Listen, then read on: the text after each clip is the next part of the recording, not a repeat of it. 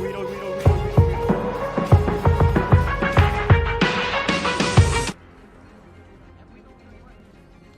Ui rồi đam. Ui lên cái lanh đam thằng Zôn. Đòi chơi, đòi chơi, đòi chơi.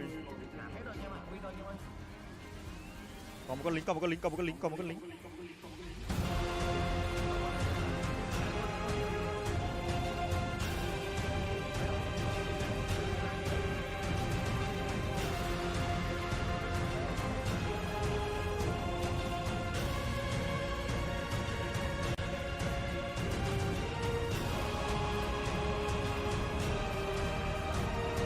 Đến 13, trời ơi, chưa đứt chuỗi.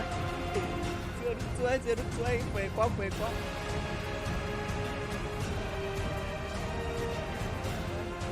Hay, hay, hay. Mới pha trọng ông ấy bắt mấy thằng chủ lực, nhất thằng Thon. Thon neo đơn, bét Thon Việt Nam.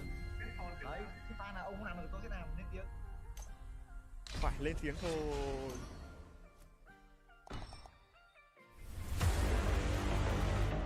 Bốn bốn năm hai bốn bốn mọi người ơi. Mọi người vào chữ like giúp mình một like một đăng ký nha. Cảm ơn rất là nhiều cho mọi người buổi chiều vui vẻ nha.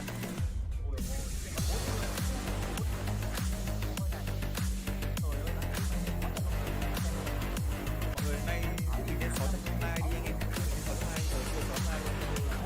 Buồn quá đi mà anh em mới vào trong live giúp mình một like nhá. Quá xả.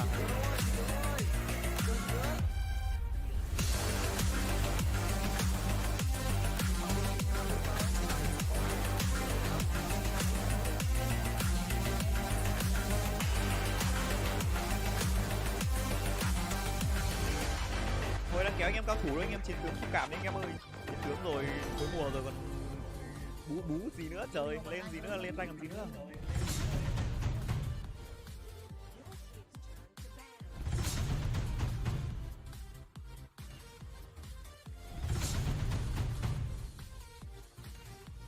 Ui, vừa chớp bắt tưởng mất điện.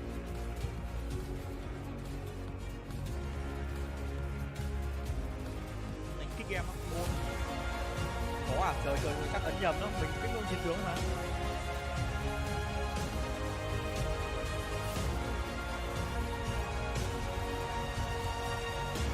Ma giam mất rồi, trời ơi.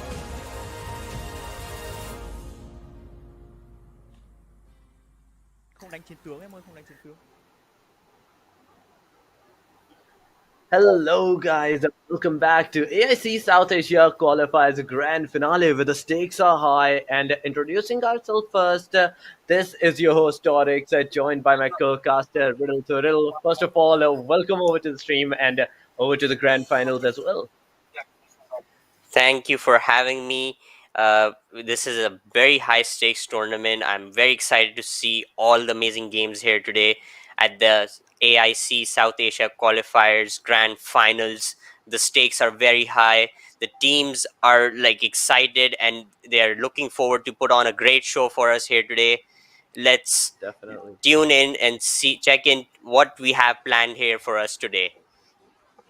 Definitely, we will have to see what is the plan for today and how the teams are actually going to perform. Because today there's 4 different countries that are going to be playing against each other for the spots, for the slots, for move forward. But in the very end, let's see what the teams are going to do, how the teams are actually going to do it, because it's the grand finals. There's going to be 4 best of 8 fights, best of 8 team engagement. Different teams are going to go against each other, and in the very end, we have to see which one of them is going to be victorious out of them all. Indeed, it's going to be a very unique tournament where unique teams from around the region will be showcasing their amazing skills, amazing gameplay styles. It's going to be a clash of different countries, and everyone will look forward to showcase what they have as a team. It's going to be amazing to witness here today. Definitely, it's going to be amazing to witness all the action, all the fun for all of the things, different teams. As you already said, it's going to be a great thing to witness all this fights, all this amazing things. But once again, There's different teams, different countries. We saw the Pakistan qualifiers. We saw how they actually played, but this time around, let's see for today how they're actually gonna do it, because they're against different teams today. They're not against the local teams, they're against the international teams. The stakes are gonna be high, as we already told the people, as we already told our audience as well. But the thing is, are they going to be able to hold themselves off? Is their strategy actually going to work against all these international teams? Or is it not going to happen? Because different teams are going to use different strategies. Throughout the regions, the strategy comes a differ. And that's what makes up this game. It's a mind game. And if you don't have the strategy revised for yourself, I think it's over for you at that time. Indeed, it's like it's going to be very hard for like teams that have not improvised their styles, because like it's going to be more than just like one play style. I think you'll need to adapt to the games every time you face a different team from a different region. It's going to be Definitely. like a different competition level here. Like it's not your domestic region, this is the international stage, and it's time to show your uniqueness to the stage right now.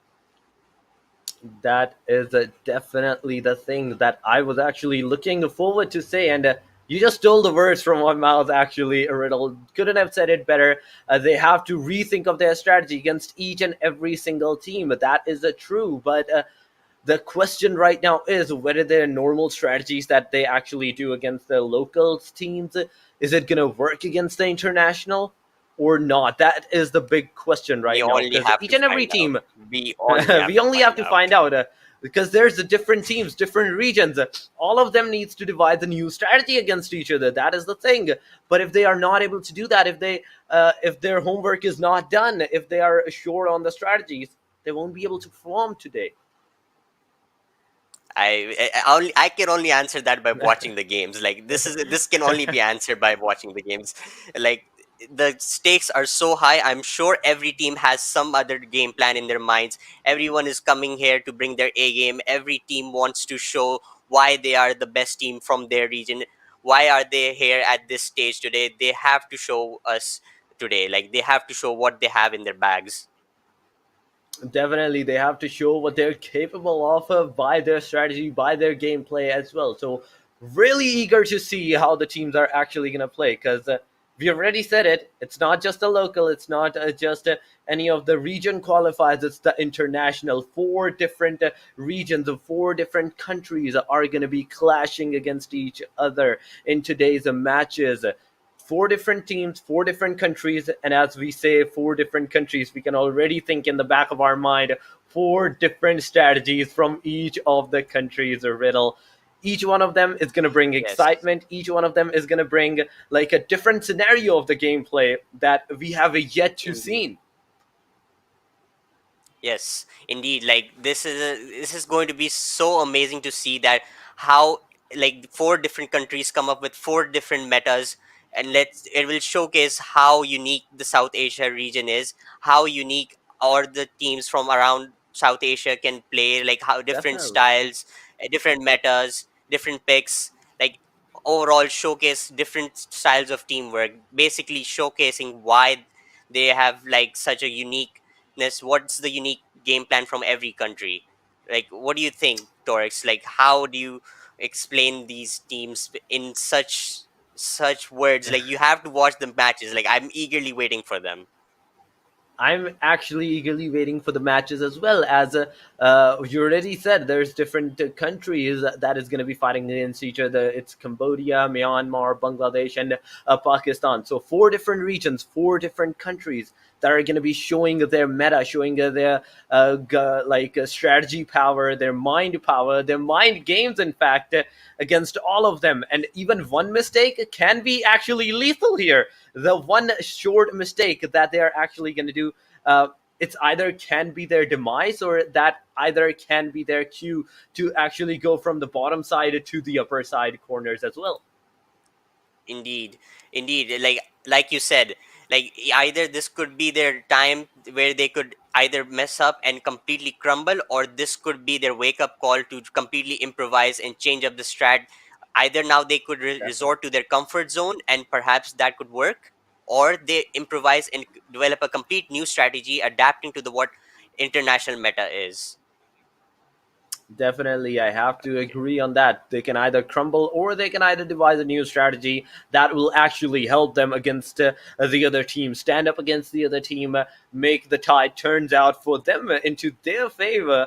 But that can only be known after seeing the matches, after seeing these teams play out against each other. That is the big question because all of these teams, when are they going to actually go against each other? We're gonna see a whole new world out for them. As for Pakistan, this was the first ever time that they are actually gonna compete against all of these teams. So I'm really excited for the Pakistani teams to play out for themselves into this whole region thing, into this whole international thing, This is and how their yes. next strategy is. Because in the locals, they actually like use their strategy to the fullest, but right now the rest of the international teams, they've also done their homework. It's not just the new game for them, it's really an old game for them at this point, and the only newcomers in this whole game, in this whole international gameplay, is the Pakistani region. Indeed, like right now, this is the time the Pakistani teams have to show their uniqueness to their game. They have to improvise. They have to showcase what's different. Definitely, they have to showcase what is the difference right now. But we're talking about the prize pool. Let's go over and see what is it. It's a huge prize pool of $50,000. In which case, the champions are going to have $18,000 for themselves, and the second position gets $14,000. Third gets away with that 8,000, 4,000 for the fourth position. 56 gets 2,000 each, and seventh to eighth position gets $1,000 each. Riddle. In this case scenario, it's a huge prize pool, and a majority of that is given out to the first and second position. Indeed, like it's huge stakes from start to finish. Every team wants to go ahead and showcase themselves and go as far as they can into this tournament. And as we Definitely. conclude off the prize pool, we'll go into the matchups designed here for today.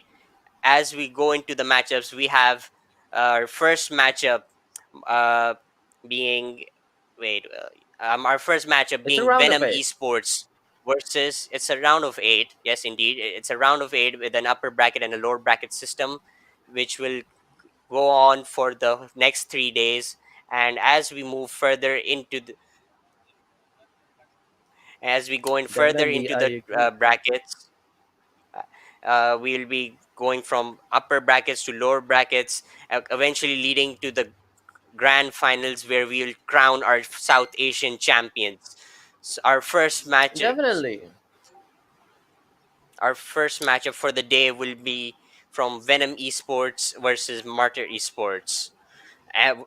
Going into VR Armada versus Impunity Cambodia, followed up by Agon Esports versus VOPX, and concluding off the day with Starry Hope versus Vainglorious.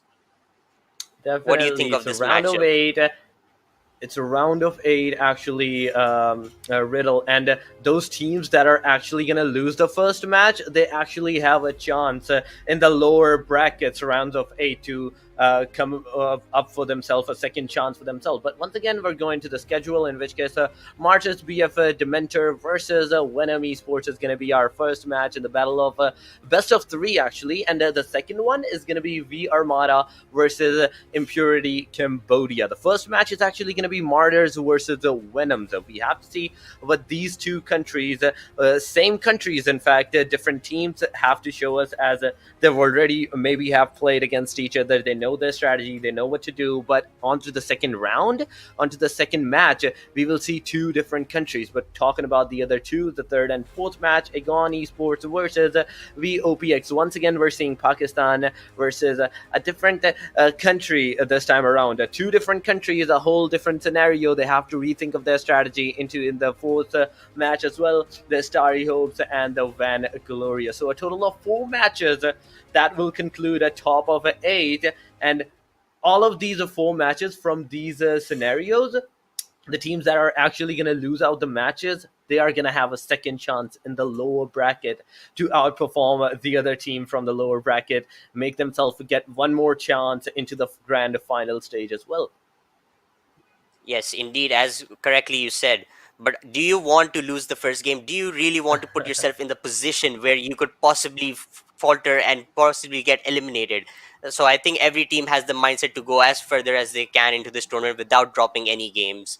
I feel like every team has the idea of going to the finals undefeated without dropping a single series, making sure they clean sweep the tournament. I'm sure like no team wants to go down there and risk their tournament lives. But there can only be one of them. That is a thing. There only can be one of them that is not going to lose a single match to get into the grand final slot.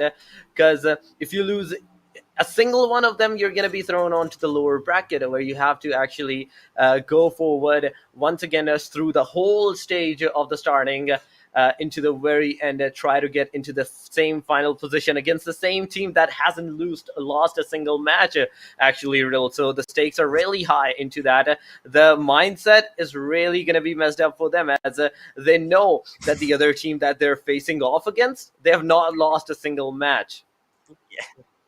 But as you said, but I think these teams have they have countered the mental pressure in domestically. These teams have not fallen under the pressure when it came to the domestic competition. I'm sure these teams will come to the grand final stage and with the same mindset of not falling under pressure, just taking every game step by step, making sure they're playing every game at a time, but one game at a time. Don't go under the pressure of thinking, oh, we could perhaps fall. If we have fallen to them once, doesn't mean you can fall once again. I think every team over here Definitely. has that mental capacity to perhaps go into this tournament as one of the best teams in from their countries. Definitely, all of them has an equal chance right now. But the only thing that is actually going to make a difference right now in this whole case scenario, I have to say, Riddle, is their mind strategy, is their mind thinking, their analysis in this whole situation, in this whole games. Because we already talked about it's a full game of a mind game. It's a full mind game.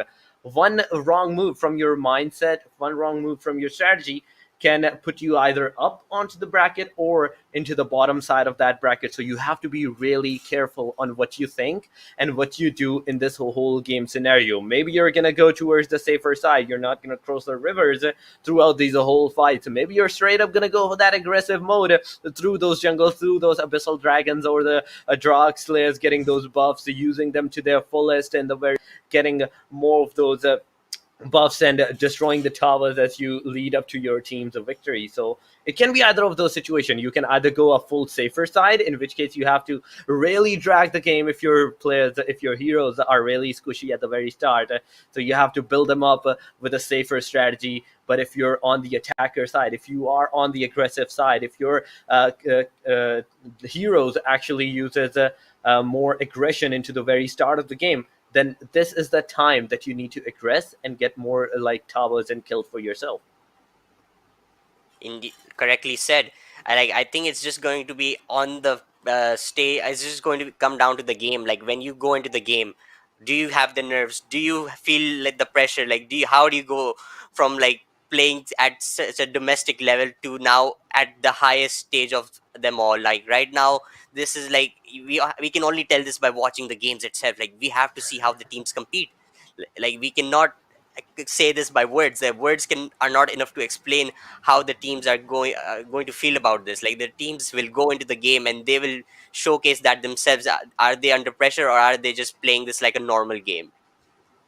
Definitely, we have to see if they're playing it under pressure or they're just playing it normally without getting any kind of a panics or being forced to actually not play in their whole scenario. So that the second phase, that what I said is through the team composition. If they're choosing a different composition from what they're comfortable with, they have to be really careful on what their IGL, what their team leader has to give out the call where the heroes have to go defend their positions, or they're actually going to be into the same position, mid lane, bottom lane, or the top lane to hold their position. But if you're in the same position, I think that really gives gives out a long way for the other players, for the other team, to devise a strategy to go either the different lane for a whole different scenario, rush onto you where you have the lowest defense for yourself, and that can be a bad thing if you're at the same place. But whether we're talking about the bad place or the good place also comes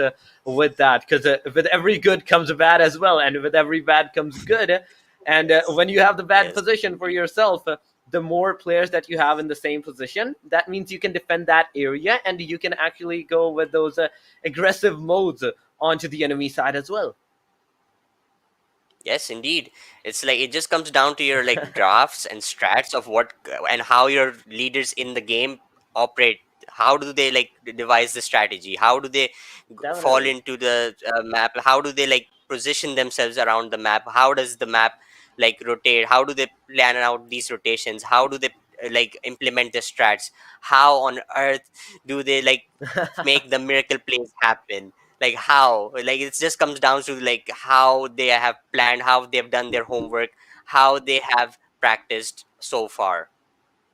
Definitely, that is the bigger question here. That is the bigger picture here. That how the and all of the teams have actually done their homework. Have they actually revised their strategies throughout the whole game on what they have to do and how they have to play, or they're gonna do it as they go into the game, as they play against the other team? Are they gonna analyze the whole situation as they go for the gameplay, as they go for the game variants, as well as they pick out their heroes into this whole draft situation? Because that is the big question.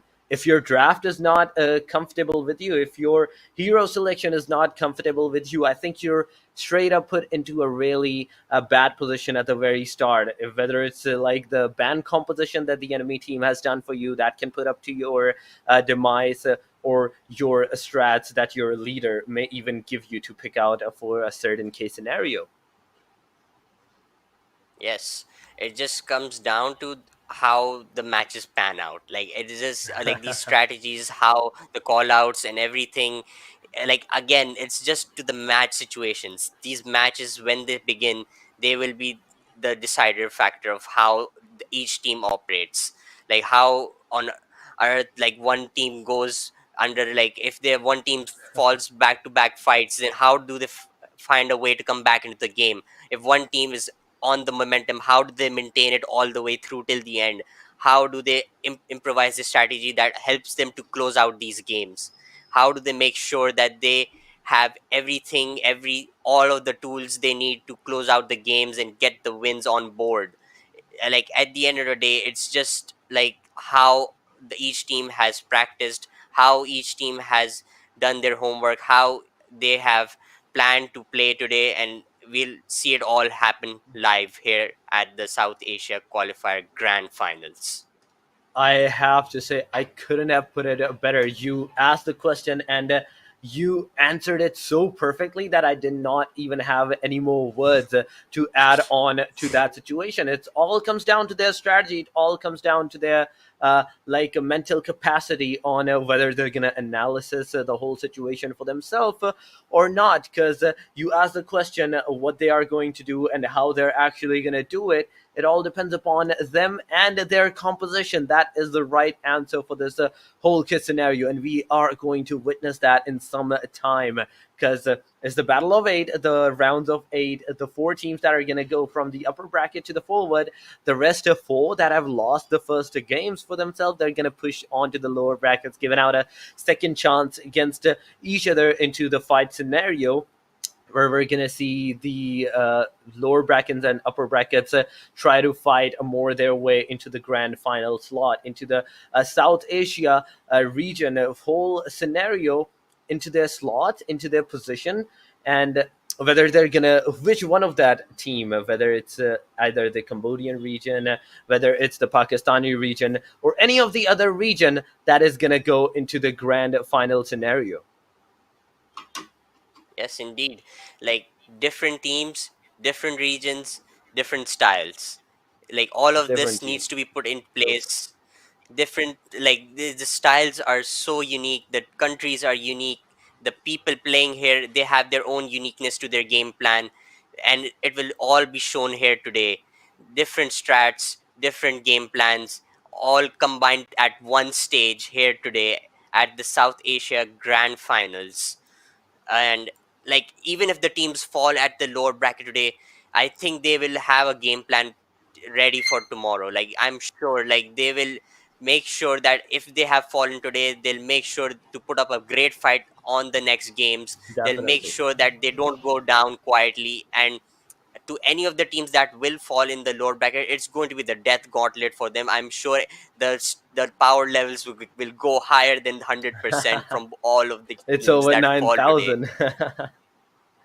It's over 9,000 But scenario over there. So we have to see how the low brackets are actually going to power up after facing one defeat, or whether they're actually going to learn from their mistake into the upper bracket scenario where they've lost the first matches and have outperformed themselves into the lower brackets. That is the real question. But I have to say, Riddle, even on the upper bracket, only the best of eight, the round of eight, have the second chance into the upper brackets. And after that round of eight scenario, we're moving on to the rounds of four.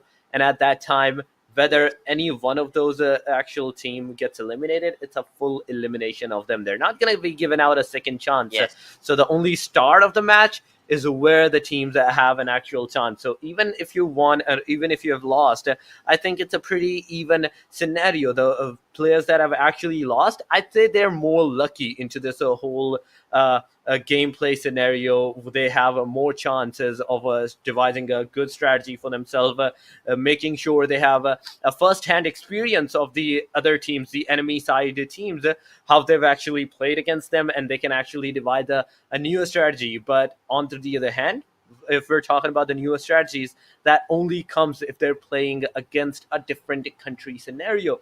They will be thinking about the new country, a different country's gameplay style, their gameplay composition, how they're actually going to do indeed. their strategy and everything else. So that is a great chance for them into the lower bracket side as well, because imagine the first game that we're going to see, it's both of the same countries.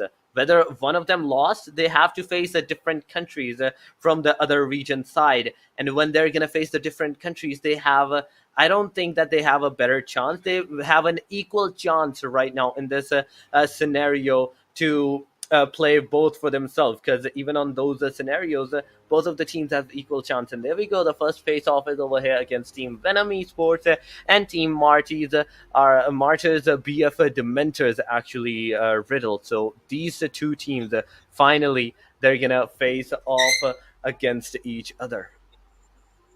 Indeed. Now this is going to be very exciting to match up. It's a very exciting matchup. Both teams are from Bangladesh. So they know each other very well. I'm sure they have played against one another somewhere in the Definitely. past. But I think all of those matches in the past don't matter, because this is the one right now.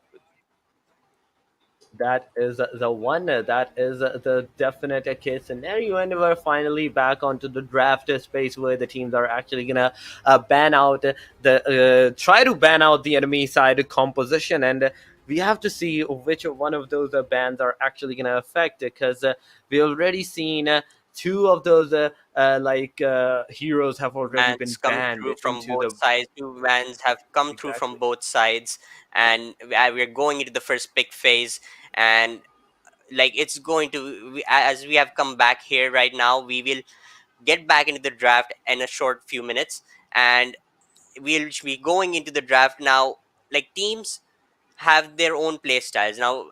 Torix, what do you think? Like, do these teams play out their same regional play styles? Do they bring out their local picks in this matchup, since both teams are from Bangladesh?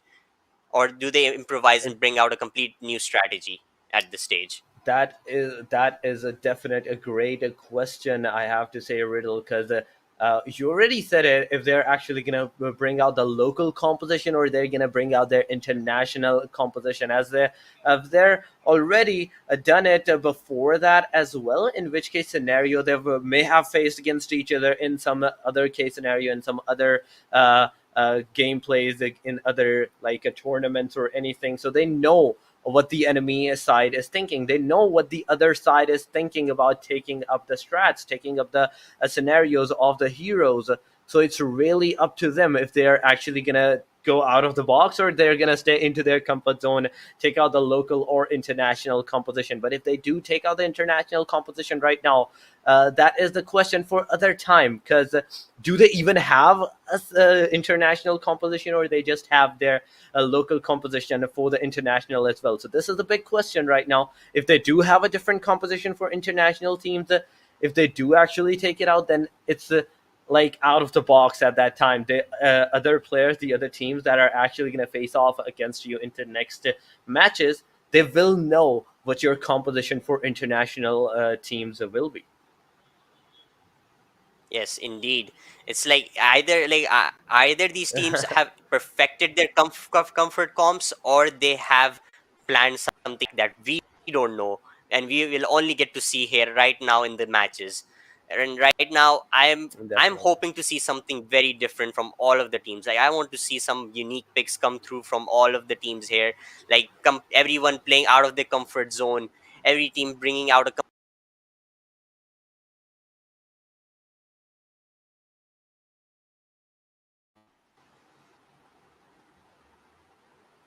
Definitely, every team bringing out their full case scenarios and everything, trying to make sure that they outperform the other team.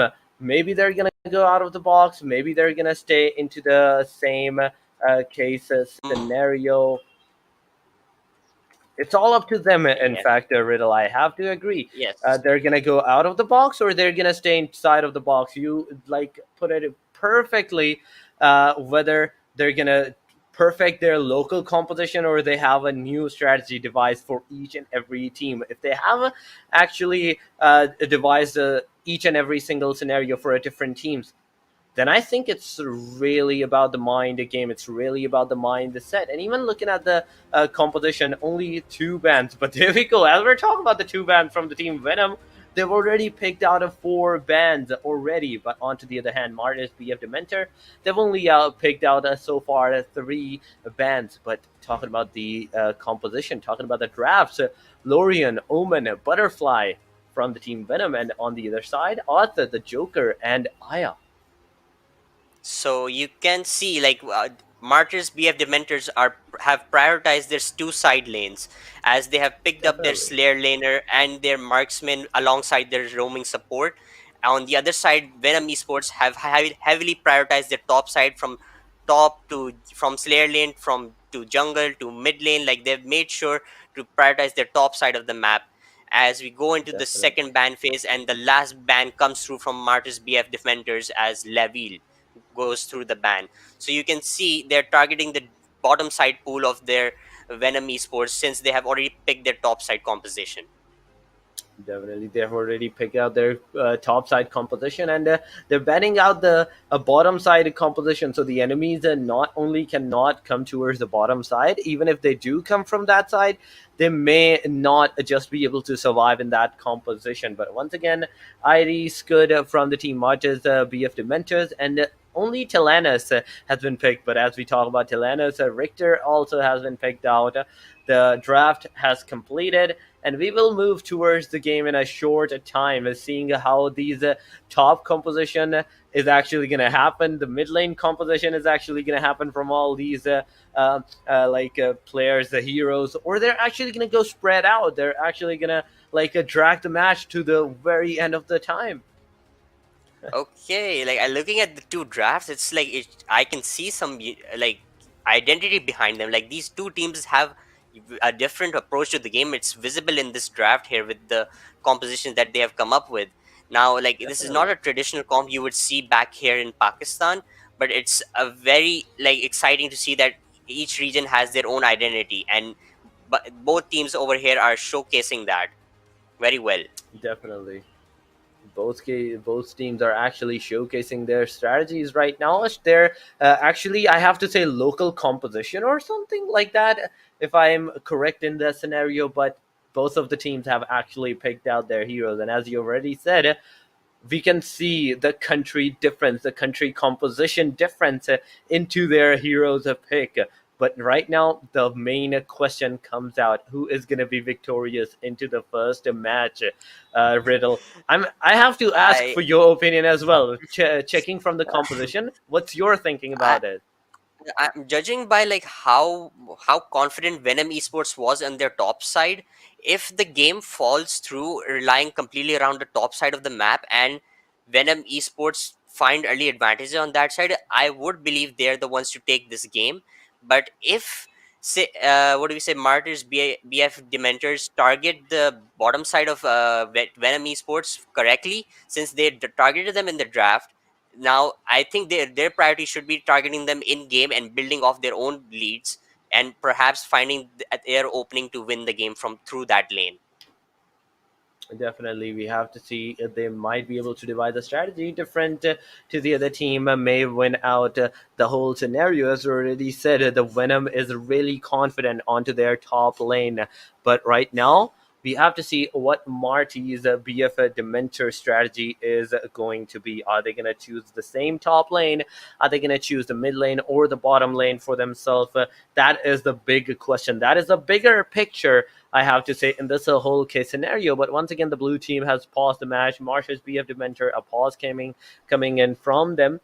And judging from the pause composition, look at that. Venom Esports, they're actually spreading two on the mid lane, one on the bottom side, and two on the top lane as well. Compared to the other team, that is the Martyrs, the BF Dementors, their 2 or 3 man is actually going into the mid lane and two on the bottom lane right now. I think on the side of Venom Esports, they're just doing the traditional 1-3-1 style where they put the jungler and support and mid laner in one lane, and the two carries being the Slayer and ADC, they go in the side lanes just to traditional way. Meanwhile, on the side of Martyrs, BF Dementors, they're like prioritizing perhaps an early invade, trying to gather early information and perhaps even an early kill.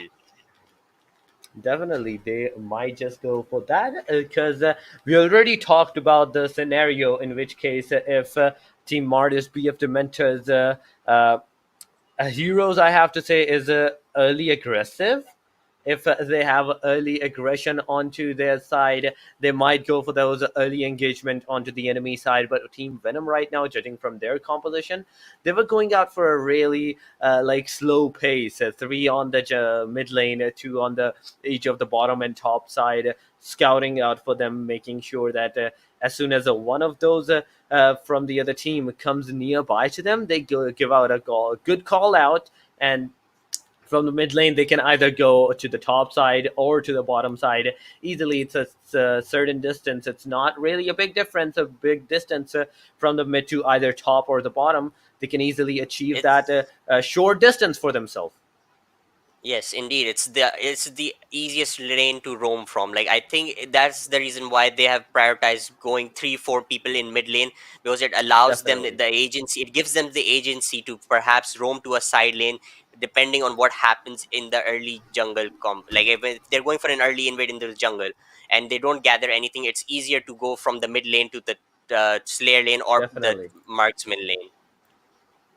Definitely, I have to agree on that because as they're doing it, as they you already said, the marksman lane and the different lanes composition from their side, it's really can be a hectic situation for the other team as well. As if they're not able to defend themselves into the correct position, into the correct composition, I think early aggression can lead up to your win as well.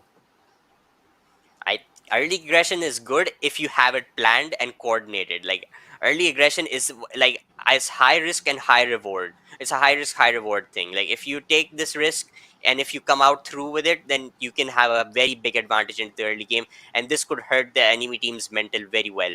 But if you were to falter, if it crumbles, then you're the one at the back foot because you initiated the play and it backfired on you.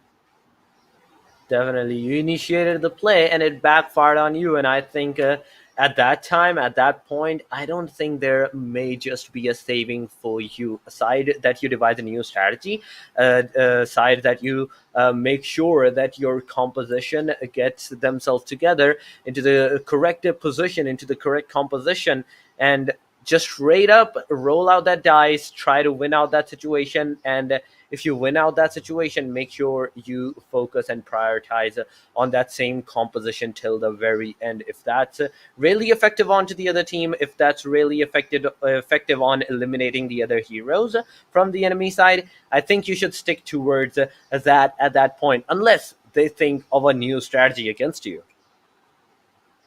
It could be like, I think it could be like, if the one strategy falls through completely, then I think either you reset and re-improvise, or you immediately put the second strat into implementation. Like, you don't, like, these teams, I'm sure they have planned one or two more things than just like relying on the first strat. I don't think this is like their first tournament. They've played enough games to understand that one strategy is not enough. You need to be prepared for Oh, every single thing at every you single have to be prepared. scenario. I Yes. definitely agree on that. That you have to be prepared on every case scenario, even if that's the worst case scenario for you, or if that's the best case scenario for that. You have to be really careful on what you're going to do, what you're going to devise your strategy as, and what you're actually going to do that. Because we already said that you have to be really careful on what you do. Because one wrong move is that a cue for the other team, and one player demise can be a great thing for the other team as well, because one team's demise can be a great thing for the enemy side as well, as they it will help them no doubt go on to the top lane, go forwards into the bracket side as well. So they have to be really careful on what they do, what the strategy actually that they devise in this whole scenario. As because look, thinking about the situation, the scenarios, the strategy that they're devising, whether it's the local or the international, if they make one wrong move, give out another chance to the enemy side, and they actually pick it off, then I think it's over for you at that time. Yes, like I think it's just momentum. Like, which team can maintain it? Like if you get the early momentum, do you have the ability to maintain this momentum all the way through to the nexus, to the point where you get the win, or do you like fall and come crumble through at one point and just throw away the entire lead you had built up? Like, I think it's just a matter of which team has the ability to get the early advantage and maintain it all the way through till the end. That is the real question, because who can actually maintain the early momentum? Who can actually stay into that composition, calm situation, calm composition for themselves? Do not panic in each and every case scenario, and make sure that they devise a strategy composition uh, prior to them, before actually heading out into that strategy. Because if you work out on your strategy as you go forward, I think that really puts you in the back shoe. That really puts you into the back lane scenario. Because as soon as you're going to be facing off in a scenario where you did not devise what was going to happen, I think you will panic, and you won't be able to outperform that scenario for yourself in your favor. Yes, indeed. But I feel like the teams that have reached to this point, they don't have the ability to panic. I think they have lost that ability to panic. I think they have every tool in their mind and everything they have ready. They have prepared themselves for every single thing. If one strategy falters, they immediately fall back and reset and re-improvise their next plan. They don't just like falter. I don't think any team over here has the ability to panic. Like, they have reached They to this point, and they have to showcase why they are the best teams from their region. But the question is, are they going to be able to improvise their strategy? Because the worst case scenario, their strategy that they have already think about goes all out of the window. Are they going to be able to improvise to that situation and make it out work out for themselves? That is the question at that point. I have to say, riddle. It's If they're not able to do that, it I just don't comes think down it's. to it It just all comes comes down down to to how, that. just with the match. It just comes down to how the matches pan out. Like, we have to watch the match itself to figure out how the teams are playing. Like, I don't think there is a way that we can say it verbally. I think we have to see it visually as well. I have to agree. We have to see it visually as well on of what the team composition, who is actually going to improvise, and which one of those strategies is going to go out of the window if I have to be blunt into that scenario. Because one Yes. wrong move can lead up to your whole strategy being into a shatter situation. It can make it go towards from north to south in a single snap of a finger, like Thanos did. So they have to really be careful into that scenario. Where's Superman when we need him? Like we There is have no Superman Superman in in the MCU. but there's Superman in AOV. We have Superman in AOV. We can use him. Definitely. We can And actually use him, or even the Flash, the DC yes, superheroes in that case scenario to make it out work for themselves. But once again, the Marty's VF Dementor, Venom Esports, once again, they have started. And look at their composition. I have to talk about that. Team Venom have two in the top lane, two in the mid lane, and one in the bottom lane, in which case the bottom lane is solely covered by Tilanus. And onto the other hand, talking about the team Martyrs, BF Dementors, two in the bottom lanes, two in the mid lanes, and one may just go towards the top lane. The top lane is completely blank from the team Martyrs, as their last person, that is a Zen, is disconnected right now. I believe so. But as you are talking about that, we are getting back into the game, and I think that everyone's getting back into the lanes, and we are Oh, back online. Let's go. This is the first matchup of this AIC South Asia Qualifier Grand Finals, and oh, we have as we entered were another talking about the pause. thing. We have entered another pause into that scenario as well. But talking about the composition into that short span that we saw, look at that. Two in the bottom nearby the riverside. Both of them are not actually crossing the river, waiting. They're both waiting out for each other to make a first move, to make a first case scenario, to do the first engagement. But Sky is right now level 2, and on to the other side we can see Hercules being a level 2 as well. So both of the teams have a level 2 composition, a level 2 hero for themselves, and not moving forward. They intend to, I can actually say they intend to drag it till the very end, Riddle. Yeah, I think both teams. I feel like since it's the first match of the tournament and it's the first match of this grand final stage, I think teams will look to play a bit more safe, a bit more calculated, and I'm sure as we go further into the day, we'll see a bit more risky plays coming out from teams as they'll be comfortable to compete on the stage. Like it's just a matter of like it's the first game nerves. It's the first game nerves for the teams right now, and I believe like in the first game we might not see the most action packed matches, but as we go further, as we see more matchups develop, the games are going to get action packed. Definitely, the games are definitely going to get action packed as we move forward, as we go forward into the games. But this time around, once again, we've been gone back to the caster side, and the teams that were facing off against each other, maybe because of some kind of a lag issue, maybe some kind of a connection issue from their side, they were not actually engaging. And I think that was coming from both of the teams, as neither of them were actually engaging. Neither of them was actually going forward for that aggression, for that early stage kills. They were straight up. We saw the minions fighting against each other, and aside from that, not a single like attack was done from the heroes. I think that this is teams are getting like they're developing that like stage nerves, their stage nerves, some technical casualties here and there. Like as as we go further, I think everything's going to smooth out and everyone's going to be back online and everyone will get back into the game and start the Definitely. action. Definitely, we have to wait out for the time that the teams are actually going to get back. They're going to actually start up back the fight, and I was really excited for the fights against all of these teams, all of these four different countries that we saw. But we have to see how the teams are actually going to compose their strategies.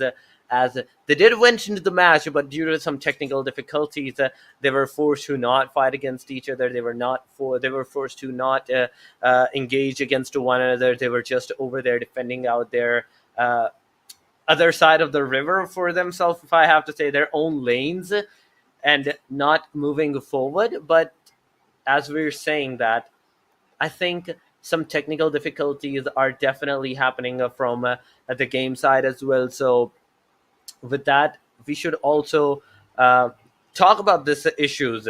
We cannot do anything about them. It's all depending on the games. It's all depending on the back servers and everything. And with that, I think we should also go towards the break. We will see you guys after the short break, so you guys don't go anywhere. We'll be right back. Our miracle will come to us. You can't stop me.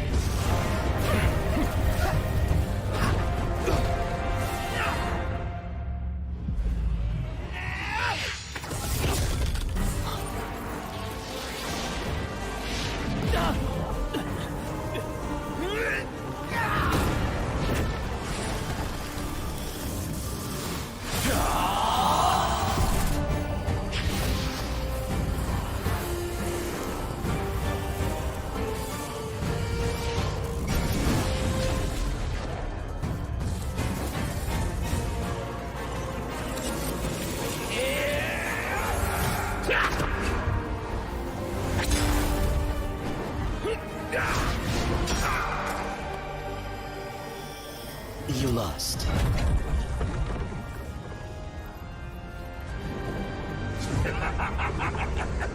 You are the one who's losing.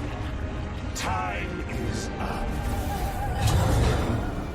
You'll see the fate of Athenor.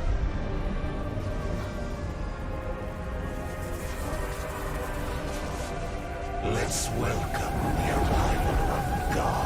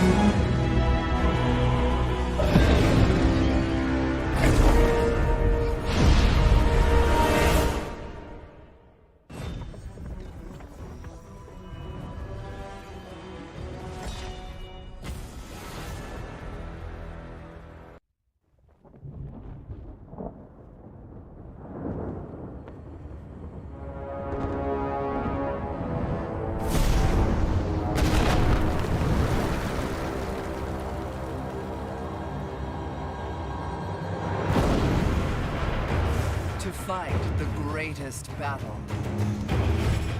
you need the greatest warriors.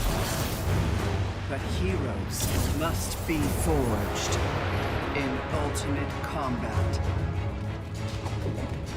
competing for the ultimate prize.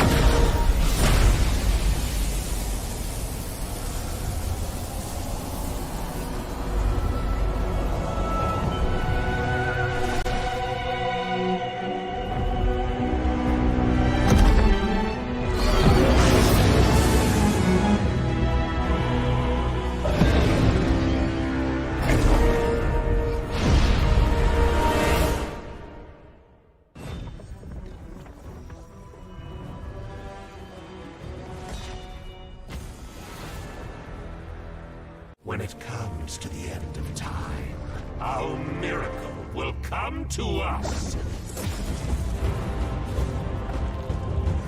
You can't stop me.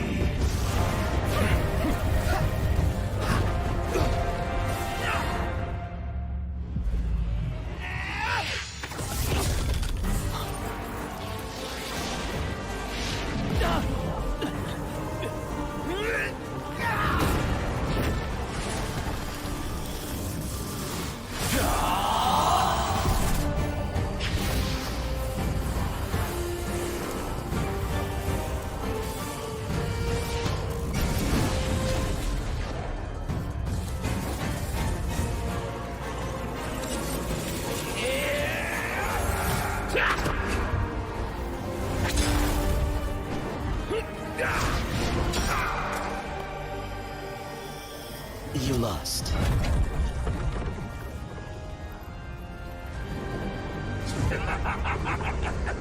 You are the one who's losing. Time is up. You'll see the fate of Athenor.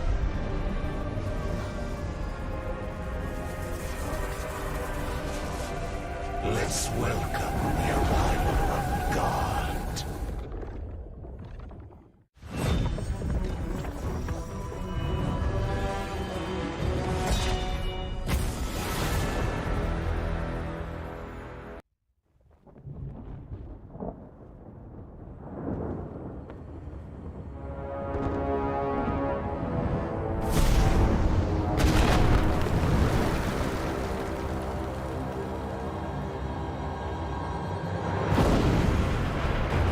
To fight the greatest battle, you need the greatest warriors. But heroes must be forged in ultimate combat, competing for the ultimate prize.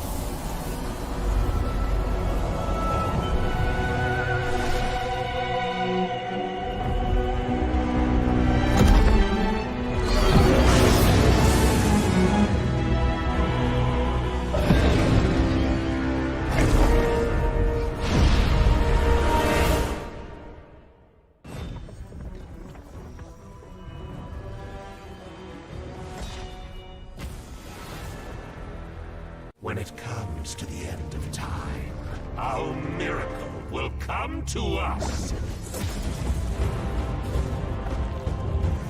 You can't stop me.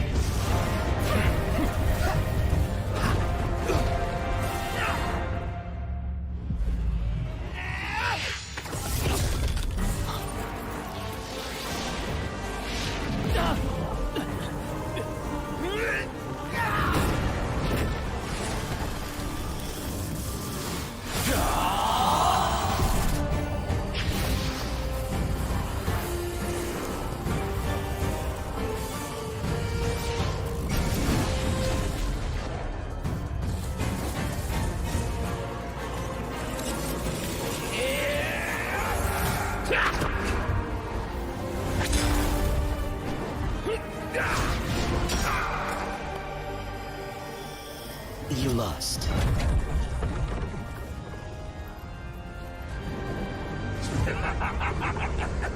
You are the one who's losing. Time is up. You'll see the fate of Athador.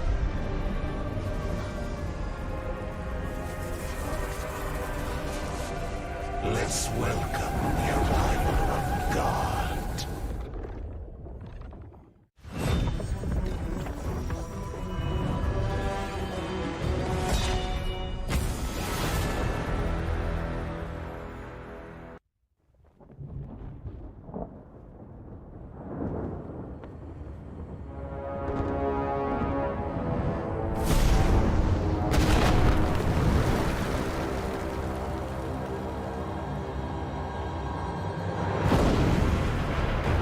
To fight the greatest battle, you need the greatest warriors. But heroes must be forged in ultimate combat, competing for the ultimate prize.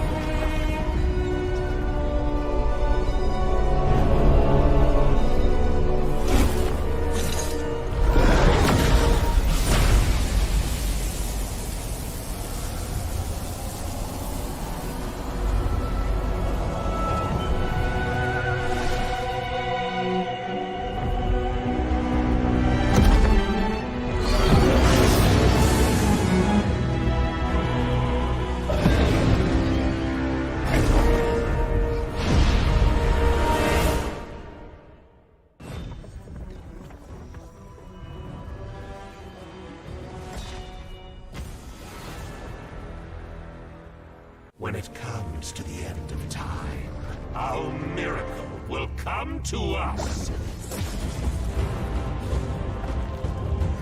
You can't stop me.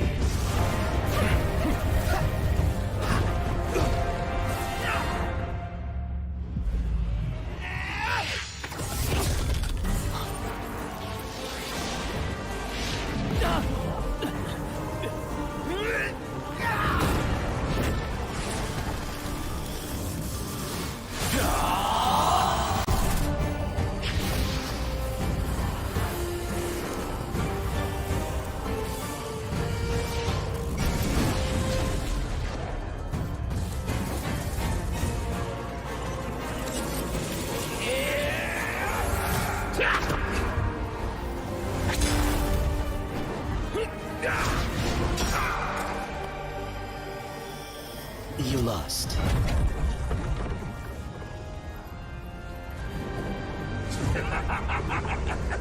You are the one who's losing.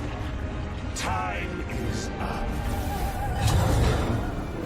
You'll see the fate of Athador.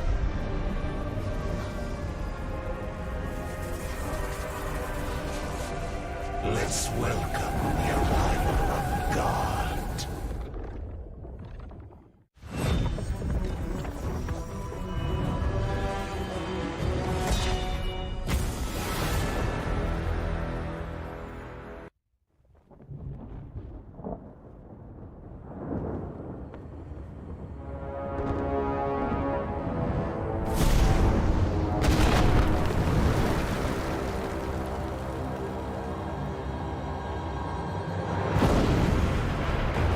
To fight the greatest battle, you need the greatest warriors. But heroes must be forged in ultimate combat, competing for the ultimate prize.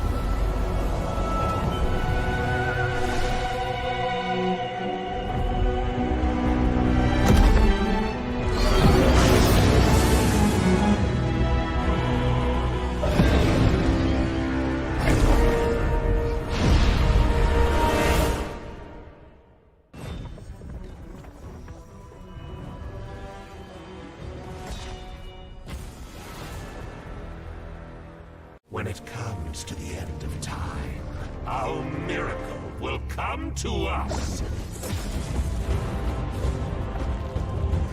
You can't stop me.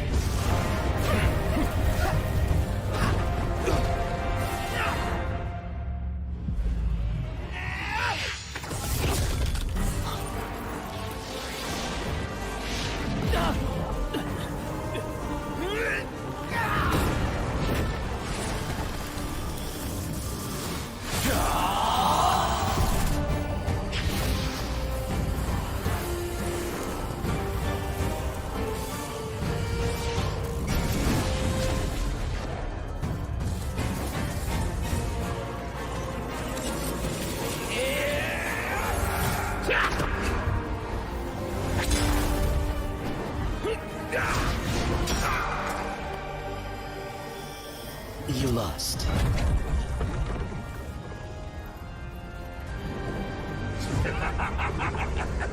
You are the one who's losing. Time is up.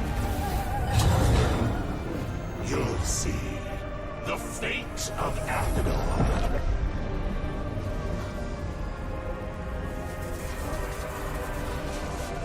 Let's welcome the arrival of God.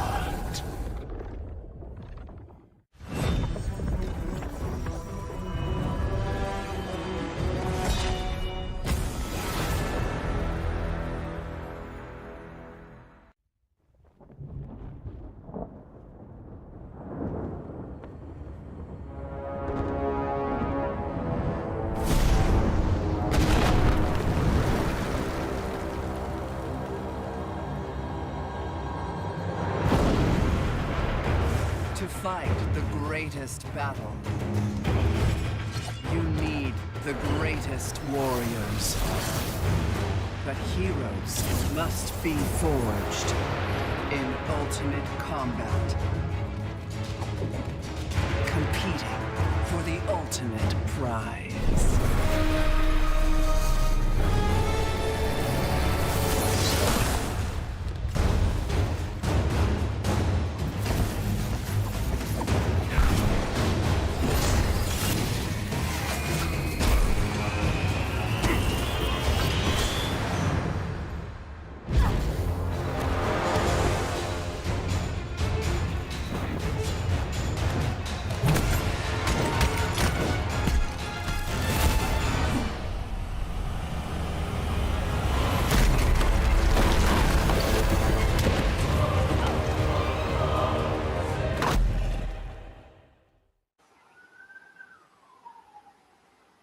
All right, so we're And back after the short, a break after the short a while, and this is your host Torix. Alongside with me is my co-caster Riddle. So Riddle, once again, welcome back. And as we're back, we're straight up gonna go into the game as the players have actually picked off the heroes and everything.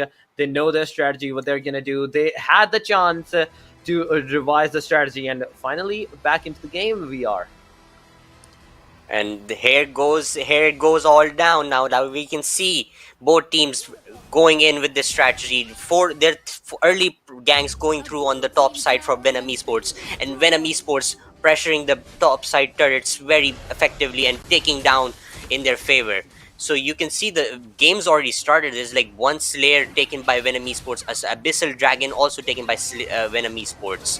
And here we are, another fight breaks down at Abyssal Dragon. What just happened? We saw the Venom Esports having the upper hand onto the Abyssal Dragon, but look at that. Team Martyrs, BF Dementors, they just came, they just slew each and every one of them. 4 of them of the Team Venom is actually down in a split second, not even getting that dragon for themselves. But talking about the Team MYR, Martyrs, BF Dementors, they're having the upper hand right now, as 4 of the Team Venom Esports were eliminated, and even the first tower, the mid tower, has also been taken down. The situation is right now, for both team has a 1 tower for each other. The top tower from the Team Venom Esports, they took the team the top towers, but Team Martyrs took the mid towers of the Venom. So we can say the Team Venom is actually going for the top composition, top lane composition, and Team Martyrs, they're going for the mid lane. And as you were speaking, there was another tower taken by Martyrs BF defenders. They took up bot side towers, so they're pressuring the mid to bot side of the map using their core strength, utilizing their advantages, targeting the weak side of Venom Esports. Meanwhile, in the same way, Venom Esports is answering back by pressuring the top side. You can see the goal lead is in the favor of Martyrs BF Dementors right now, with a at least you could say a 3k goal lead approximately. And as we go a bit more further into the game, the map's gonna open up even further, and you can see the teams are starting to go deep into the jungle, perhaps setting up an engage, picking off the enemies from somewhere.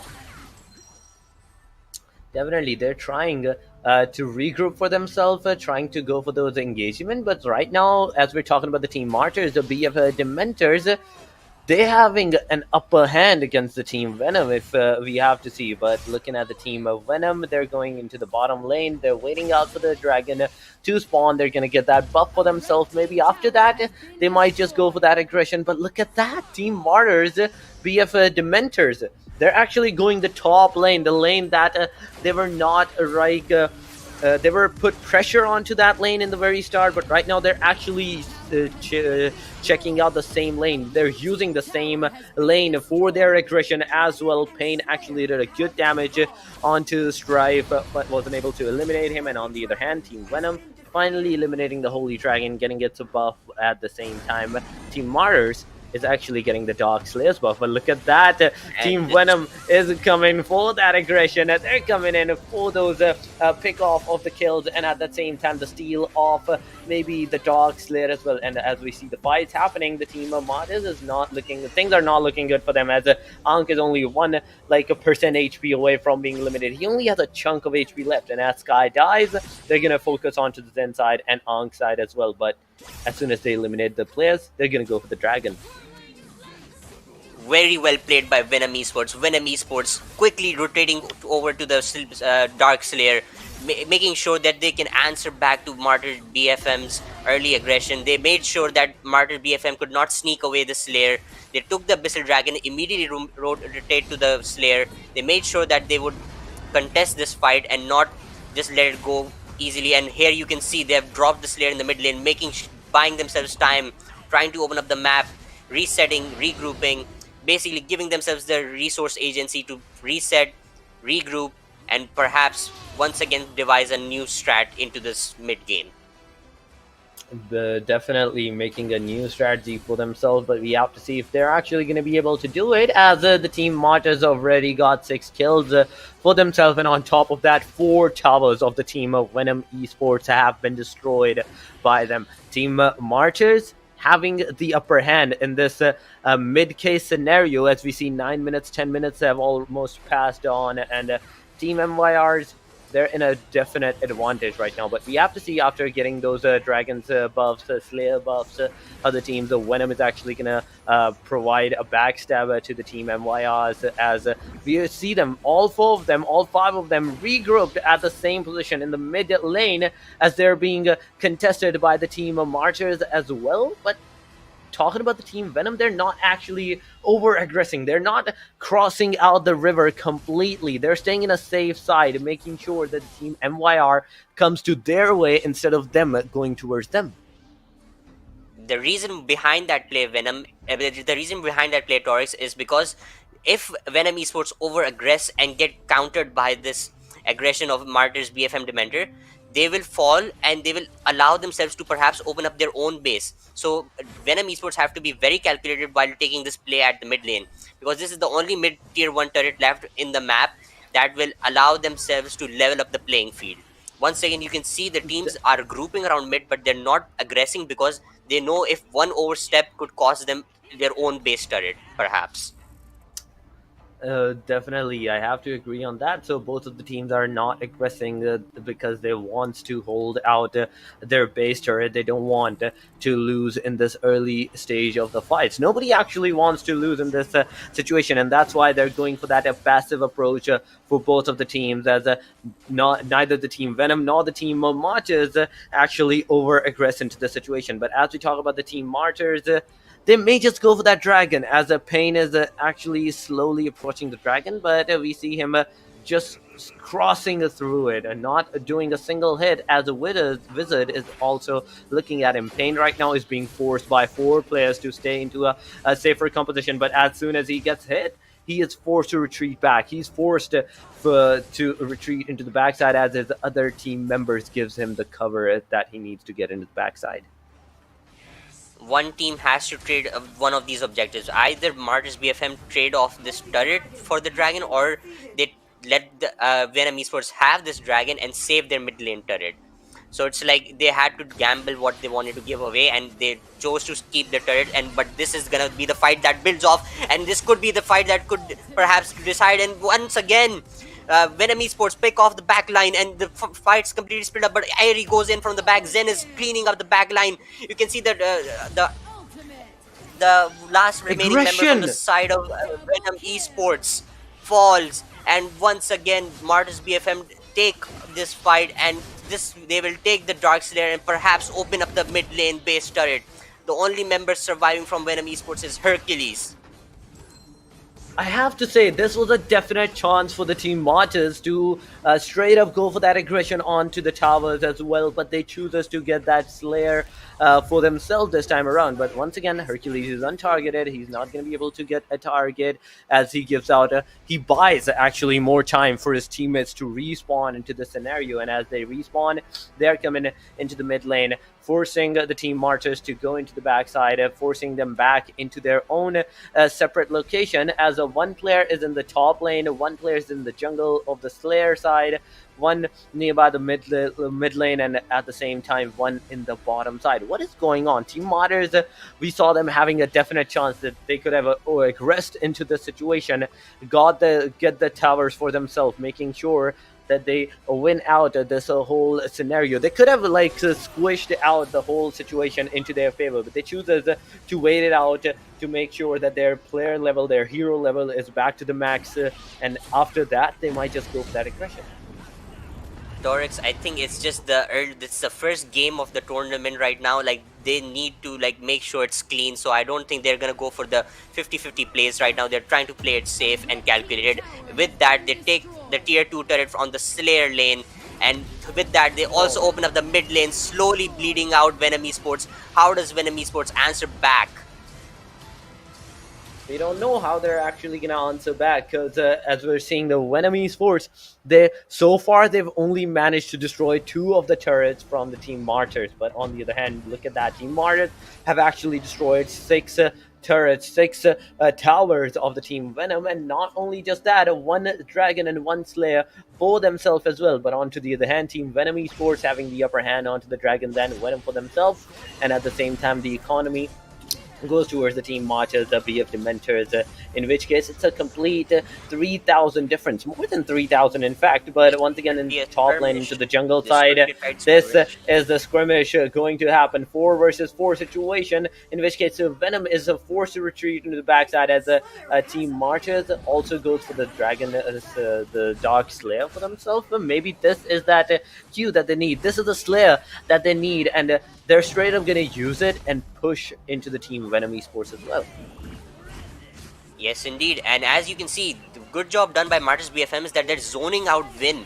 Vin is not finding a way into this pit, and that will be a clean Darkslayer. But you can see in the backline, Hercules goes in. Hercules could one-shot Noodle. And meanwhile, on the other side, you can see Hercules falls due to the over-aggression. And once again, Martyrs BFM get the advantage, and this could be the game-deciding fight. How does Martyrs BFM calculate this play? And they're dropping the Slayer into the mid lane. You can see they're generating pressure from all the side lanes. Dorix, this might be the pressure. play. This might be it.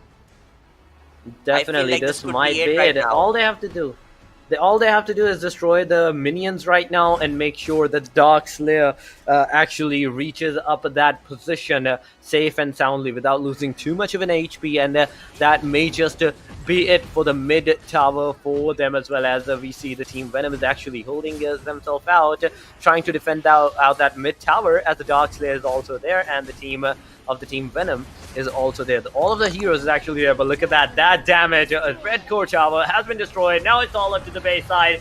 Even Slayer Dragon, the Dark Slayer, is in the base, and as we see base getting a huge damage on it, all of the team Modest BF Dementors is there. All they have to do is destroy the base, and there we go. The Team Venom losing out this first match into the best of the three, making sure that the Modest BF Dementors getting out that win for themselves into the first one.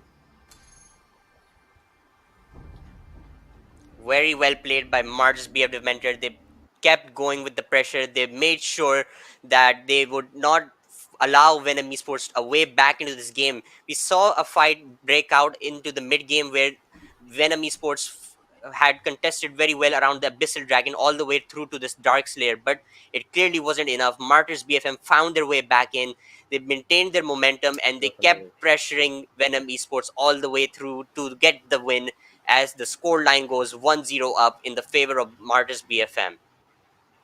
Definitely, Martyrs BFM getting that first win of the best of three matches for themselves. The pressure is high onto the team Venom as we will move towards the next round in some short time. But talking about this match that just ended, Riddle, I have to say, team Venom, they they had two chances. They actually had one chance in the very start when all four of them got destroyed. The team Modest did not aggress onto them and made sure that they actually come back safe and sound, and which they did. They actually came back. They actually over-aggressed at the same time, and that was the end of the team Venom in that case scenario. In which case, if we do talk about that, the team Venom, as they were all together in the same case scenario, in the same place, all they had to do is was not throw the squishy players into the front lines, which they did. The squishy players got eliminated. The tanks got eliminated at that time. And after that, it was an easy piece of cake for the team Modest. And even after that, Team Modest didn't actually go for that aggression. They chose us to go for the Dark Slayer. They defeated the Dark Slayer, got that Dark Slayer for themselves, spawned it into the mid lane, and after that, we saw them actually pushing forward. Very well said, Torix. Like, indeed, like they just showcased how they were able to play calm and composed style gameplay. And as we go into the highlights right now, we'll be showcasing how Mars BFM maintained their composure. Here you can see exciting early game fights where it all began, where Martyrs BFM got their early advantages. They had a cleanup. They cleaned up the whole fight from start to finish. They made sure they were finding ways to get back into the game. They made sure that the aggression from Venom Esports was not enough to stop them, despite the countless times of Venom Esports finding their way back into the game. Martis BFM made sure that they would have their own avenues open to find this way back into the game. Like, they made sure that any way possible that they could counter the play style, they could counter the fights, they could find a way back into the backline, eliminating the squishy carries, making sure that the tank could not protect them, and just finding their way to win these fights completely.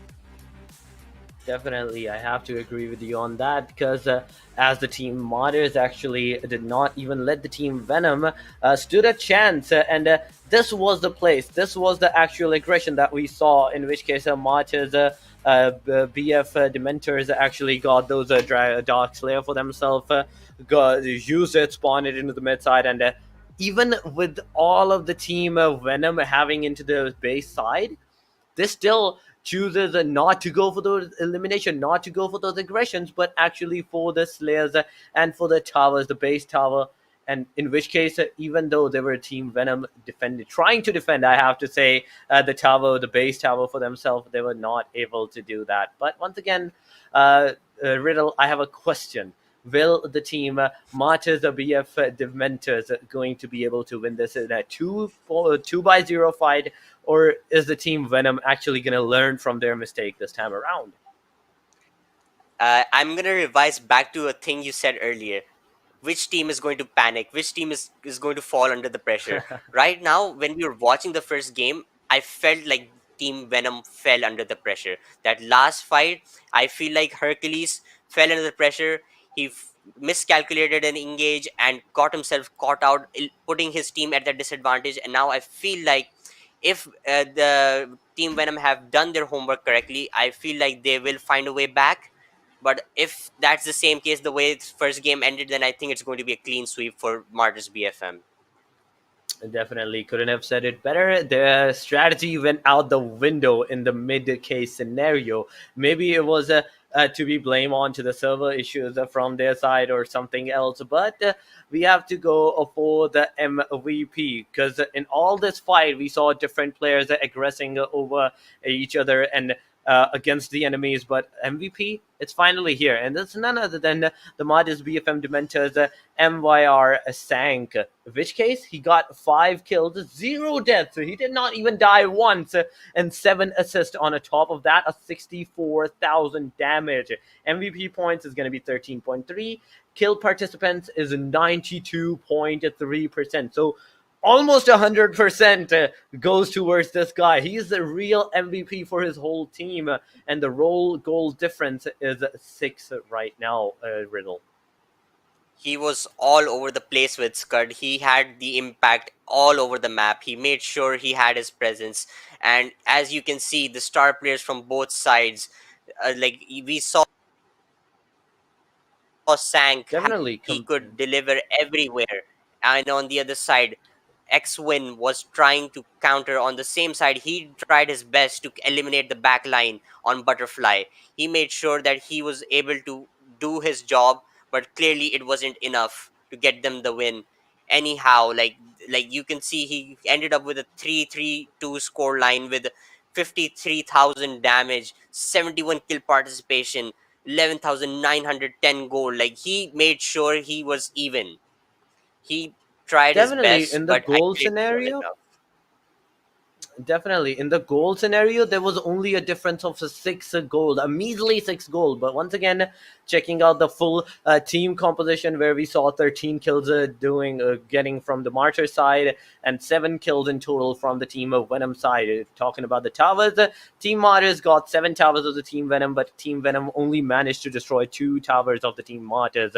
2 slayers from each side have been done. 51,260 total goals of the Team Martyrs side that they saved up, and Team Venom actually saved up 46,137 goals. So almost like a 5,000 goal difference here that we're seeing, and that 5,000 goal that we're seeing, that is the big difference against their damage, their defense into this whole kit scenario, and even their critical rate and critical damage that we see. Because with more gold, you can buy more buffs for yourself, more items for yourself. Indeed. You can have more crit. Each and every single hit that you actually do onto the enemy side is going to be a crit situation. And on top of that, if it's already a crit, you add the crit damage and that multiplies it even more. And that is what's the reason that we saw Team Martyrs actually squeezing out the Team Venom's whole strategy out for themselves as well. Even though the Team Venom was all 4 or 5 players into the same position, they were not able to defend themselves. Yes, indeed. I feel like this strategy of grouping as 4 only works if you're able to grab a few kills along with this, because the more kills when you do a 4-man gank on one lane, and if you just get the turret, it won't be enough, because the turret gold gets divided amongst the 4 players, so it's not enough for you guys to get an item. So you need to perhaps get a kill along with it to execute this style and perhaps generate pressure on another lane. But if that was not the case, Venom Esports got the turret and backed off, and they did not aggress forward on Martyrs BFM. They did not try to pressure the players. Martyrs BFM were calm and composed to this aggression. They made sure they let Venom Esports have the things in the early game their way, but when the fights broke out around the objectives, they showcased how Martyrs BFM were still even into the game and made sure they could get back in and generate their own advantages. Very well said. And even we're talking about the Team Venom. If you do, in the very start, as you said, the Team Martyrs actually gave them a chance, actually let them do whatever they wanted to. And that was the Team Venom getting 2 towers into the early stage for themselves as well. But after composing the whole situation, Team Martyrs actually came in for the clutch. They made sure that the Team Venom, after some time, panics. And when that panic actually happened, happened onto the Team Venom, this was the cue for the Team Martyrs to over-aggress onto the Team Venom, getting kills for themselves. And at that point in the panic situation, Team Venom strategy was already out of the window. They couldn't even do it. They wasn't able to revise their strategy, compromise their strategy into this whole case scenario and everything. They couldn't re-objectify their whole strategy. They couldn't like think of any other strategy, in which case they went all out, all 4 or 5 players into the same position. And even after that, into that desperate situation to eliminate the Team Marches players, Team Marches actually had tanks with them to tank out that damage, to tank out all of that damage that the Team Venom actually do onto them, and provide them with a huge blow into the damage side, and making sure that they also bleed, but making sure that the Team of Venom, if they do bleed, the Team Marches bleed, they make sure that the Team Venom actually dies into that scenario. Yes, indeed. As you said correctly, like they utilized the tanks very well. They made sure that that Scud and Arthur pick was utilized perfectly. They soaked up all the damage. They made sure that all the burst damage that comes through from the side of Venom Esports gets soaked up completely, and allowing their own carries to fall back into their back line and just burst them out completely after seeing that their own tanks have soaked up all the damage. That means the enemy team's abilities have gone on cooldown. That's their avenue to go in, and that's when Martis BFM aggressed. That is when the Team Marches BFM definitely aggressed, and this the aggression that we saw, even though they were not over aggressing into the situation, it was kind of an over aggress for the Team Venom Esports into this whole case, as we know. And we both saw that the team of Marches Esports, BFM Dementors, that they were actually going for those Slayer kills before actually aggressing into this whole scenario, whole case situation. As we saw elimination of the Team Venom, 4 of them got eliminated. Even after that, the Team Marches did not straight up go went for that aggression. They went for that Slayer, the Dark Slayer. They eliminated that. The Abyssal Slayer was defeated. They spawned it into the mid side. They utilized its pace with theirs, made sure that as soon as the Team Venom comes towards the Slayer, towards them side, they eliminate them, not giving out enough a chance. That was the cue that they actually defended eliminated the base tower.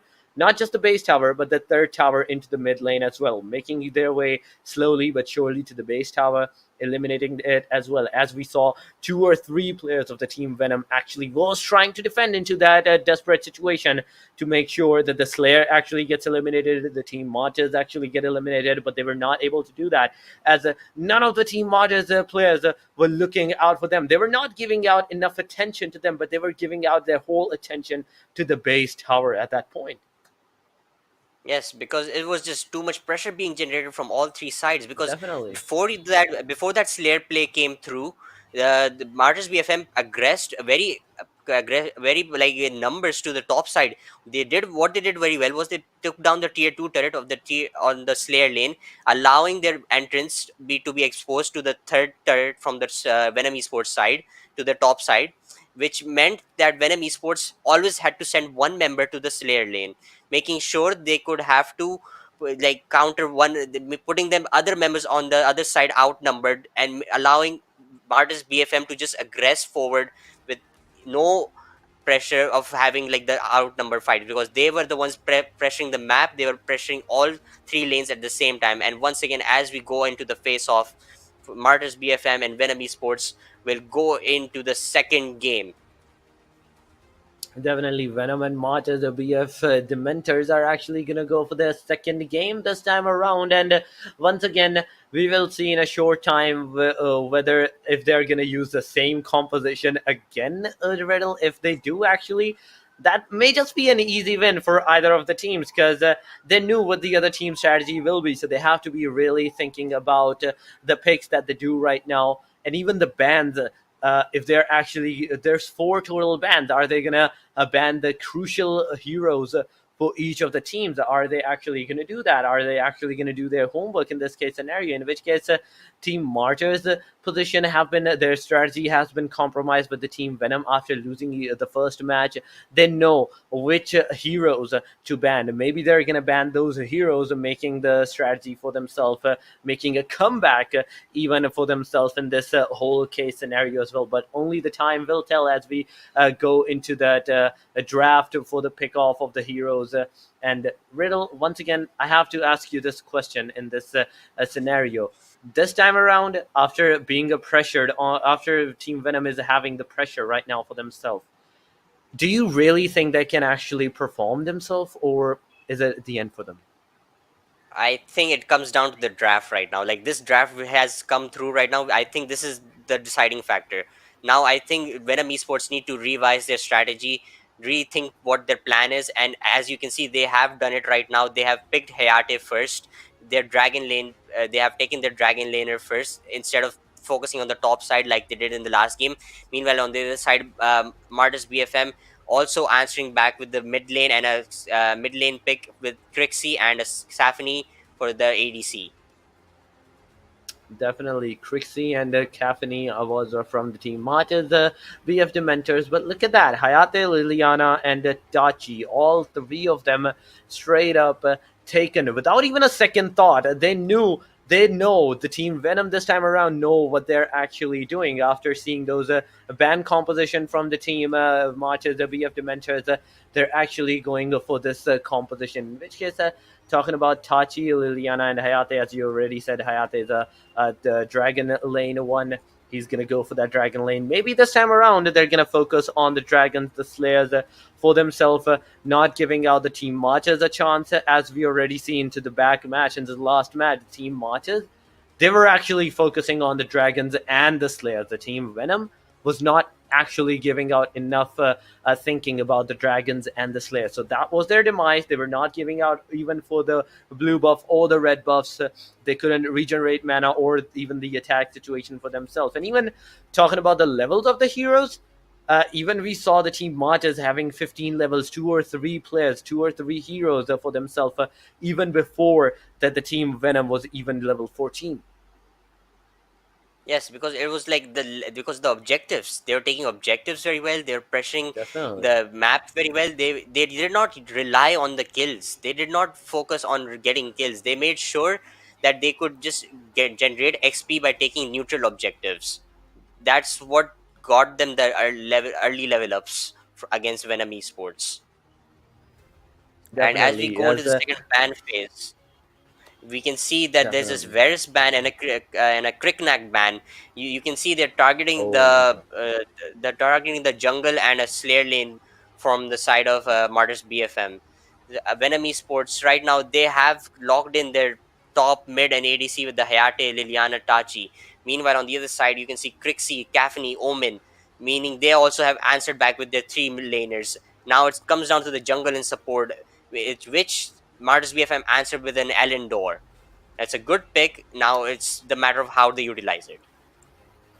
Definitely, it's a matter of how they actually utilize it. As with the first match going into their favor, it's going to be not only just a great choice, but also a confidence boost into their situation as well. Their mind is going to be calm and composed compared to the team Venom, in which case they're going to be panicking whether they should actually pick these heroes, whether they should pick these heroes for the counter defendants as well or not, as this is the only chance that they're going to have if they lose even this match. There is no third match going out for the team Venom. Venom is straight up going to move into the lower bracket side where we will see them go into that, try to win out their situation in those matches, into these particular matches in the lower brackets for a second chance, for a second revival chance. But once again, Team Venom Esports taking Lumber and Kira for themselves. And as we talk about the team matches, they're this time around thinking before taking the final pick as well. I feel like this the Lumber pick has thrown off Martyrs BFM. The Lumber is because Lumber was like one of the best supports opened up for them right now. Seeing that Martyrs BFM had banned out the supports themselves, so now they have to go for a Oh my god. standard healing pick by Piura. They have like good job by Venom Esports was that they forced Martyrs BFM to take this Pura pick, because I feel like the comp that Martyrs BFM are running, they would have loved to have that lumber for themselves, but Venom Esports countered that by taking the lumber by themselves, and assigning along with it was a Kira for the jungle. Definitely, Kira is for the jungle, Lumber is for a good tank and a good support. But moving on to the team matches, right now they have a one healer into their composition. How is that gonna play out? We will have to see, as the healer also needs to be into a safer side. As if the healer gets taken down, there's nothing the rest of the players actually can do against that lumber composition if the lumber actually comes forward for that aggression onto the team. But once again, we have to see how Pura is actually going to be a decisive factor for the teams, or even a lender, as you already said, it's a good composition taking from their side. Are they actually going to be able to fully utilize that? They have a better composition. They have a better, what do you call it? The Draft, a better confidence draft. for themselves, a better draft, a better confidence for themselves into this whole kit scenario. But Team Venom, they're going to be this time, if they're actually calm and composed, they can pull it off. They have a good composition for themselves. They even Yes. force the team Martyrs to go for that healer. Yes, they like. I feel like the comp that the Martyrs BFM was running initially, they would have loved to have this lumber for themselves, but unfortunately, good counter pick comes through from Venom Esports, which forces them to take the Pura pick. And as you can see, we'll be getting into the game right now, and we'll be seeing the action unfold. Venom Esports back against the wall. Martyrs Esports at match point right now. They need to. We need to see some amazing performances come through from Venom Esports in order to get back into the game.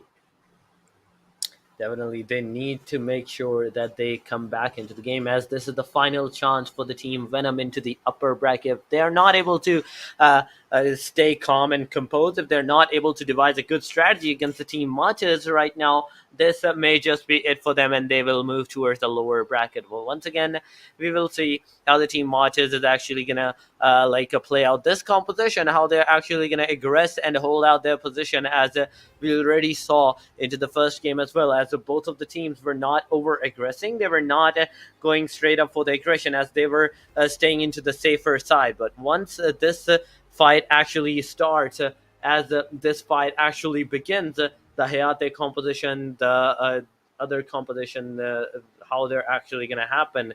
Because in which case, if we do talk about the scenarios of the composition, once again, you said that the team Venom this time around has a better composition than the team Martyrs. But can Martyrs actually pull this off for themselves in this case? Because if they actually do, it's an easy win. They will not lose a single match into the first round, into the first best of three, and move towards the next bracket for themselves. Yes, indeed. But I feel like Venom Esports, it's their match to lose, because the picks on their side are so well. Like they're one of the best picks in the meta, I would say. In my personal opinion, I think these are the best picks in the meta, and them having like at least three of them, this puts them in a winning condition. And if they were to not pull it off, then I think it was destined for Martyrs BFM to take this series from the beginning. Definitely, I have to agree with that. But once again, we're back into the game, Riddle, and talking about the team composition. Venom this time around is straight up going for that mid composition, as Hayate is going for that bottom lane. And talking about the team matches, there are three into a single position of three players: top lane, mid lane, and the bottom lane. As the rest two, the healers and the warriors, they're into the jungle side. So we can see like this is like a trend you can notice from the last game.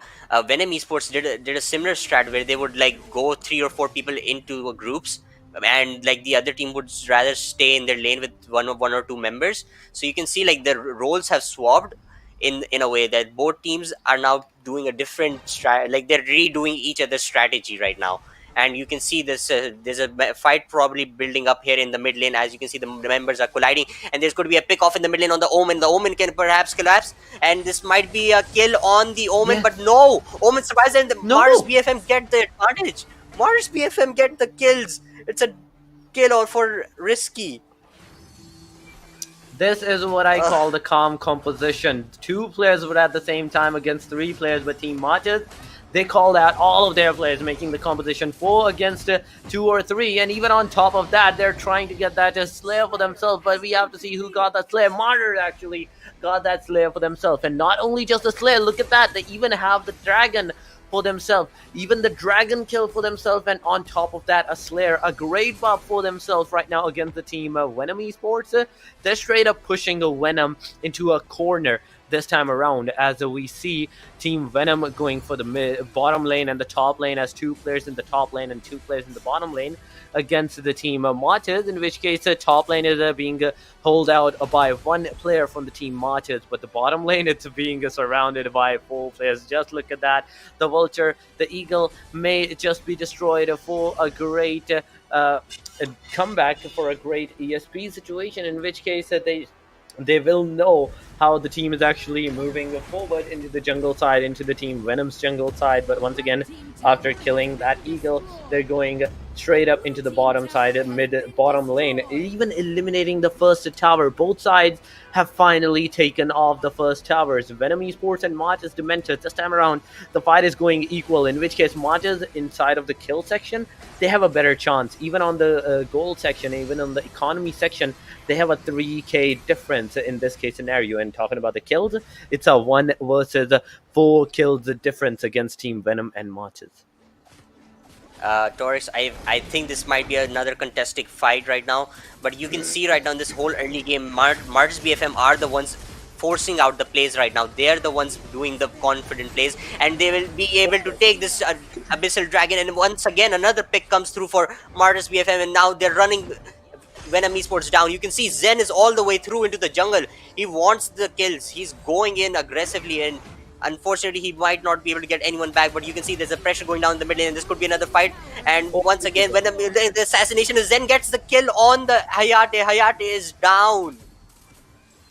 They're And not even once giving again- out enough time to the team of Venom to actually stand up for themselves, as we see only one of the players from the team Martyrs was eliminated in the very start of the match, and after that, not a single one of them got eliminated. Team Venom, they're trying their level best to aggress onto the team, aggress onto the players, get the kills for themselves. But as we see the team Martyrs actually holding out to themselves, actually making sure that no one passes through them, getting minions kills, getting the towers for themselves. And even on top of that, look at that, 1 Slayer buff and 2 Dragon buff for themselves. We can actually just assume how crucial is it going to be for themselves after getting And those 2 there's Dragon another fight buffs. breaking out. There's They're going to be another on fight breaking top out. of that aggression. Oh my god, look at that. 1 player down of the team Martyrs, the 2 players down, 3. Back and forth. Wizards on the backline. Wizards on the backline right now. This could be the fight, but no, look at the damage coming through from Ank. Ank just completely shuts down the play from Wizard. And once again, Martyrs BFM positioning themselves so correctly. They're not allowing the Venom Esports to enter a back end, and they will be opening up the turret on the Slayer lane perhaps. This might be that's the first base turret opened. There's a first base turret open, and this will be a tier 2 going down in the mid lane. And I feel like Venom Esports, they have crumbled. They have crumbled completely. They've crumbled after this first really- match, I have to say it. In this match, they're not even being given out a chance to stand up against the team Martyrs, in which case, look at that. Economy is a total difference of 6,000 gold. And on top of that, Team Venom, as they do not even have a single Dragon or Slayer buff, this is the crucial position for themselves. And on top of that, Team Martyrs is actually going for, once again, another Slayer.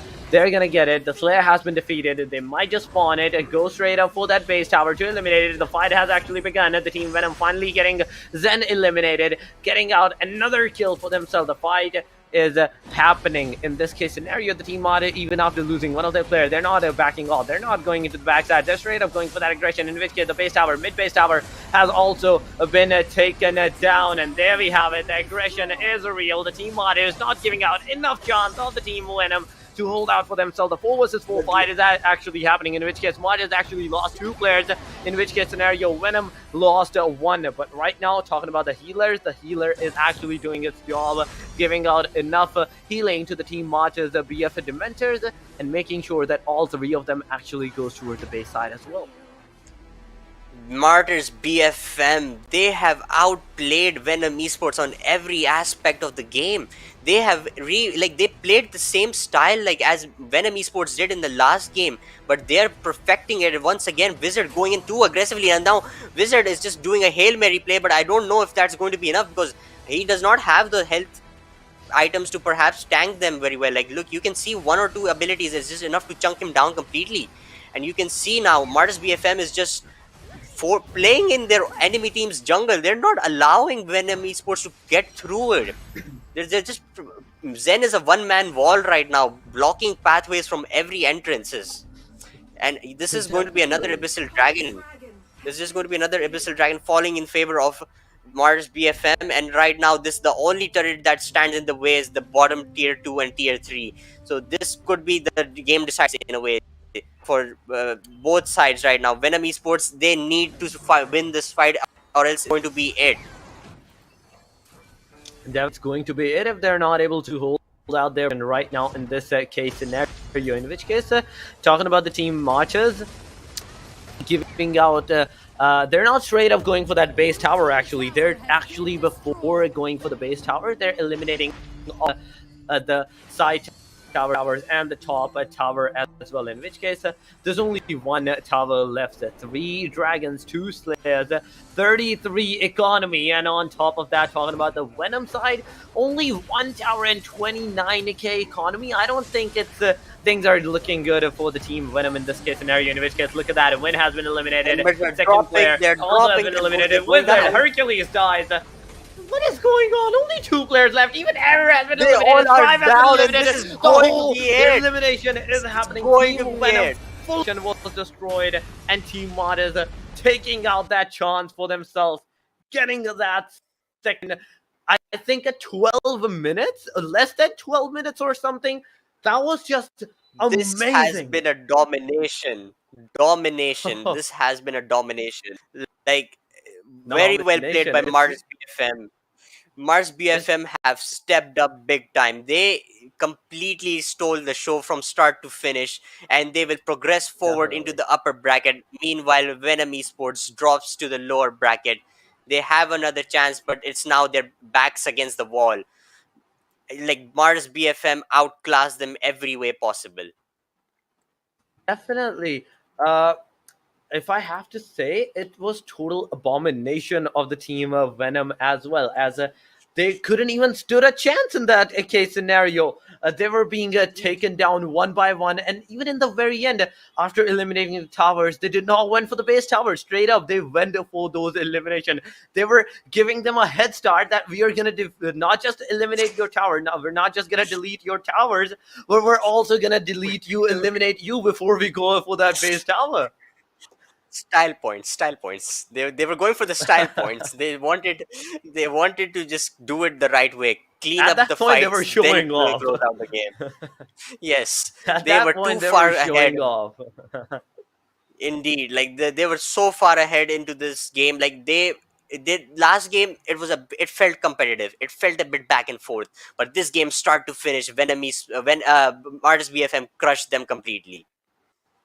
There was no chance of them actually doing it. Well, once again, we're going back to the highlights, the best case scenario, the best highlights for the last match that we saw. But this time around, if we do look in the composition of the team of Venom, again, a riddle, we saw that they did not even try to get one Slayer or even one Dragon for themselves. They were straight up going for those aggression onto the red buff, blue buffs, and the minions. They were not going for the tower, the Slayer buffs or the Dragon buffs, and that was what their demise was.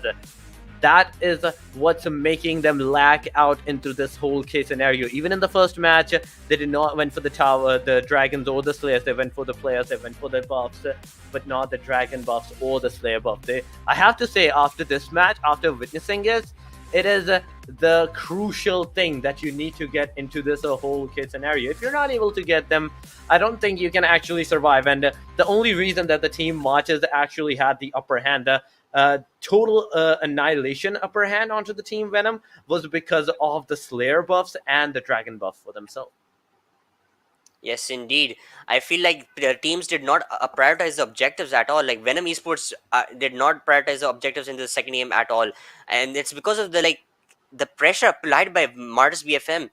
Martis BFM in the first game, they did not play any aggressive. They were holding. They were the team playing defensively.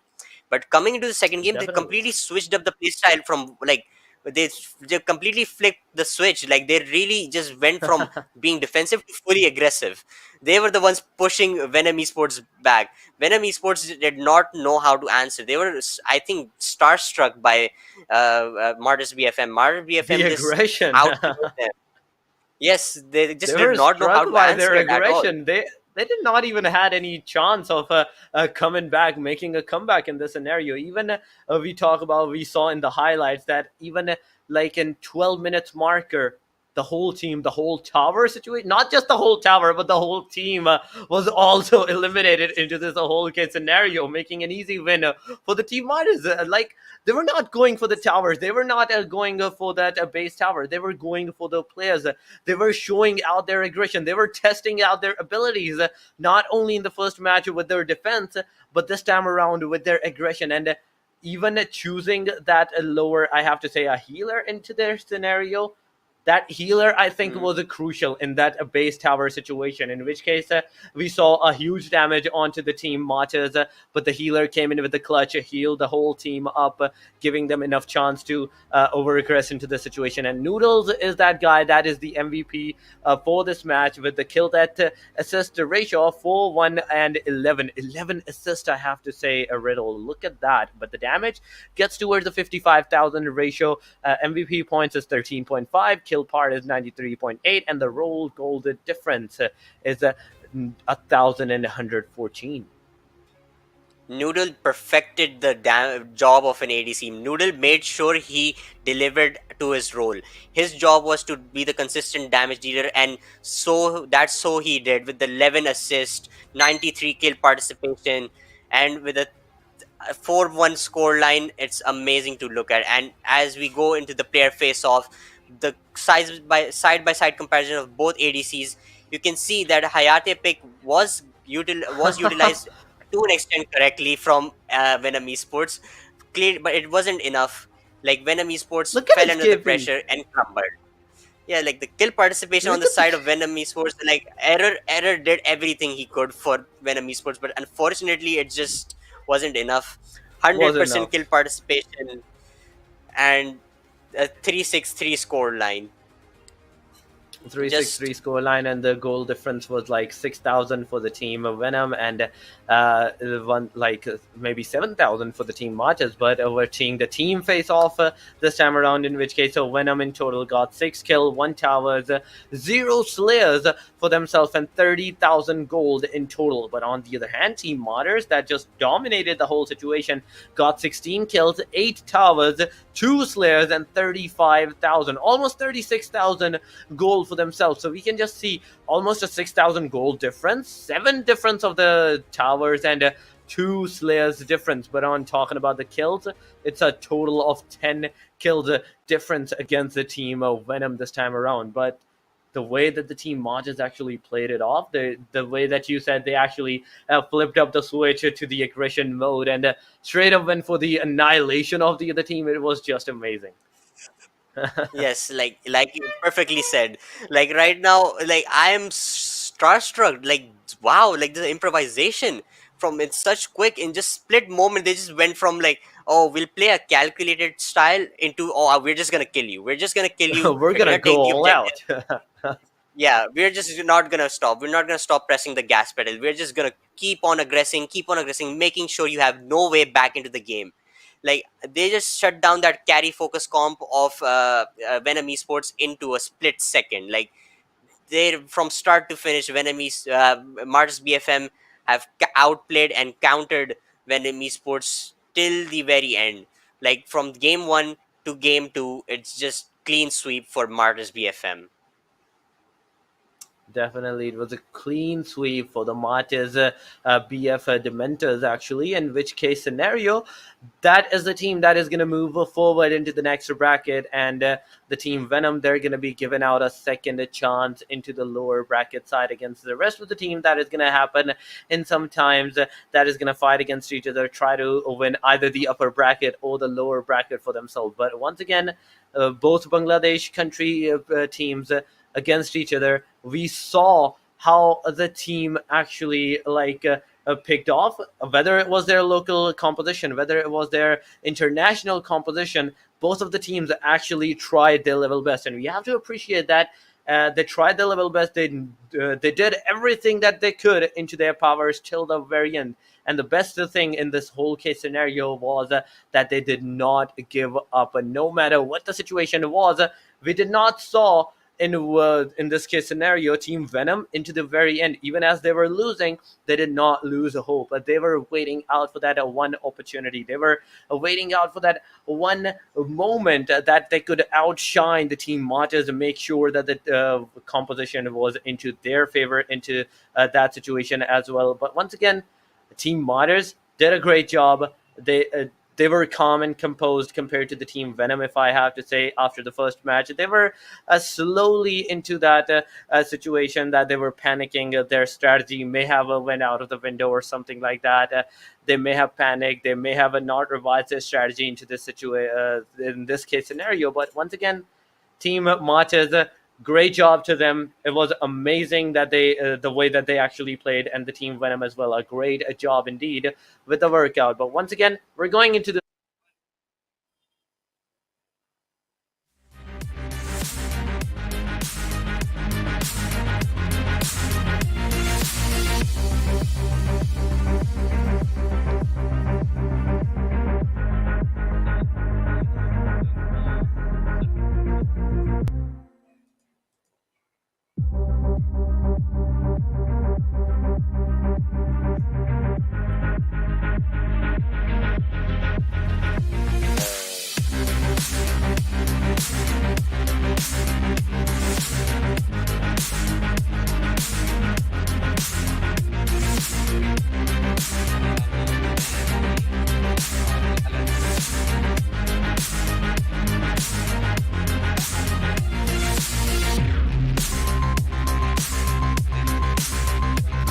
English cast in Nitul and Zion. I think they do now. They go now.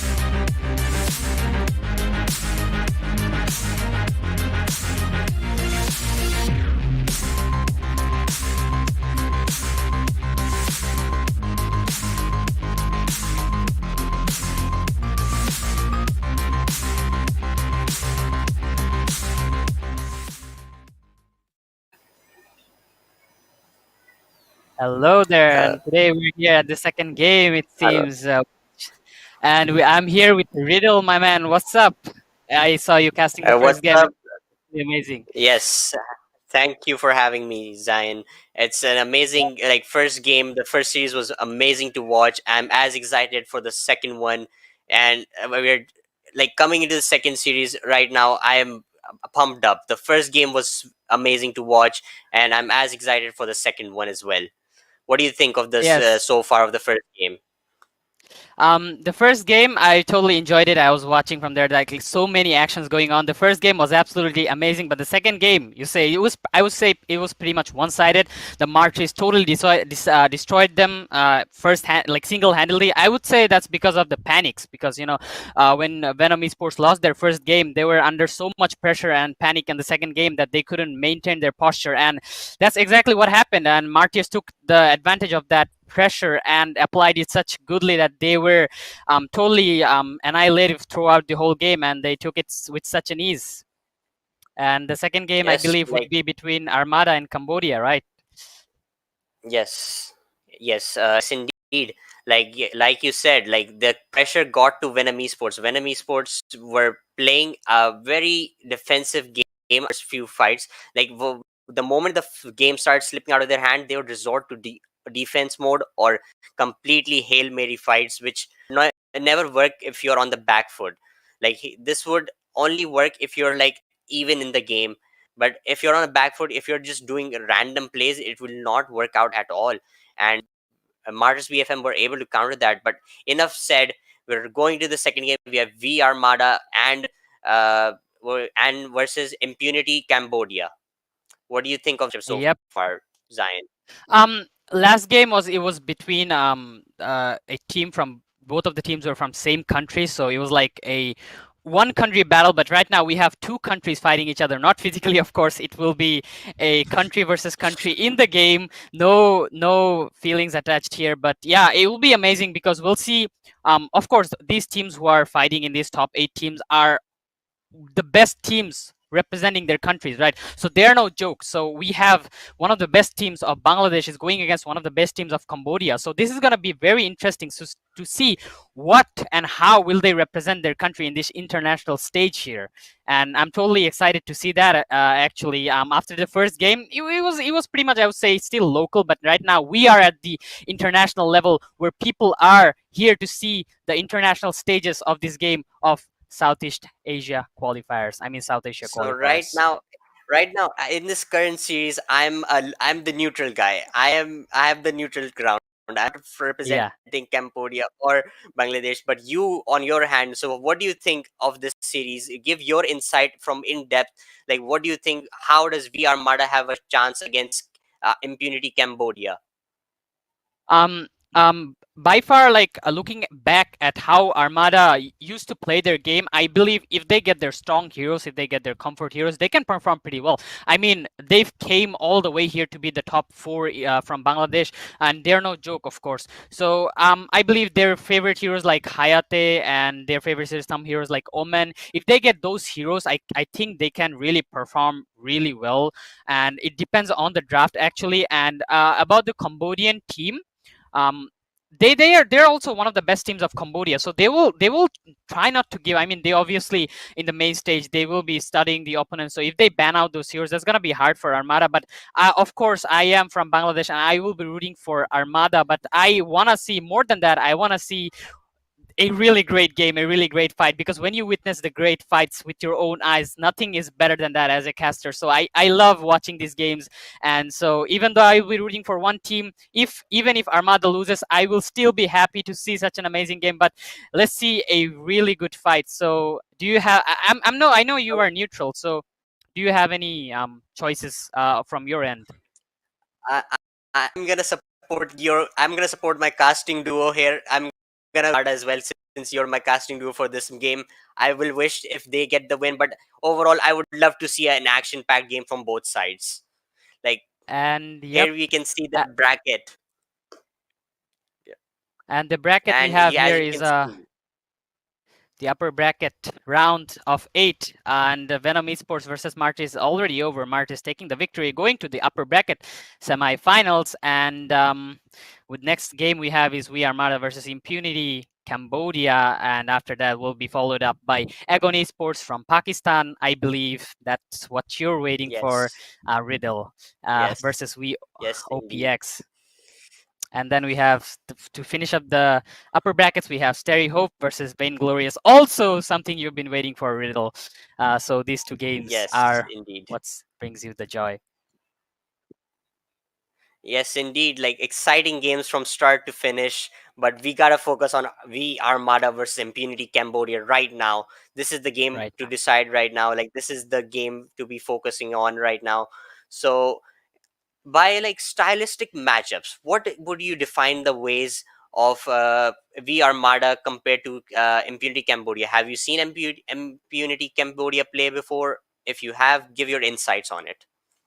I've seen them play I say once or twice, so I don't have like very high idea of how they play, but about We Armada, as I said, like I've seen them play in a basic strategy style where they pick these heroes and they try to set up these strategies, like try to get their marksmen to be fat, and then they play around that marksman, and or maybe they have a really good mage in the mid lane where they focus on that mage and try to fight with that.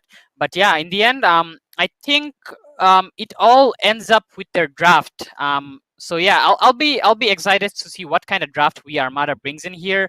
Obviously they were really practicing really hard for this main stages, and they've all already came up with a lot of strategies, I believe, and that's what we're that's what I'm expecting to see, like some strategies from them, which might get them the glory. Okay, so you can say like in a way for to describe V Armada, they like to play a funnel comp where they like put all of their resources into one hyper carry, whether being your marksman or your mage. And on the other side for Impunity Cambodia, like we don't have that much intel on them, but I'm sure they have their own unique play style improvised into the games. I'm sure we're going to be seeing it here live, their international stylistic play style showcasing what makes them so unique and how they have ended up at this stage here today.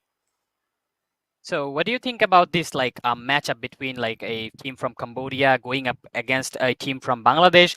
I believe they are gonna collect intel on each other, and if you think that they have a fixed strategy, like if Cambodia have a fixed strategy, or maybe if We Armada have a fixed strategy, and one of them just counters each other's strategy, what do you think? What will happen to them? Do you think they will be able to come up with a counter strategy like straight away, or they'll just panic and That that mess it up? that just comes down to their homework. That just comes down to their homework. Have they done the work to perhaps like counter strats? Have they Do they have more in their pockets? Do they have more drafts ready in their mind? Like can they like reevaluate and redesign their comps in a way? If it's not going to work out the first time, I'm sure the teams have to showcase a different strat, because we saw the first series Venom Esports, they they had a first draft, they did the similar strat and it did not work out. And when they got into the second game, they tried to use the same strat that they lost to in the last game, but again they're facing their team that beat them with that strat. Of course they know how to counter that strat. So in a way you need to make sure that you have various styles ready at the time. This is not a one stylistic game. Like you need to make sure you can play around different things around the map, sometimes around kills, sometimes around objectives. Yep, and one of the greatest things about these events, like this is such a big scale event that whenever you're playing, doesn't matter how good you are on that main stage. When you're playing, when you're live, when you have the phone in your hand, there's a chance that you might really be under such a pressure, and you will like start to panic, right? You'll start to panic. So what will be you've casted a lot of tournaments, and with your experience, what do you think players should do in order to get rid of this panic state and have more confidence? I think the teams need to just talk to one another, communicate better. Like teams need to communicate with each other with good, strong communication. You can calm each other's down. Like I feel like if one player is getting on the nerves, they need to just communicate with their teammates, make some calls, fall back, rethink, and it's okay. Like if you feel like you're under pressure, you should talk to your teammates. These guys are your friends on the map and outside the game, so you need to be in touch with them, communicate with them in a way. If you're feeling the pressure, like you need to not just keep it all in, you need to communicate with the team. Yep, I believe communication is one of the best things that a team can achieve in the esports scene, competitive scene. Because if you don't have communication with your team, I don't think there's any competitive actions in the team. So whenever there's a team forming, the first advice for me to them would be build up your communications. I think that's what Venom Esports lacked in the second game, which is why they panicked and they started messing things up. Like I said, like you mentioned, they applied the same strategy from the first game in the second game, but the reason they lost is because they were lacking communications there. Some of the miscommunications turned out bad on them. Maybe they used the strategy because they are confident on the strategy, and we know like you gotta play your comfort, your confidence zone in the professional state. You can't just play random stuff up. So whatever you're comfortable with, I think Venom Esports was comfortable with that draft and they played that draft. But the thing that got them behind was miscommunication. And if they solved that, maybe the results of the game were a bit different. Maybe it wouldn't be a one-sided game. Instead, it would be something much more fun or something much more aggressive to watch. But as you said, like their stats, some kind of fell off, and the other team, of course, did their homework and knew how to counter their strategy, and that's how they kept pushing them back and making Venom Esports play the defensive play. And Martyrs BF, they absolutely dominated and won the second game. And if something similar happens to the next game, where we see Impunity goes up against Armada, maybe we'll have a one-sided game as well. But I recall all the players out there, please do not panic and have a build strong communications, because Riddle said so, and I also agree with him that communication is really important. And you guys obviously are one of the best teams and one of the best players of South Asia, and you are here to represent your countries. You gotta be at your best state, so don't let these small things bother you and carry on with your game. And Correctly said, Zion. You said it perfectly. Like it's that pressure. I know it's there. This is the big stage. I get it. But right now, like players need to just be as close to one another as they can, because they need to be open with one another. They don't have to, maintain that what do we say, poker face. Right now, you can be open to one another and just communicate with the slight bit of things. Like even if it's the smallest thing, you need to just communicate with each other. yep. And this is one of the And greatest team. What makes them great? And whoever has the best communication shall win. And now we have the face-off screen where Impunity from Cambodia, named Impunity Cambodia, will go up against the team of Bangladesh, which is called We Armada. And this is the second game for Grand Finals today here at the Arena of Valor South Asia Grand Finals. exciting matchups to look into. It's just we are going to be seeing amazing clashes from like finally with the international. It's no longer the domestic rivalries. We're going over all over the Asia. We're right now going to Yep. see the next big clash. So the excitement, the build up, the everything around this. Uh, how do you contain it? How do you contain this excitement? Because it's one of your country players going against another Yes. country. It's How do really you do exciting it? to watch, and I'm really honored to be here to cast the thing for my country. And without any further ado, we are here at the game already. The draft is started, and we'll see the both teams are applying their strats with one another. And you see the Lorian pick coming in from Impunity Cambodia. And what do you think about this pick? The first pick going off with the Lorian. I think it's a very strong, has good roam potential, shape up the team fights completely. Like a Lorian is like I think one of the best champions to like utilize into turning the fights around completely. On the other side, it's back with like prioritizing their ADC. Like you said, they want to prioritize one of the hyper carries from their side, and and bring that up with an Iram pick. What do you think of And this? yeah, as I mentioned, like Hayate, I've seen them play Hayate and they're really comfortable around this hero, and this is what they're going for. So obviously they're gonna play their comfort heroes, and we are Armada securing their Hayate pick at first. Not gonna waste the chance to get it when they have the chance to pick that hero, and they will do so, and they will just secure the hero, not let the enemies ban. And meanwhile, we see Impunity Cambodia also coming up with some of the counter picks. We see Volkat and Valheim coming in. Valheim is their marksman, I believe, right? So what do you think about Valheim? Like they revealed their marksman already, Impunity Cambodia. I think they're using the same that Venom Esports utilized in the second game, where they would reveal their top, their mid, their ADC in the first pick phase, and perhaps strong support in jungle duo in the second ban phase. And meanwhile, on the other side, Vada pull off a similar strategy of Martyrs, BF, Determers. I'm sorry if their name I mispronounced it. We Armada are utilizing Okay, a similar there's UA as well. Yes, UA, like they're just prioritizing the similar draft strat. They're just using the one side of the map. They can pick and then pair off either on the top side or to the bottom side. And as we go into the second ban phase, we Armada take off Tachi. What is this? As you mentioned that, yeah, absolutely amazing. Look at the Armada side. They picked Yue, the new hero, and I believe this is one of the like literally very strong OP heroes. So what do you think about that? Like their draft is kind of looking strong to me. I think it's like I think they just got a miracle pick. I'm surprised Yui was not prioritized in the last series, but I think seeing it now being picked, we Armada shine on it in a way. They should showcase why this pick was such an OP pick, and it's one of the newer cats. The people will be excited to see how it gets played on the professional stage. Yes, I'm absolutely gonna be excited to see these heroes because everyone has been calling this hero a broken hero. But on the other side, they are banning some heroes like Liliana, I think, and they still haven't revealed a lot of their heroes.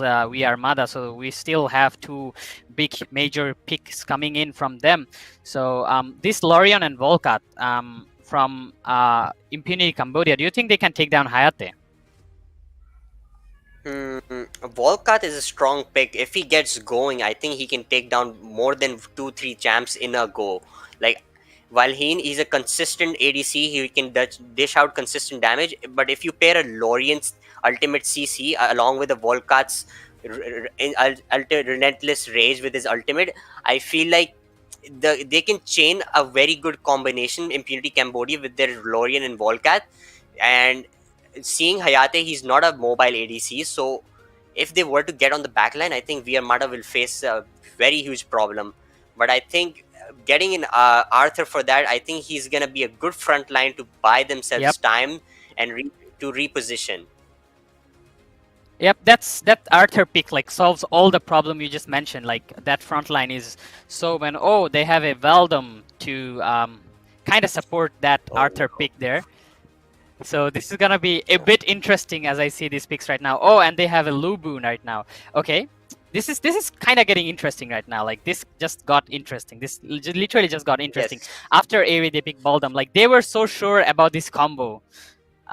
They just straight out picked without any time. I feel like Impunity Cambodia have a game plan, and they have just gotten all the keys to it. Like they have all of the resources right now to this game. Right now, Impunity Cambodia have gotten everything they need with how fast they have picked up the draft. In same case, V Armada has also answered back with their like second draft phase. Like they answered with the Arthur and a Lubu, and I feel like it's a very standard comp. I would say you would see in a solo queue match. I believe it's going to be a solo queue-esque comp from V Armada's side. Meanwhile, Impunity Cambodia are relying on a mix of team fight and split push. So, seeing both drafts, what do you think of it? What do you think of the game for building up right now? As I mentioned, like I have like very low intel on the Cambodia Impunity Cambodia team, but we Armada, I think they have picked their comfort heroes. Like they've got Hayate, they've got Yue, they got Arthur, and they got Aram as well. So I believe they have what they need, and I'm hoping the same for Cambodia, because I don't want them to get a disadvantage on the draft. So it is what it is, and now we're in the game already. Draft wise, not sure who's the case, because on the left side you see, okay, it seems quite amazing for both of the teams actually. Okay, in mid lane they're already engaged in a fight round right now. Death somehow surviving with the flicker over there. Both teams just doing a bit of poke with each other, but nothing's too serious here. Not a first blood yet on either of the teams yet. So still a lot going on in the mid lane. So the junglers going back to the jungler, and mid lane mages fighting with each other. What do you think about this? They have two people at the mid lane, Impunity Cambodia. And I think they're focusing their mid laner over here, and they're invading their jungler. Zero will be there to help them. Johnson falling pretty low. Johnson getting chased by Death here. Johnson goes to the other side to survive, but Anthem is there to stop him, but Anthem won't be able to catch him, and Johnson does manage to escape there. Meanwhile, Chaos tried to kill him and won't be able to do so.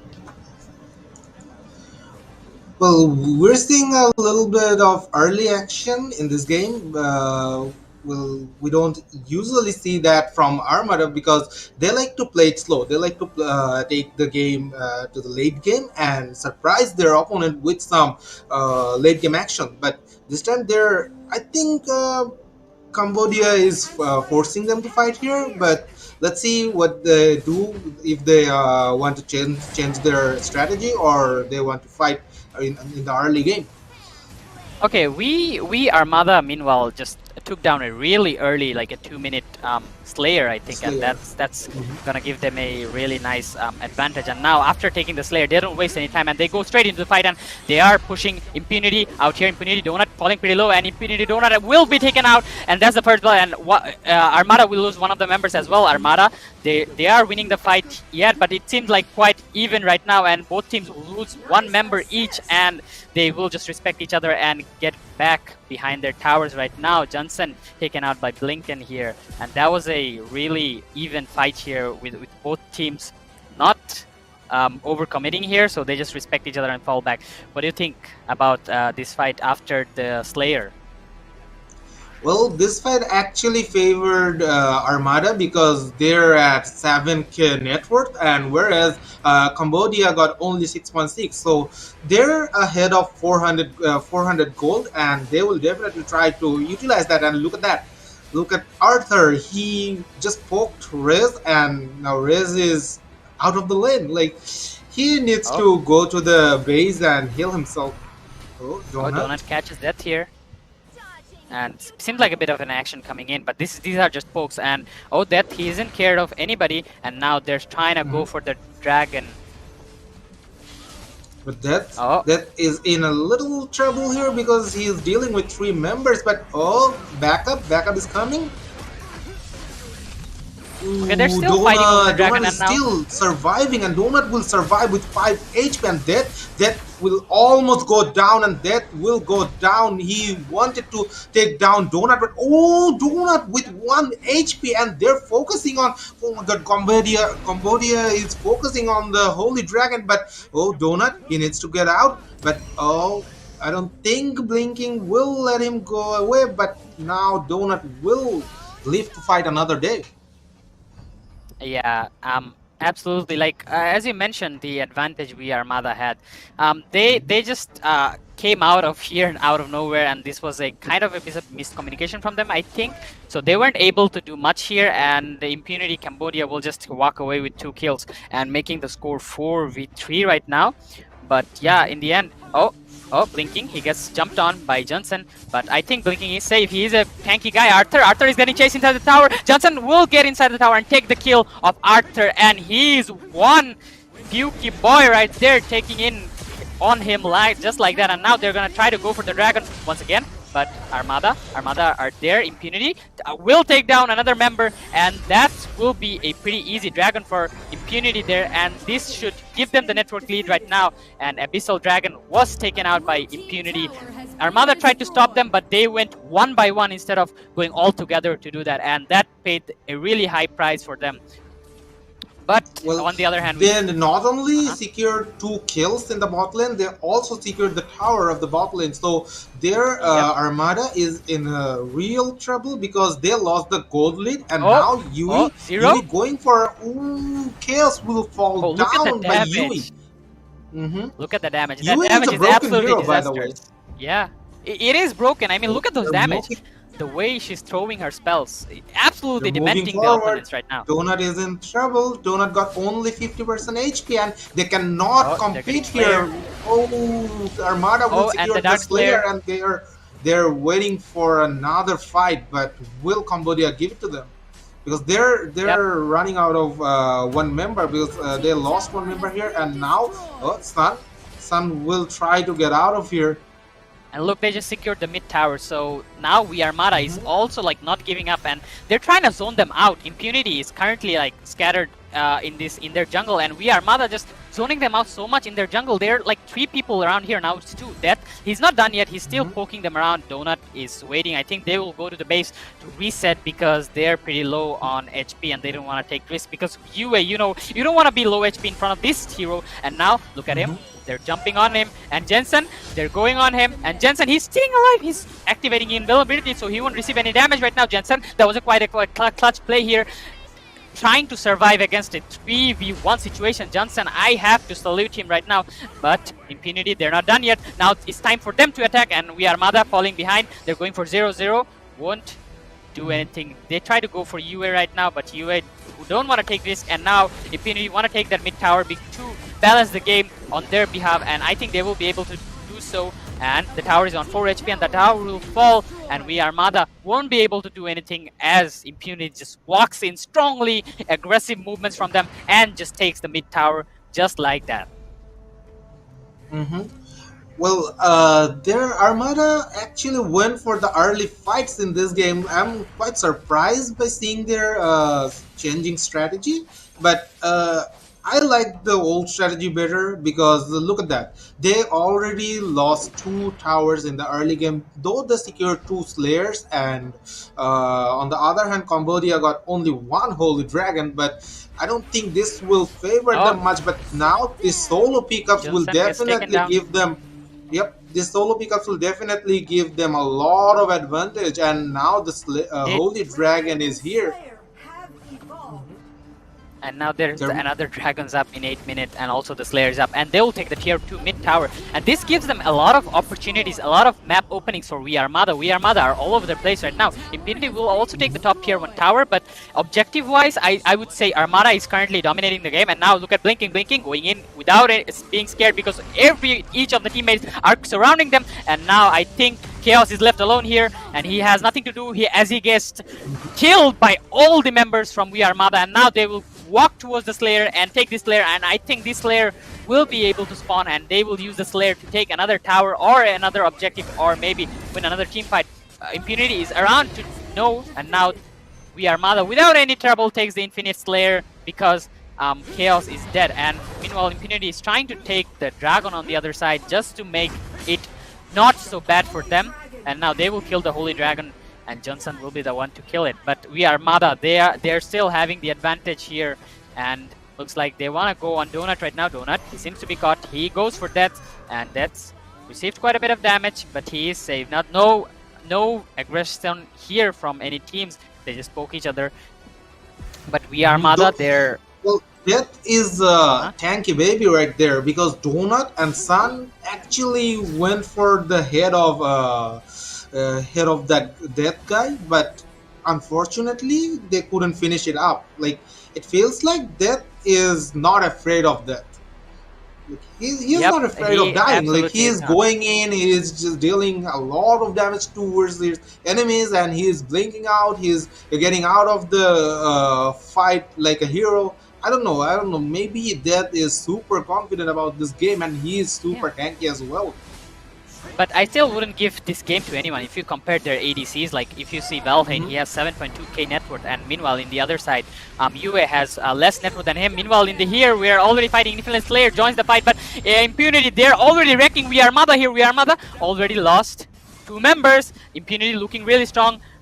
Impunity, they're going on to blink, but I think we Armada is there, but they won't be able to do anything with that Slayer, Infinite Slayer. They do manage to spawn the Infinite Slayer, they do manage to get it, but oh, we Armada, Shotgun takes one of the members, Impunity, they went overboard here, but I think they will have to pay the price with the 2 lives, but Donut somehow survives. His son comes to the rescue, and Donut will live another day to see the next fight. But yeah, we Armada almost made the comeback. Impunity, that was a great comeback from Impunity, but going overboard like this gave them we Armada to have at least something out of this lost fight, so that wasn't really a wise thing to do.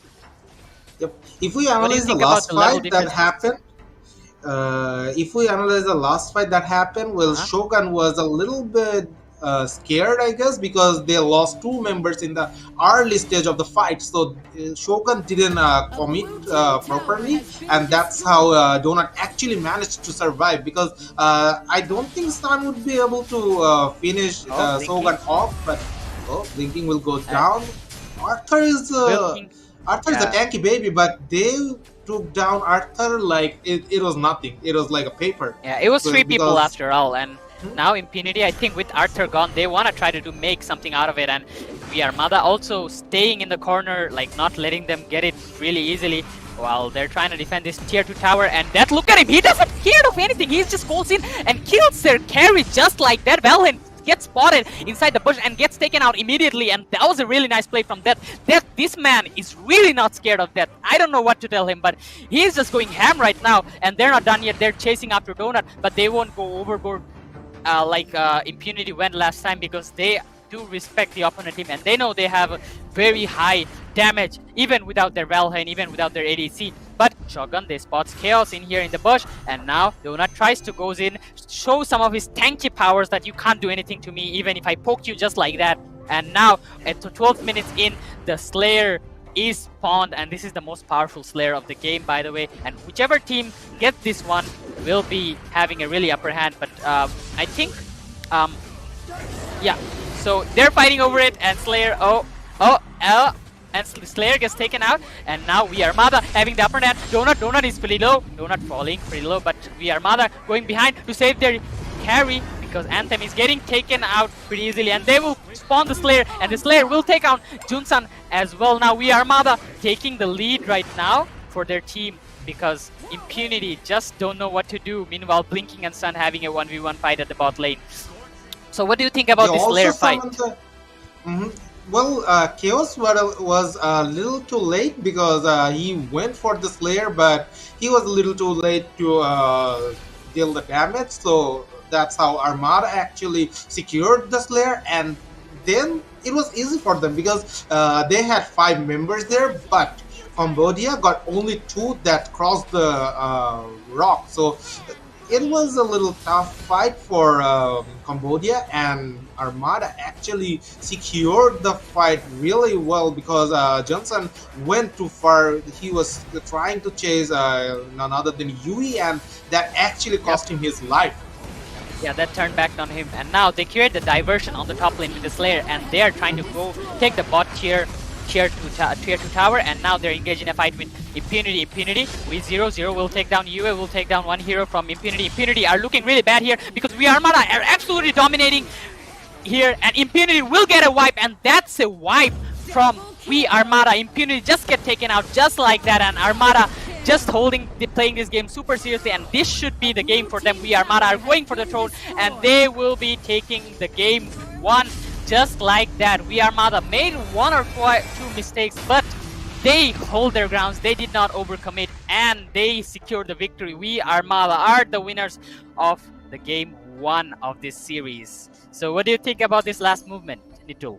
Well, I gotta mention one thing that I already mentioned, that Armada likes to play in the late game. Like, they don't actually show too much of their power, but when they do, they destroy their opponent and secure the fight, secure the game for them, because that's how Armada likes to play. And I think Cambodia actually broke their strategy in the first half, but after 10 minutes, it was all about Armada, because they knew how to play, they know how to play late game, and they know how to destroy their opponent after 10 minutes. So well, Cambodia needs to prepare some counter strat, because this will not be easy to secure the second game out of Armada if they cannot destroy them in first early 10 minutes. So a big congratulations to Armada for winning this game one. And I don't know, man, like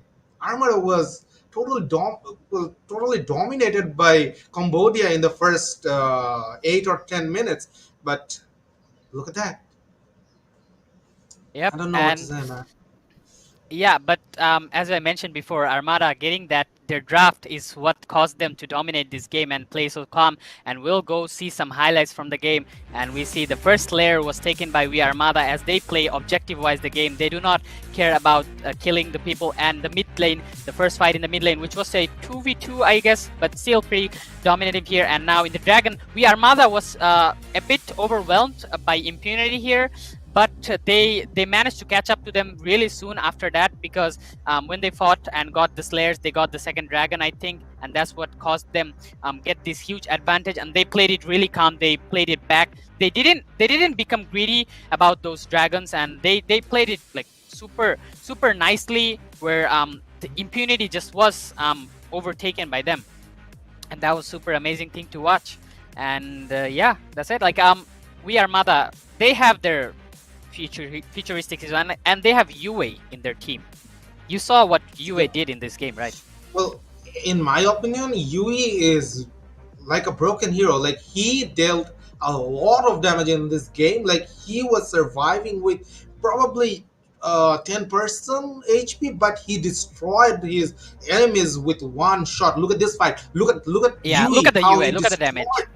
Oh, Yep. holy! And this fight was, I'm really surprised about this fight, because Donut and Chaos was a little too late. If they Yeah. could enter the fight around 2 seconds earlier, they would definitely secure the Slayer, because Armada Yeah. was not prepared for the fight. And you can see that the Armada actually summoned the Slayer in the top lane and went to the bot lane to push, and that's how they secured the match for them. And one of the greatest things about these fights are even though Donut in the last fight where they got overwhelmed and they took the Infinite Slayer, even though Donut went really in the back line to push out their carry UA and Hayate, Armada noticed that their carry was being chased by the opponent's tank, and they were separated, but they immediately noticed and they immediately reacted. And this is why Armada is winning the games, winning the team fights. They have such a nice, strong communication to them that they know where their carry is. Meanwhile, that my guy, he was literally out of the bound this game. I don't know what he was doing, but he was literally creating a terror on the eyes of the enemy teams. During the top tier 2 push where he just jumped in on the enemy Belhane and just took him down, literally changed the whole momentum of the fight. And I'm pretty sure if you have a ADC in your team and you don't want him to get spotted and killed literally at the start of the fight, that would be literally the worst disaster for any team. And this is that's what's doing. He was literally going in. He wasn't scared of that. Donut did the exactly same thing. He was overwhelming. He was a pretty tanky guy as well. He poked the enemies as well. But he was on a completely another level. And the plays he showed totally amazed me. This is what I would call creating space for your carry. And what do you think about this? Well, I like the play from that, because he went into the enemy side. He poked 2 or 3 enemies at the same time, and he went out from the fight. Like, he didn't die, and that's how he secured the space for his team, for his marksman or maybe mid laner. So that was out of the boundary thinking from that, because, well, Donut did the same thing, but he fed twice to the enemy ADC. So that was not supposed to be what you're gonna do, because, well, I don't know, man. You don't feed your enemies ADC. You don't. Yep, exactly. I mean, you never feed anyone. And Mhm. now we're here at the MVP, and it would be Zero UA, the broken hero, with look at that damage! Holy Oh shit! my Look at god. that damage. I mean, what is this? This is one More 139k than damage. 100,000 damage was dealt by none other than So Yui. He's a proper, well, he's a dominating tank killer too, in my opinion. Like, I he mean, kills like when he that kills like paper. He kills the enemies like paper. look at that score, 518. The score was absolutely dominating as well, like 518. And now the player face off. Let's compare UA with the opponent carry, and look at this. Well, This I gap. heard you This were is you were gap. talking about Lorian being OP in mid lane, but Yui just proved that wrong. UA just You, dominated that mid lane. I mean, look at the damage Mhm. gap. It's too much. And now we have the team face off where we Armada and Cambodia don't have too much skill differences because they were pretty much evenly matched. But we Armada just got these layers, played objective wise. They just took down the enemy teams and they played it pretty smart. They played it pretty calm, and this is what got them the game won. I hope Cambodia, Impunity Cambodia, doesn't get scared after the game one, and they come back stronger in the game two and give their best. And I want to see them come back and win the second game with Armada. I do love Armada. They're a team from my country, they're team from our country, but I also am rooting for Impunity Cambodia because I want to see a great game, man. I want to see them doing as much as they can and making this game amazing, making this game enjoyable for everyone, making this game more entertaining for us, for all the viewers out there who have really high expectation of this Arena of Valor International Championship. Well, Armada is from Bangladesh, but I'll be rooting for Cambodia in this game because I want to see a game three. I don't want to satisfy myself with only two games in a best of three series. So I'll definitely be rooting for Cambodia. Well, fingers crossed. And I'll be definitely be waiting for that BO3, the third game of the match as well. So for that to happen, Cambodia needs to win this. And I think they will be able to break the strategy from Armadia. We well, I don't think Cambodia will give them a lot of chances in this game because they saw how their opponents are playing, so they will definitely try to utilize on that. Now the thing also matters on what kind of heroes they get. Like we Armada got their comfort heroes. Like we saw, they were pretty much evenly matched. First fight was for Armada's side, they got the Slayer, and then the second fight was on Impunity side, they got the Holy Dragon, and vice versa. Like that, it was pretty balanced up until like the 10-minute mark and 12-minute mark, where that's when Armada became strong, really strong, because they have these heroes and their heroes are active, right? And they know what to do with their heroes. They know who to catch, like that's seeing going in the back line, catching Valheim, the ADC of the opponent, and then just killing him off straight when at the start of the game.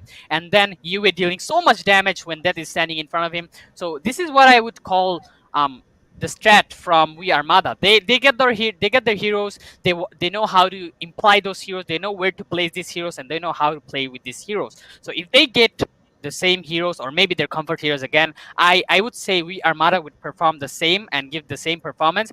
But if we Cambodia, if Impunity Cambodia gets the strat, I mean, like they saw what they can do with these heroes, right? If they start banning out these heroes, like for example UA, who was dealing so much damage, who was like dealing almost twice as much as damage as the other mid laner, the Lorion. So Mhm. if that's the case, then maybe Cambodia will have a chance. But I hope there's a game three. But as I mentioned, I am rooting for We Armada, that's true, but Impunity Cambodia, I want to see them come back and be strong and win their second game, because I want to see the third game as well. Because what I enjoy the most in these games, what I enjoy the most as a caster, as my personal career, is watching games. Watching these games entertains me and entertains all the people who are out there enjoying the game. This is what's the main part about playing the game. You gotta enjoy yourself. There's competitive, there's money, there's glory, there's all the things. But at first, you gotta enjoy yourself. It all starts from enjoying yourself. Nobody just goes into their Play Store or App Store to download a game. Oh, I'm gonna download this game and play competitive, earn money. No, nobody has that kind of thought when they're starting to play a game. They all have that thought that, oh, let's download this game. I'm gonna play this game with my friends, enjoy it. It all starts from that enjoyment of the game. And then I believe even in the competitive scenes, you should enjoy the game in order to give out your best performance. When you enjoy the game, when you love the game, you'll have the best out there. And it is a please to my eyes to see a third game, and that's all I want to see in these games. And even though you said you want to have the same thing, and you want to see Cambodia coming strong, I wouldn't be supporting anybody for the second game, but I would really like to see a third game. So yeah, I would say I want somehow Impunity Cambodia to win. So yeah, what do you think about their itemization? I saw UA was having less net worth than Valheim at some point of the game, but still UA was so strong. What do you think about this imbalance between two Well, damage of the teams? well, I want to mention one thing that Armada actually didn't play like they used to play. So I think they're hiding their true potential for the late game or maybe for the next series. So I think this was their trial part or something. And as you mentioned, that the itemization, well, UE didn't have a lot of items like the other teams, but he actually killed a lot of enemies and he dealt like a huge damage towards the enemies, and that is out of the world. So Armada can actually play in different strategy in the game 2, as they didn't show their true potential in the first game. They won the game, but as I mentioned that I saw their early games. I saw them play before, and they're really comfy with late game. But this time they showed you that they can be strong in the early game as well, and that that was the moment when Cambodia actually fall out from the game, because they couldn't utilize that. They didn't secure the Holy Dragon. They didn't secure the Slayer, and I don't know, like, well, Armada was better, and I think Cambodia can be better in the game 2, and I will be definitely rooting for them because I want a game 3. I don't want to satisfy myself with a two match. So yeah. Absolutely. Like, I'm not satisfied with one game either. I want to see more games coming in from these teams. But as you mentioned, like UA dealing so much damage. If you notice, Mhm. they have 15 kills, right? And Yep. UA has 5 of them. That's like 1/3 of the whole team's kill. That's one. And the second Mhm. thing, she also has 8 assists. So it's literally 90% of the team fight she's present at those. And that's the Yep. presence you need.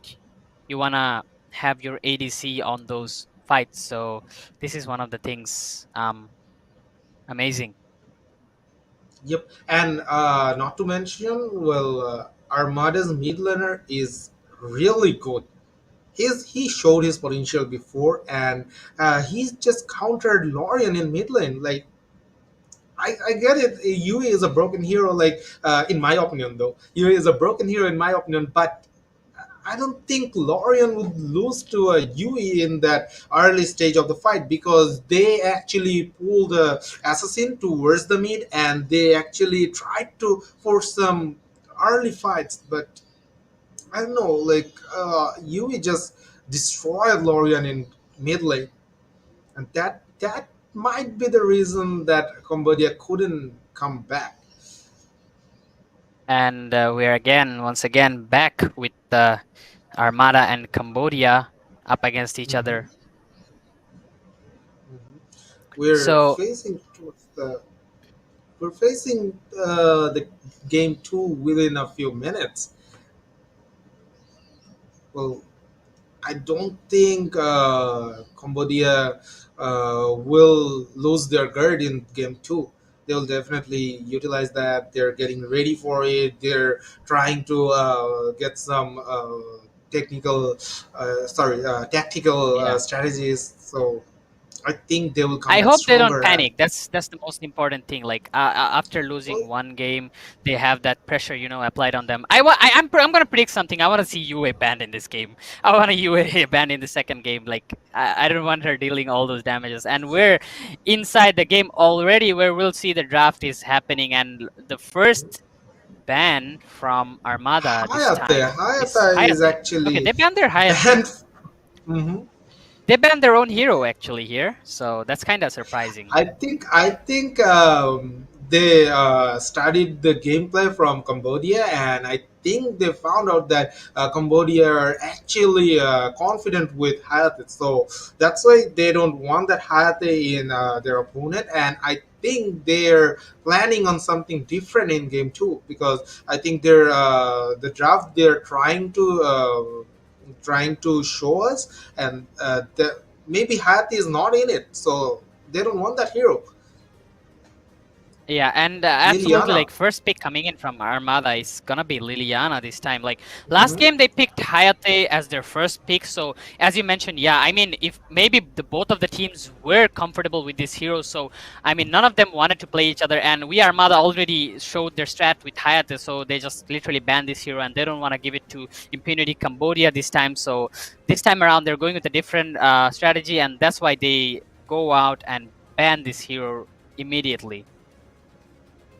Mm-hmm. So what do you think about Definitely, these two and picks coming in, Aya and Zephys from Cambodia? And I think they picked Aya oh, in their last game as well, right? yep, they did, and I think I'm not gonna predict anything because fingers crossed. I want Yeah. Cambodia to win, but I don't want to curse them, so I'm just shutting my I mean, mouth they have here. Aya And on their side. Yeah, well, Aya is one of the greatest supports in this game. the thing I like about Arena of Valor is you cannot decide which team will win by their draft if both of the teams are equally matched, because Yep. you can win with any draft if you utilize it perfectly and you show the perfect teamwork. So I think Cambodia will come up with something different, and we will see woman in Armada team. And woman, he is really Okay, strong Omen. in word in Slayer lane, and I think this time they will show something different. But Tachi, ooh, I like that pick from Okay, I Cambodia. I I think this time around Armada is gonna do the same thing as you mentioned. Armada, like in the past, we've seen them. They're really focused on the late games. They Mm-hmm. can be pretty agile in the earlier games as well, but they're more fragile in the late game, right? They're more fragile in the late game, and this Omen hero, if he gets the farm, he is something else. Like that's why I said this picks like Liliana, getting the Liliana, and then the next pick they're getting the Omen. I think they're more focused on that late game right now, and this is Mm-hmm. what their main strat would be. And I think Liliana is gonna be changing out with UA this time. It might be, but Cambodia didn't ban the UE. I think Armada thought that they will definitely ban UE. That's why they didn't match the draft with UE. But Cambodia actually left the UE aside. They didn't ban it. They're focusing on other heroes so that Armada cannot focus on their true potential and all that. But I think Tachi will be there to secure some kills in the early game. Tachi will be able to tank or maybe absorb a lot of damage in the mid game and late game as well because she's an initiator, in my opinion. So, Yeah, well, she's a really good initiator. well, I've seen Like people playing it as sometimes jungler, sometimes support. I think that is for the memes. Like I don't think they were serious about that because Yeah. Tachi is a really good initiator and he can enter the fight and destroy their enemies from inside out. Yeah, and the next pick coming in from Impunity Cambodia is a pick I really like, Crixie. She is one of my favorite mid laner heroes and really strong mage.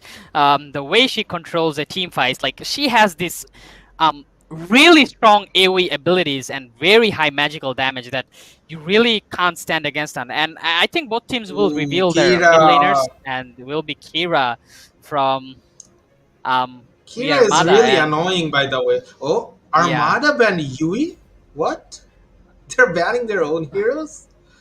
Yeah, I think UA is Oh, well. banned because UA is really good against these heroes as they Mhm. have Beldam and Kira, and they're gonna finish it off with Level. I think that's their marksman ADC. So yeah, Level and marksman. I think it's good. It's good against with Omen and Liliana in their team, and it's also good against Crixie. This hero.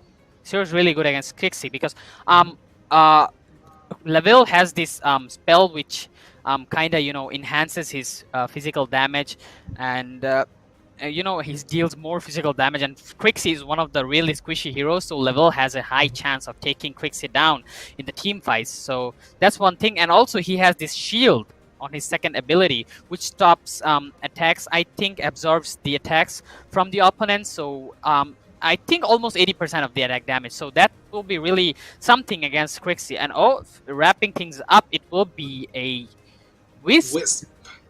Okay, that's interesting.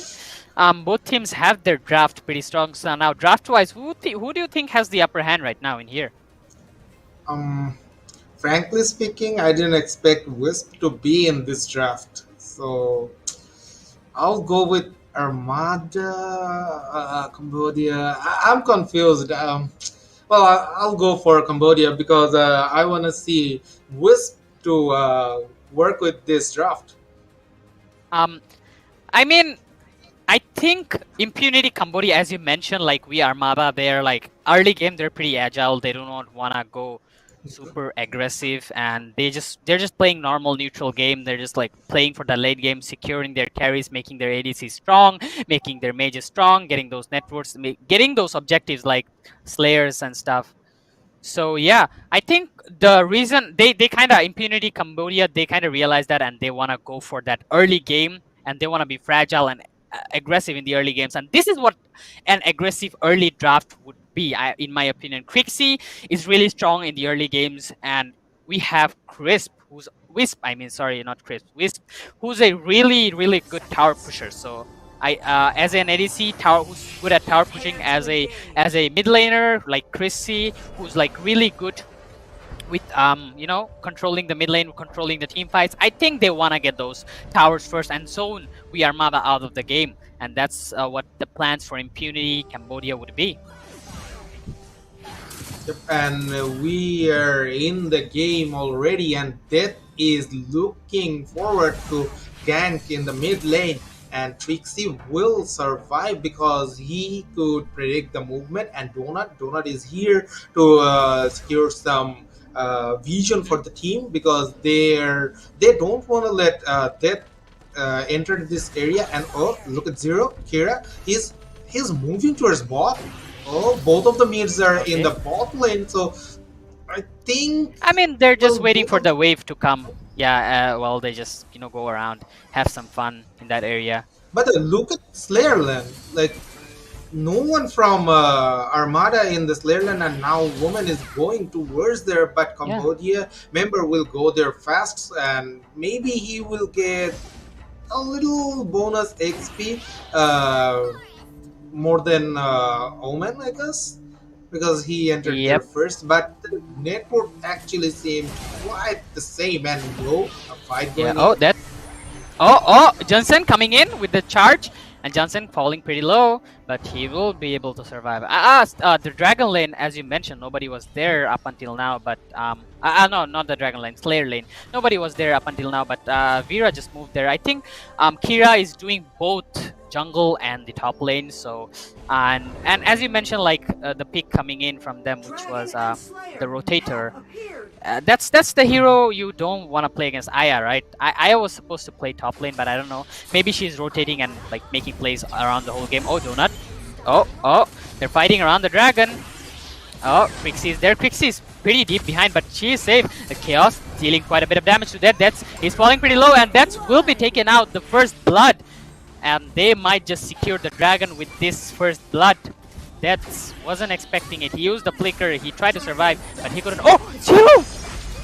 Almost taking him down, but oh, what is he doing? Okay, that was a bit of a mismovement, I think, from him, and he gets taken out, punished just for that.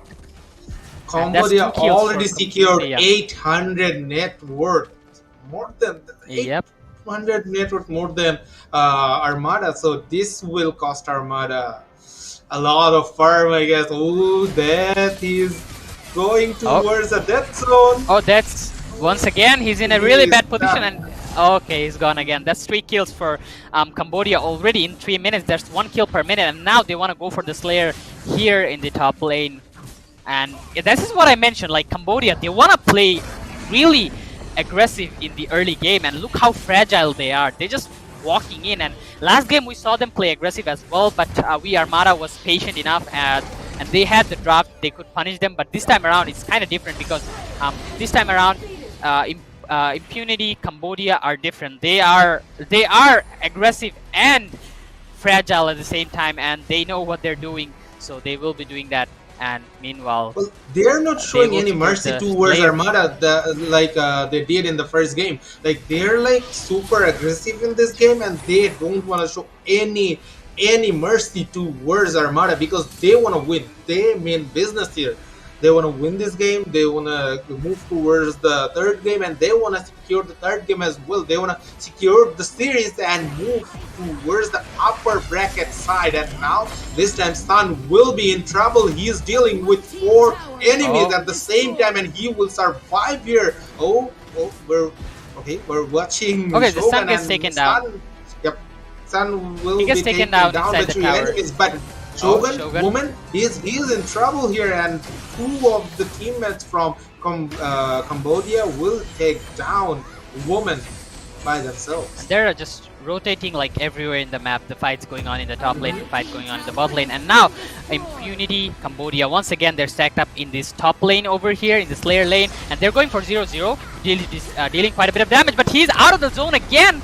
Liliana, that's somewhere you don't want to be with that squishy health bar of yours, and Impunity will not show any mercy and will take them down. And there's 5 kills for Impunity in 5 minutes. Impunity, they are super aggressive right now, and look how fragile they are. This is what I was saying. They're gonna be fragile this game. They're gonna be aggressive this game.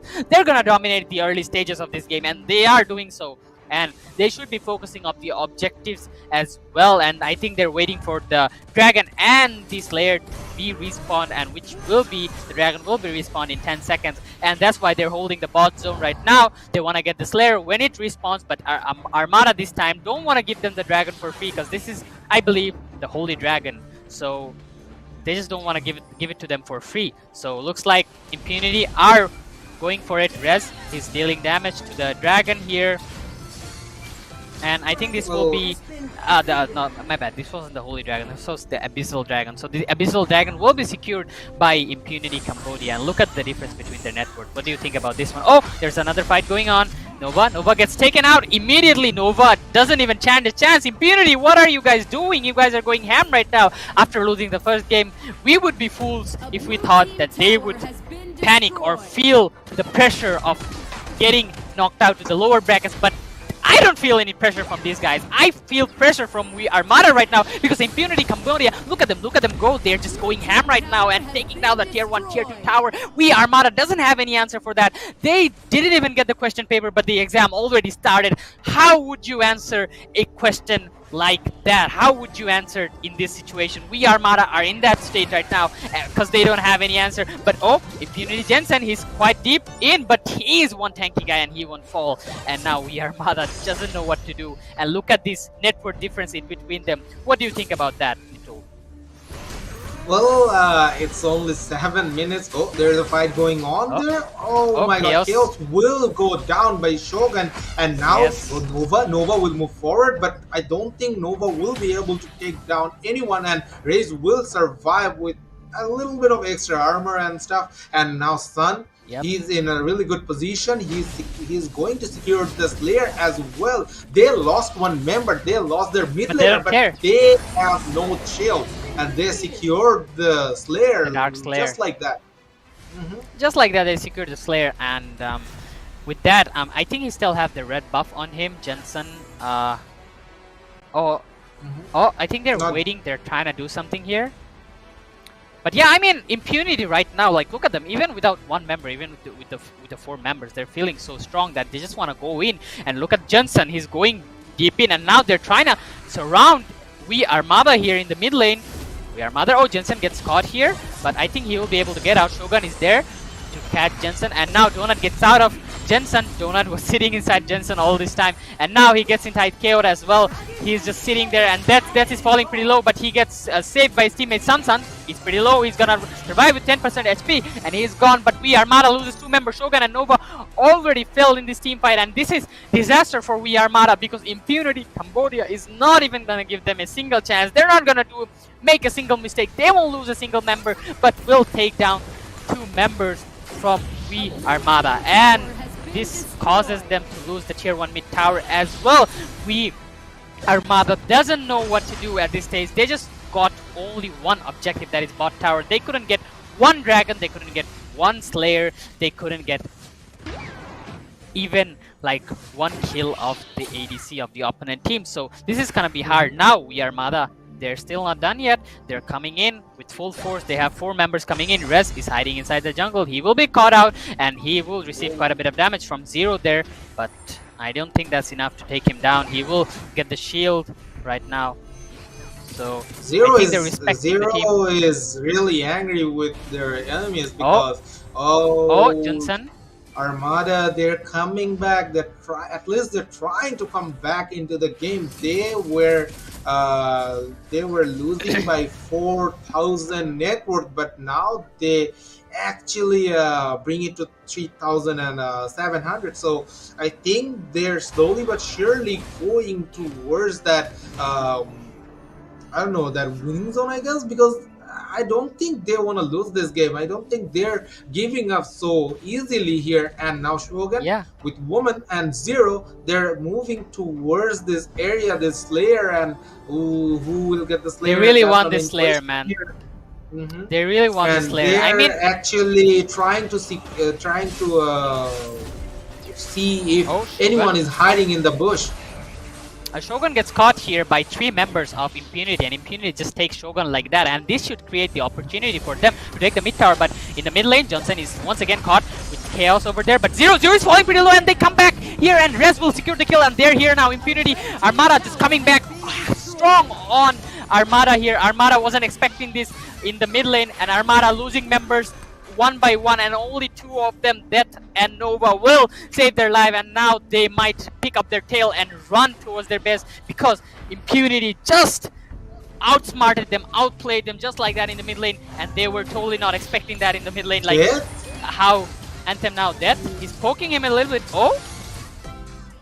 Death almost died here, but he survived. Yeah, he survived, and now they're gonna secure the Infinite Slayer, and this should give them quite a bit of an advantage here. This was Dark Slayer, by the way, and this will definitely give them a lot of space here because they can summon the Slayer and summon the Slayer in top lane, because the top lane, they already secured both of the outer towers in the top lane. Well, they secured the outer towers from top and bot lane as well, so they can actually summon the Slayer in any of those lanes, and they can push mid by themselves. That will definitely push their enemies inside of their base. And Death, he is not done here.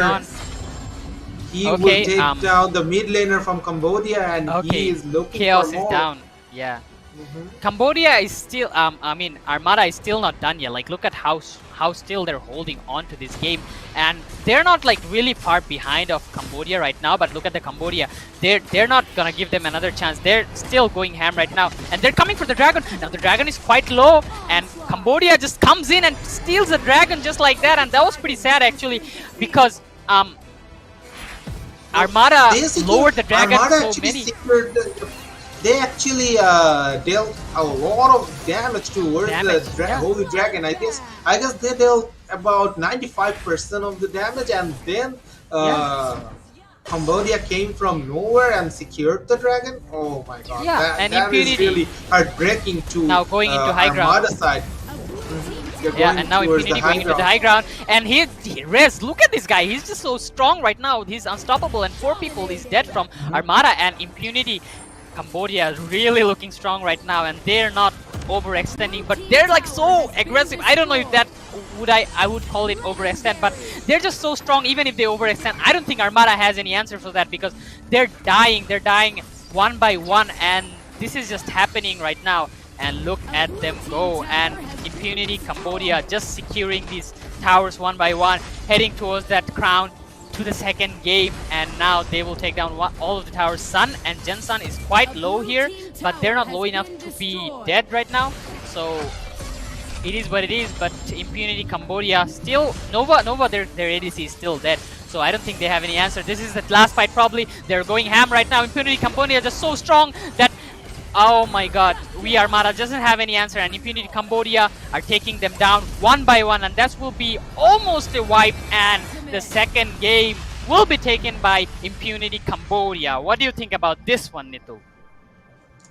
Well, I gotta mention one thing, that Cambodia secured the game within 12 minutes, so they didn't show any mercy towards Armada, and I think they're really confident with their picks. I think they're really confident with their plays. Like, they played fabulous. All right, so they secured the early Slayer, they secured the early Dragon, and they secured early kills. I don't know. They didn't give Armada a single chance. It was like we were watching a one-sided game the whole time, and well, it was similar to the first game as well. But Cambodia did some mistake. They lose their guard, and that's how they actually lost the game. Because you don't give Armada late game, because they will destroy you. They will enter your house. They will wipe your whole family if you give them the late game advantage. So yeah, I think that was how Cambodia actually read the situation, and they didn't give any chances towards Armada. And yeah, Armada, I don't think they will be happy about this one. In the highlights because yep, they will not be happy about this one, and they're talking about more strategies, I guess. And look at this one was really good, because 4 of the members from Armada was in the bot lane to secure a kill, to secure the kill of Sun, and whereas 2 of the members were in mid and jungle, and the rest of the 2 were in the Slayer lane, and they secured the kill over Woman, and that's how they actually secured the top tier 2, just like that. Yeah, and the best part about like this game was Impunity Cambodia. They were like so strong. They had the whole game in their hands, and the best thing about their draft was they picked such a draft where Aya and Wisp were such a nice strong combo that Armada couldn't even stand against them. Like, every time you see Aya and Wisp together, you ought to run. You do not have any answer for that, and this is why Impunity Cambodia, even though Armada was being pretty agile, they were staying inside the tower. They didn't stand a chance because they're so strong. Impunity Armada is so strong that Impunity Cambodia are so strong that Armada, they just jumped inside Armada's towers and took them down. Like, literally dominance, pure dominance. If you have a face of the dominance, this would be Impunity Well, I want to Cambodia. mention one thing that is Cambodia didn't Uh-huh. lose any opportunities, but well, Armada did. Armada secured, they actually secured the kill of Chaos, but they didn't utilize that. They could definitely go towards the dragon. Well, they went towards the dragon, but they were a little bit of afraid of the situation because I don't know, man. They had full HP, they had full mana, they had five members in their team, and our Cambodia got only four, and they lost their mid laner. That is a crucial position hero there, but I don't think Armada was confident enough, and that's how they actually lost the Holy Dragon fight. And this is really unfortunate for Armada, and Exactly. it feels like they're if any of the fan from Armada side is watching this, I'm really sorry that I think I cursed Armada because I was rooting for I That was was rooting for definitely a Cambodia. curse. I'm sorry. I'm not against my country or anything like that. It was just that I wanted to see a game three, and I will be. Well, I will not be rooting for anyone in this game because this game will be out of pure skill, pure luck as well. Because this is the third game. This is the deciding game whether a team will go to the upper bracket or to the lower bracket. So this will be really hyped to see. This will be really hyped to watch. And I don't know, man. It feels like my I don't know. It feels like my heart is beating a lot faster to think about the third game because I think there will be some really hype action in the third game. Well, more than game one and game two because this is the deciding game. So Zane, what do you think? Like, will there be a Yui or will there be a Wisp in the game three as well? Um, personally saying like first, not about the heroes first. I'm gonna talk about the games and then I'm gonna talk about the heroes. First of all, both of these teams showed how good they are. They proved that without any doubt, right? And Yep. they at first we Armada showed at first game they showed how good they are. They showed how good they control the game. And the second game they showed how how and the second game the other team Impunity Cambodia showed how good they are, and this is how I'm gonna Ooh, talk look at about it that. a bit Raze later. is So the first we're gonna go MVP for with the Wisp. Rez is the We MVP. were we were confused about this pick. We were confused about Wisp, but look at that. Wisp actually secured the MVP. My God, this Yeah. Raze guy is too good. He secured 8 Yep. kills and 8 assists at the same time, and he died only once. And look at his damage. It's more than 89k. It's a lot, man. 89,000 Well, damage is no joke. he And he participated in 84% of the kill kills. participation. Yeah. So yeah, my God, And that if is you a see lot. That like is a lot. if, if you see like Wisp, he's really impactful in the early games. Like if they hold it off like to the late game, then the case would be different. Now look at the difference between these two heroes in mid lanes. I mean in IDC. Look Mhm. at between the Res and Anthem. Look at the difference. Like they have a huge gap. Like they really have a huge gap. I don't think that's the Mhm. other team's ADC. Is that from Uh, We Armada? well, the yep. The thing is, I want to focus on one thing, and that is the goal difference. It's more than Yeah, 4,000. 3,700. Look at that. Oh my God. Look at the Yeah, damage, by almost the way. More 4,000. than Yeah. 60,000. That's a lot. The damage That's a lot. difference is like too much.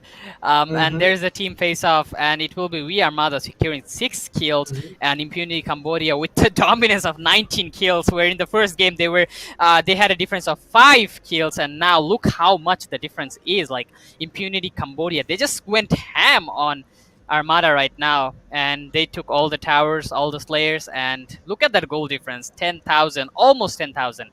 This is pure dominance. This is actual dominance right now. So before, as I was saying about the team. Like they already proved that both of these teams are one of the best, very good teams. They secured one game for each team. That's why we are seeing a third game, and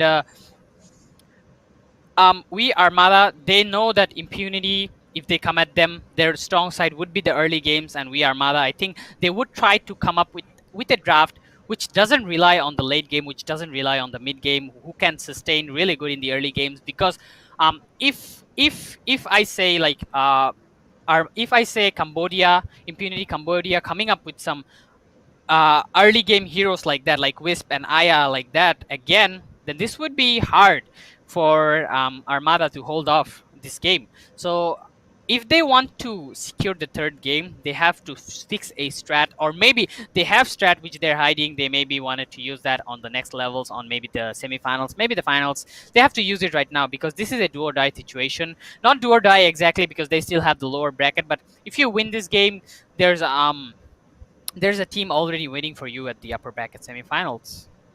And I believe it's better option to go stay in the upper brackets, because even if you lose in the upper brackets, you still have a chance left. So that gives you like a bit less pressure when you're playing these games. But if you go to the lower brackets and then you lose one game in the best of 3, that's like a disastrous situation for you. Even the professional players who have like 10 or 15 years experience of gaming, I've seen them before, they get nervous in those kind of situations. So I believe that's one of the craziest things. So yeah, whoever wins this game will be facing off against Martyrs BF, I think, in the upper bracket finals, in the semifinals. Sorry.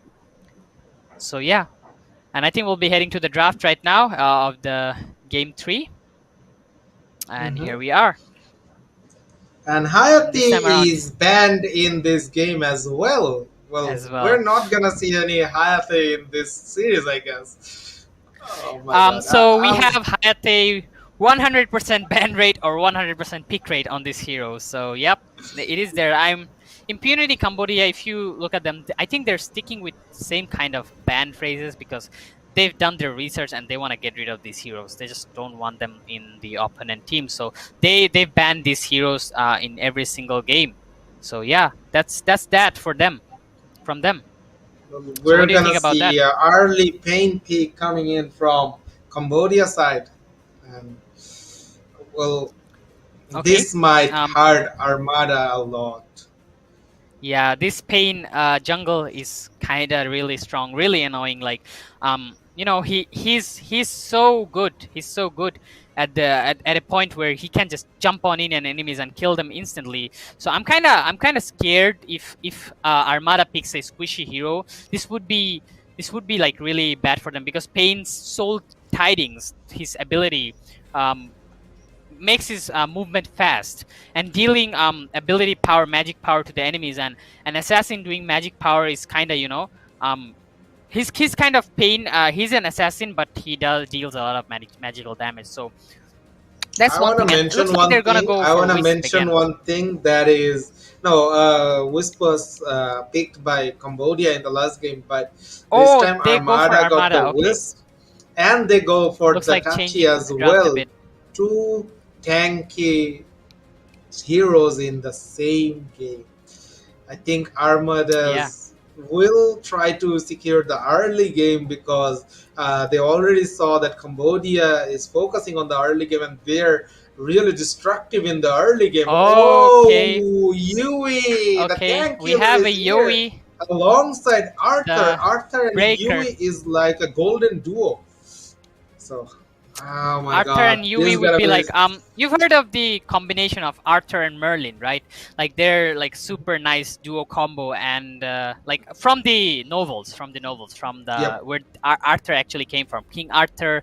And well, Merlin was a magician, if I'm not wrong, and well, I don't know, man. Merlin, I'm not gonna go for that golden duo because this is the golden duo I'm looking for. Forget about the Merlin and Arthur.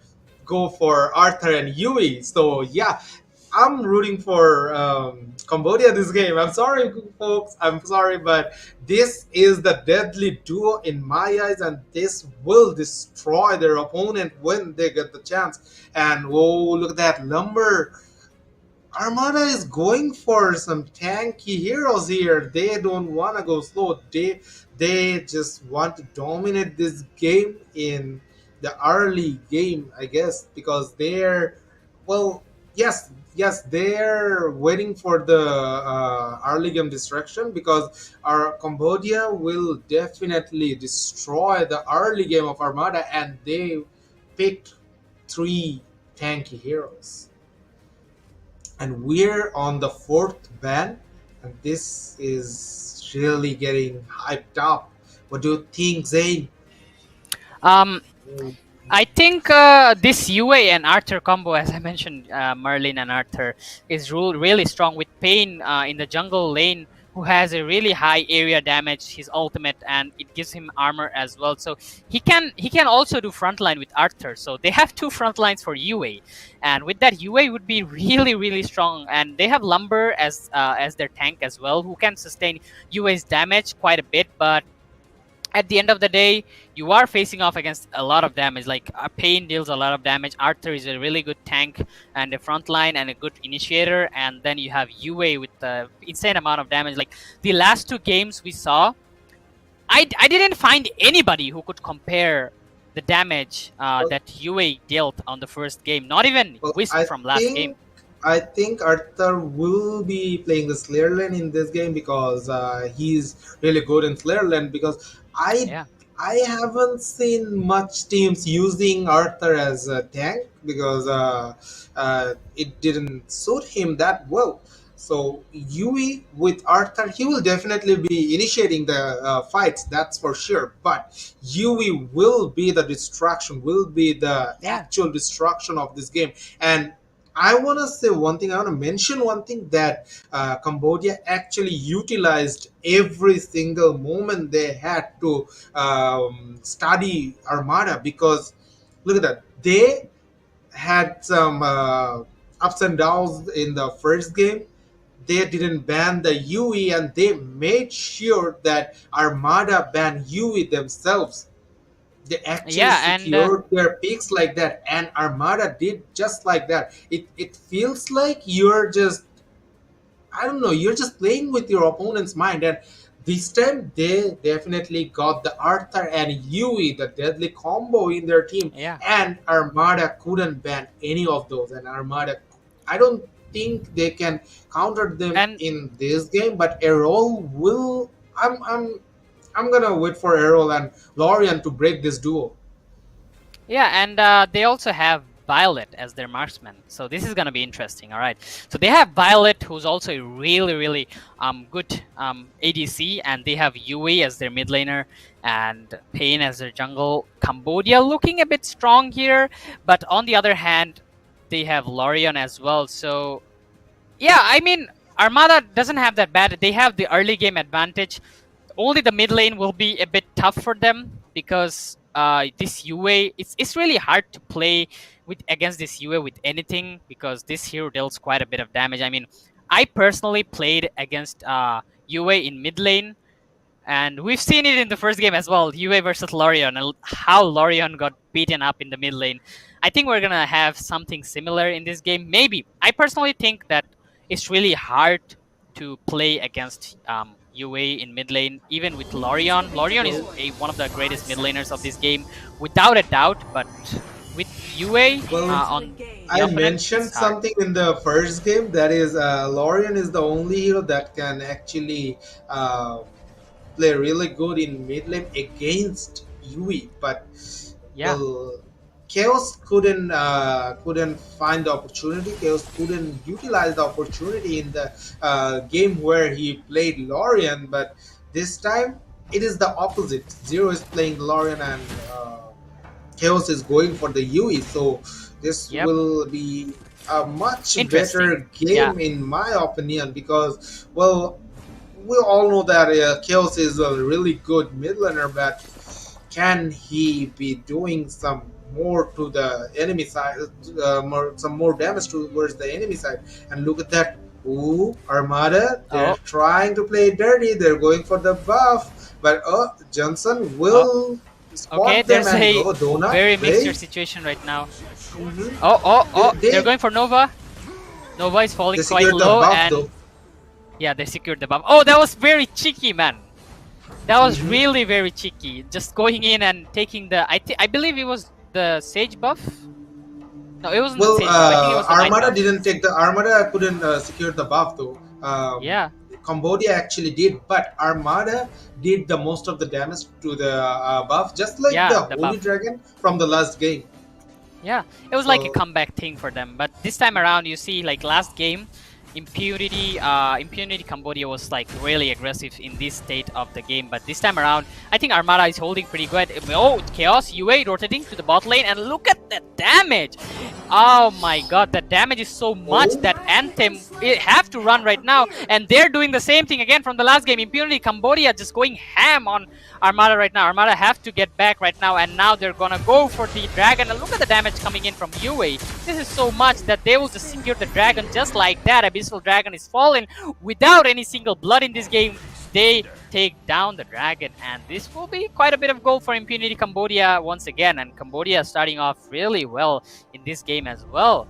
So what do you think about these only 2 minutes? Only 2 minutes in the game, and they secured more than 800 nets, or more than Armada. So that is really good, and they're playing on a next level. But will Armada know that Cambodia is actually trying to kill the Slayer? I don't think they will find it real quick, and they will definitely secure the Slayer as well. So Dragon alongside the Slayer, this could be deadly as hell. And now they are looking towards the mid lane, and there is a little fight going on. Engaging in a fight right now. Rez, he was quite low, but I think he's fine. He was almost taken out here. I think Rez is playing Violet, right? So yeah, Violet was almost taken out, but he is safe right now. He will just teleport towards the base and refill his HP and mana. So we Armada are also trying some stuff here. They're not quite working out, but still, they are doing the best they can. And for those who are watching the stream and who just tuned in right now, this is Impunity Cambodia versus we Armada in a best of 3. And this is the second game for today, and we have 1-on-1 score, and this is the third game. Second series for today, by the way. Second series for today. Yep. Yeah, third game for these two teams. And now in mid lane, Johnson gets taken out, and he will just dump inside the tower and will be taking out. That's the first blood coming in from we Armada, and we Armada also, one of them falls, and Impunity are now trying to reply back to them, but no other thing will happen. Arthur is here. Arthur is just too tanky for them to deal any damage, and he will just come here and chase everyone away from their side. And this is looking really, in my opinion, really good. Blinking did not get a really good lane in the early stage, so he will definitely be dealing with a lot of trouble, because Arthur is here to secure the farms from the top side, and he will definitely have the upper hand. And there's a little fight in the going Dragon on. lane. They're fighting. Oh, Zero is falling quite low. Zero, you don't want to be in that place, and Zero gets taken out. Lorion, your mid laner, gets taken out in the first starting of the fight. Death is receiving quite a bit of damage from UA as well, but I think they won't be able to commit anymore, because that's just a lot of things, and that Aqua Force doing so much damage to the enemy teams, and now they will be able to take the bot tower, and that's the first objective taken by Impunity Cambodia, and we Armada just couldn't do anything about it. And Rez, that is TPing in the jungle, almost getting caught by Rez here. If he would have been caught, then that would be a disaster for them, but I think he's safe, and he went to the base, and now Death is coming back quite easily. And okay, blinking. Oh, look at the damage coming in! So much damage from this UA. KO just obliterates Reds right there, and Violet is gone. Oh, I mean, not Violet, sorry. Blinking is gone just like that, and now Impunity going strong, so strong right now. Look at those damage coming in from UA. Yeah. Donut is also in trouble, but Sun will be the one that will need to go to the base, and Yeah. they will lose Raze in the process, but it doesn't matter because Zero is also down. So Raze came back already, and he will be here to join the next fight. And Lorian didn't have Lorian- really good lane in the early stage, and Yeah. he is not And having a he's- fun game here. Yeah, he keeps dying. He already died twice, so that's not really good for Lorian. You know, he's not having the best game of his life. He's just getting picked on pretty easily, and Chaos just dealing too much damage here. Just can't handle it.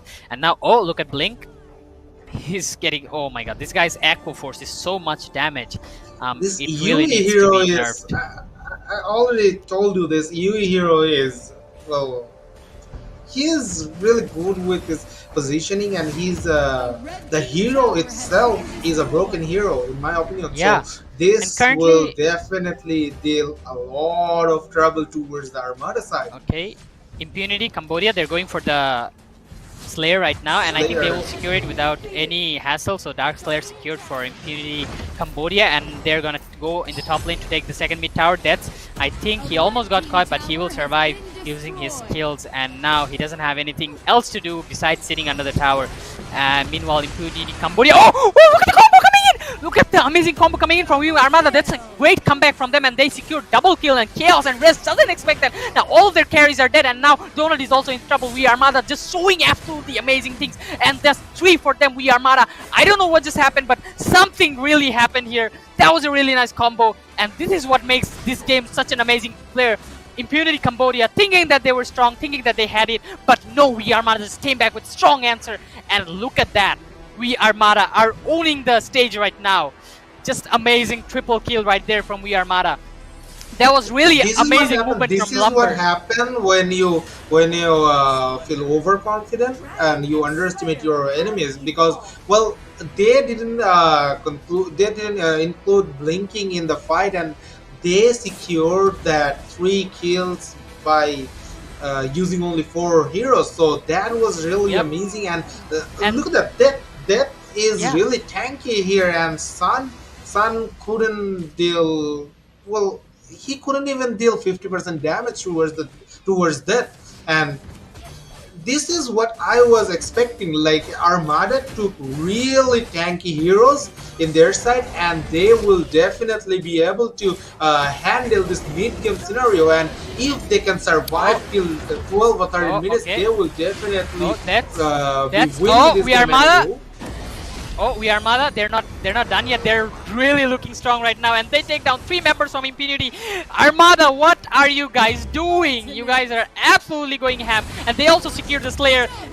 I have to mention it, and now Sun Arthur is getting chased inside the tower. Armada are not done yet. They're so strong, and they will catch Donut as well. They see Donut trying to run with his life, but will he be able to do so? And he will be. But Armada take down the tier 2 tower, and Armada, look at all that. Lumber is doing so much. That's my guy. He will give up his life, but he took down 4 members from Impunity Cambodia along with him.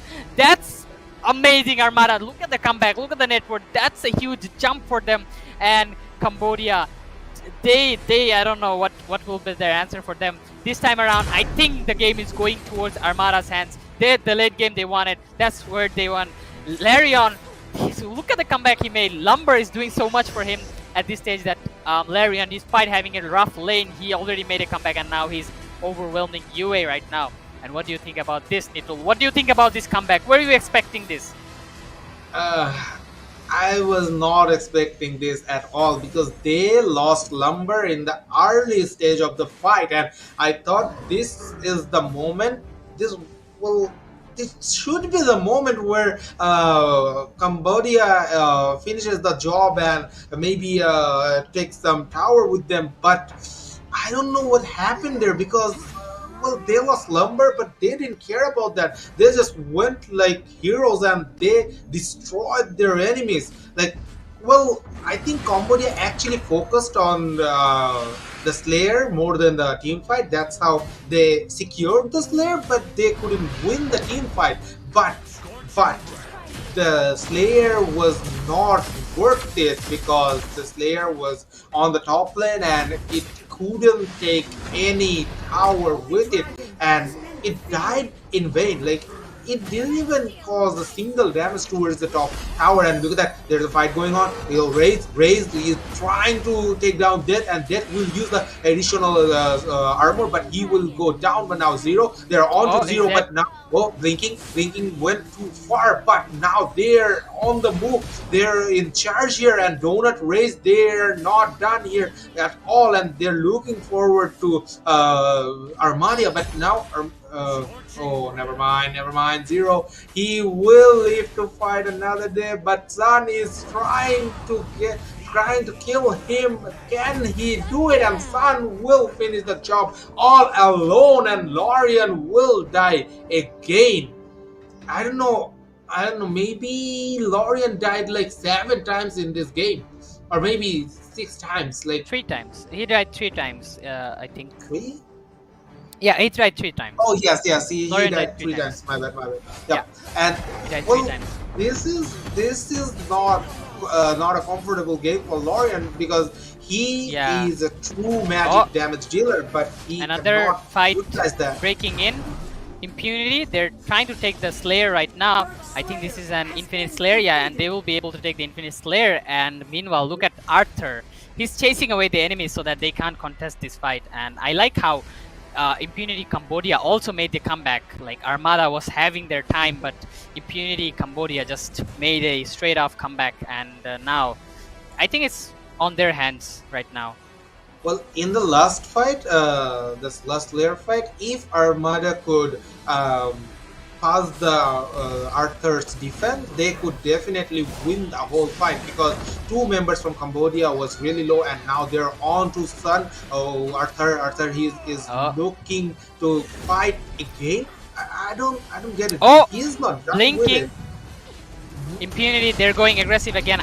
This is their nature, okay? The 3 games I've watched them play, in every single game, I've seen them go just aggressive. They just likes to play fragile. That's their play style, and that's what they're doing once again, because Armada, they might have it, but now they're not having it. Nova will run away, Omen using his ultimate, but there's nothing they can do right Slayer now. In the Dragon as Lane. Impunity. Slayer is coming. Slayer in the Dragon Lane. Will Slayer definitely destroy the towers, because it will deal more now than this is so much 300 damage with each shot.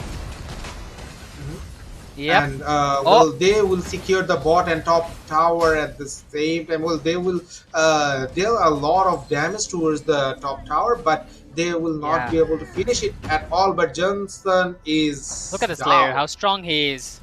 And they're fighting in top lane. Okay, Rez. Rez is quite low, but look at the damage he's dealing, and now Sun will get caught by Death's trying to do something. Lumber going forward. Zero catching in, and now they're trying to catch Impunity here. Impunity on going back in. Arthur, I think he's trying to be the bait to hold them off while their carries run away, and he will give away his life. Meanwhile, Rez comes back for the kill, and he will take him down, and Rez is the only person alive. He's doing a 1v4 right now, and he will take down Nova along with him when he dies, and he will take down. He also took down Zero.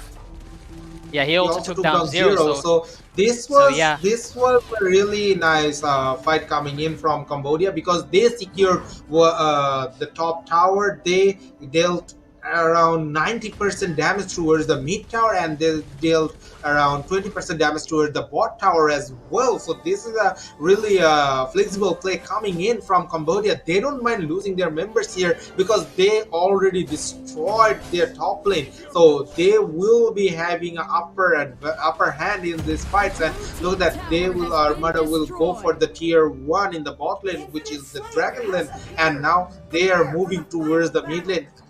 Can they do more than just taking 1 tower? Can they just secure the 5 kills of Cambodia? That's the main question. This is the time of the game where both teams are literally equal right now. It maybe was on Impunity Cambodia's side in the first phase, and maybe on Armada's side in the middle game. But right now, whoever wins the team fight is the one who's gonna take the time. And now look at Donut. Look at Impunity. Impunity Cambodia. Meanwhile, in the backline, Chaos gets caught. Chaos will receive quite a bit of damage, but they're not done yet. Now, Impunity Cambodia, look at the number. He catches 2 people, and now they're going forward. And now Chaos, Rez, he seems to be quite low, and he's slow. And Impunity Cambodia, they're low, falling one by one. Armada being so strong on Impunity Cambodia right now. They lose 2 members. Impunity, they just couldn't react in time. Armada, we're just so fast. We're just invisible. They were so fast to react, and they take down 2 members, and now they're gonna take the Infinity Slayer as well. Now, this is what I call some nice play. This is what I call some nice entertainment. This is what I call some nice play. These are skillful players. These are professional players. This is what I expect to see in the arena of Valor International Championship. And this game is going so interesting right now. I'm literally on fire right now, bro. I don't know what to say, but this is such a crucial moment. Like, everything is so crucial right now. Look at these teams go. They're not making such a huge mistakes. They're giving out their best, and they're sweating a lot. I'm literally sweating myself after seeing all these players. This is so intense right now, bro. And okay, they're once again going at the top lane. I believe there's gonna be another fight coming in. The Slayers in the mid lane right now. Now, Sun, Arthur, he's quite tanky, but I don't know how much tanky will he be. That's receiving quite a bit of damage. He's at half HP right now, but no other actions coming in. Now, they're looking for opportunities where one player makes mistakes, and they're gonna take advantage of that mistake, and they're gonna secure the game for themselves. And now, what do you think about this player coming in? Chaos is actually panicking in this game because at this point he is low on HP because he didn't have much items that will give him HP bonus. But Arthur is the only one, and Donut as well. They can only secure the front line and where Chaos can deal a lot of damage in the back line. But okay, Slayer. Oh, they're getting high ground. They're going ham in right now. We Armada, they're going for them, and We Armada takes down one member. Johnson is taken down. Rez, he's down, but he has the immortality, so he will be revived once again. And now Johnson is dead again. We Armada, they're so deep inside. They still have the Slayer with them, but We Armada, they're going down one by one. And now they will not go down. They will just focus the throne. Bro, my God, they just secured the tower and they just absolutely dominated the scene. And this is what I call the amazing game. They were focusing on the objective. We Armada, they just came back this game so hard. They just slapped it on their face so hard.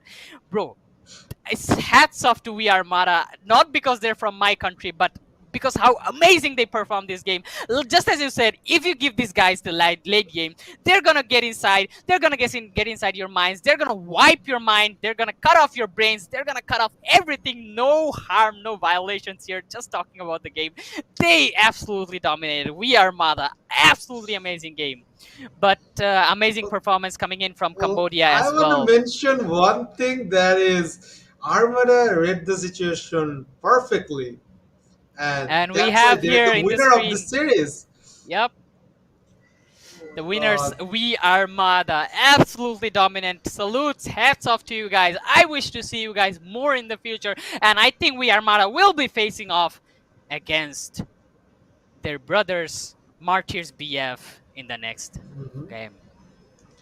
I guess so, but the thing is, if you look into the last game, the third game of this series, you will definitely see that Armada took the tanky heroes, and Cambodia actually dominated the early game. And I mentioned at the 8-minute mark that if Armada can secure the game till 12 minutes, they will definitely secure the game for them, because that's how strong, strong they are in the late game. That's how dominating they are in the late game. They chose the heroes according to the late game scenario, and Cambodia was not able to finish the job within time given, because, well, I think they couldn't finish the job because Chaos was not in the perfect positioning where he should be, and he dealt a lot of damage. But no, that's not enough. That's not enough to secure some tanky heroes. So yeah, they played so perfectly. Look at that. They secured the dragon, they secured the Slayer in the first game. Well, Armada got the first blood as well, but they didn't show any mercy towards Armada in the early stage. Look at that, they're going inside of the tower, they're not showing any mercy, they're one-shotting with Yui, and now Raze played really good in this game, but he couldn't show off his true potential here because Armada was just on point and they secured everything. They just secured every single moment and they snatched it out of Cambodia's hand. They snatched the match out of Cambodia's hand. Look at that. This Slayer was really good because Raze,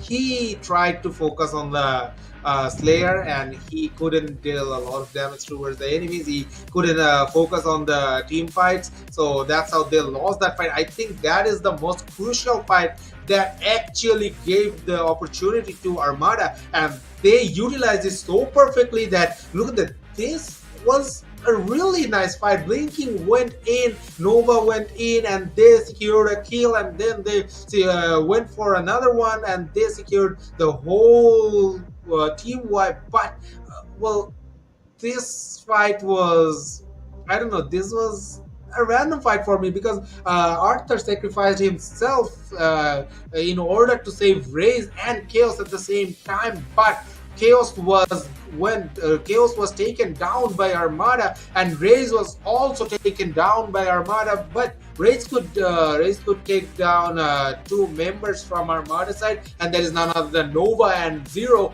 and that actually slowed the push. But after securing the Infinite Slayer, it was the game over for them because look at this fight. Sun actually went for some kills and he secured 2 kills for himself, but Armada was better. Armada secured the game for themselves. And that last moment when I they just got pushed the to say tower that. and went for the objective, Yep. that was the most interesting thing about this thing. Like I wasn't totally expecting that. Like that's why you see Impunity Cambodia, they try to stop them, they try to stop their push, but Armada, they just completely obliterated that throne and absolutely secured that game for themselves. And they are heading towards upper bracket finals to face off against their brothers Martins BF tomorrow, I think, in the day 2. But yeah, we Armada, they showed absolutely amazing gameplay, that hell of a comeback expecting from them. The late game, they showed how strong they are. They showed how strong they maintain their games. And one of the greatest things about MOBA games are anything can happen at any time. You're winning by a large margin, but the game can literally just turn around any time, right? So as a MOBA player, as a experienced MOBA player, this is one of the things that I really like about these games. There's never really a final thing. Like, this team is winning, we know that, but it can change anytime. And Armada proved that really amazingly. And now look at that. Anthem, the man, MVP. Is the Wisp from 715. That is a really nice score coming in from him, and look at that, 97k damage dealt towards his enemies, and kill participation is not that high, but it's not bad as well because it's more than 60%. Yep. And yeah, and well, he didn't have a really good game because he was surrounded by enemies, but he still secured to be the MVP and he secured the game for his team. And look at the comparison. And now compare him with Violet. Violet dealt a lot of damage because, you know, Impunity Cambodia was having that upper hand in the early games where, you know, Armada was just playing safe. But look at Anthem. He's a guy of focus. He's a guy of focus. He knows what to do. He's so focused on the game. He held his position. He stayed calm, and he didn't die much. He didn't give away. I want to mention one thing. Raze dealt 50,000 more damage than Anthem, but still it wasn't enough.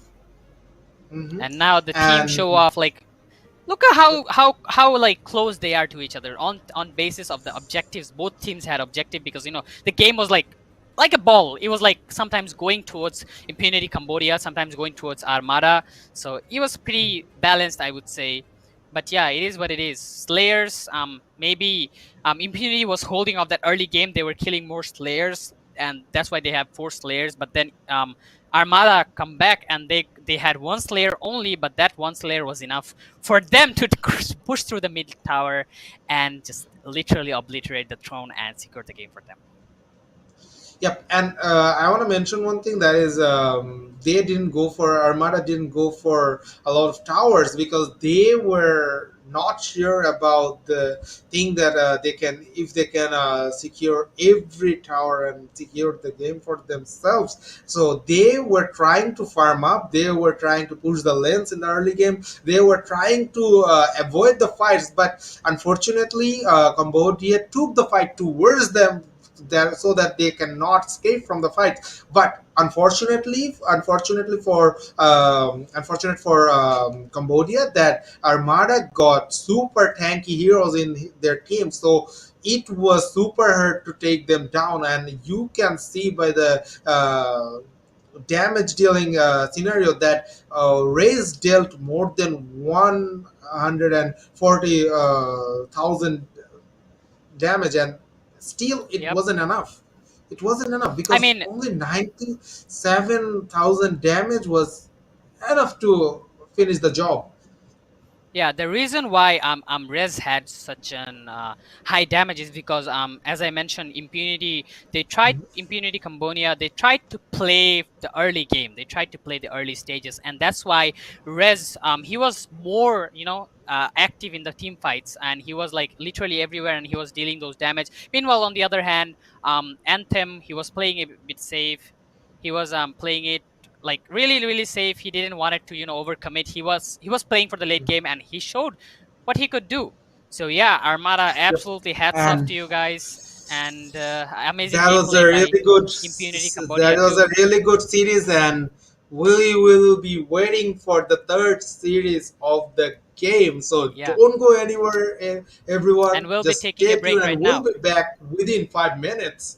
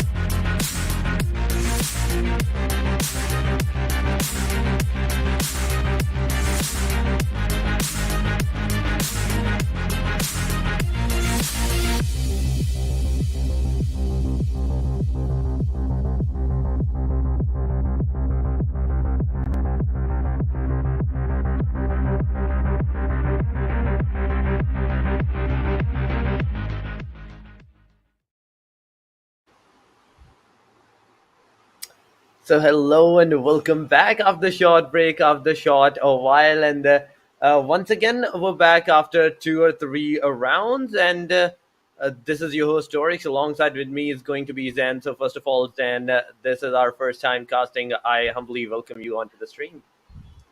Thank you, Torix, for having me with you. You missed out on such an amazing series in the last game, man. It was such an amazing. I hope you watched that, because if you didn't, that would be a really great miss for you. Because that was one of the best games I've watched on Arena of Valor in any stages, I would say, and I'm hoping something similar to that, because the next game would be kind of like a fight between me and you, but I wouldn't say there's a fight, anything going on between us. It is A indeed competition, we can say. Pakistan versus Bangladesh. Yup. So, what do you say about that? Are you supporting your country? Which obviously you are. Definitely, which I am obviously doing it, but it's not kind of a fight, but a competition. And in competition, there's always someone who's going to win and someone who is going to lose. So OPX versus Agon Esports is what we're going to see this time around. And I'm really excited. Like, this, I think, is the second time throughout this whole day that we're going to see two different countries that is going to show their two different metas, two different strategies against each other in a pickle of a fight, in a best of the three, in which case either one of them actually going to get two of the fights in the early stages is going to be the winner. Yeah, and absolutely, as you said, like second game of this series, second series of obviously, which we're gonna see the two countries are going up against each other, and it's none other than it's going to be Bangladesh and Pakistan. They have a bit of a history, but with all that gone, we are brothers right now, and we were used to be same country before. Now that we're different, but still we're brothers, because we are Muslims. Both of our countries are Muslims, so as that we are brothers of each other's, and they are going up against each other. And the greatest coincidence is that we have a caster who's from Bangladesh and from Pakistan to cast this game. So it's like a two-sided thing here right now. But I'm rooting for both of the games. Like in the last game I mentioned, even though I am from Bangladesh and obviously I support my country, but what more is when it comes to competition, when it comes to gaming, when it comes to esports, I'm neutral. I'm completely neutral. What I crave for is a game which entertains me, which entertains everybody, which makes me enjoy these feelings of being the caster, a feeling of being a broadcaster, feeling of being a shoutcaster, casting this game. Such an amazing moment, seeing those hype moments where I get literally pumped up. In the last game, I almost got off my chair and almost like broke my keyboard. I was so excited to see such an amazing game. So this is what I'm hoping for. So I don't mind whoever's winning, is either Bangladesh winning or either Pakistan winning. To be more precise, either Aegon Esports winning or maybe Oriental Phoenix is winning. What I expect to see is such a great game. So yeah.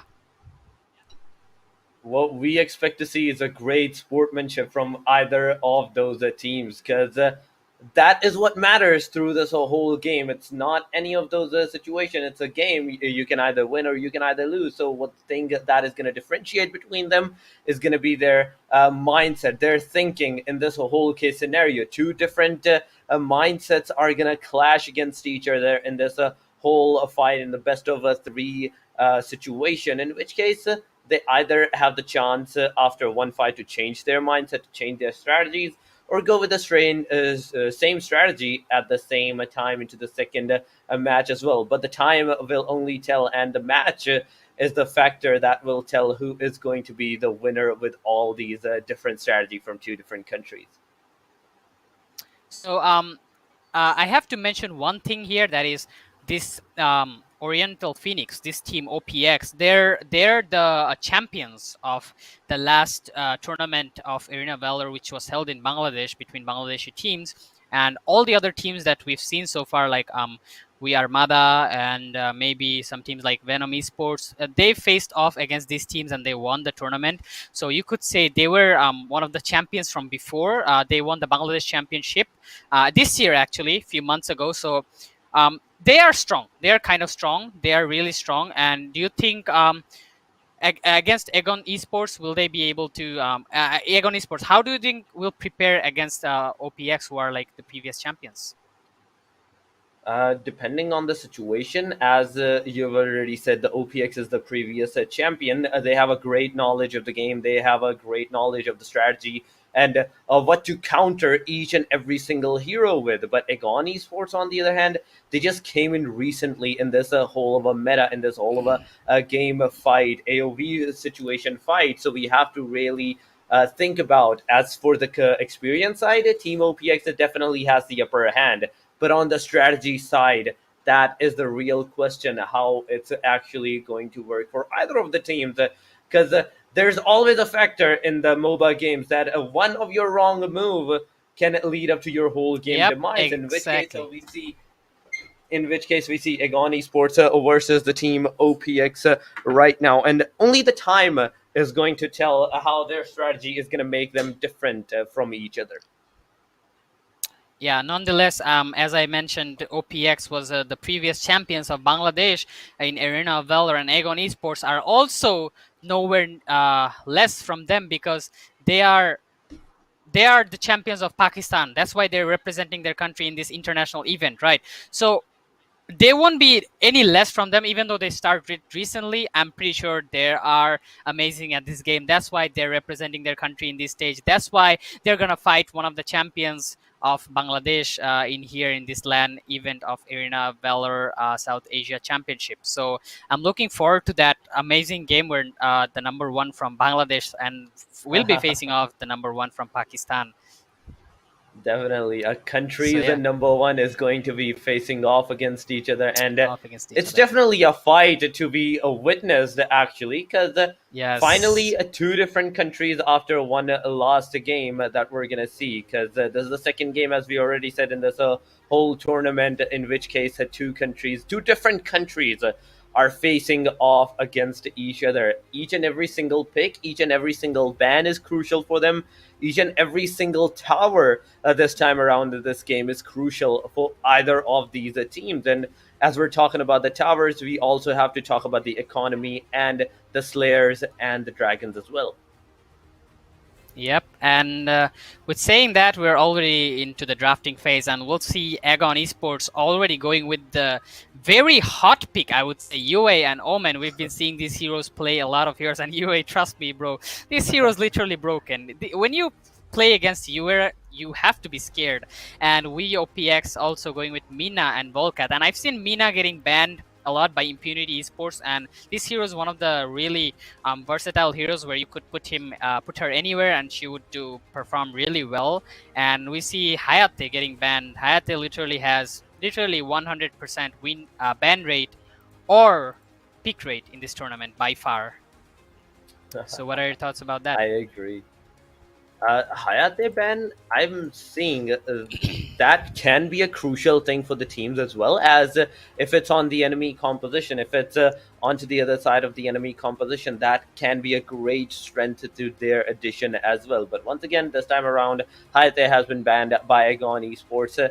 If I have to say, a good choice in the ban, as try to stop the VOPX into their tracks in this whole case scenario. But knowing Team OPX as well, I think they may have a counter attack for this choice as well.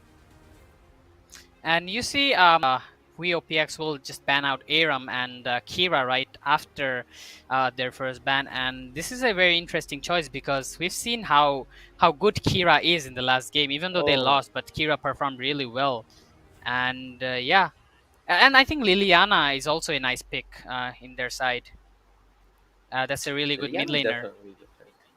Liliana is a really good mage. I mean, yeah, she's a really good mid laner. You can go. And she has a lot of magical damage and area control spells, which helps her control the fight. And you know, her ultimate shifter, where she can transfer from human into a fox, which helps her a lot. Her increases her movement, increases her ability power and everything, which helps her really control the fight and maybe zone out the opponents, which is going to be really useful for them because they have Volcat and Mina as well to support their sides of that. And they also in Agon Esports, their draft is looking like somewhat really strong. Look at that, Omen and UA. These two together are really massive, right? Massive, right? I mean, UA deals a lot of They can damage be a on her. mess. Yeah, they are mess. I agree. They This can be a UA mess. hero, this hero itself is a mess. When you have this hero, I mean, Liliana, Violet, these heroes are not gonna be able to stand their grounds against UA if they face off against them. I don't know how Liliana will do against against UA I in mid though. mean, maybe because UA was released recently, and that is the reason that no one so far has made up a counter attack for this specific character. But talking about the other characters, aside from Omen and Slims, we've also seen Vabent being also picked off. So that is a tank in this situation. And as we're talking about the Yeah. tanks, they play a really crucial role in this whole game, as well as to take they off have an all the arrow damage as that well. has been given on. There we go. You already said it. They also have that ARL as well, in which case they can actually provide a good fight against each other. So it all depends upon their Yeah. strategy, how they're actually going to go. After these pickup that we're seeing from either of these sides, there's still one more, in which case it's Baldum. Oh my god. Another Okay, the tank Baldum. Okay, from the yes. OPX. Another tank So from two the tanks. OPX. There's That already is two Volkat tanks from who's the side. yeah, I think Volkat's gonna play that rotation plays where he's very annoying throughout the map. And I know how Arena of Valor is really a fast-paced MOBA game, and in this fast-paced MOBA game, these heroes who are rotating around the map, who creating situations in the map, are one of those heroes who who makes the game for you. You have UA who deals high damage. You have Violet who has one of the highest damage in the game as well, besides UA. But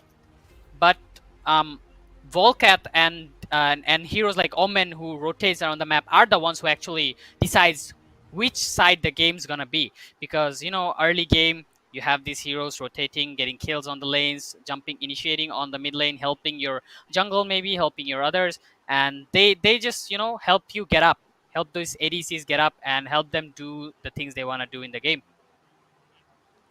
Definitely, they do provide a good support to the like their players, their heroes, their friends as well into this whole game as they move from places to places, making out some openings for their teammates to push forward. But once again, the fight has actually started. Team OPX versus Agon Esports, and talking about Agon in the very start, we're seeing them 3 players going into the mid lane and 1 on the top and bottom line each this time around. Yeah, and I think they're gonna try to get the mid wave faster. Like look at they're trying to we OPX, they're trying to clear the mid wave before them, so they will reach the level 2, and which will help Beast in mid lane, which is UA. And I think they're trying to do something here. Well, Necro trying to go forward, you will just deal him with his second spell and just get back here. Nothing so serious going on here, but yeah. The early stages. What do you think about this laning stage, where they're separated? The early stage right now. The early stage right now, that it can be a hectic if you are kind of far away from your teammates and the other team gangs up on you. That can be a hectic situation in the early stages. But look at Usman versus a Beast right now, nearby the river side against each other, and Usman actually is either a squishy character, but on top of that, he's also doing a huge amount of damage onto the beast. So whether he's a squishy, all he has to do is use that damage, utilize that damage to the fullest, make sure that in the early stages, the more kills that he can get, the better for the team. Yep, that's absolutely correct, and that's what they're doing. Like, look at their junglers; they're just going to get the Sage buff and get the Might buff, and try to be active on this map. Like, look at them; they're like literally sticking near each other so much that they don't want to risk it. Oh, Beast, he's gonna come at here, but he's just gonna use his ultimate to turn into a fox and run away. So that's that. Liliana playing safe there, nothing too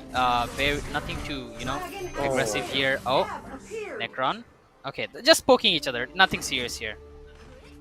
They're poking each other. They're see... trying to make sure that both of the teams don't go towards the Slayer or the Dragons. But once we see the team Agon actually going for the Dragon, they're also trying to get the kill for themselves. But there we go, Ray got that Abyssal Dragon, and on the other hand, we are also seeing the OPX getting that Dog Slayer for themselves. So both dragons, Slayer and Dragon, have been eliminated by each of the teams respectively. But talking about the teams right now, after getting those buffs, after getting those economy for themselves, increasing their items damage and even the critical chances, we have to see who is going to deal more damage onto the enemy side.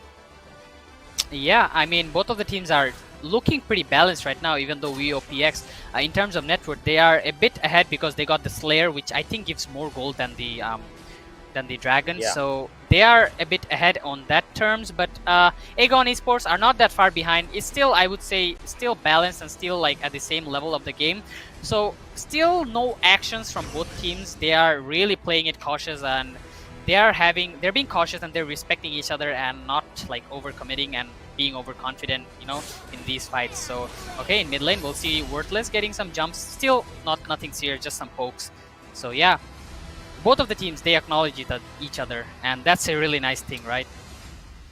The thing about Team Aegon Esports is that they tend to play it safe, but they tend to play it like into a safer side into the very start of the game, until their character is a really good level, until their heroes is a really good level. And what I'm seeing from is that Team OPX is also doing the same. So their mindset is kind of like similar onto the side into their strategies, but we have to see into the later game, into the late stages of the game, how these early like a safe passiveness is actually going to pay off, because as we head over to the more levels from these players, their damage is going to increase, their movement may just increase, and even their critical rates, critical damage is going to increase. So one or two moves can be lethal for the team. But look at that, Aegon Hoon finally getting that first kill on the Sky. Sky is right now down 10 seconds for the resurrection, and aside from that, the team WE is down to 4 players, in which case scenario, 1 player is holding out that midsection, 1 in the jungle, and 2 in the bottom lane. Yeah, that first blood was like really late, like 4 minutes in you get the first blood of the game, and you know that both teams are really nice, and both teams know what they're doing, because the way they're playing, they're super safe, they're respecting each other, and maybe when they get the chance, they'll grasp it. Like in top lane, Skyar was a bit far ahead, I think, and that's when Aegon Esports took the chance and punished him for the mistakes he made, and that was an amazing kill for them.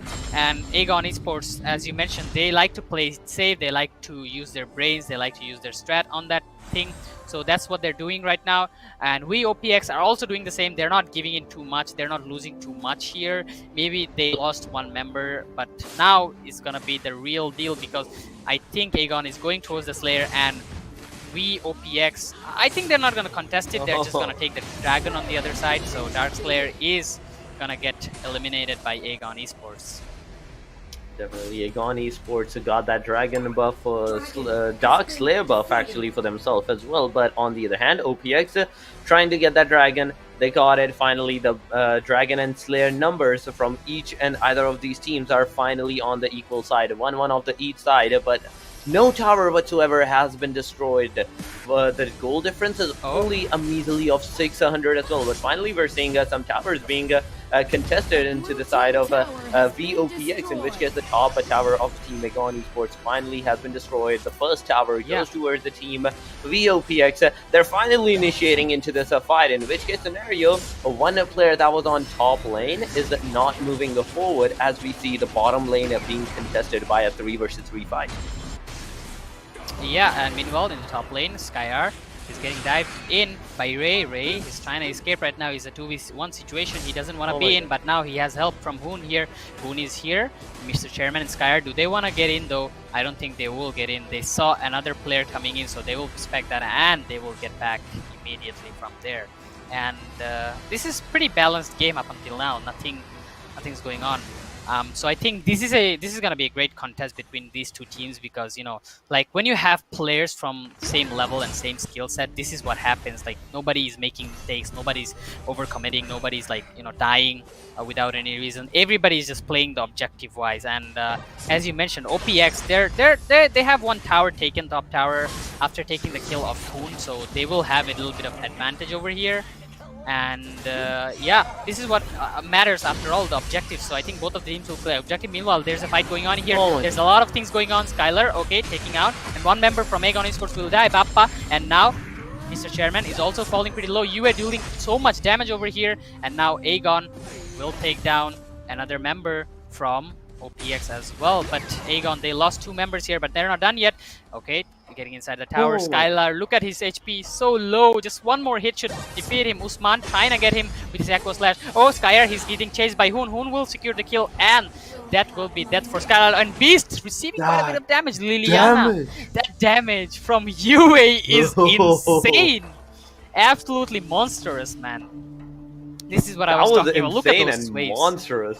Exactly, and Look at those as echo soon as waves, that damage man. was done, he was forced to recall back into the base side to heal himself, and once again try to come into the forward side. But once again, one tower was destroyed by Team OPX, but there we go. Bappa got that, another tower. The final situation in this case scenario is we see 1 Slayer, 1 Dragon, and 1 tower from each of the sides. The goal difference of 300 in this case.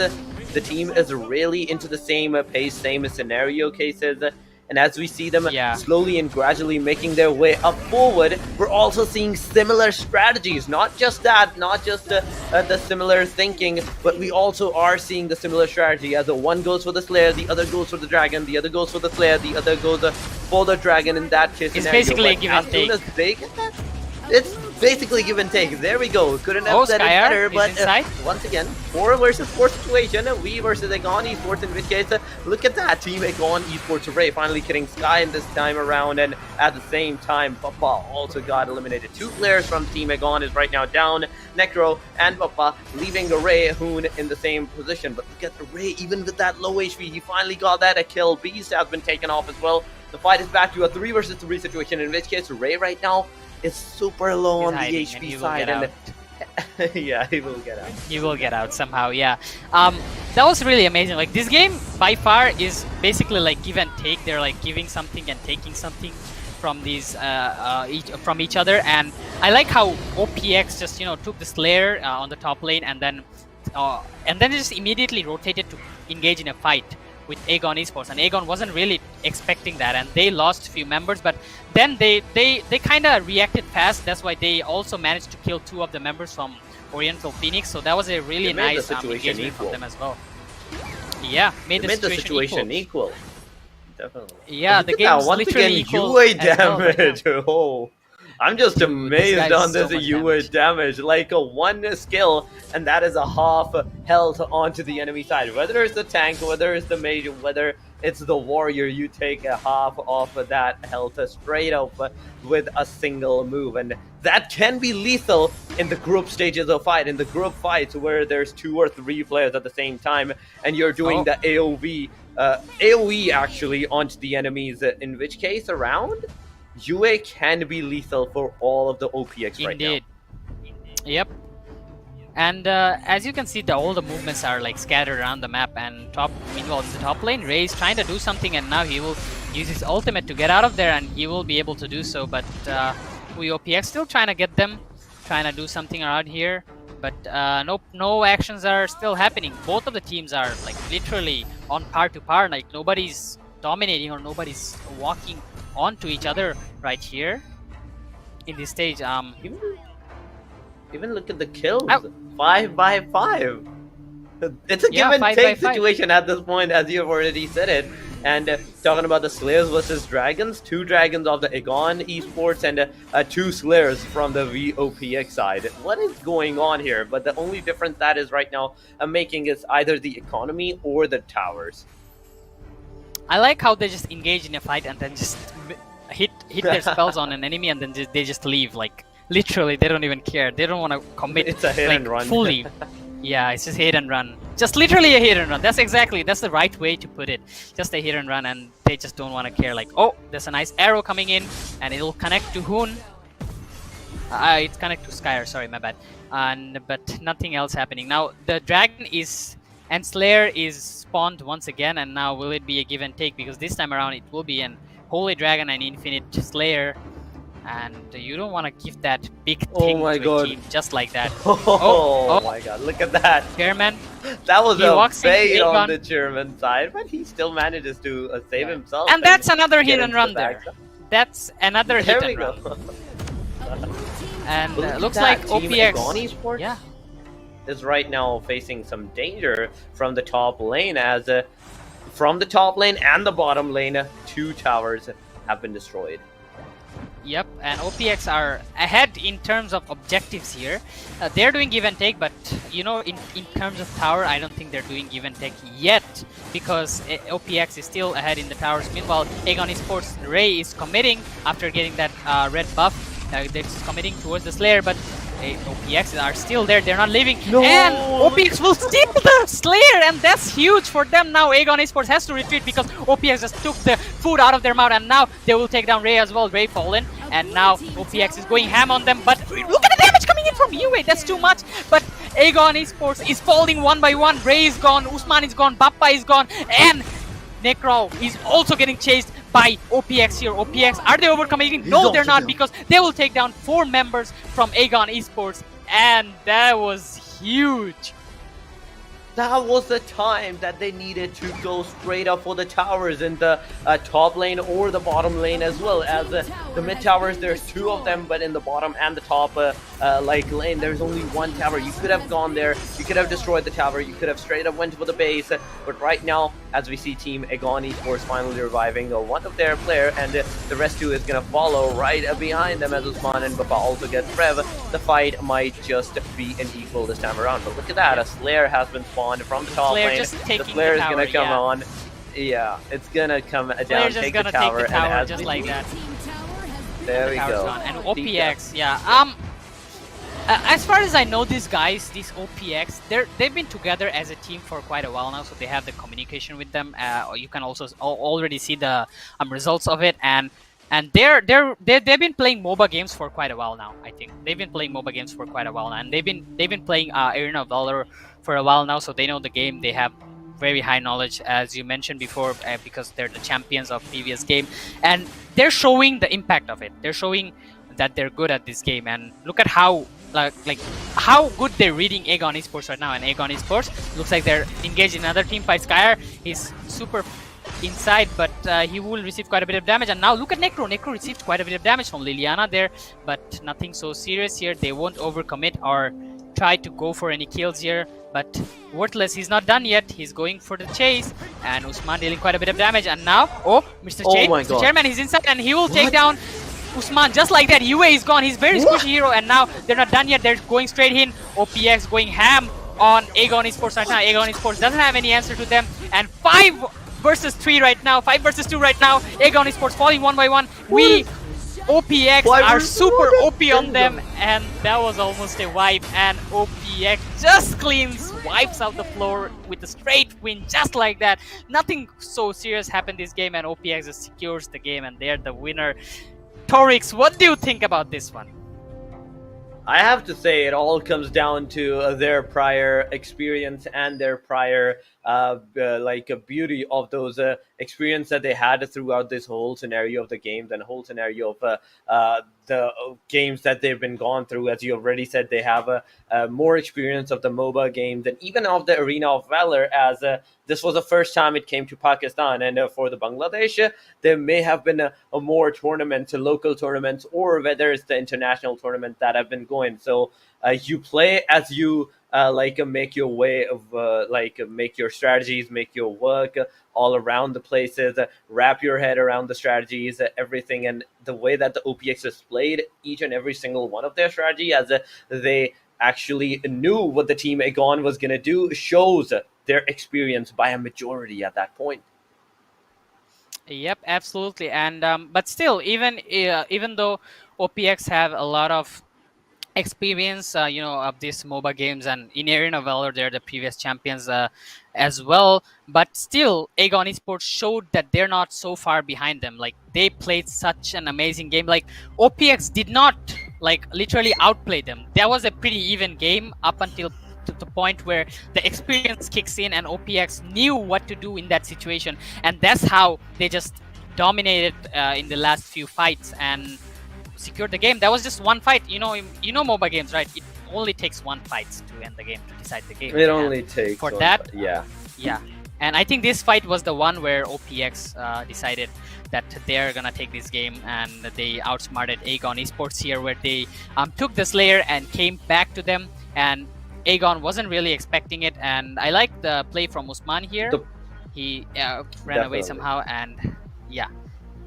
The So point that was an amazing play. where And they actually made a comeback. The fight was equal till the very end, but the way that they made a comeback was the Dark Slayer that they took right in the face of Aegon Esports, and that was gave them the push. That was gave them the buff to actually annihilate a full 4 of those players from the team Aegon Esports come into their way, get more towers in the way, even spawn the Slayer from the top lane, making sure that the team Aegon is so focused on that, so you can work on your economy, on your skill level, and everything else. Exactly. And slowly and peacefully get more buffs for yourself comes right into the place, get that base tower. And in the end, the full elimination before they actually got that base tower, it was just amazing.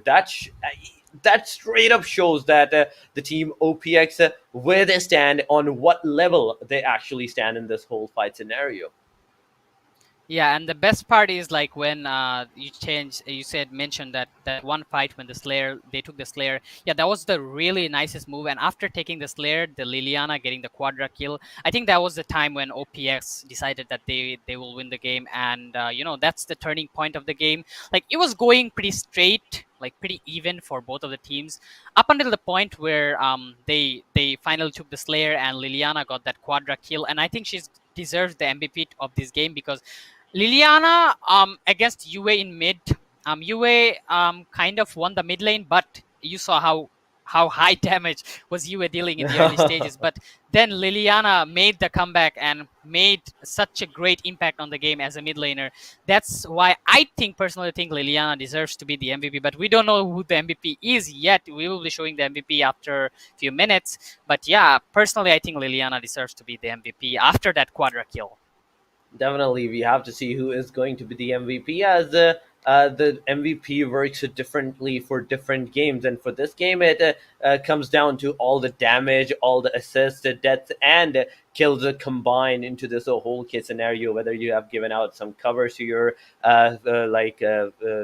teammates or something like that, or even if you have eliminated by a great margin onto the enemy side. That is what considered to be the thing, as in different games, in different MOBA games, some places we only see the kills as the MVP. And no, in this game, everything matters. So we have to see what Liliana do. What Liliana did was considered everything, or there was someone else that was even doing more than her at that time. Exactly, because in this game, I felt like there wasn't any specific. Even if you give MVPs to somebody, I would say the MVP is everyone, each and everyone, 10 members in this game, because everyone did something in this game. Like, nobody was. Yeah, they all played their role. They all played amazing. They all did their part, and this is why this game was pretty even up until the turning point. But yeah, everyone was doing same. And I think we have our MVP ready, and we'll be looking at the MVP final reveal of the MVP, and it is none other than Valcott. So yeah, Valcott. I as I mentioned, like, I don't care who the MVP is, because everybody did their role in the game. So it doesn't matter who got the MVP. But yeah, you see. I said Liliana, but I personally believed Valcott was pretty nice as well. Like, look at his score. He has 58k damage with 4 kills and 1 death and 4 assists. So he did pretty well. His score is pretty standard. I mean, even in a game like where both of the teams are even, his score is pretty standard. So what do you think about this one, the MVP? 4 kills, 1 death, and 4 assists. That is amazing. But let's see who the other team's MVP is. And look at that. 7 kills, 4 deaths, and 4 assists. So the difference of the deaths is gone towards the kill this time around. In which case scenario, if we do talk about the damage, 51,000 damage off the Team Aegon Esports soon, 58,000 for OPX, 28% kill position, 61% over there, and there was a goal difference as well. But look at that team face off, Yeah. 7 kills versus 13 kills, 1 tower versus 8 towers, 1 Slayer versus 3 of them.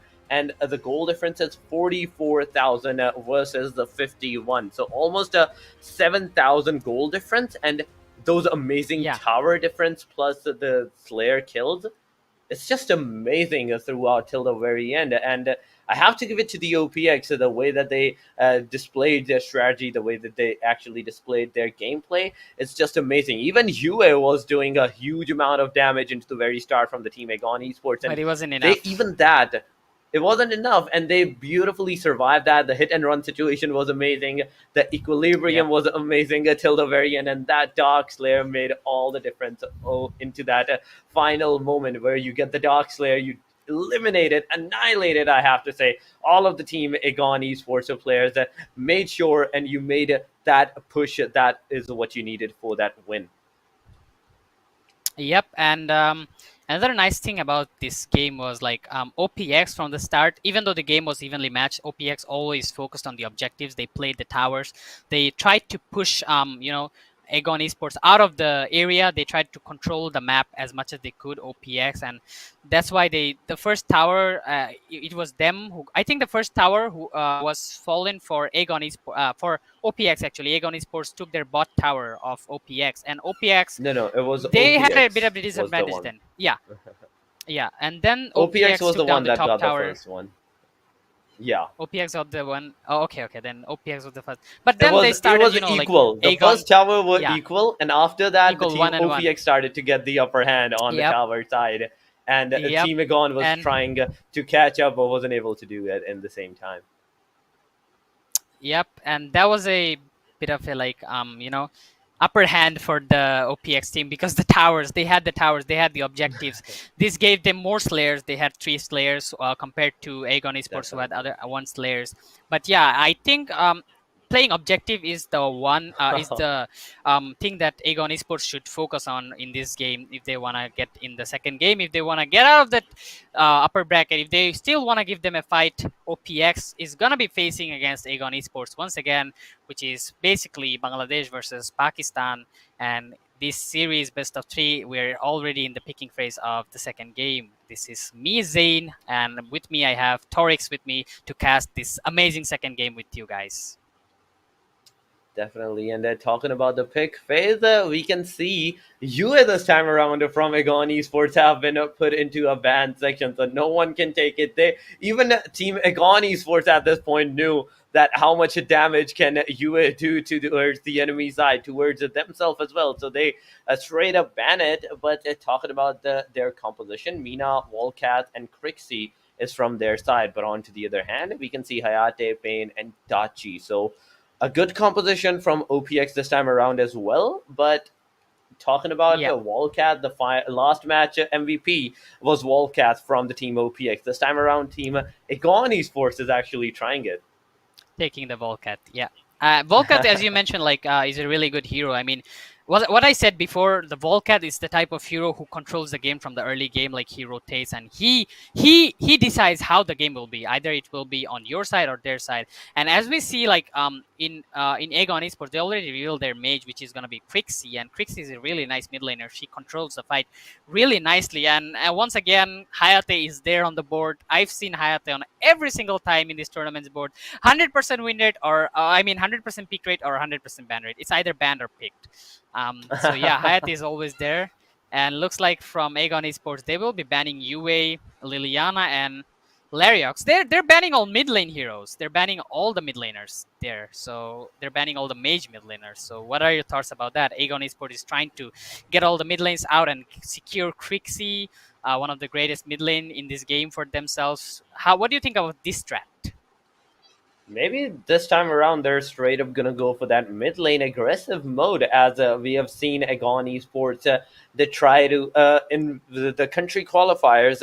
We saw them first match they lose, and after that, after they grasp the situation of the enemy side, they use that opportunity to think about their strategy, to think about their composition, and after that, we see a comeback from them. And I'm really excited the way that you explained that they're banning all the mid lanes. This might be that composition that they're trying to actually hold off for themselves, trying to go for that direct mid lane aggression, making sure that the other team actually has a no chance of surviving in this thing. But we will have to see how the team OPX is actually going to react to that. As you already said, Hayate, it's whether a ban situation or it's either 100% pick situation, in which case the OPX have picked up the Hayate.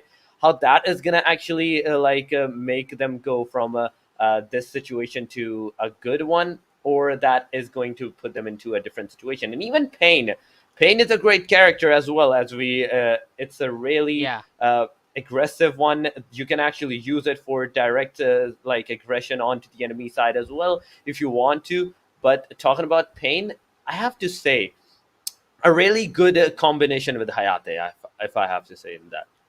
Yeah, a really combination with Hayate. Pain is a really good jungler, and Hayate is a really good ADC. So if you combine these two, they combine together, they have quite a bit of high damage, you know. But what questions me the most is they don't have any mage on OPX side. So I don't know who's gonna be the mid lane for them. So they don't have mage. I think they have a little bit of magical damage, but look at these heroes. These heroes are tanky. They're really bulky heroes. But I think that doesn't matter because their heroes are pretty dependent on the late game. Meanwhile, Aegon Esports, they have Wisp, they have Crixie, they have Volcat. And they have Mina as well. These heroes are really dependent on early game. Like, they're really strong in the early game. Wisp is really strong in the early games. He can kill the Slayer, he can kill the dragon really easily, he can clear out the jungle easily as well. Also, he can push the tower pretty easily, and Crixie has loads of magical damage stored in for you. So that's something you really expect to see from Aegon Esports, that early actions. But so OPX, if they have the stage, yeah, you're saying that they're really squishy if they go towards the end of game side, and they have to be really aggressive onto the very start of the match. Yep, and I think it's what my opinion is, that Aegon Esports have to play this game really early stage, because if they go to the late stage, it's gonna be really hard for them to position themselves, because it's gonna be OPX who are gonna be having those stages. And as you can see, the mid lane, Crixie is gonna come here, but there's two people in mid lane from OPX's side, and I think it's gonna be Beast who's gonna do the mid lane. So he's using a warrior to do the mid lane. That's quite oh, it's not a warrior. I think Worthless is playing the Pain. So yeah, not playing against a mage mid lane, like someone who's like Crixie, is gonna be hard for him. But look at that. He's gonna drag him all the way back to here. Worthless with the Thane. He's like the you know, the pusher, the one who takes you out. Come here, you're gonna feed my enemy, you're gonna die towards my hand. Just invite them over to die.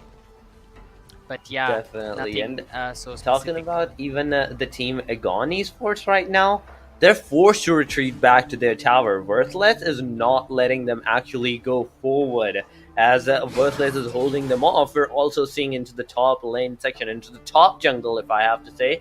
There's 3 players from the team Aegon Esports trying to focus on the top lane and the mid lane in the same time. They're going to get the buffs, but as we talk about the buff, let's see which one of the situation is going to happen. And even Worthless is still inside of that bush, hiding from Necro and Bappa. As soon as they're going to move forward, as soon as they're going to leave out their tower, maybe Worthless is going to go forward. And there we go. All 4 of them are here. The dragon has been spawned. This gives out the opportunity to the team VOPX, and they're going to utilize this, get that the Abyssal Dragon buff for themselves, in which case Mr. Chairman was the one that dealt the final blow. And with the more damage buff for themselves, they may actually have a chance this time around to solo these 2 players. There's actually the nicest thing about this game, once again, is like there's a give and take, because the other team also took the Slayer, so that wasn't like, you know, only one-sided thing.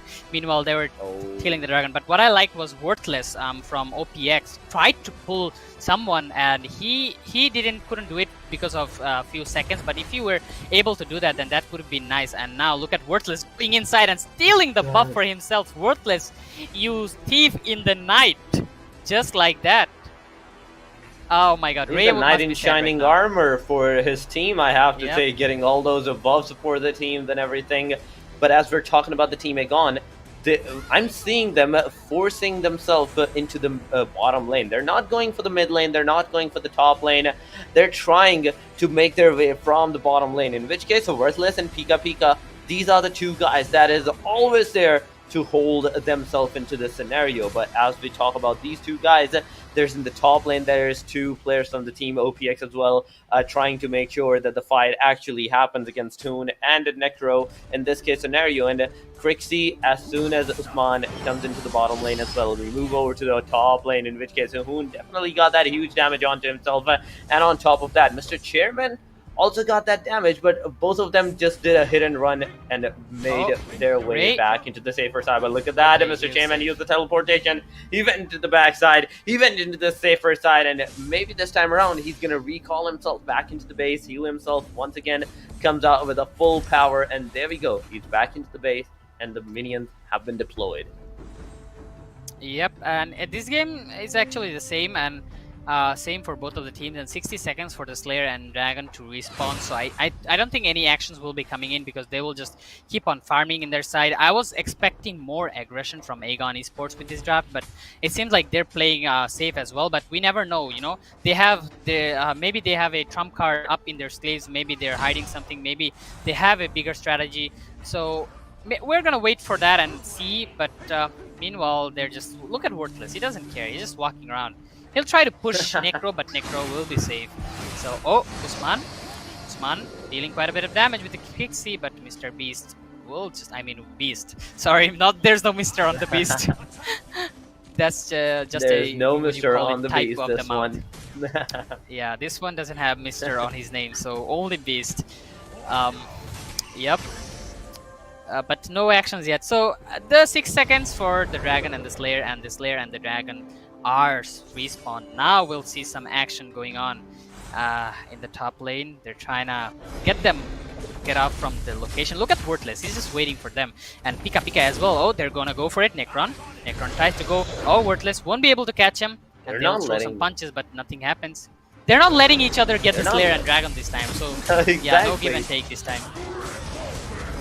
Oh, this time they're it's gonna going to fight be for a the Dragon. complete full-out aggression. Look at that. They're going to go for the fight with the Dragon, with the 4 versus 4. Aegon Ray got that Abyssal Dragon, got that buff for themselves, and this may just be it, as they have more buff this time around. This can be their time to shine out of the Team OPX. But talking about the strategies, after getting that Dragon buff for themselves, they're straight up going into the backside, into a safer side, and slowly and gradually, 2 of the players from the Team Aegon Esports is also moving towards the Slayer. They not only wants to get the Dragon buff, but also the Slayer. They want to make sure that they get more gold and more buffs for themselves. And as we see Hoon actually fighting against a Slayer, Slayer Charmin jumps inside the tower. Only himself. But look at that. Takes down Bappa. Charmin jumps inside and Charmin the tower, falls as well. Flies down. Exactly. It's a trade-off elimination from both of the sides. But talking about Aegon, they've lost a total of 2 players. And Ray is also gonna die. Oh, he's using invulnerability, but Pika might get the kill. Oh, Ray turning on Pika just like that, and almost getting the kill. That Ray, was close. you monster! Almost killing off Pika right there, but Pika somehow managed to get up the kill. But Ray, that was an amazing play for him, but he was a bit of overcommitting on that side. But I guess it's fine because he did whatever he could. But yeah, at the end he falls. He almost took down Pika with him though. Almost. If one of his teammates was near him, Pika would surely die, and that would be a trade. But yeah, nonetheless, this game is still fair for both of the teams. But we'll see OPX once again focusing on the towers, and they have 1 tier 1 tower taken from Aegon Esports. So meanwhile, Aegon Esports haven't even touch OPX's tower that much. So that's something you should be wary of, because this game depends on the objectives at the end. And now we have the Slayer over here, but nobody's going to kill the Slayer, and we have few seconds until the Dark Slayer spawns. Evolves. So I think that will time. Yeah, even to the Definitely. Dark Slayer. Definitely.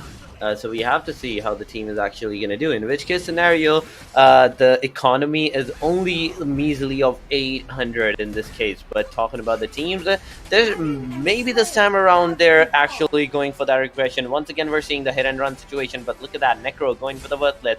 Worthless being a beautiful tank for his team. It's just amazing. But look at that Charmin and even Sky. Both of them actually going out for the tower. Got that tower for themselves. The bottom tower. Yep. It's finally destroyed. Aegon Esports, they have to be really careful in this case scenario. 3 players actually taking out the Holy Dragon, trying to actually take out, and in this in the mid lane. scenario, Oh, Team Aegon is trying. Aegon is one, got the Beast. Beast is down, raised Aegon down. Grey It's once a again. elimination from the both sides, and as we see, That was Usman an with a amazing quick play. and half of the health. Level 10 versus level 9. Worthless is not making a move. Crixie, Usman is not making a move. They're waiting out for their players to actually come towards them. And as soon as they come towards them and regroup, then they might just go for that aggression. In which case, Necro has seen the Dark Slayer being killed. They have seen the Dark Slayer being engaged, and as soon as they see it, they have called out for the reinforcement as well. In which case scenario, this is Team a bait. OPX is also doing the same. This is a bait. The both team I think actually this is a called out bait, for the yeah. reinforcement. Yeah, because if you look at OPX, they're like not fully committing on the Slayer. If they wanted to get the Slayer, they would have just immediately go in and kill them. But they sent their tank guy who was a warrior, and they were waiting for them. I'm not warrior, Worthless. They're waiting for him. Oh, meanwhile here, Hoon is receiving quite a bit of damage from Beast and Charmin will be able to finish him off. And Charmin with another kill. Charmin, this guy is dominating the scene so far from the OPX side, and yeah, he will get the kill. And now with that kill, Aegon Esports is trying to make something out of it because they lost one of the members and they don't want to stay on the backside, so they're gonna try to take the Slayer. Meanwhile, we OPX are trying to get the tower, and who's gonna steal take it? Oh, he's gonna be Echoes. Holy shit, Aegon Esports takes the that was infinite so flip. close. And now they're not done yet. Look at Ray, look at Lei, he's going inside. He doesn't scare. He's receiving quite a bit of damage, but he's not done yet. Necro trying to do something, trying to catch something, but nobody will be catched. Meanwhile, the red middle tower will be taken off. Look at what OPX is doing. OPX is there, and now he's gonna take 2 towers. OPX, what are you doing? They're just creating a diversion in the Slayer while they just went in and take 2 towers. OPX, that's some strat like over there. What do you think about this one, Torix? I wasn't totally expecting this one. Once again, I have to call it out on the experience side on what you have to do, and you have to play with the mind of the other team, in which case the team OPX is definitely playing with the mind of Team Aegon Esports and making sure to hit them where it hurts the most. This time scenario, talking about their tower side, look at that. We saw the Team Aegon banning out almost all of the mid lane heroes, but even after that, we're seeing a Team OPX actually making their way through that mid lane section, trying to get those towers, trying to get those objectives done as well. And this time around, we're seeing Aegon Esports gonna have that dragon buff for themselves. But is that gonna be possible? Yes, it's definitely gonna be possible, because I definitely saw OPX as a player there ready for that, maybe a kill steal once again in this case scenario. But no, it didn't happen. Necro is there nearby Worthless, and Worthless, the way that this guy is actually surviving is for the longest time. It's amazing. Look at that. Aegon Buff is down. Sky is that guy. That is going to take him out. Aegon Esports right in a pickle. 31 seconds before their respawn. And even the top lane tower has been destroyed. There's only 4 towers left of the Team Aegon Esports until it's all towards their base tower. And even to utilizing this opportunity, Team OPX can go towards the mid lane tower or the bottom lane tower, straight up go for the base tower and eliminate it, get that second win for themselves as well. Yeah, I like how they just left the, they knew that they were doing dragon instead of contesting the dragon. They knew that they could get 2 towers instead of just contesting that dragon. That dragon is not that important. It's just going to give you a few $100, and they don't care about those bucks because they're already like 2k or 3k almost ahead of Aegon Esports. So they don't need the money. So they just, baited them out. They just let them take the dragon, and meanwhile, they just took down 2 towers. And this is what OPX is about. Like, this is what the experience is about. You have experience, you know what to do, when to do. when to take towers, when to fight, and this is what they're doing. I mean, meanwhile, look at Charmin. Charmin fighting Hoon over here all alone. Charmin, and he's gonna get out of there just like that. And yep, he just taking so much attention of the enemy team and then just getting out of there, smacking on their face. And now the Infinite Slayer is there, and the Infinite Slayer is gonna be huge for Team OPX. And now we see Aegon Esports moving towards the Infinite Slayer, but they won't be able to make in time. And now Infinite Slayer is taken down by Charmin and from the OPX side, and this is gonna be huge for Team OPX, as they're gonna probably try to end the game with this Infinite Slayer. The best part about this whole fight is that the team OPX, even after getting that more experience, they're not taking the team Aegon Esports lightly. They're giving them all they have against each other. They're not taking any of their opponents lightly, and that's what makes them deadly in this whole of a fight, in this whole of a situation. And the way that they're actually aggressing and the way that they're actually holding themselves off, I have to give it to Worthless. So once again, dude, this guy has been surviving for the longest time. I haven't seen him die even once throughout this whole game. He does get the damage, he does get the HP down, but he went through the backside, he healed himself. Fight is once again happening in nearby the mid lane. Look at Aegon, they're trying to be aggressive here. Situation. What is going on? Team Aegon Esports going all out this time. It's a desperate situation that they're put in. But OPX are taking them down one by one. Is taking them down? Necro, Ray, and that's gonna be a wipe. And Usman is down, all wipe down. All they have to do is go straight up for the base tower. And even the Slayer is actually helping them. And there we have it. Team Aegon Esports facing a defeat by a 2-0. And Team OPX being the winner of the second match as well in the best of 3. That is just amazing, man.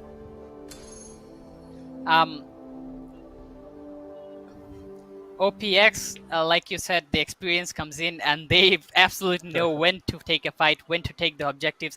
They held their positions. Like, if I would say the only reason why they won the game over Aegon Esports, OPX, is because they know how to position themselves. They know how to position their heroes.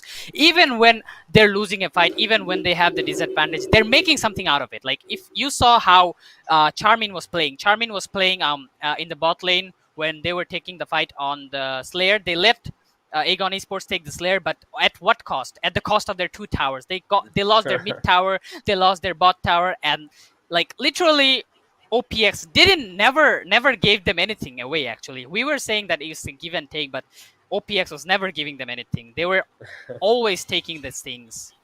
They were always one step ahead of them. Yep. One step ahead of them. They knew what to give, and they knew how much they'll take. They'll take twice as much they give. And now we're gonna be looking at the highlights right now, where we'll see at the early stage of the game there were a bit of a give and take situation, but meanwhile OPX was taking these objectives one by one. And now look at that, OPX going ham onto the towers into the players of Aegon Esports. But Aegon, they didn't leave behind. They weren't far behind as well. Like, look at Ray here. This guy has some balls. This guy fight making was some amazing. plays. Yep, this guy was absolutely amazing. But I believe the best player of this game, in my opinion, would be Charmin. Like, he made so many movements around the map. He got so many objectives. He made so much impact on the team fight as well. So Charmin literally deserves the MVP of this game. And now I also want to point out one thing, that we've called him chairman at the start of the game, but he was Charmin. So I apologize to you, dude, my guy. He was the chairman of this whole game. The way he was actually chairman moved of throughout the whole game. Exactly. The reason why I called you chairman, because you are the chairman of the game. You control the chair. All right. So, yep. That was amazing, man. But once again, Team OPX, amazing performance from their side. Amazing win. They didn't even let Aegon Esports stood a chance against them in this whole fight. Even the first match where we saw the fight was almost equal. The equilibrium was almost there. They were one step ahead of them. On which case scenario, the objective base, the towers, that was their main point of getting more gold, more of those economy for themselves, more buffs for themselves. And with that, they won the first match. And then the second match, they gave out the Slayer, but at what a cost? Taking you 2 of the towers of the Aegon Esports, as you already like identified onto that situation as well. And with the Dark's Infinity Slayer that they've spawned, I think that was over at that point. The way that the team OPX was doing the huge amount of damage onto the team, that was all over in that case. Yeah, I don't think Aegon Esports did perform well, but I don't think that there was any point where they were threat. They were a threat to we OPX at any stage of the game, because OPX was having the game from the start. They were literally controlling the game. They were like manipulating the game, and we have our MVP for the last game, and this will be, I mean, the second game. It will be Pika playing Hayate, as I mentioned. This hero is everywhere. This hero is literally everywhere. Either you pick this hero or ban this hero. If you pick it, it becomes the MVP. So look at that, Hayate, the MVP ADC here with 403. But I was hoping that it would be Charmin. I think Charmin was the Hayate, yeah. So it is Charmin. Oh no, it's Pika. Never mind. Charmin was playing something else. So yeah. Yeah, it is Pika. I was playing the Hayate, actually hoping for Worthless.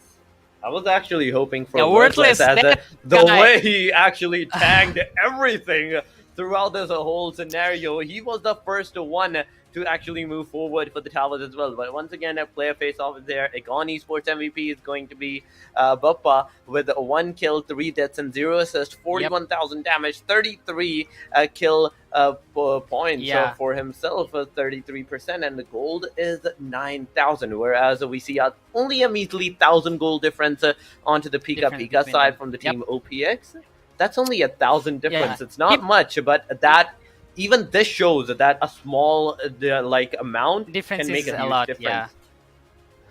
Yeah, and now look at the team difference. OPX once again. This time around they were pretty dominant. I would say this was pretty much one-sided game where OPX dominated over Aegon Esports. You can look at the scores to say 13 kills compared to 3 kills which Aegon Esports have, and 7 towers. Once again, Aegon Esports aren't able to take the objectives, and they might have taken more Slayers, but OPX was always holding off the scene with them. Even with the Wisp and Crixie in mid lane, they weren't able to control their early games, which I mentioned. If Aegon Esports played the early game, they might have a really high chance, but they weren't able to play any early games. It was still hit and run situation in the early games. So yeah, it was the game passed by. It was late game, and when it happens, as I mentioned, as I predicted, there was late game, and OPX was strong in the late game. They didn't even give a chance to Aegon Esports, and they took down this game 3. But yeah, both of the teams played really amazing. I hope Aegon Esports learns from this and they come back stronger with new strategies, with new counterattacks, and with new combinations, and they will be in the lower brackets. So if they lose, they might get eliminated. They will get eliminated, but I hope they learn from this and they come back stronger. Definitely, and the way you actually said that they will come back stronger just shows in the MOBA games. There is never a loss for you. Maybe for the tournament, yes, but for the experience-wise, even if you lose, you always learn something. You always learn the new strategies, new team composition from your enemies, from your rival side as well. So that can help you build a new composition, build a new team composition for your strategies and everything. And even on top of that, you already said they even have a chance in the lower bracket, so they can actually utilize this position, utilize this situation for themselves to come back stronger into the later game. So we have to see, and we have to wait out for them if they're actually going to do that or not. But as we saw, Team OPX versus Aegon, a great sportsmanship from both of those sides, and that was the end of the match 3 in the best of 3. Team OPX getting that beautiful margin for themselves. We're going to take a short break. We will see you after the short break, so you guys don't go anywhere. Yes. We will be right back. When it comes to the end of time, our miracle will come to us. You can't stop me.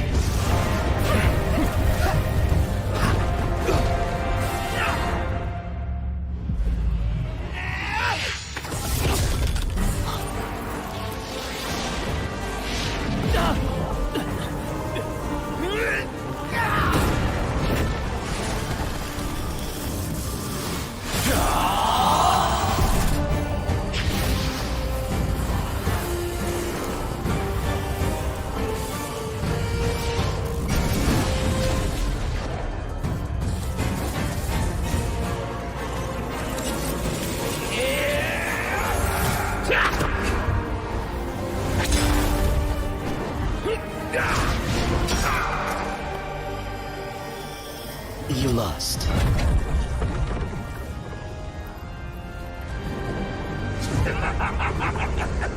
You are the one who's losing.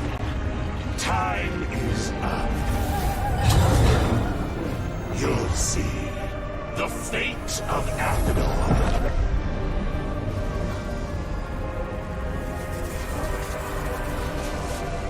Let's welcome the arrival of God.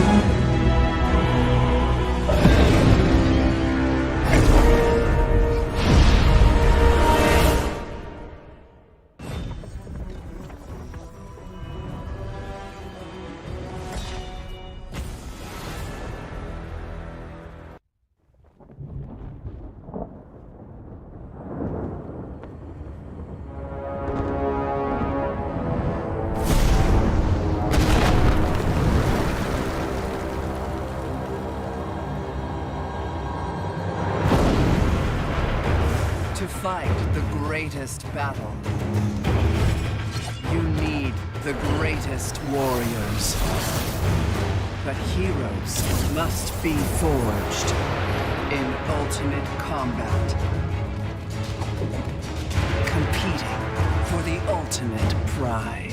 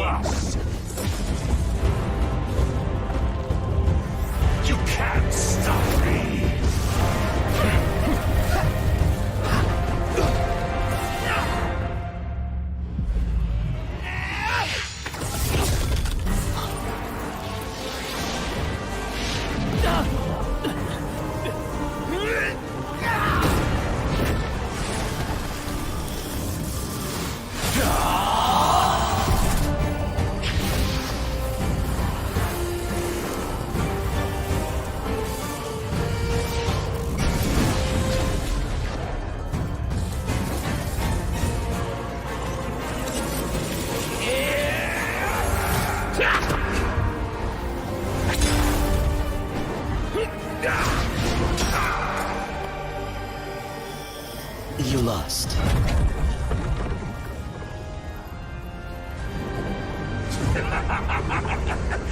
You are the one who's losing. Time is up. You'll see the fate of Athador.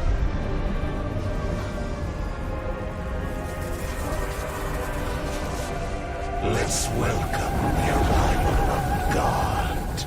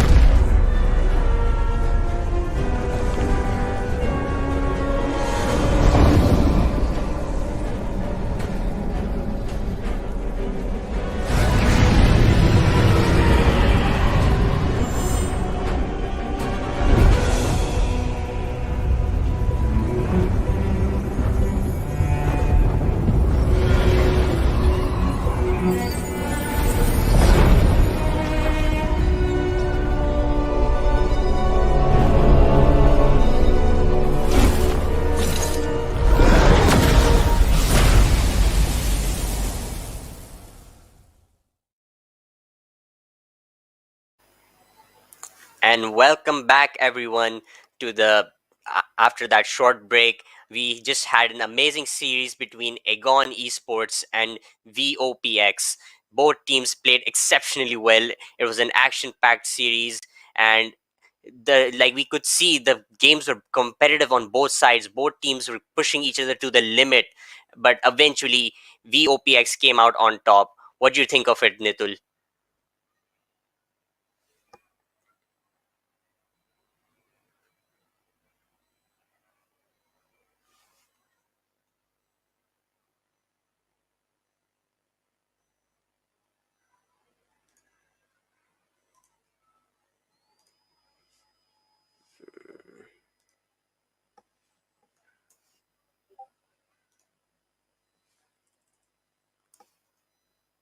The thing is, well, hello, Yes. hello. Yes. Yes, Nitul. So, Yes, Nitul. yep. So the thing I was saying, OPX is really good with their plays. They're the champions of the Bangladesh national AOV tournament. So they're really Mhm. good with their plays. They know how to play late game. They know how to play early game as well. So, well, they really focus on the objectives in the game. So that's how they managed to win the national series, and as well as they managed to secure the top four position in this tournament, top eight to be exact, top eight position in this tournament. So they're one of the toughest team in this tournament, and the other teams should uh, definitely should be aware of this team. Indeed, very well said. Like they really showcase their playstyles so perfectly. And as here we are with the bracket now, as you can see, Martyrs, BF, Diamanters progress forward, V Armada progress forward, and VOPX have progressed forward to the upper bracket semi-final. Meanwhile, Venom Esports, Impunity Cambodia, Aegon Esports have dropped to the lower bracket. But anyhow, we have one more series at our hands between Starry Hope and Bane Glorious. This is the last match for the day, and we can see it's going to be an action-packed match up as well. What do you Yep, think of the bracket so beautifully far? said that.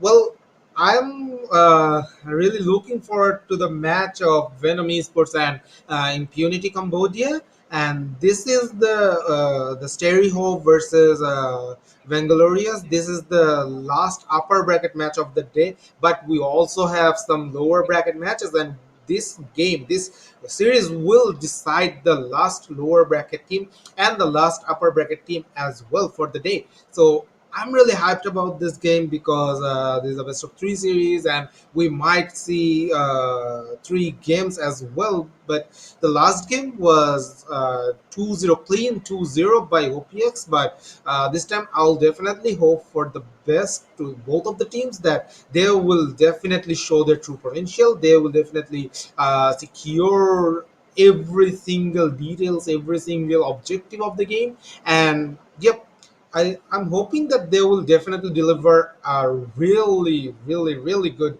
series. What do you think? I think it's gonna be a very stylistic difference between the two teams, because this is one team Mm-hmm. is coming from Myanmar, being Starry Yep. Hope. Starry Hope is from Myanmar, and Vainglorious is a team from Pakistan. So there could be a different styles clashing between the two teams. So it's going to be very exciting to see how the two different teams come up together and how they progress and how they showcase each other's styles.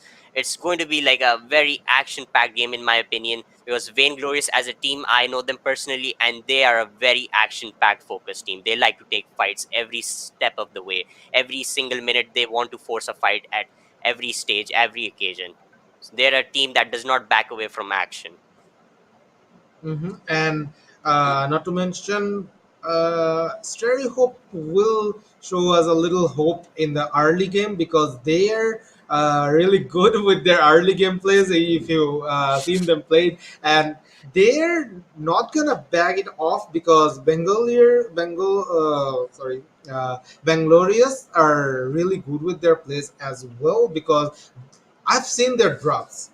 They got such solid drops. If they got the opportunity, if they got space, they can destroy at least like two teams in a row without thinking anything. All right, so they Yes. will be really hyped up for the game, and not to mention, well, this is a LAN tournament, so well, in online games and in LAN games, there are some difficulties to the teams. So I'm hoping for the best for both of the teams, but let's see what they got for Yes. us. Like, yes, indeed. Like correctly said, like it's not an online tournament. This is like a LAN Mm-hmm.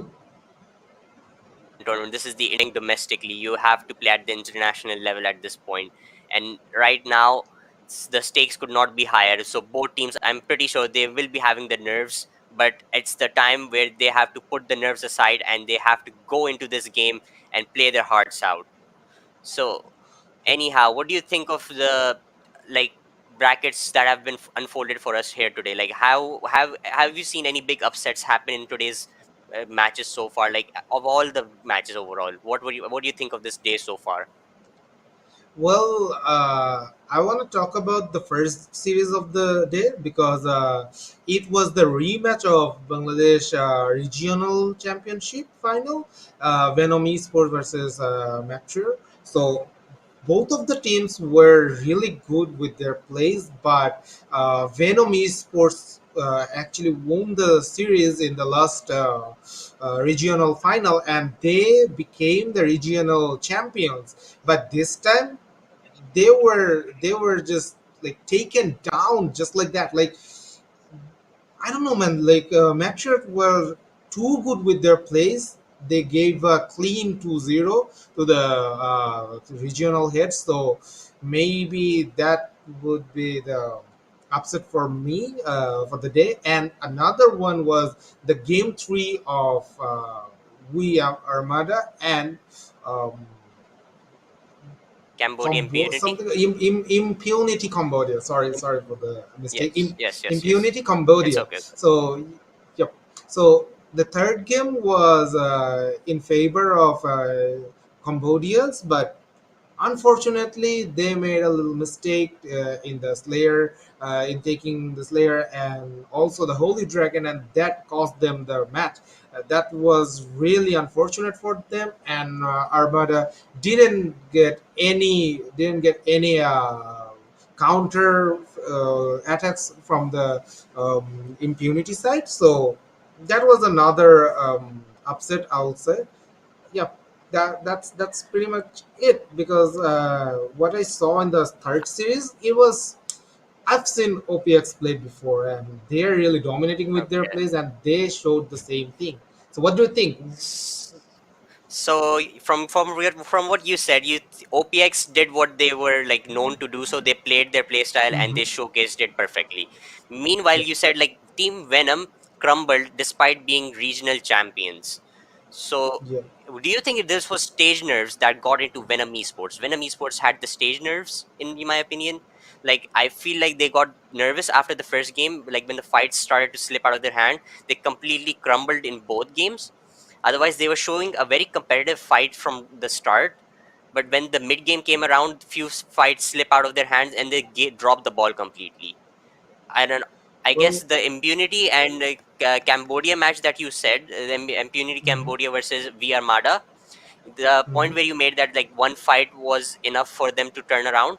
That's just the beauty Yeah. of this game. Like Arena of Valor just is designed that way, that you have to be perfect in every fight, because one bad fight and you can completely lose the entire game. Mm. Uh-huh. Well, I wouldn't say the stage crumble because I've seen Venom Sports played LAN before, so they were really solid with their plays and all. But I think Venom Sports didn't play bad, but Martyr was just better than them.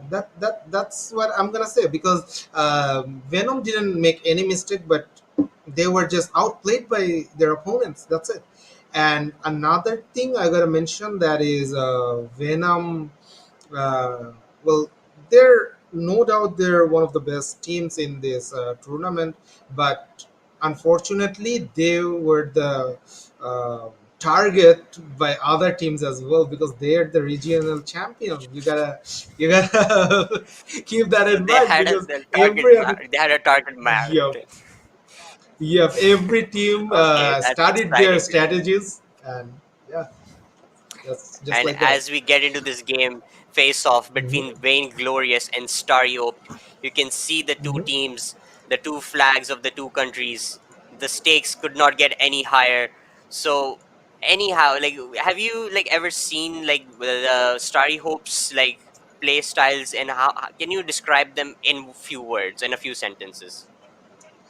Well, I didn't get to see much of their games, but I've seen two or three games, and they were really dominating in the early game. Like they were securing the towers, and one thing I really liked about them that is they're really jungle focused. Like they were hiding in the bush, they were waiting for their opponents to come. Like in the other games, we have seen that the teams are really hasty with their plays and they miss a lot of opportunity to gank.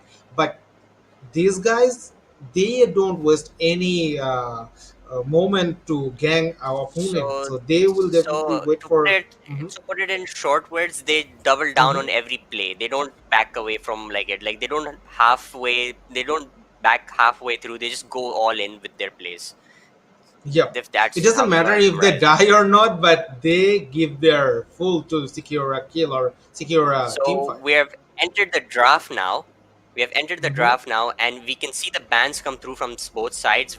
Yina, Murad, Alice, and Volkat bans have come through in the first phase. So once again, Yui gets prioritized from Vainglorious. Like Yui and Hayate, I'd say, are the two most prioritized champions in this tournament so far. What do you think?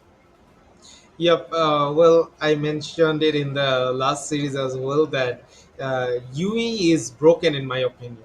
Like this hero is too good with his plays, and we can see women as well.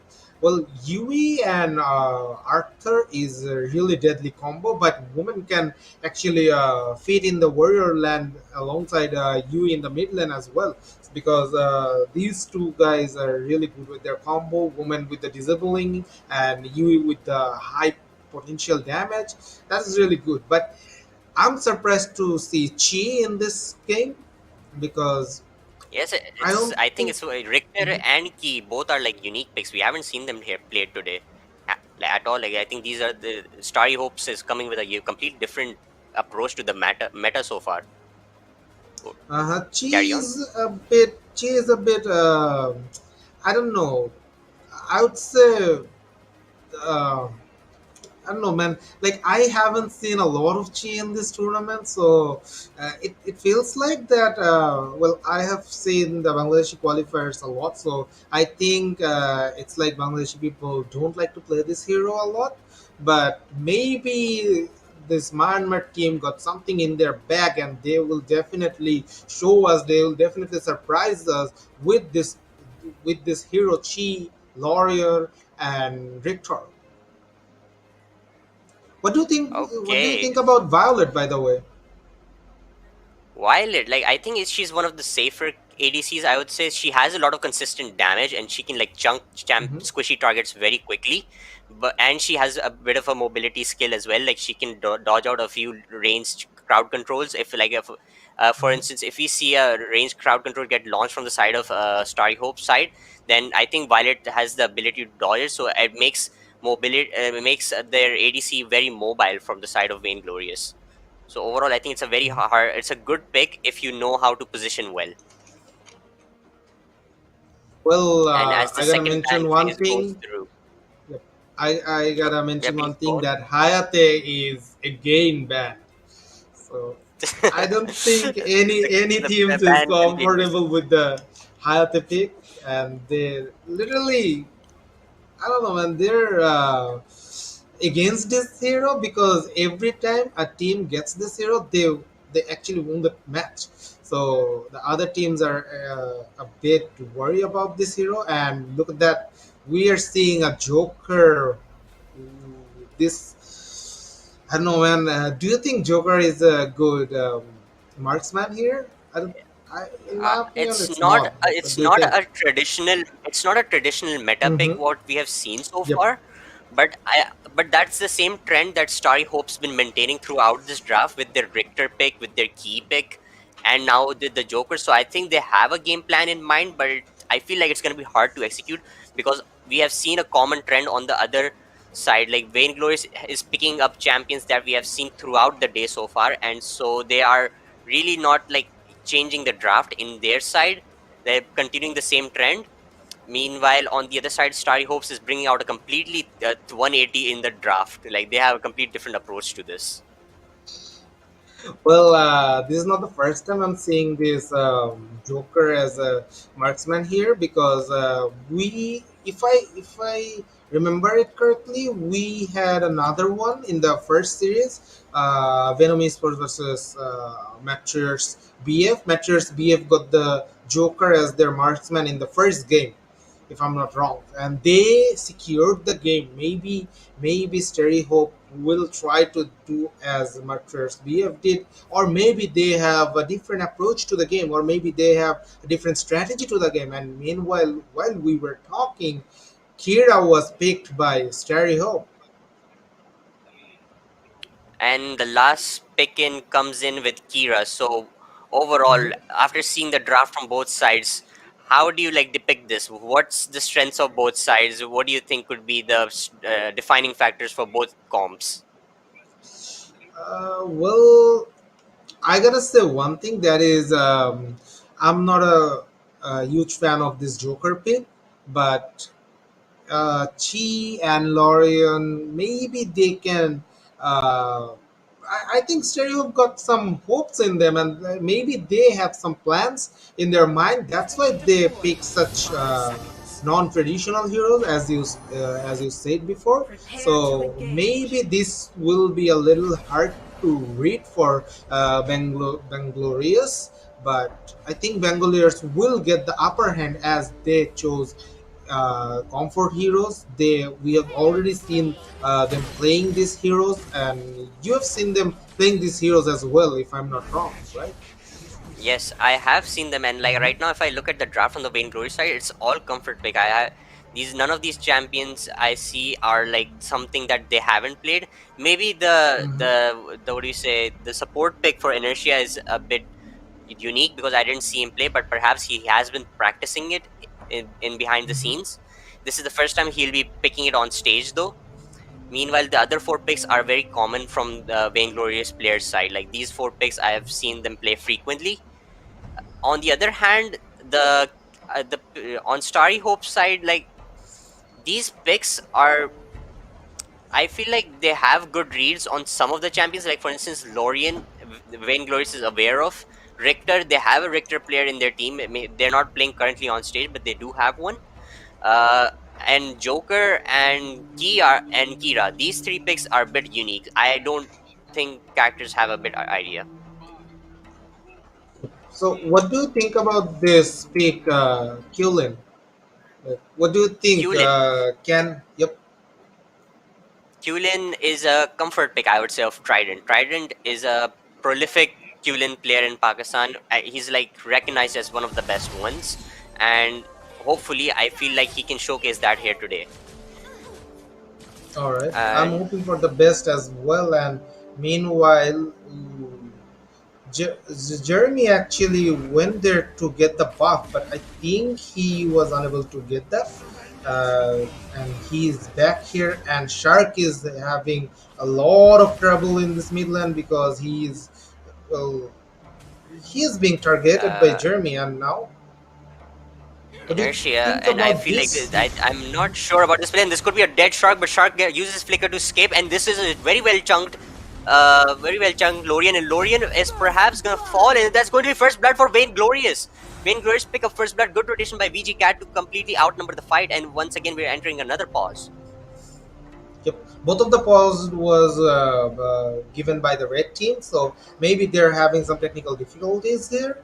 We'll definitely be aware of that in a few seconds, I guess. And meanwhile, what do you think, like, about this first blood? Like, it happened so quickly. He dragged a member from red team into the side of the blue side. It's none other than Reflect, if I'm not wrong, right? Yes, Reflect was taken. Yep. Reflect was taken towards the tower, and then the tower finishes the job, just like that. Yes, indeed. I feel like VG Inertia did a good job. Perhaps, baiting out the aggression from Reflect. Reflect fell for the bait, and along with Shark positioned his spells very correctly. Like he was playing a dangerous game with, like staying around there for such low health, and he used his Flicker properly and allowed himself to escape and reposition and burst out Reflect under the turret and allowed himself to get the first blood.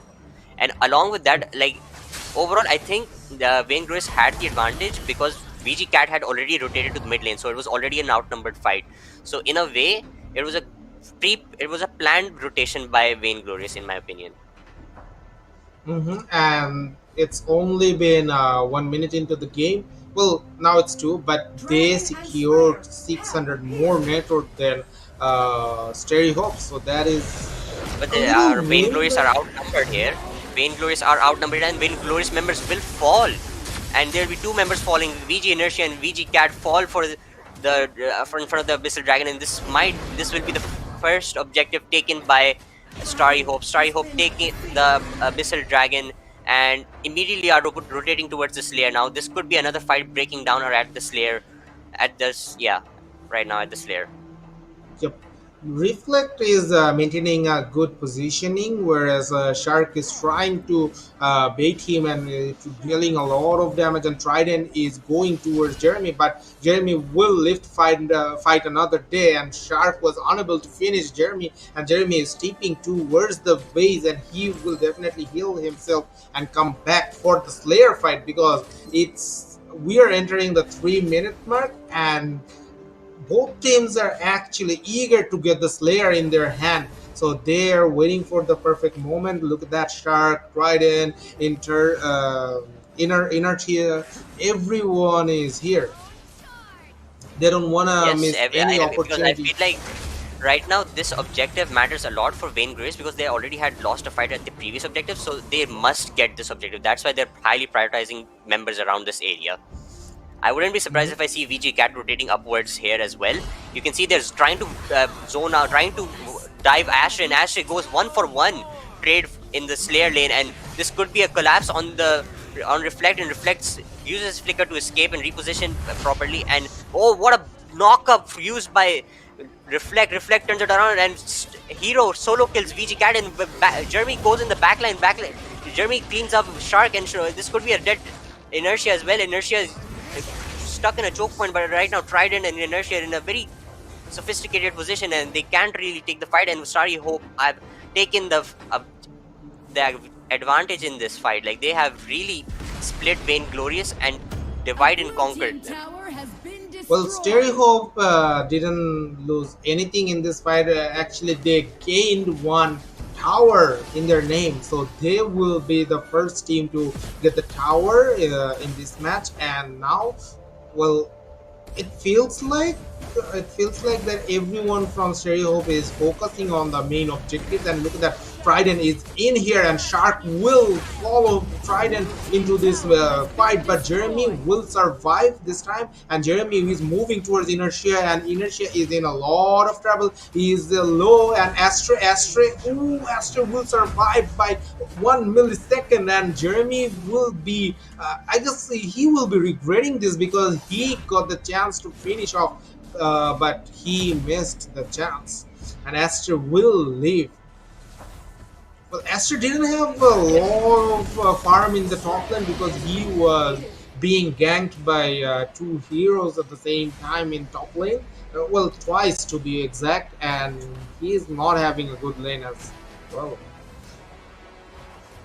I feel like they have completely zoned out. Astra has been completely shut down in this game. They have pressured him so much. He's so far behind, but right now there's another skirmish breaking out in the jungle, and right now Jeremy's too far behind, and Jeremy gets killed for it, and good turnaround. Astra is on the flank. Astra is trying to get the kill on Delta. Delta is gonna survive. No, Astra picks him off, and what a play. And VG Cat is the only man alive right now on the side of Vainglorious. In a good position by Reflect, and now VG Cat tries his best, but Reflect has too much AoE damage and takes him down completely. It's an ace for Starry Hope. Yep, and it feels like that Reflect already got 6 slotted items because he is super tank and he is super confident with his plays as well. And look at that, Real. I mentioned this before the game started that Stereo Hope likes to destroy their enemies in the early game. They're really focused on the objectives, and look at that, it's only 6 minutes into the game. They got 10 kills alongside 3 towers in total, or maybe 4, sorry, 4 towers in total, and they took down both of the outer tower from the Dragonland. So they're in the upper hand at this time, and now look at that. They're entering right the side of Vainglorious. It's their own. Like, they don't care about anything. They're treating this like as their own property at this point. And once again, VG Trident falls, and there's another fight breaking out in the mid lane. But look at the damage by the UE. This could be the fight Vainglorious need to get them back into the game. And this is another pick off, and there's 3 people dying from Starry Hope. Now this could be the turnaround Vainglorious need. Vainglorious finding a way back into this game perhaps right now. They need to get this mid lane push going, and right now Hero and Delta need to stop this push from Vainglorious. But look at the burst damage coming through from UE. And well, Joker, he's a really good Joker player, and he actually will stop the push coming in from Vainglorious, and that is a really nice play. And Trident is not having a good lane in this game, so he's gonna struggle a lot, and he is being pushed backward by the team Stereo Hope, and Stereo Hope knows when to strike, and Stereo Hope is going for the dragon. What do you think about this? Like, can Vainglorious compete for this, or will they go for the Slayer, whereas Stereo Hope... Yes, they're already going at the Slayer. They're rotating the Slayers, but there's only 2 members right now there from the Starry Hope side, so they're well aware of this action. And look at Shark. Shark's been completely bursted by Key. Key has completely bursted Key, and right now Cat is alone on the backline, and right now Delta and Yu Kang have one-shot Cat at the back, and this is going to be another ace perhaps for Starry Hope. Starry Hope pick off another ace, and this has been a complete bloodbath. Right now, like, they also secured the Slayer as well. The damage is just lacking on the side of Vainglorious. Vainglorious just don't have enough damage to quickly burn down these objectives, and this is going to be it perhaps. An 8-minute victory, is that on the cards right now? Little, do you Yep, think? And it it's an is now. 8-minute It is victory. now. It's an It's a 8-minute 9 minute victory for victory Starry to Hope. be to be honest, and this 9 minute was hell of a 9 minutes for the Stereo Hop guys. Like they were dominating the whole match. The whole 9 minutes was fabulous. Like I don't know what to say, man. Like Stereo Hop's actually playing super aggressive. They don't want to show any mercy towards any team, and we were confused about Chi. We were confused about the combination of Chi and Lorien, but they showed us that what they can do, and we were also confused about the Joker marksman pick, but they showed us how to control it, how to deal damage with it, and how to win the match with it. So they proved us wrong, and they are definitely the stronger team in the first game. And oh my god, I don't think anyone has ever dealt that much mental damage towards another team. I don't know what to say here. What do you think uh, about the second Murray, game? Will you perfectly explained what happened in this first game, and it's like it's just unbelievable, like how quick this ended. And here you can see the highlights. This was the only point I would say that Wayne Grace was ahead the first blood, but this is from where it went downhill. The first Abyssal Dragon, where two members fell from the side of Wayne Glorious, and this was Mhm. the turnaround from what do we say, Starry Hope. And Starry Hope ever since never stopped pressuring around the map. They kept building up leads. They kept finding ways to pick off enemies. They kept pulling off flanks and getting into the back line of Vain Glorious. Vain Glorious were like completely exposed from every Uh-huh. angle. And I want to Like, mention one thing carry on. that is Trident didn't get enough farm. Trident was haunted by the members from Stereo Hope, and they didn't give any chance to the Trident. So Trident didn't have a good game, and he couldn't shine. He couldn't show his true potential. As you said that Vanglorious are really good with their plays, and I've also seen that if they get the space, they will definitely destroy their enemies. Like they destroy their enemies like paper. Like if you burn a paper, it will burn like Yes. uh, within 10 seconds, like just like that, and they kill their opponents within 10 seconds every single time. But this time Stereo Hopes was smart, and they ended the game within 9 minutes. They showed no mercy, and they showed who's the boss here, and now they will definitely torture Vanglorious in the first game. And I think Vanglorious should consider a better strategy to find a better matchup against these guys, and they need to find a better drafting phase, I guess. Yeah, correctly said. Like I think Vainglorious, in a way, they showed glimpses of what they could do. They found Mm-hmm. slight openings where they would pick off one or two, three members, and they showcase what they had in them in their arsenal. Like they had that team fighting ability, but I feel like it's just like since it's their first LAN event, I think first LAN event nerves caught on to them. Like this is the first Mm-hmm. time this team has played at this stage at an international level.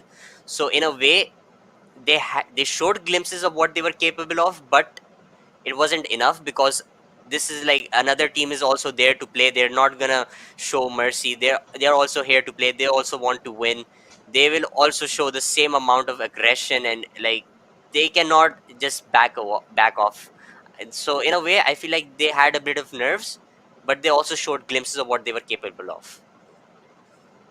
Exactly, exactly. Beautifully said. And I gotta mention one thing that is Vanglorious. Well, I don't know if it's land crumbling or something like that, but Vanglorious needs to find better strategy for this game, because well, you and me, both of us, and the fans out there, the people that are watching this tournament, everyone wants action.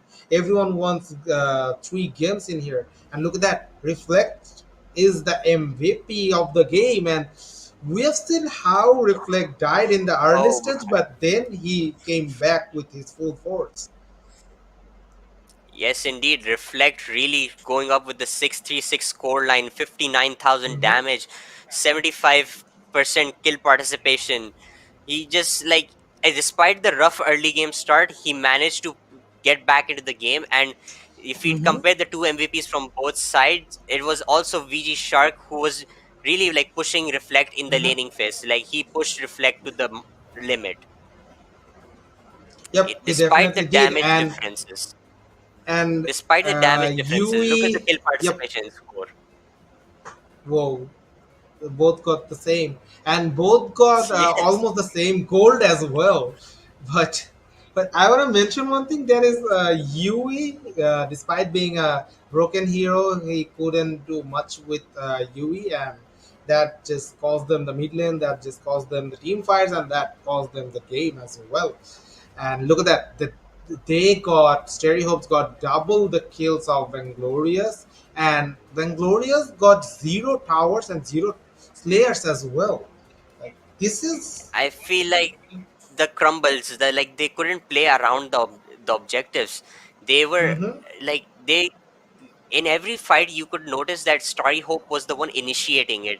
Even in at situations where Vainglories were to initiate, they weren't able to like fill the gaps where Starry Hope could possibly flank them, mm-hmm. which just like completely left them exposed. And in a way, Starry Hope capitalized on it and completely cleaned up the fights against Vainglorious in those positions. Yep, definitely. And what do you think about the second game? Will there be a comeback coming in from the Vanglorious, or maybe will Stereohopes take it 2-0 on them? Indeed. What do And now, as we will get into this draft of the second game, what do you think is the game plan now? Like, how does Vainglorious get back into this, in your opinion? Well, in my opinion, they can do the same thing as we Armada did. That is, they can pick some tanky heroes, like tanky. The five of them should be tanky so that they can actually cover the early stage, and they can be fat in the late game and come back stronger. So that is the only thing that came into my mind in according to this tournament. But they can also do one thing, that is they should be playing counter aggressive as well. They should well, I'm not saying they should play defensively, but I'm saying that they should play aggressive, more aggressive than Stereo Hope, so that Stereo Hope remembers it, and Stereo Hope get crumble in the way. So you're saying like Vainglorious have to double down on their engages. They don't have to like go halfway through and then fall back. They have to go all the way in order to make it work. That's what you're trying to say.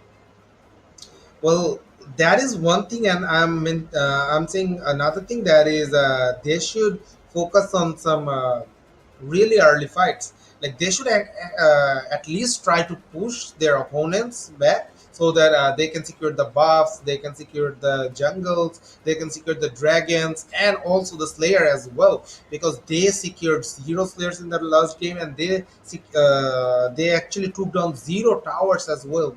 Towers are the main focus of this game, are the main objective of this game. If you get like 100 kills, it doesn't matter if you don't finish the job and if you don't take any towers. So you gotta focus on the towers, you gotta team up, you gotta show some coordination, and you gotta take them down just like that.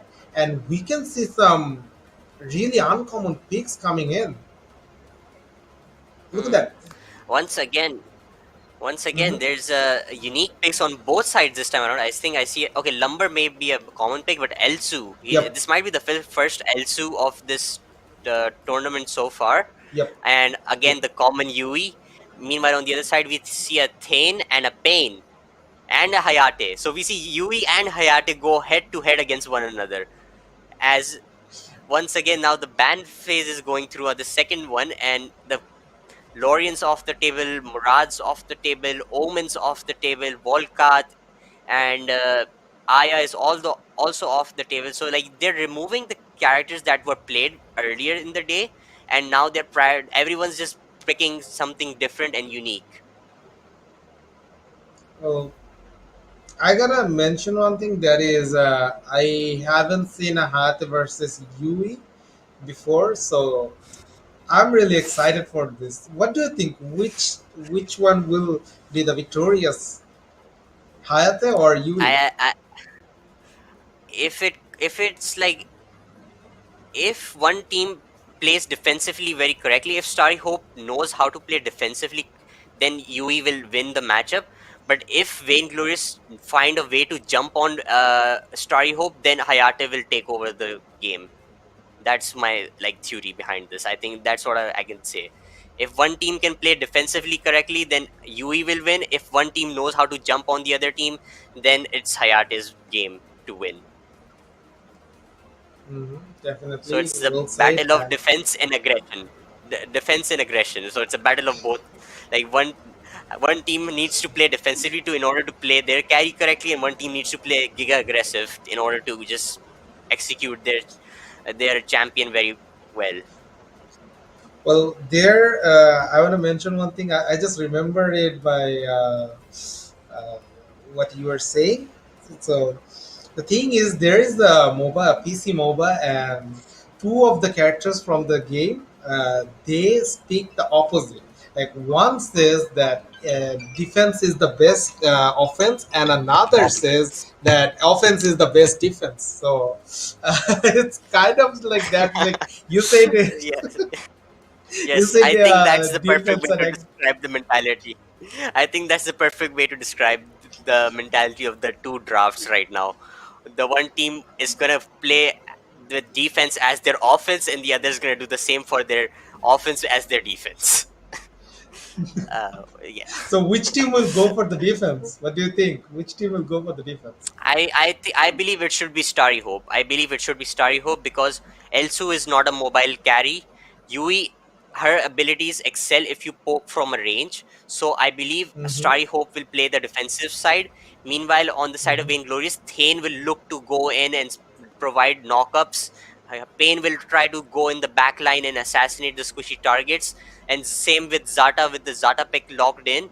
And I see two Hayates anyway. Uh, the so anyhow, like, it's going to be a Vainglorious playing the aggression and a Starry Hope playing a defense. Okay, so it's an arrow like last lock in from the side of Vainglorious. Well, Mm. I have never seen Sterry Hopes playing defensively, so it's quite hard to imagine them as playing as defensive. So I'm gonna go for Sterry Hope uh, in this game too, because, well, Irie is really good. Irie is really a good early gamer if you can play it wisely, and Irie goes alongside Lumber and Elsu as well. So I think they have a really good chance of winning this game, and I think they will definitely secure a 2-0. So, So which you're team putting will a you? 2-0 on the cards. Yep. I personally believe if Unfortunately, Vainglorious yes. I I personally, if I have to be a little bit biased, I'm gonna say if Vainglorious get their early team fights, then I think we're Mhm. going to a third game. Otherwise, then I'll have to agree to you with it's going to be a 2-0. If they keep playing if Vainglorious maintain this passive playstyle, then I don't think their comp is going to work as well as they would hope for. And in fact, they would be playing in the hands of Starry Hope. Starry Hope will be the one at the advantage if Vainglorious were to play passive. hmm I have high hopes on Zeta because Zara, well, that is the unique hero in my opinion, because it's really strong when it comes to team fight, but you need to utilize it properly.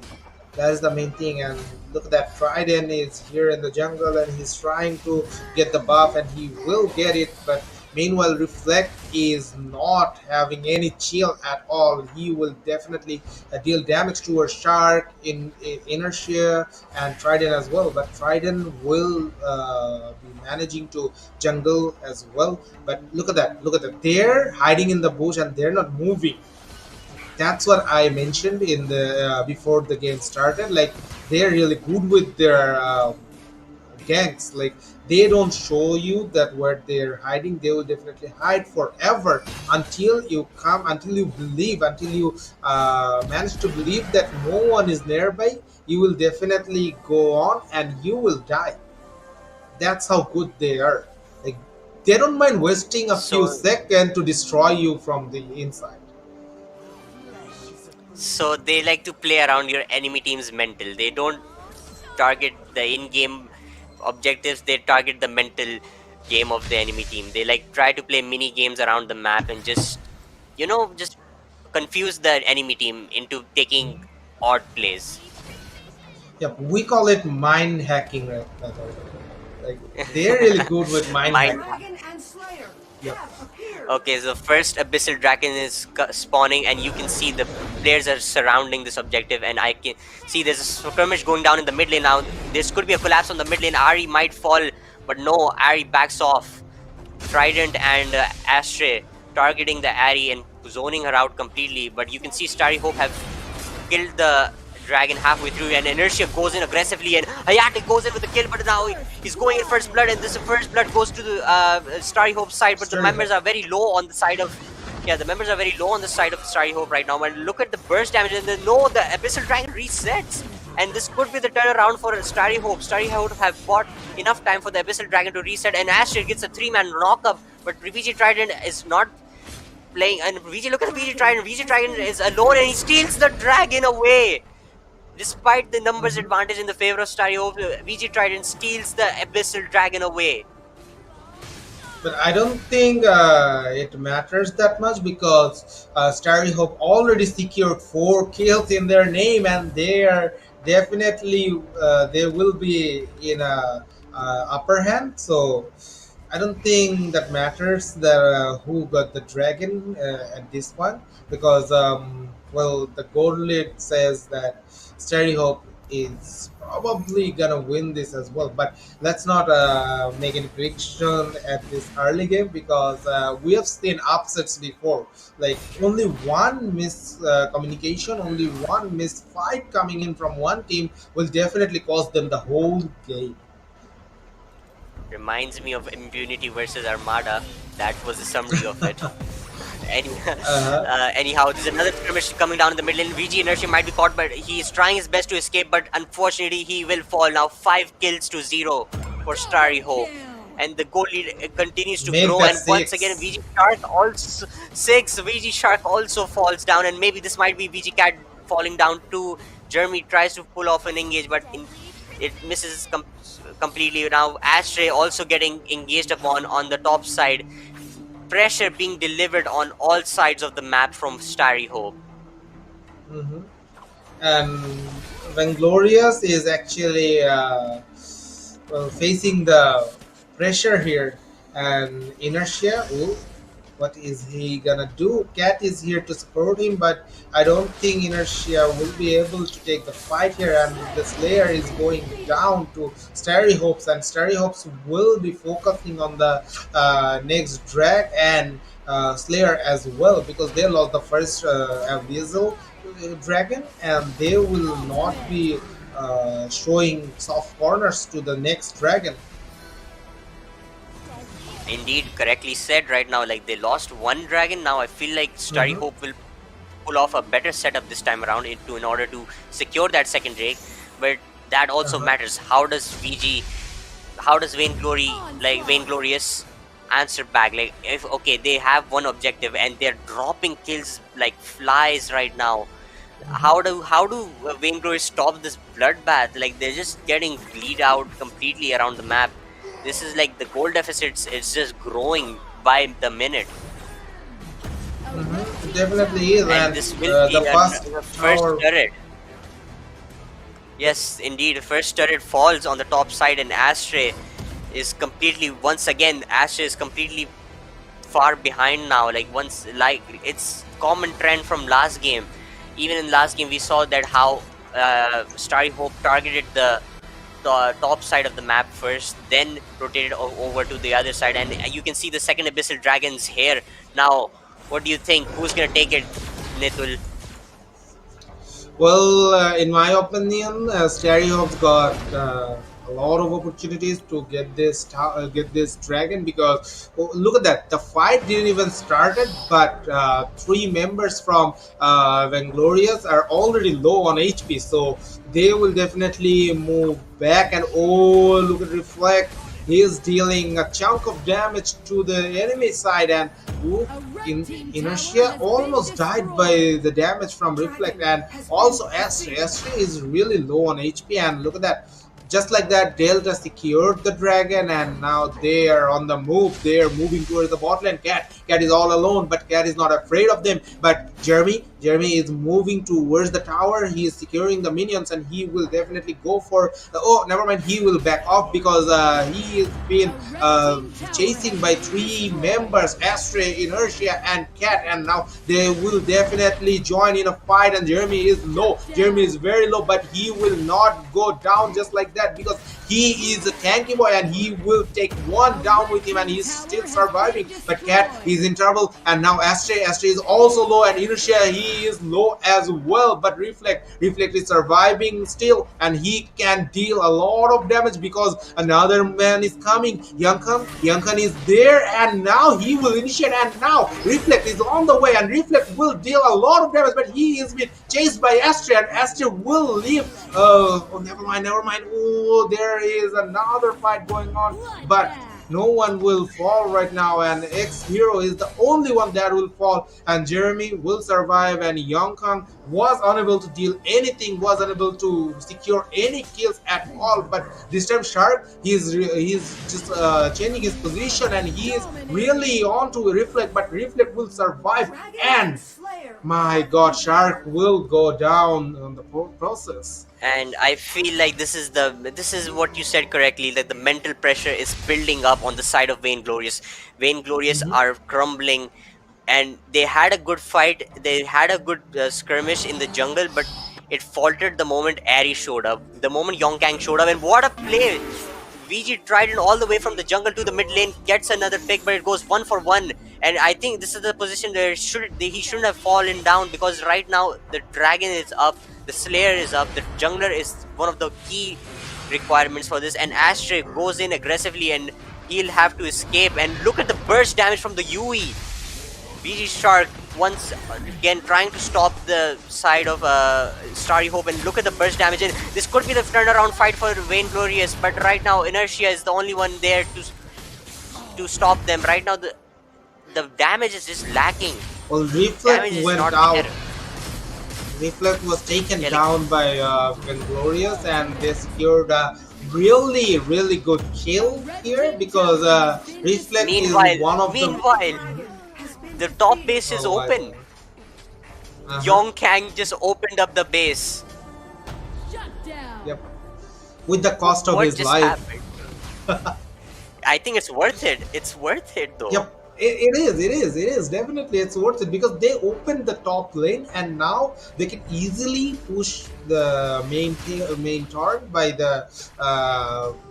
taking the Slayer with them, and that is gonna really cost them a lot. And Vainglorious are not having a good game, and Jeremy will be initiating. Ooh, look at the damage. Cat is almost down, but now Cat will survive, and Reflect is low on HP, and Astre is moving towards Jeremy, he is low, and now it's Reflect will survive, and Reflect will take down Astre on the process. And now they're moving towards the mid lane, and now they're going towards Inertia will survive. Will he be able to survive for long enough? But no, he won't. And now Cat is the lone survivor, and he went towards the base, but what can he do right now, because it's him versus the world. He is the only survivor. Lone wolf won't be able to survive. Oh my god, what a burst.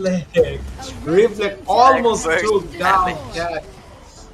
The shot from Elsu and the pairing up with the UE poke, it just obliterated the health bar of Cat. Astre is there now with Cat. Right now it's two members of Vainglorious versus the world. How does Astre and Cat stop them? And Shark goes in aggressively now. This could be a turnaround fight. Once again, Trident also goes in aggressively right now. This could be the turnaround fight. Vainglorious need low members on the side of the Starry Hope, but right now look at the backline. Delta has cleaned up the backline. Delta has just turned the fight around. It's a triple kill for Delta. and another member falls on the side of Vainglorious.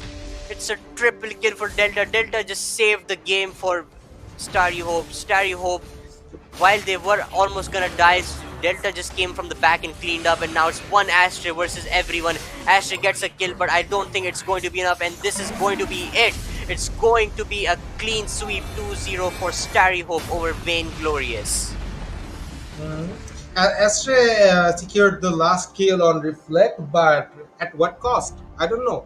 Like, they gave up the game. Like, that was really unfortunate for Vainglorious, because Vainglorious is one of the best team from Pakistan, and they showed how good they are in the Pakistan qualifiers, and they were like too good with their plays. They showed the world that how good they can be, but stereotypes are showing that how good they are as well. And it's like no one hoped that a Myanmar team came in with such power, because all the Myanmar teams were really good with their plays, and stereotypes were. I think I think everyone thought that Vainglorious, OPX, we Amanda, they Armada, they will be the ones that will dominate the game, but dominate the series as well. But this time, we're seeing a new name to the family, and that is none other than Starry Hope. I guess this was the last series of the upper bracket, and we're gonna move into the lower bracket.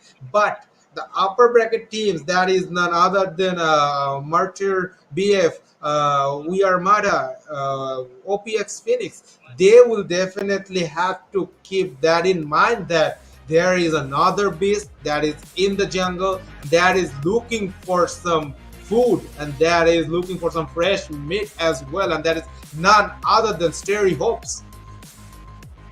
Correctly said. And as we go into the highlights of this series, you can see from start to finish where Starry Hope found their openings, where Starry Hope managed to get their leads, generate pressure around the map, and expose Vainglorious where they needed to. Like, start to finish, from the first game till the last game, like, Starry Hope maintained the control, they maintained the pressure.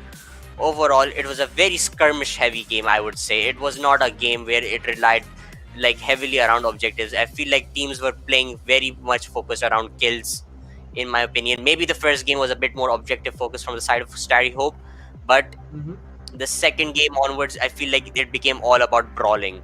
One team was just better, and Starry Hope was that team. Yep. I want to mention an important thing, and that is Vainglorious didn't secure any towers in both of the games. Yikes. Literally zero. Like, they didn't secure a single towers. That's how good stereotypes are. Yeah, I don't, it's I'm speechless right now. Like, I feel like this was not the Vainglorious we were hoping to see, because again, as you said, in the Pakistani qualifiers, you saw how good this team can be. yeah. They showcased very well what they were capable of, and unfortunately it was not showcased here today. Definitely.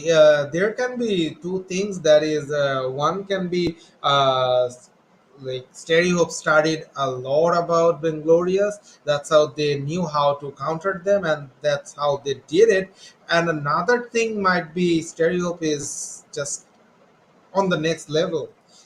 Like, they don't care which team they're facing. They're on the next level, and I they're completely dominating the whole series. Like, I don't know, man. Like, in the first game, it was a 9 minutes game, if I'm not wrong, 9 minutes and 2 seconds, and in the second game, it was 10 minutes and 38 seconds. So they're really good with their plays. They don't want to give any chance to their opponents, and they will definitely be a really hyped up team in this tournament. I think as we go further, we'll have to see that how much respect they give to the team, and overall, you can see the MVP from Starry Hope, Jeremy. Jeremy had 3 kills, deathless, and 13 assists with the 64% kill participation, 30,000 damage. and 11,169 goal difference. Like this guy was a rock for the team, literally like like Lumber is. Like he literally cosplayed Lumber into the game. He was Uh-huh. all over the place. Like he showcased his presence from start to finish, made sure that he could have an impact. And same, you could say likewise on the other side, VG Inertia, he did his best. Unfortunately, he could not generate the same sort of impact, but he tried his level best to get Vainglorious the 2 kills from the last game. Overall, I feel like just it was just his nerves, or either Starry Hope studied Vainglorious very well. I think they started Vanglorious really well, and they came to win. They're here for the win. Like they don't want to show any respect towards their opponent. Look at that. They are ahead of 19 kills. That is a lot. 25 by 6. Oh my god, that is a lot. And look at the tower. It feels like Vanglorious didn't even touch any of the Stereo Hopes towers. That's how good Stereo Hopes are. In 10 minutes, you We'll didn't get only any have to tower see. kills. Mhm. We'll only have to see as we go further into the tournaments if this was stage nerfs, or maybe Vainglorious have not done enough of their work to prepare for this tournament. Like I think right now this was the first game. Okay, maybe we can say it's either stage nerfs or they weren't prepared or something. But when we go down now into the lower bracket, it's do or die for this team as well. Like the teams down there, they are now even hungrier than ever to win. Like right now, it's either you win now or you will go down as the first teams to go to be eliminated from this tournament. And I'm sure none of those teams want to be there. They traveled a long way to come into the lane. So they don't want to get eliminated this early into the tournament. They want to secure at least semi-final or final. Then maybe it will be worth the travel. But I don't know. Like it feels like every team are showing some different skill here, and what we were trying to predict was not to the mark. Like we thought, Vainglorious will dominate the series, but they're not. So I don't know, man. We're gonna be back with lower brackets. So are you hyped? When it comes to the end of time, our miracle will come to us. You can't stop me.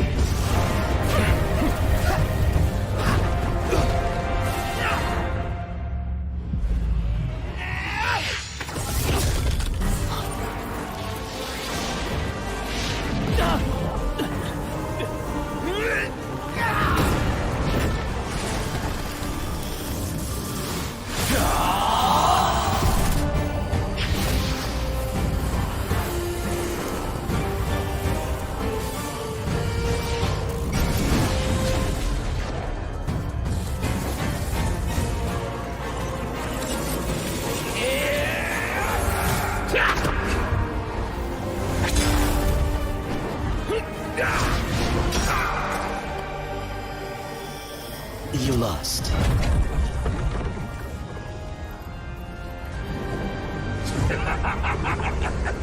You are the one who's losing. Time is up. You'll see the fate of Athador.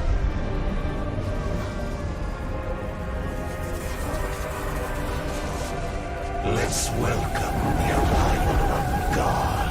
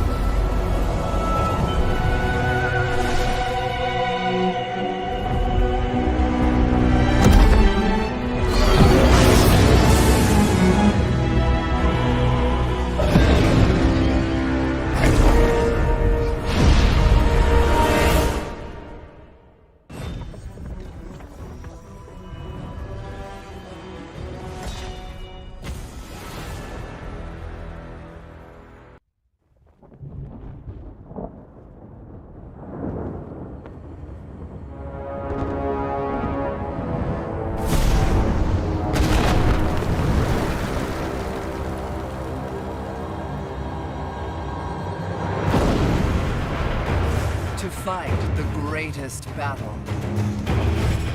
you need the greatest warriors. But heroes must be forged in ultimate combat, competing for the ultimate prize.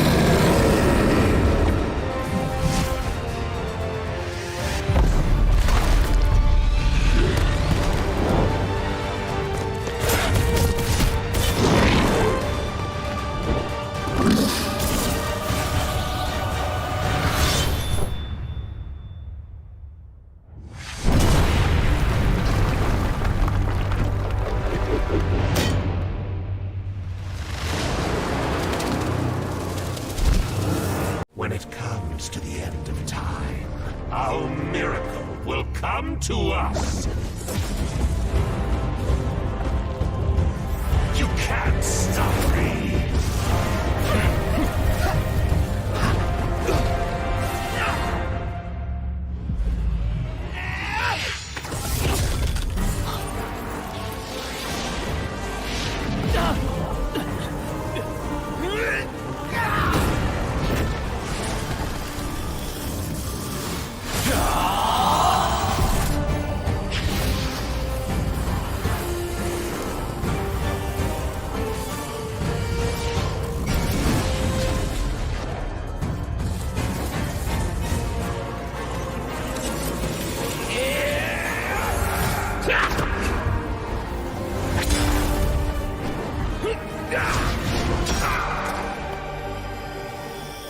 You lost.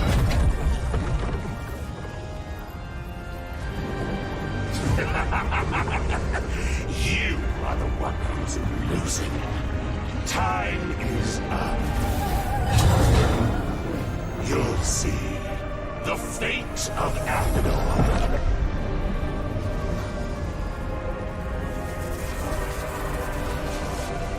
Let's welcome the arrival of God.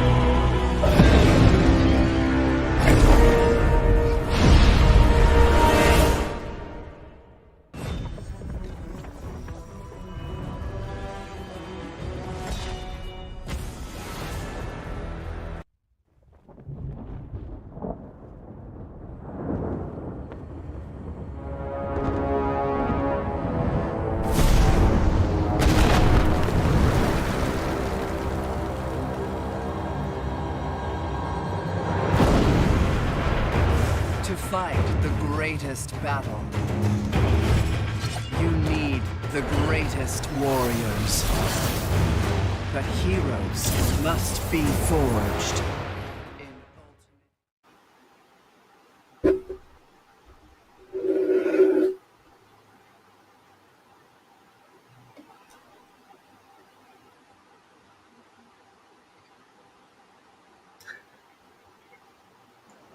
Hello, everyone, and welcome back to Arena of Valor International Championship Southeast Asian region. So, I'm Nidal Islam with none other than Torix, and a big salute to Torix.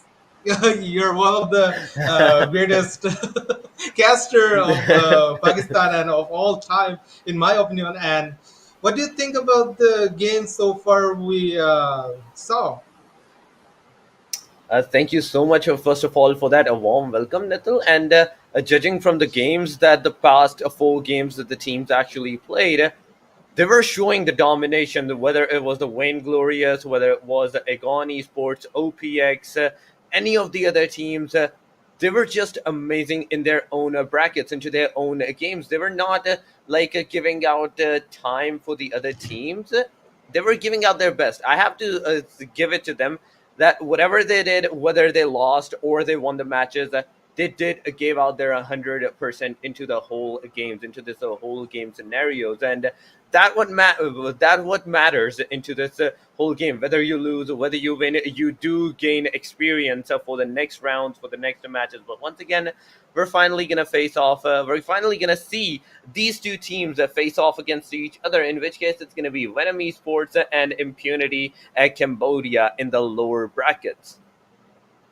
Well, Venom Esports is the regional champion of from Bangladesh, and Cambodia Impunity Cambodia are the regional champion for Cambodia. So this game will be a deciding game of which country or which team will move forward, because the losing team, this is the lower bracket by the way, so the losing team will go home.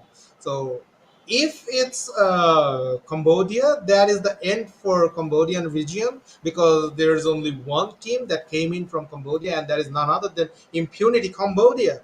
But if Venom Esports loses this, there is three other Bangladeshi teams to represent Bangladesh. But I gotta mention one thing, that is both of them are regional head from their countries. So this match this match will Really be really matters. hyped. Yeah, this This matters a match lot. really matters for them, actually. And yes, you did said it correctly that they are the regional champion from their countries as well, and they have to be really careful on whether which strategy are they going to use, which heroes are they actually going to pick and ban into the same section. From which case, from the Venom Esports, we see Hayate and UA being banned, and on the other side, we can see two players. The one is a Pain, and the other one is there as well. I think it's a Warrior section from their side. So a Warrior bans into the early stages. Will that be helpful? I have to ask you, Nitil.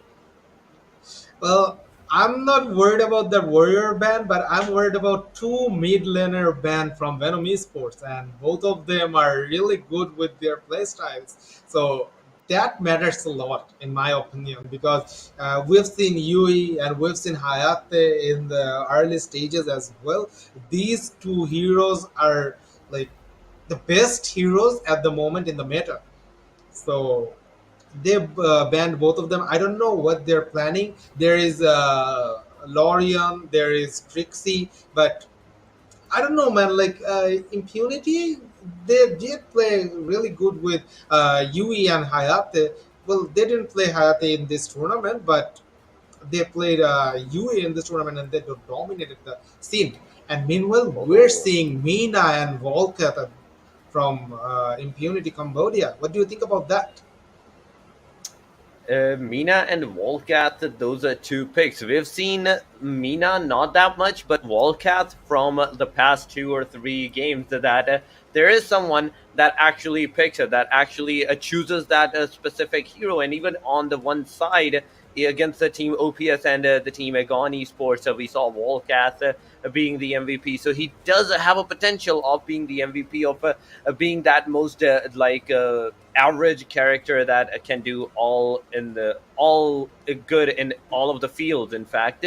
But once again, Aya, Butterfly, and Witz from the team Venom Esports, and only 2 characters so far, Volcath and Mina, has been picked up from the Cambodian section, but there's only 2 left right now. They have to pick 2 more bands, and after that, two heroes picks from the team Venom Esports and 3 picks from the Impunity Cambodia. So that these 2 characters and these 3 characters are going to be that decisive. Maybe a counterattack, maybe a same aggression type, heroes from their side or something. So it all matters to them, as we've seen Aya, Butterfly, and Wisp has been taken out from the Venom, and Mina and Volcath in response to that. So the rest 3 and 2 matters. Yep, and I gotta mention one thing, that is we're seeing Butterfly for the first time in this tournament, like in this series. So yep, we haven't seen any Butterfly peaks in the early series. There was a ban. Yep, there was a ban, but no one picked it. So No, I have high hopes for Butterfly and Wisp together, because I don't think they can make a really good combo to counter Violet. But let's see, maybe Venom has something in their head. And I want to mention one thing. The playstyle of Venom, they like to give their opponent some early advantage. It feels like they will feed you on purpose, and then when it comes to the middle game, they will snatch it from you. They will snatch the game out of your hand. Like, it feels like you're giving a lollipop to a kid and then snatching it back, something like that. Definitely. So did you like ever snatch a lollipop? Did you ever snatch a No. lollipop from a kid's hand? No. Well, did anyone snatch your lollipop when you were a kid? I don't know, maybe my mom or something that is bigger from me, that don't want me to eat any kind of candies. Maybe at that time, yes. But aside from that, what I remember, I don't think so. But moving back into the game, look at that. Yui, and there's Hayate, and there's the third person as well. I think that's Trixie, that is Yep. been put into the ban phase as well. And on to the other side, we can see 2 players once again being picked on the ban side. 3-3 composition from each of those teams has been picked off. The rest 2 are what matters. The first one who's gonna pick, the other team is gonna counter pick out that hero. So we have to really see, and it's right now a game of a wait. So who's gonna pick out the first hero, and who's gonna do that counter measure onto that? Well, I really wanted to see Atachi from Venom Esports, but Impunity Cambodia actually were on the next level. So they thought about it, they made a plan, and they banned the Tachi. So it is really gonna be tough for Venom Esports to choose a proper tanky hero and stuff like that. But I want to mention one thing. Venom Esports is actually disabling Impunity to pick a mid laner, because they already banned Hayate, they already banned Yui, they already banned Crixie. Those are the finest mid laners in this meta. So if Venom Esports pick Lorian right now, there will be only one hero left in the mid lane, and that is none other than Tulam. Definitely, we have to see. We have to see how the composition is actually going to happen. As you already said, the mid lane has been taken off, and look at that, Alistair against Illumia right now. Alistair, he's going to be against Illumia into the mage section, in which case Illumia may be a mage, but with that long range, she can provide those covers for her teams into the longer game. And even Irie has been picked off. The Venom side, the team Venom, they finally picked off their heroes, and at the same time, comparing to the other team, the Scud has been taken off. A tank, I believe so, has been finally picked off this time around. And how the Scud is actually going to play out this whole situation, we have to also wait for that, because I don't think Scud is actually a tank. Scud is actually going to be a warrior, and Yep, the it warrior is. section, that can be a great thing. That can be a great thing. If it's a warrior, then there is a chance that they can actually go into the close range of fight with the enemy side, with their rivals, make them go with a hard time, because not only warrior has a great damage, but also a good amount of health as well. They can hold themselves out with a great defense and do some good damage onto the enemy. So the two composition has been picked off, the two bands have been picked off. Now it all matters towards their mind games and their strategies on how they're actually going to utilize it to make a win for themselves.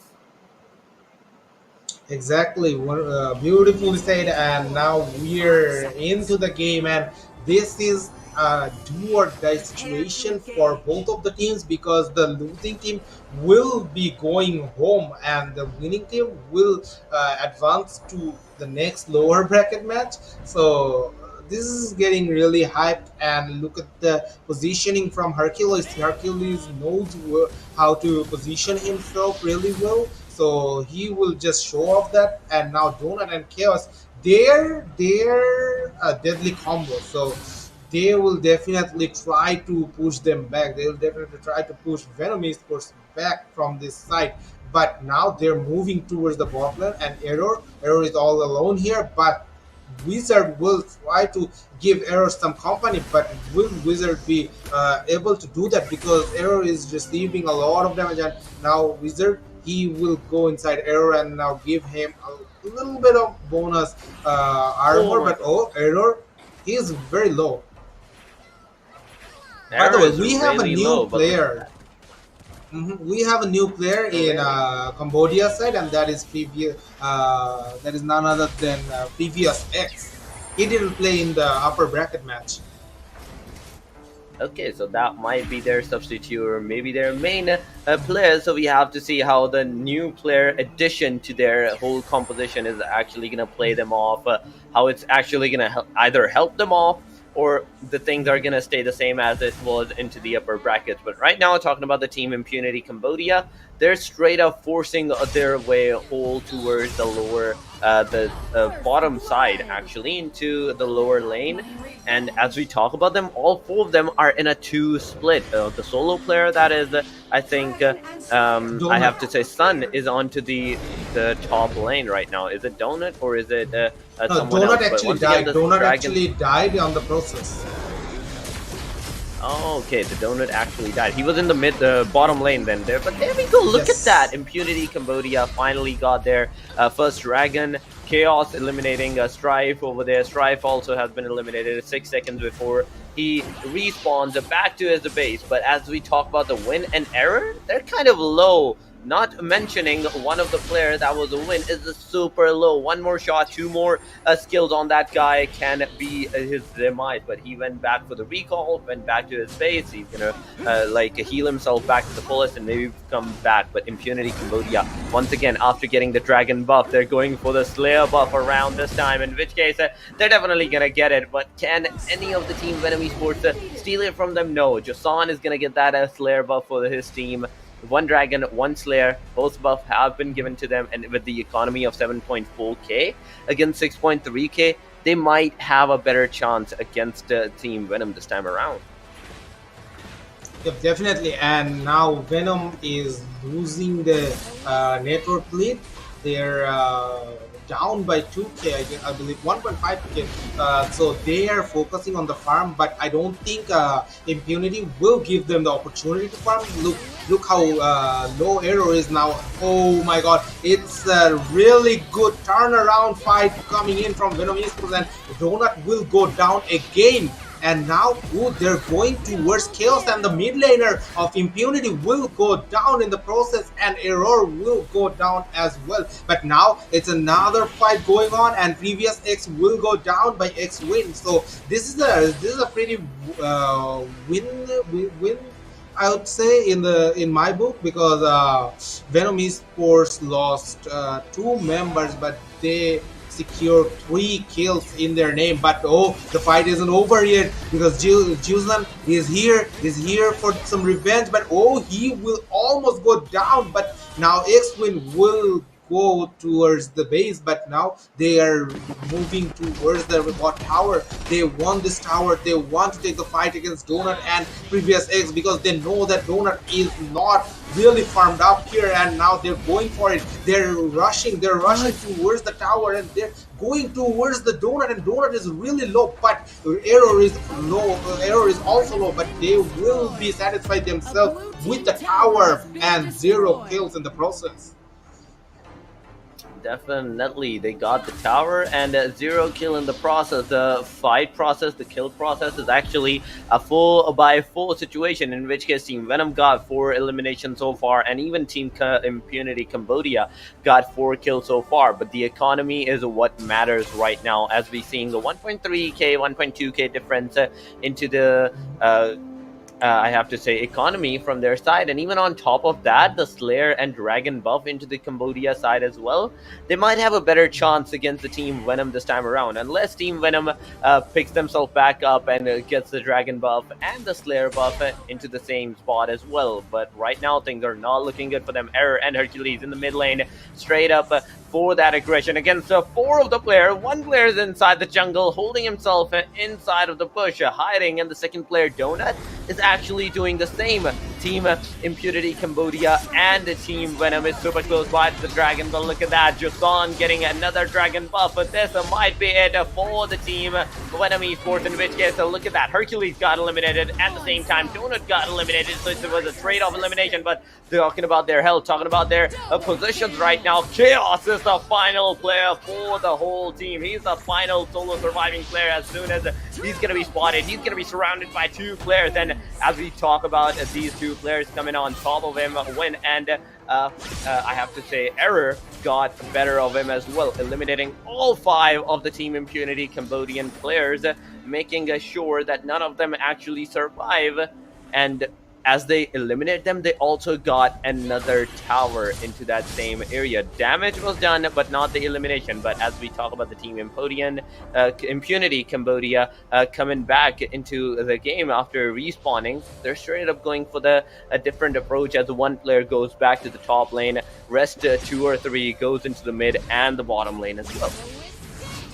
Yep, and make no mistake, that was a clean team wipe coming in from Venom Esports. So they're really facing some amazing moment at this moment, because they actually covered the network difference they had in the early stage, and not to mention they gave the opportunity to Impunity Cambodia to get over them, but Cambodia didn't make much use of it, and now Venom Esports is on the move. Look at that, they're on the move, and they will secure 2 kills on Chaos and Donut as well. So Chaos is not having a good game, and now they're rushing towards the towers, and they're under the tier 2, and now previous X will almost go down, but he will live to survive another, live to fight another day. And now, oh, Sun is on the way, but Sun will use the flick to move towards his base, and now previous X, he is the lone one in the bot lane, and Strife and Error, both of them are in the bot lane, and meanwhile top lane Johnson, he is all alone. Hercules and X-Win will definitely find the kill, and it feels like Cambodia is crumbling right now, because they are playing solo, they are not sticking with each other, and this will definitely cost them this game, I believe, because they lost the network lead, they lost the kill lead, they lost towers, they lost some kills as well. So they're on the run right now, and they don't feel confident about it, and Donut just pull off Error out of nowhere. Oh, sorry, X-Win out of nowhere, and X-Win is on the move, and he is chasing previous X to his base, and now previous X will be able to counter him by just like that. But oh my god, Johnson, he's still moving, and Error is also low by Donut, but Donut is not confident enough to go under the tower, and now they will go back towards the Wizard in the mid lane, and Johnson will be the one to finish Wizard, and Hercules is watching it in silence. So he's watching his teammate crumbling, and he cannot do anything because he is the lone survivor here, and he got no backup in the way. So Irie, he's in the jungle. Hercules, he's here all alone, and now Irie is in trouble. Strip is all alone against the 5 of them. Now, oh my god, Cambodia, they are going under the tower, and X-Wing will jump onto them, and now they are on the run, and now X-Wing will secure 3 or 4 kills in their name, and now Johnson is all alone, and he's on the run. He's being chased by everyone, and he's trying to TP a sneak TP, but I don't think Strip will leave him to do that. And now Error is on the move, and X-Wing, he is not even showing himself, and that is the perfect team wipe coming in from Venom Esports. They lost 0 member in the process, and they secured 5 freaking kills in their name. 17-7 kills difference against Team Venom and Impunity at Cambodia. We can just see how slow-paced the Team Venom was, even losing out some of their towers. And right now, we're seeing a huge aggression for them. Just look at that. All 4 of them are nearby the base tower, eliminating it slowly and steadily, in which case Impunity Cambodia Chaos was eliminated, and the tower, the base tower, was done so much damage. There was so much damage done to it. Some of the players of Team Venom, many of the players of the Team Venom has lost so much of their health. All they have to do is go straight up into the front side, straight up into the base tower. All they have to do is focus on the base tower, which they did. They got the kill for themselves. They got the base tower for themselves. And even being on the lower side of a moment ago, Team Venom just outperformed themselves, getting out that beautiful win, just turning the tides into their favors. And that was just amazing, I have to say. That was a beauty in its own, the way that they got the buffs, the way that they started to engage in the fight again and again and again, and slowly and steadily making up their pace, getting more economy, getting more items for themselves, more buffs, and as they were getting the buffs, they were straight up going for that aggression against the Impunity Cambodia. Yep, and Impunity Cambodia showed some early action, early aggression towards Venom Esports, but as I mentioned before, Venom Esports like teams like this because they are really good with faking you. Like, they will definitely give you some early advantage. They will definitely give you some early kills. They will tell you that, hey, come at me, just kill me off. And they're definitely gonna secure some space for their teammates, and when they're feeding, you will definitely be the confident one that hey, these guys are not up to the mark, so I can easily we can easily finish them off without any doubt. But that's where you're wrong, my boy, because Venom Esports is master of faking. They like to fake it in the early game, and they will snatch it in the late game. So that's what they did. I see what you meant by the lollipop in the very start of the match, and that is what they did. They gave out the lollipop of the win to the Cambodians, and in the very end, they just snatched it right from their hands, as they were right super close by to their mouth. So a beautiful win going towards the team of Venom this time around, and as we say, they outperformed themselves. I think they really did. You said they're the master of faking out of these situation, and that was a prime example. That was a prime example of what we saw in the first hand situation. They got the win, not just with a small margin, but with a huge margin as well. And here we go. Let's see the best moments in the highlights of what happened throughout this whole match. Because if we do look at the start, we saw the team Venom having the upper hand with some of the economy, some of the kills, but as slowly IMP got more kills, more economy from the team Venom as well. And even the buffs of the dragons and slayers, it was short-lived until the team Venom finally put themselves back together and just straight up went for that aggression. Exactly, and we have seen that Impunity Cambodia, they had the upper hand in the term of Dragon, in the term of Slayer as well, and in term of Towers as well in the early 5 or 6 minutes mark. But then, out of nowhere, X-Wing came in. He secured 3 kills for his team, and boom, that's how they turn the game around. Like X-Win, I believe X-Win will be the MVP for the match because he is no doubt the best initiator and best damage dealer in this game. So he's really a true potential towards his team, and look at him go. He was down by his opponents in this fight, but it doesn't matter because he pushed his team towards a mark where they will not be able to lose at any point. Look at that. Look at that X win. He went like that and secured 4 kills in his name, and that's how good he is. After they got those full team elimination, they didn't even let them respawn all of them at the same time. As soon as either one or two of them were spawned, they just straight up went for their elimination as well, making the tide turn into their favors, and slowly and gradually getting more kills, getting more of those gold for themselves, as well as they kill out the heroes as well for the economy. More buffs, more gold mean more buffs, and at the same time more buffs mean more damage to the enemies as well, with the high critical damage, high critical rate into the very end. We saw how the team of Venom just turned the tides in favor of them. As soon as they got the 5 kills into the early stages, as soon as they got the clean wipeout of the team, they did not even let them spawn fully, completely, all together in the same spot. They were picking them off right as they were spawning, right as they were coming back, and that was what led them to their win. And right now, the best thing that we're gonna see is the MVP. Who's gonna be the MVP in all of this 5 versus 5 fight, the 5 elimination fight? And it's none other than the X win this time around with 17 kills.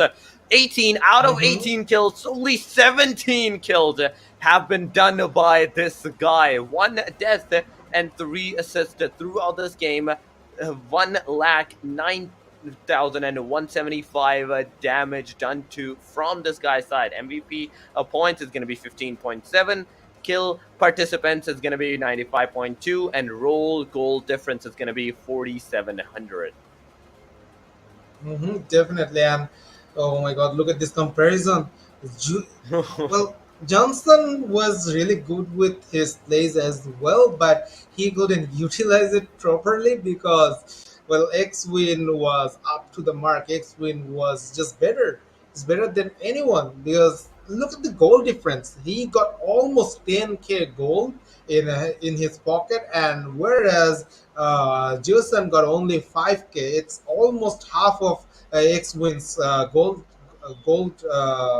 network. So yeah, that's how good they are. And out of 21 kills, as you mentioned, out of 21 kills, X-Win got 17 kills and 3 assists as well. So that means he was in 20 kills. So he was in Almost the part 20, of 20 yeah. kills. Yeah.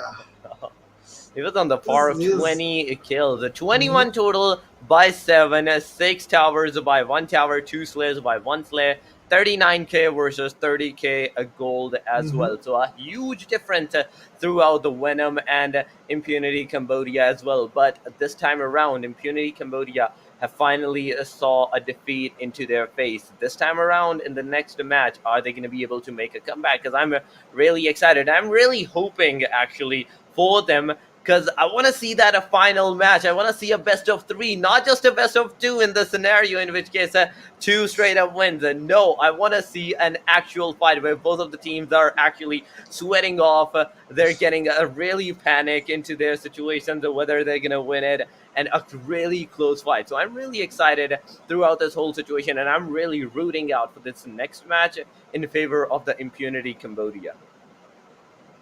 Well, finger crossed because I'm also gonna root for Impunity Cambodia because I'm also like willing to see a game best of 3. I mean, game 3 of the series because if if Venom Esports can win this match, this is a clean 2-0, and we will be missing the third game, and we will be missing the hype as well. Because whenever it comes to game three, it feels like no one is actually ahead of you. Everyone is at the same point because you got 1 point and your opponent got 1 point as well. So this is the deciding game. Third game is always the deciding game, and the hype is real.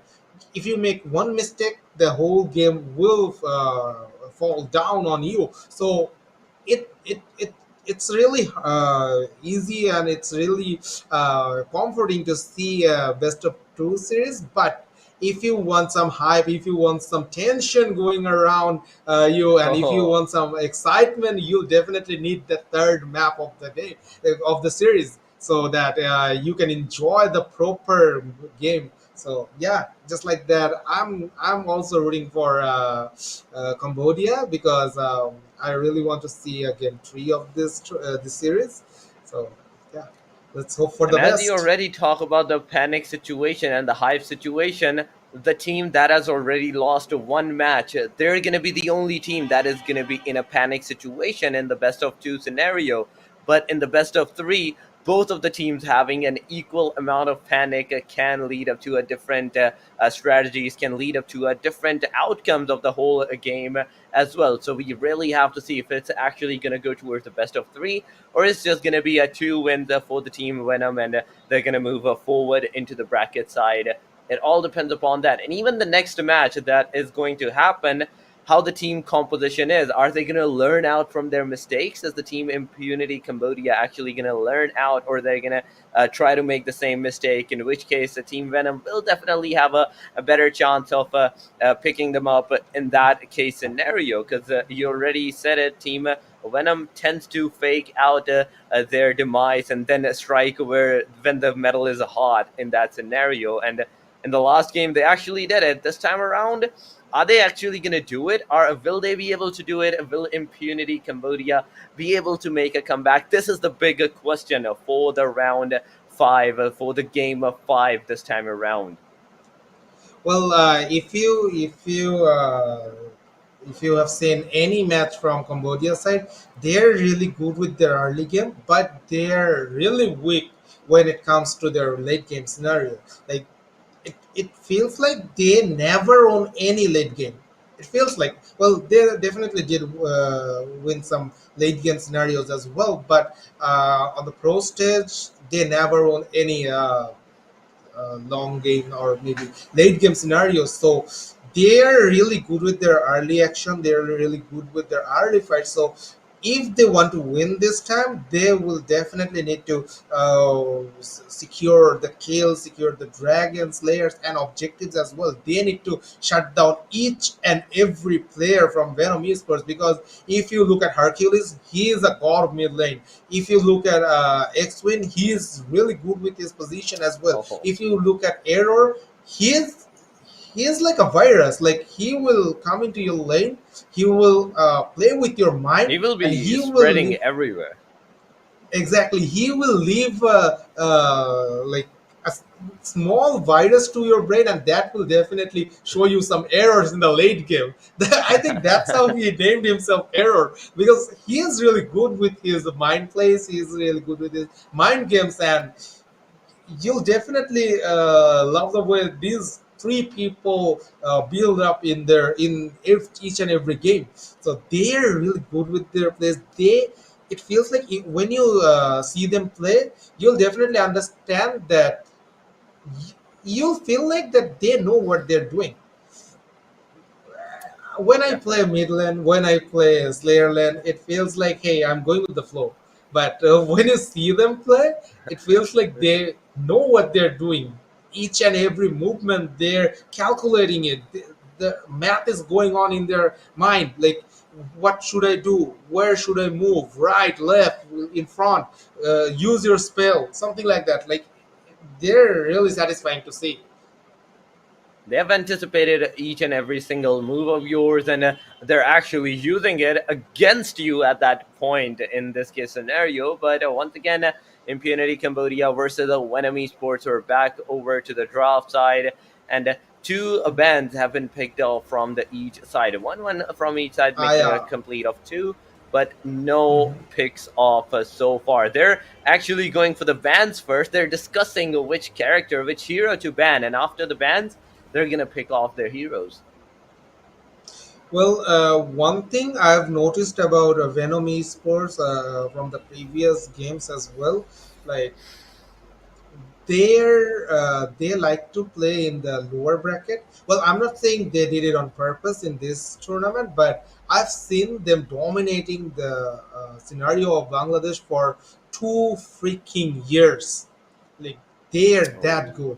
So I like the way they play. Like they really like to go in the lower bracket and then dominate the lower bracket and come back to upper bracket just like that, because I think they're the team that they like to chill and play. Like if you see them play from in front of you, you'll definitely see they're laughing and they're playing. If they die, they're laughing. They're not shouting at each other. They're not saying that, hey, you didn't help me, hey, you didn't do your job. Not like that. Everyone has confidence on each other and they're just that level good. Like they're chilling. But when you go to, if you are playing this tournament, if you go to lower bracket, what will you think? You will definitely be on a panic. Like you will be thinking, hey, if I lose this one, I'm done. I'm done for the tournament. I'm done, and my country will say stuff like say negative stuff, or maybe my family won't be proud of me. But they're just chilling. They don't have any tension at all, and maybe that's the reason they're really good with their lower bracket fights, lower bracket elimination, and all. Like they're really good with their lower bracket fight. They know how to chill. They know how to play. I have to really describe this as if you're like really comfortable, whether you're in a panic situation or not. If you're calm and composed, even on those panic situations, then I think you can take out the outcome. You can analyze the situation better, make a more outcome, make a more countermeasure for that specific outcome. And overcome that situation for yourself. And that's what the team Venom is actually doing, even on the lower bracket side, even on the low lane, bottom lane side. They're staying calm and composed, getting the dragons, getting the slayers as they go, even the might buffs, even the sage buff as they want to do it. They're getting buffs, and at the same time, with the economy and critical rates that they have, each and every single hit that they do gets critical. They tend to go for that damage and attack side. They do not go for those speed. They do not want to go for those what do you call it, the defense side. They just want the attack to be that heavy that whenever the Mhm. person that the team that is on the receiving end gets it, they are forced to retreat back. And that's what I'm seeing, because in the last match, even Team Venom was kind of like into the slow, that made me assume that did not use the attack speed buff onto themselves, attack speed items for themselves. They tend to go for the attacks and the critical damage over top of the critical rate. Well, I like the ban coming in from the Venom side. They banned Aya, they Oh. banned Yui, they banned Pain, and they banned Lorian. Ooh, those are some heavy bans. So, oh, they're confident with the Trixie and Hayate together. Okay, I Oh. never. Was that a misclick or something? Because I never thought someone can play Hayate and Trixie in the same team. Like, Maybe that is what they are trying to do to the other team. Maybe they're trying to throw them off the table at that point. That we're gonna choose the same these two characters in the same composition, and let's see if you can think of our strategy this time around or not. Maybe this is a strategy from their side to actually fake out their strategy towards the impunity Cambodia. so you're saying they're gonna switch Trixie to support. Maybe they will, maybe they won't. At the time will tell. Maybe they're faking the Crixie right now along with Hayate. Hayate may just go for that support, or maybe even Crixie go for that support. It can be either one. So what I'm trying to say is that they're trying to make sure that the Team Impunity Cambodia actually looks out for both of them instead of just being one of them. Mhm.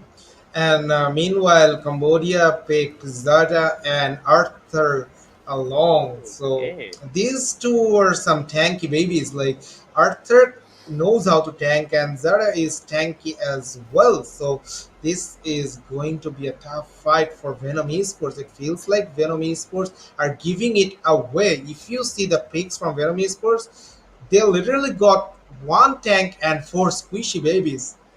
So I don't know.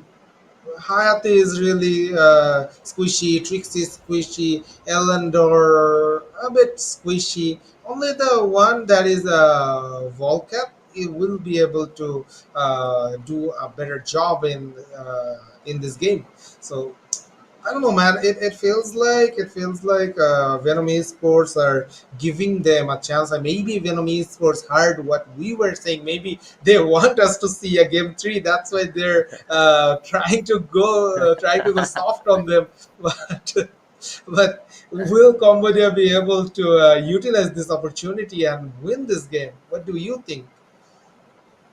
Uh, I think the only thing that will tell us is the time, because the match has started and the composition from each of the sides is actually going insane. One player, Hayate, is in the bottom lane in the like bottom lane side right now from the team Venom Esports, and aside from that, two in the mid lane, two in the top lane, as we see that. But on top of that, if we talk about the Impunity Cambodia, we're seeing the same composition as two in the top lane, two in the mid lane, and one in the bottom lane right now. And Donut is facing a little trouble against Hercules, and Chaos will be joining the fight, but Hercules will deal a lot of damage Oh towards my Chaos. god. Chaos might fall, but Wizard will not be able to close the distance, though. That's how Chaos will live to fight another day, and now the mid lane is going pretty similar to both teams, but Wizard and Donut are fighting in the bot lane. But I don't think Wizard will stay here because Wizard is focusing on the buff, and now they're covered by three heroes. What do you think? What? What might happen? This is a 3 versus 4 situation, or maybe even a 2 versus 4 situation, in which case we're seeing the team Impunity Cambodia having the upper hand right now, as they got the buff for themselves as well. And on top of that, the levels, as Jason is level 4, Donut is level 2 right now, almost level 3. But we're talking about Donut, that is actually was trying to recall back into the base, but changed his mind and straight up canceled it, go back to the bottom lane, fighting against Wizard, in which case scenario, look at Wizard's health. He's only one skill, one auto attack away from being eliminated. Donut is also going into the bushes side, maybe trying to be into the safer position, but as we saw, Win, X-Win, and Error into the same position. Donut is that a person that is going to go for that early engagement, that is going to go for that first fights, in which case Jason is that guy that is out there looking out for the dragon, getting that dragon buff for the team. And as we're talking about the dragon buff, Jason may just get it, but can it be steal from their side? In which case scenario, look at that, Impunity Cambodia took that dragon kill, took that dragon buff for themselves right from the face of the team Venom. And right now team Venom may just panic after this buff has been taken out from them. There's a really good fight went out after the Abyssal Dragon, because the Abyssal Dragon was secured by none other than Cambodia, but Venom Esports didn't let it go away just like that, because they actually engaged in a fight against the Impunity Cambodia, and they secured 3 kills. And look at that, Sun will go down. That is a tanky baby, but 3 of them came in and took him down. And now Donut and Johnson are the 2 members from Impunity that can deal a lot of damage and that can engage in a fight, but they chose not to join in the fight because they're farming. I think they're aware of the situation, that they're not covering the network chart, so that's why they're going Oh forward. my But god. now Chaos, the mid laner Zeta, he is in trouble. But now Zeta will go under the tower to get some security, but I don't think that security will give him a lot of time to farm because he is in a rough position. And now Donut is looking for Wizard, but Wizard is not afraid. He is looking for Donut as well, and now they're going for the Slayer. But I don't think Slayer will be going down that easily, and it will be reset just like that. And now, Previous and Donut, they're also in the area, and four members from Venom Esports is already joining the five, and another one also came in. Five. Strife. Yep, they're moving the five members from Venom Esports for a Slayer. I don't think that is worth it. It's a 4 minute Slayer, and you are moving five of your teammates towards it. Is that worth it? I think they're What do you think, I think they're Torrance? using the Slayer as a bait. I think they're using the Slayer as a bait for the team Impunity Cambodia to come there, try to get the buff, and as they're trying to get it, maybe the team Venom is actually gonna steal the Slayer as the Cambodia actually stole the dragon right from their faces. Maybe they're trying to do that, but at the same time, talking about the kills, talking about the economy, we're seeing the team Venom having the upper hand right now with 4 kills and 12.1k economy. We're seeing even a single win from their side as well. But right now, Team Venom has to really pick themselves back up. In this case scenario, Crixie and Hayate composition, I don't think that was just for the show. In this case scenario, just look at that. 4 kills so far right now, in which case Donuts gets back into the side. Strife is there trying to get more killed for the team, trying to get more killed for his team composition, as well as he also get more of the economy for himself. Level 7 against 2 of the level 7. Not only he's a warrior, not only he's a tank in this scenario, he's also the damage dealer for the team as well. In which case, look at that. Japan is coming for the Slayer, for the Slayer kill, and Strife cannot do anything but just a look in this void place as the 3 of the team Impunity Cambodian players get that Slayer buff for themselves as well. Right now, team, things are not looking good for the team Venom, in which case scenario, they're finally going to get 1 Abyssal Dragon buff for themselves, but against a single Dragon buff and 1 Slayer buff as well, I don't think that they have an upper chance right now. Talking about their item strategy, we're seeing them go towards the critical rate and the damage as well, if we do talk about their composition, and on top of that, attack up as well. But talking about the team Impunity Cambodia, they're going for the critical rate, they're going for the attack percentage, and with that, attack speed that they're going for. Yep, exactly. And if you focus on the itemization coming in from Venom Esports, they're really choosy about their item picks, and they're choosing the best items for their heroes, and they're not gonna experiment anything in this game because they're that serious. They want to dominate this matchup, they want to dominate this series, and they're already on the lower bracket, so they don't want any chances to be taken out. And now Wizard is in a lot of trouble, and Wizard will go down by Previous X. And now Donut, he's the deadly octopus there. He's going towards an M21, is afraid of that octopus, and that octopus will go towards Error, and Error will go down just like that. And Previous X will also go down, but Chaos, he is here, and Donut is not done with it, and X-Win will survive for now. But how long can he survive? Because slowly but surely, oh my god, Impunity is going forward, and now 3 vs 1 situation,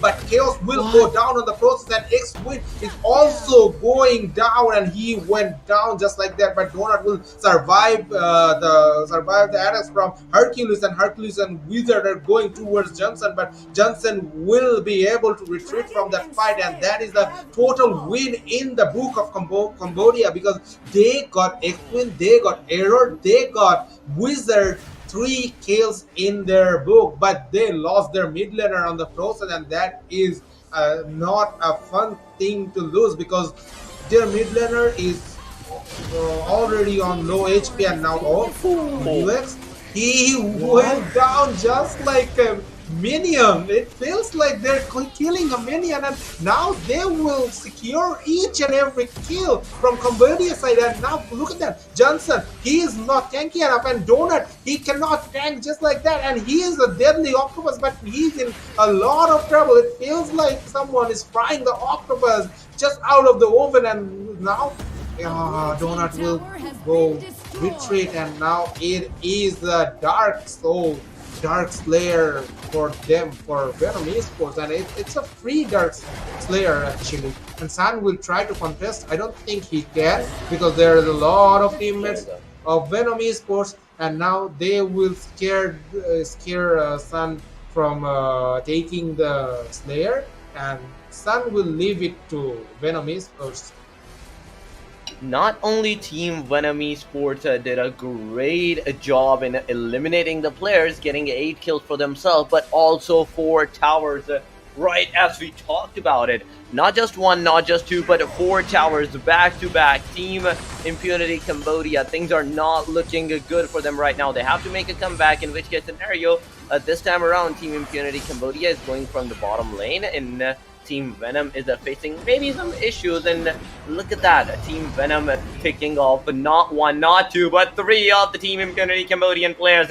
Only 2 are left right now, which is Donut and Chaos, and as they're trying to make their way from the bottom lane, the Slayer also has been spawned for the tower, for the base section as well, to not only keep in check from the Team Impunity Cambodia, but to also make sure that this is their chance to eliminate the towers and make more economy for themselves, get more buffs for themselves into this case scenario. And as we talk about the economy, we are seeing a 4,000, almost 5,000 difference, and Slayer also defeating out the tower as well, getting their 5th tower for themselves, as well as they see 7 total kills for the Team Impunity Cambodia and 11 kills for the Team Venom Esports right now. The things are not looking good for them right now, I have to say, and little for the Impunity Cambodia, as slowly and gradually Team Venom is making sure that they slowly and gradually come forward to their side, go for that aggressive mode. We're also seeing a Team Impunity Cambodia trying to save out their towers, trying to hold off their position. They're not overcommitting after this fight, after the 3 elimination from back-to-back side. They're actually going for a safer approach. Yep, beautifully said, Torix. And I want to mention one thing, and that is Venom Esports secured the Holy Dragon, so they will get the Holy Dragon buff, and now they're at their strongest. And look at how they poke Donut. It feels like they're just playing with Donut. Like, they were just next to Donut, but they didn't harm Donut because they're just making fun of him. And now X-Win, oh, he went too far, and now Sun will go towards the error, but oh, X-Win will survive, but Wizard will go down on the process, and Error will be going down as well, and X-Win is also down. Oh, never mind, Error will live to fight another day, but Stripe is already low on HP, but Arthur is doing a lot, and Stripe will be securing this kill. Never mind, he will go down on the process, and Hercules is the lone survivor here against Sun, because Error is on the base and he is coming towards Sun. But it's too late, because 4 members from Cambodia went down on the process, and now it's only Sun versus the world here, and now Error is moving towards Sun, and Error is moving, and he will run and gun. Oh my god, he will run and gun the Sun, and just like that, Hayate is carrying the game, and he's killing a warrior by himself. Can you imagine Hayate playing as a marksman here? And we all thought that Hayate is the best mid laner of all time, but Venom Esports is showing us that meta doesn't matter. They can create their own meta by playing different roles with a different hero, and they're really successful with it. They're showing us that how they can manage to do it, and they did. They're successful on that, and they secured the Slayer in their name. In the starting, Sun was the only guy that actually survived throughout the fight of the Impunity Cambodia versus the Venom Esports, in which case 4 of the players, Chaos, Johnson, Previous X, and Donut, was eliminated. He was solo surviving with the full health. A single player come in, Error comes in, eliminating him, making more misery of the Team Immunity Cambodia right now in this case scenario, as they're getting more panic into this whole case scenario. And as we're talking about the worst case scenario, things are not looking good for the team Venom right now, as 3 of their players has been taken down. Hercules and X-Win is the only team member right now surviving, and as they also go for the fight, as they also go for that aggression onto the team, we're seeing them actually do a huge damage onto the Team Impunity Cambodia, not eliminating 1, not eliminating 2, but 4 of their players as well. The fight is back to a 1 versus 1, in which case a single player from the team Venom is surviving, and Impunity Cambodia is also surviving. Right now, Win is straight up gonna go for the tower elimination, and he gets the blue mid tower. Maybe he's gonna make his way forward towards Donut. Maybe he's gonna try to eliminate Donut in his way, but he's also buying out his time for his team to respawn into the scenario. Talking about the towers, Team Impunity Cambodia so far hasn't been able to even do a half damage onto the towers right now. I have to say it, Nithal. Things straight up not looking good for them. Team Impunity is really in a panic situation, as there's only 3 towers left for them for the total annihilation. We have to see if Venom is actually going to move forward. Are they actually going to try to eliminate the players before they finally force forward, or are they going to use the faking mastery technique and fake out their positions towards a different angle and approach from a different angle as defeat the towers and defeat the base as well? Yep, definitely. And now I don't think Cambodia got any chance on winning this, because well, Venom Esports are leading by 4 Canadians, and there's a fight going on.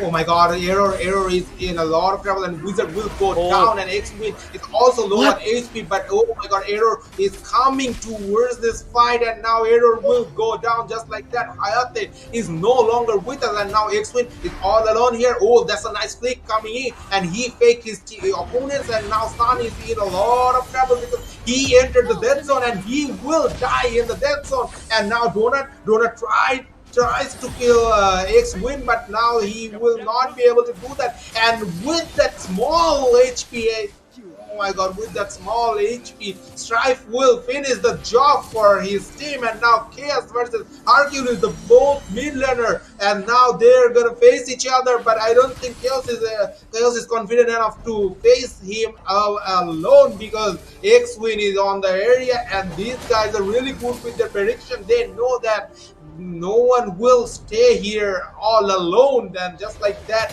he will retreat from this area, and Venom Esports will come back stronger to secure this Infinite Slayer. And this is, if they can secure this Infinite Slayer, this is almost a GG. I don't think Impunity Cambodia got any chance left in them. I don't think they do, because this is well, I hate this Infinite Slayer, because it deals a lot of damage towards the tower, and also it is really deadly. So if you can secure this is almost a game over. But I have to say, the way that the Team Impunity Cambodia is actually holding out for themselves in this whole case scenario, in this whole case of a fight against the team of Venom Esports, even though they have a lower chance of winning, but I have to give it out to them. The 5 versus 5 that happens, we see both teams equally doing the damage. Both teams are equally squishy, and both teams are equally tanky, in which case scenario both teams actually get 4 kills from each other side, and only one of them is actually left. And the way you said, the Dark Slayer, the Infinity Slayer that has been spawned, can make a difference, in which case it might just do it. And with that Infinity Slayer, we're seeing the whole team aggressing over to the Impunity Cambodia. All 5 versus 5 situation is happening, in which case, look at that. Strife is really low on the HP side. Slayer is also coming in. The damage is done to the base tower, and as we see the base tower falling to his demise, the team of Venom is gonna get that win against the Team Impunity Cambodia as well. A second win straight up after the first one, and a GG winner for themselves in the scenario. The 2 wins back to back. It's just amazing, Nithal. The thing that they did, they used the Slayers to the right time. They used the Slayer at their perfect timing, at their perfect opportunity, made sure that they were with the Slayer to not just only give out the cover to the Slayer, but also the Slayer to give us them the cover as well.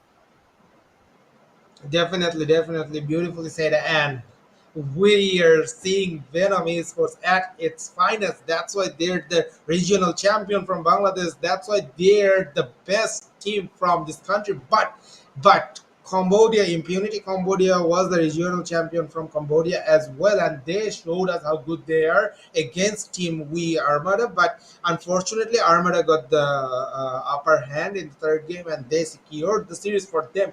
And well, they kicked Impunity Cambodia from upper bracket to get a place in lower bracket, but Impunity Cambodia couldn't secure this lower bracket for themselves, and they will be going home after tonight because their journey is over from this AIC South Asian qualifiers. And not only that, Tourist, I want to mention one thing. I want to tell one thing to the fans of fans of Cambodia, that the country representative team is lost. But don't lose hope. Don't lose your hope on this tournament. Just keep watching, keep supporting other teams as well. Maybe a team from Pakistan, maybe a team from Myanmar, maybe a team from Bangladesh. It's not like that your country's team is not in the tournament, so you cannot see or you cannot cheer for other teams. It's not like that. It's not a crime. Just it's a esports thing. It's not real fight or something like that. So just go support any team from any place or any country, and maybe you will feel inner peace because maybe you are sitting at home with your phone, with your computer. You're watching the game on YouTube or maybe Facebook or maybe anywhere in the world. But you can be the next star as well, because Arena of Valor is hosting a lot of tournaments lately, so you got the chance to show yourself, and you got the chance to show the world how good you were with your plays, if you were good with your plays actually. So go watch the games, learn the meta from the pros, and try it with your teammates. Maybe you will be the next one to be qualified for this tournament. Maybe you will be the next one to secure your team a final slot, or maybe I don't know, maybe You will be really the champion. yeah, maybe he will be the champion. So just work for it, and you might be the next successor of this game. So yeah, so don't Don't lose lose your hope hope. and don't do anything. Yeah. Yeah. And make sure you work hard into the whole kit scenario. But moving back onto the highlight section, Nital, the way that the team Venom actually gave out a single chance in the very start, as they were also being eliminated, and as they were also eliminating the enemy side of the team Impunity Cambodia as well. The things were on the equal side until they finally got that Dark Slayer, Infinity Slayer for themselves, spawned it up, straight up went for that aggression, because before that we were seeing they were approaching the last towers of the Team Impunity Cambodia, but Team Impunity Cambodia was so good onto holding out their towers, they were not giving out enough chances. Both of the teams were forcing to retreat back into their bases side, wait out for their team to respawn back, get them up, get them back onto their feet, come back into the fight, come back into the place to fight against each other. And that was what happened. That was what's happening until the last Infinity Slayer was defeated and spawned from the Team Venom side. And that was the thing that what gave them the boost to finally push themselves. And in that position, in that particular location, Team Impunity Cambodia couldn't do anything. Even though they were like a 4 versus 4, 5 versus 5 situation, they wasn't able to eliminate the Dark Slayer. They wasn't able to eliminate the players into the Infactus side. And that what made them lose their base tower, and a great win for the Team Venom. So the Team Venom is going to be moving into the next bracket, and Team Impunity Cambodia is going to go home. Definitely, and that is the end run for Cambodia. But I feel really bad for them, because they were they were playing really good in this tournament, and they are the only one team that qualified from their country. So they were representing their country, and as I mentioned before, it will be really a heartbroken thing for them, because when they get back to their country, maybe they will feel like, well, they represent their country so far, and it is an honor for It's them still a to great do that. achievement. Yeah. Yep, it is, but I think they had high hopes as well. So maybe it's like they will feel a little bad about this. Maybe they will feel bad about it, but the fan base, all you have to do is support them, and make sure you do Mhm. that. But right now, after this, we will be going, I think, on a short break, and it's all so. When it comes to the end of time, our miracle will come to us. You can't stop me.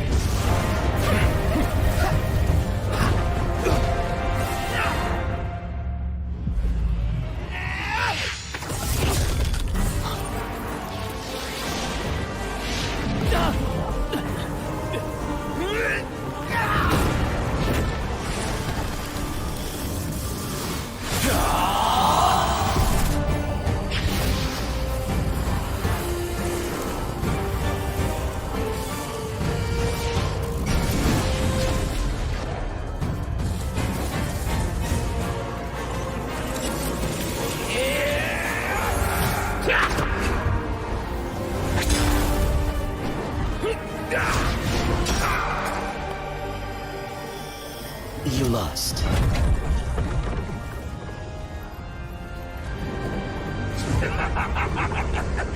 You are the one who's losing. Time is up. You'll see the fate of Athador.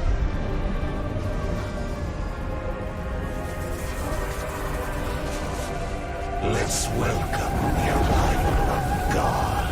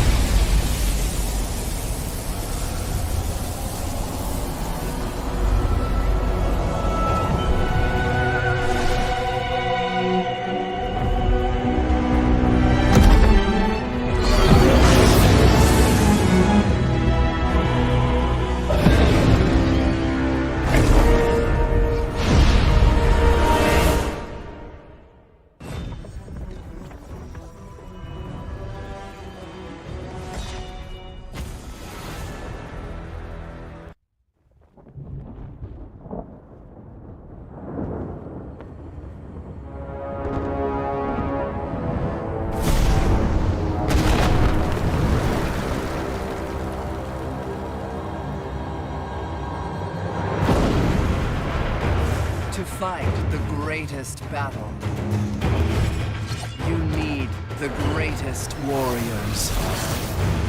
But heroes must be forged in ultimate combat,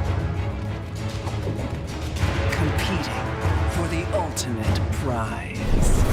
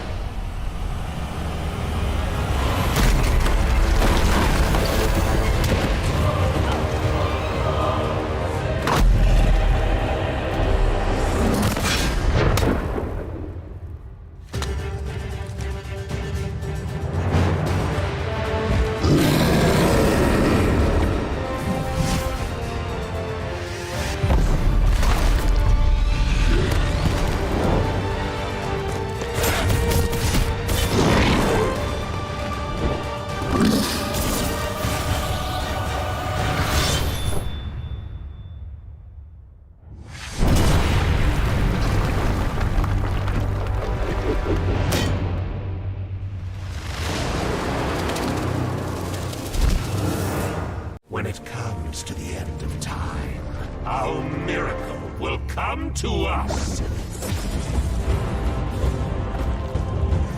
You can't stop me.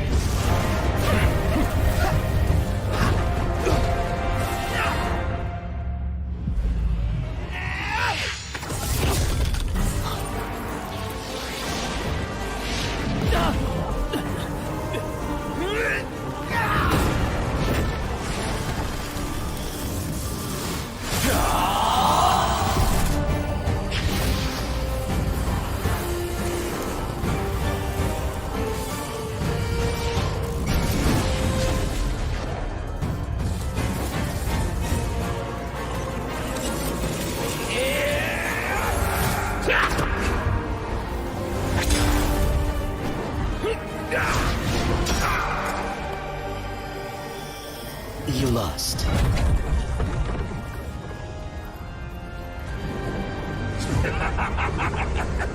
You are the one who's losing.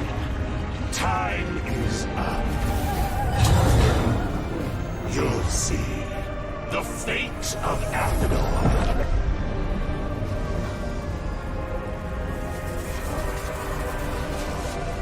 Let's welcome the arrival of God.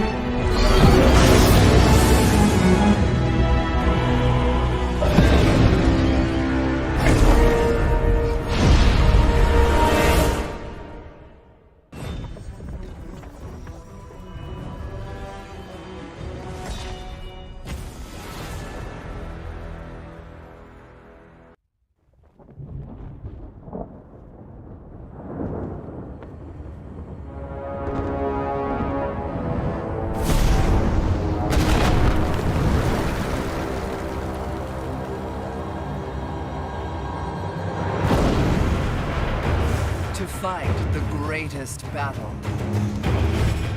you need the greatest warriors.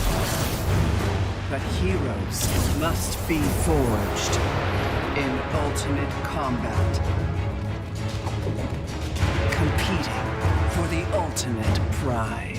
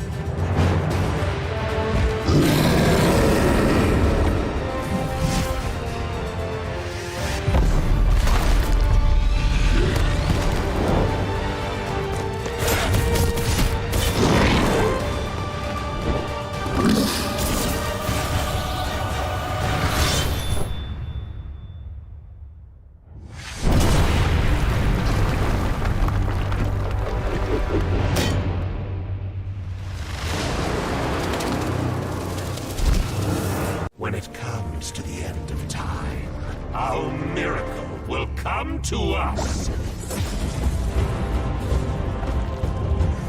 You can't stop me.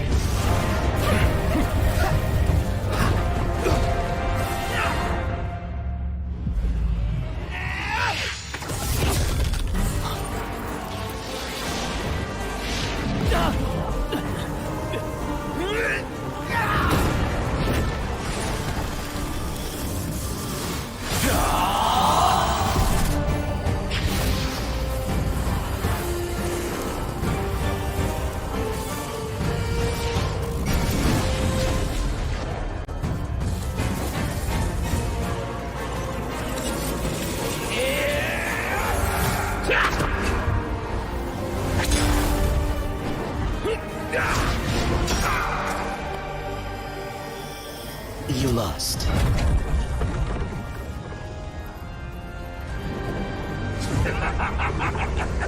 You are the one who's losing. Time is up. You'll see the fate of Athador.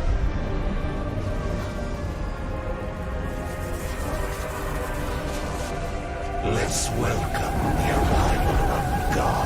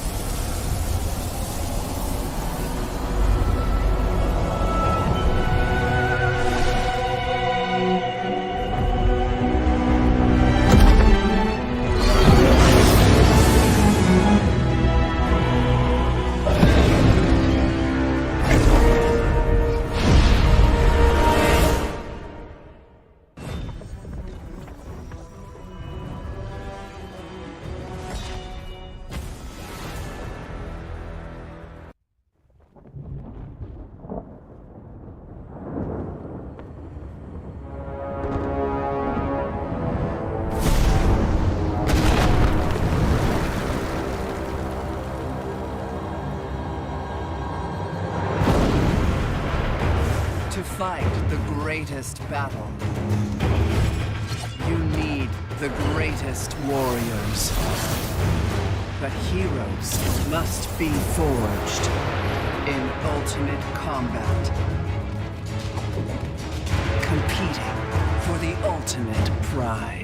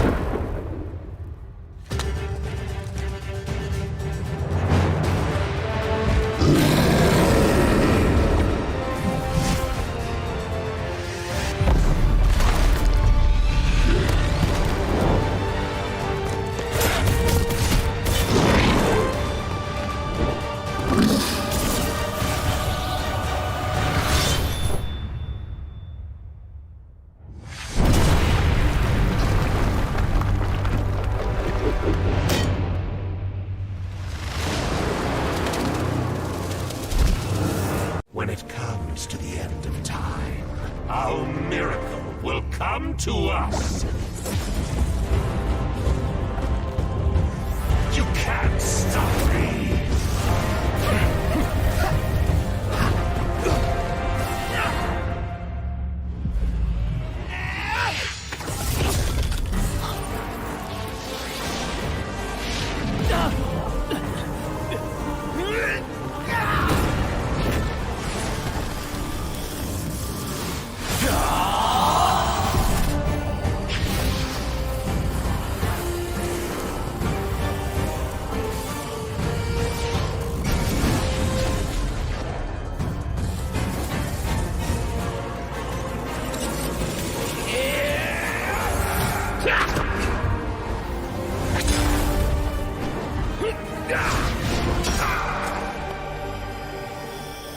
You lost.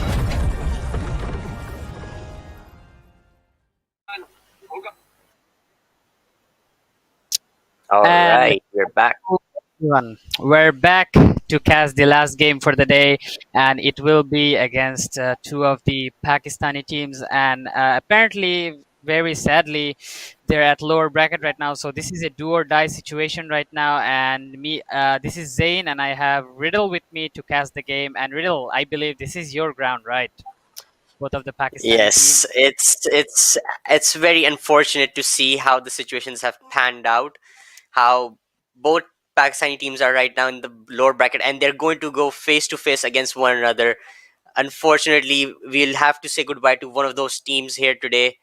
But overall, I'm very proud of all the Pakistani teams that have come here today, and I'm sure they're going to showcase an amazing performance with this last game here today. Yeah, it is very unfortunate that we have to say goodbye to one of the teams today, and I think the first team that we had to say goodbye would be Impunity from Cambodia, right? And it was very sad to say goodbye to them as they were the only team from Cambodia, I believe. But we have Yes. two more teams left from Pakistan right now, and one of them we have to say goodbye to. And the saddest part about saying goodbye to one of the teams is they're gonna go face to face with each other, and they're gonna eliminate one another. And Yes, that's the worst part. that's just unbelievable. Yeah, like Yep. it's like how the stories have built up that one of the you will be eliminating one of your own brethrens here today Yes. to go forward into the tournament. But at the end of the day, everyone's here for themselves, and they all want to represent each other as well as their countries. And any team that progresses forward from here, I'll be very proud to see them go forward, and I'd be even way more prouder for the team that we might have to say goodbye today. I will be very proud to see that they have made it this far and they have done their country proud. Yeah, and absolutely, like you mentioned to me before that Pakistan, this is the very first tournament for Pakistani teams to play in an AOV tournament, right? And it is such a high level tournament, like an international tournament. So that may have an impact for them, why they might be like outperforming right now. But I believe if they play a few more tournaments and they practice more, they learn from what they've had today, maybe they'll come back stronger next time. What do you think about that? I do believe so because this is like the first Kickstarter event, I would say. Like they saw that, like the amount of teams, amount of players that have seen the qualifiers and are probably watching this grand final stage right now. They are getting the ideas. They want to learn the game. Now, I'm sure next time around, this region will be way different, and like it's going to be a way better performances till next time. Yes, I believe so.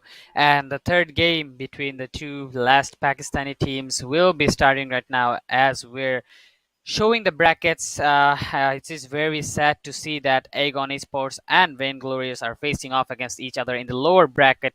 Second game, a second series of lower bracket for today's, and only one of the teams will go ahead and will face off against the loser of OPX and Sterry Hope in the lower bracket quarterfinals. But today, this is a best of three do or die situation between these two teams. So I'm rooting for both of those teams. I don't want anyone to leave, to be honest, but it is a matter of sorrow that somebody has to leave. So I mean, you can't just keep playing forever. Nobody's gonna be winner in that stage. But we want the best South Asian team. So we gotta say goodbye to our dear ones. We gotta say goodbye to the better teams. We gotta say goodbye to those who even performed such well in this tournament, who have worked so hard to come here all the way from their country to another country. But we have to say goodbye. There's nothing we can do, right? You, yep, indeed, you couldn't have said it any better. It's do or die for all of these teams, and it's only a matter of fact that the games will get even tougher from this point, because even at this point the better teams will move forward. The teams that would perform slightly underperforming so far, they will fall, and only the better teams will move forward. And at this point right now, it is a matter of do or die for Vainglorious and Aegon Esports, because they are the only two teams left to play today, and they're the last two hope of their country. And it's Yep. sad one of them will fall today. Yep, and matter of fact, like more importantly, even if one of the team wins today and proceeds, they're still not out of the danger yet, because we have to remember that they're in the lower bracket, so they have the chances of getting eliminated anytime sooner. So I would say they're at the brink of the death, so they have to really work hard. Whoever wins today have to work hard to keep their country, their in the place in the tournament, because obviously whoever wins today will be the last team to represent their country, and if they get eliminated, that means they're out of the tournament, and this will be really sad, because I wanted to see the top four teams from the four countries individually. Like, even though I'm from Bangladesh and I support my teams, like we have four teams here from my country, but I would still, out of the respect, because I have respect for all the countries and I love all the countries personally, because you guys are also my brothers from you guys are from another country, but you guys are also my brothers, because you guys are also a Muslim brother. So I have huge respect for you guys, and I would really wanted that four teams on the top would be from four countries, so that we have everything, every bit, a little bit of everything. But let's see what happens. I cannot predict the future. It's just a wish of mine. I hope I somehow curse this and this wish comes true, but this is my hope. But yeah, it is what it is, There, and we gotta move on with we that. would need a miracle. We would need a Yeah, we miracle would to need a get miracle. impunity back. We would need a miracle to get Yeah, impunity back. It's unfortunate that we had to say goodbye to them in the unfortunately. earlier matchup. Yep. And once again, but we have to look forward for this matchup. So on paper, after seeing the performances from Vainglorious and Aegon Esports in the matchups earlier, what did you make of them? What do you think of these two teams that are clashing right now? I haven't seen the game of Bane Glorious. I think. Oh, I have. I have seen one game from Bane Glorious. I think. Did I? Oh no, I haven't seen the game from Bane Glorious. But I've casted the game of Aegon Esports, and I personally think that they're a really nice team. Like, they faced off against OPX, Oriental Phoenix, who are the previous champions of who are the previous champions of Bangladeshi championship of Arena Valor tournament. So they're pretty strong, and we've seen Aegon Esports were holding out pretty well against them. So I believe Aegon Esports has the guts to do so. But in the last game, last time, why they lost, they made few mistakes, and some of them I'm gonna point it out. Like, first of all, they couldn't utilize their hero perfectly. Like, they picked an early game draft, but they weren't that active in the early games, which cost them a lot. And OPX had a late game draft. Why? When the game became late, obviously OPX had a better opportunity than this team. So they kind of didn't utilize their heroes very goodly in the early game. And the second mistake they did is that instead of playing objective, they just played too defensively. And I think you gotta be aggressive when it needs, or when you have the opportunity. If an enemy is making mistakes, you need to punish them. If you just leave them be and play defensive, if you be like, oh, we're gonna be okay, we're gonna do that later, maybe just hold it out a bit, maybe get another chance. No, if you keep missing these chances, that's gonna be really the casualty is gonna be huge for you, and that's what happened to them. They weren't able to get much objectives in that game, and that ended up resulting really bad for them. And I believe you casted the Vainglorious's game, right? So why do you think Vainglorious lost the game, and what was their fault? What are the mistakes they made, and what should they do to win the next game? I think the mistakes that they made in the matchup against Starry Hope, they this was their first time clash against international team. This was, like, I could say, outside of this outside of their comfort zone. They haven't seen a team play like this. In a way, it's due to inexperience, as well as they somewhat crumbled under the pressure. They had like a few better plays here and there into the mid game, late game state. Like, they're making one or two picks happen, but they weren't able to capitalize or generate a lead out of it, which was like the reason why Starry Hope found a way back to shut them down completely. So it's just like lack of inexperience on playing at such high stage, and perhaps there was a lot of pressure on them. But right now, I think that after that series, they have cleared out the nerves. They have taken a breath of fresh air, and right now they're gonna go in this game with a mental reset, and hopefully showcase a better performance.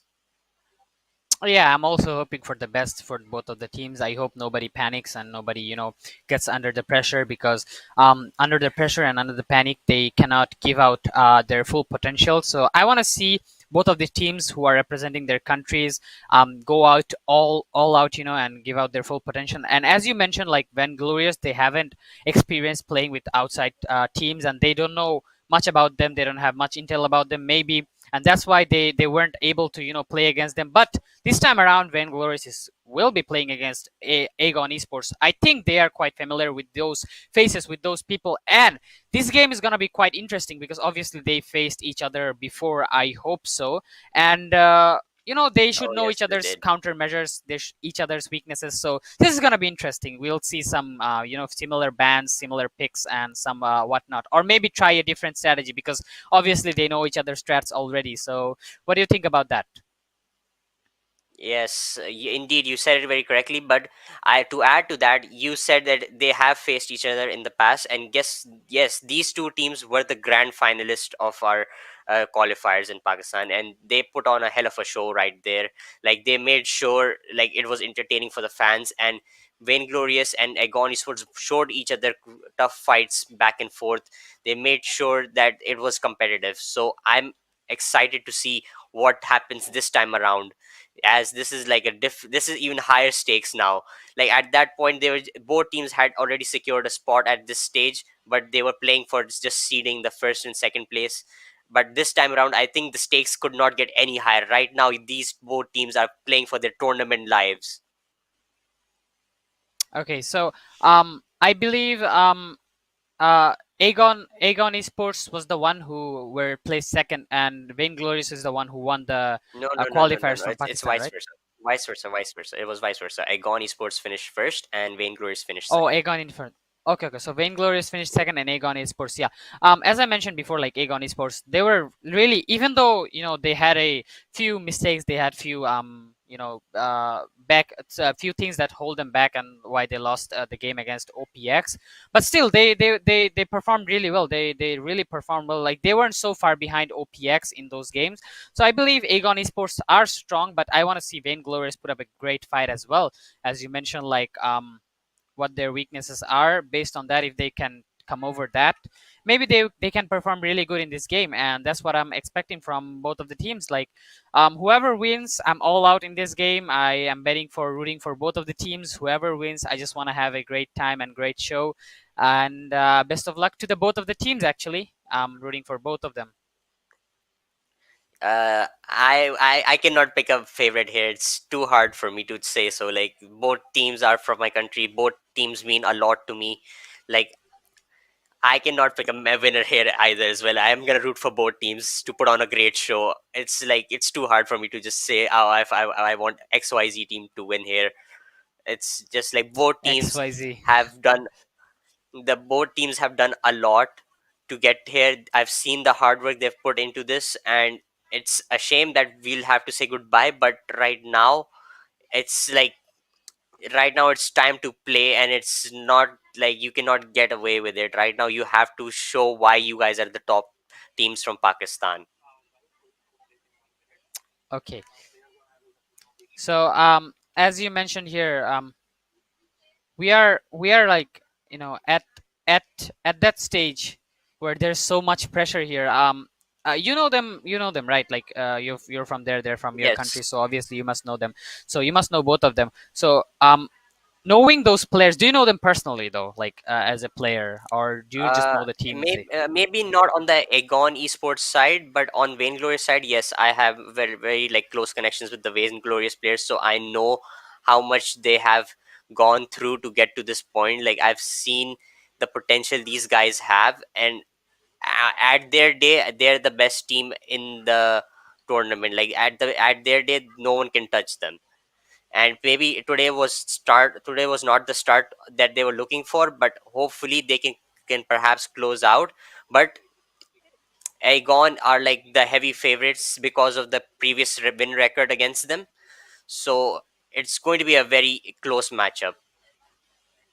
Yep, and I think though this is a do or die situation between though both of the teams in Pakistan, Aegon Esports versus Vainglorious, we have a bit of a technical issue here, so we'll take a 5 minutes break and we will be right back. This is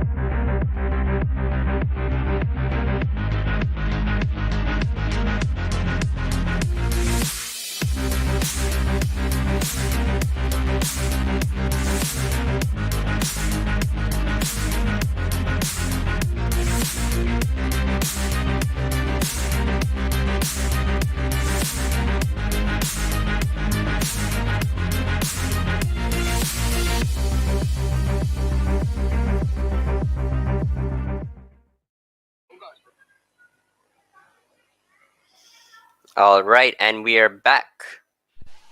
Yep, we are. Sorry for the technical issue, guys. Think there's a bit of a problem with the lobby and the servers. So, as we were saying, the do or die situation, which always gets me in a sad mood. I really don't want the do or die situation, but here we are back at it. We can't do anything about it, right? Hmm. So coming back to the matchup, when we were talking, I was as we were talking about how like I knows a lot of these players myself. So I was telling that like I've seen the hard work that all of these players have put into getting to this point.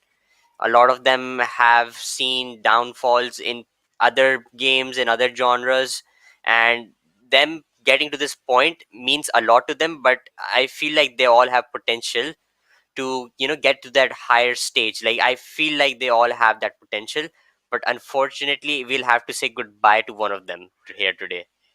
Yep, and hopefully it will be a best of three game, hopefully, so that they can play all their hearts out, because that's the last thing I can wish for them. There's no miracle where such I can say both teams will survive and go forward. So no such miracle exists. So I say let's see a best of three game, and both of the teams go for 1-1, and then go for the third game and let it all out, enjoy the game with all their hearts out, and somebody obviously at the end of the day have to go home.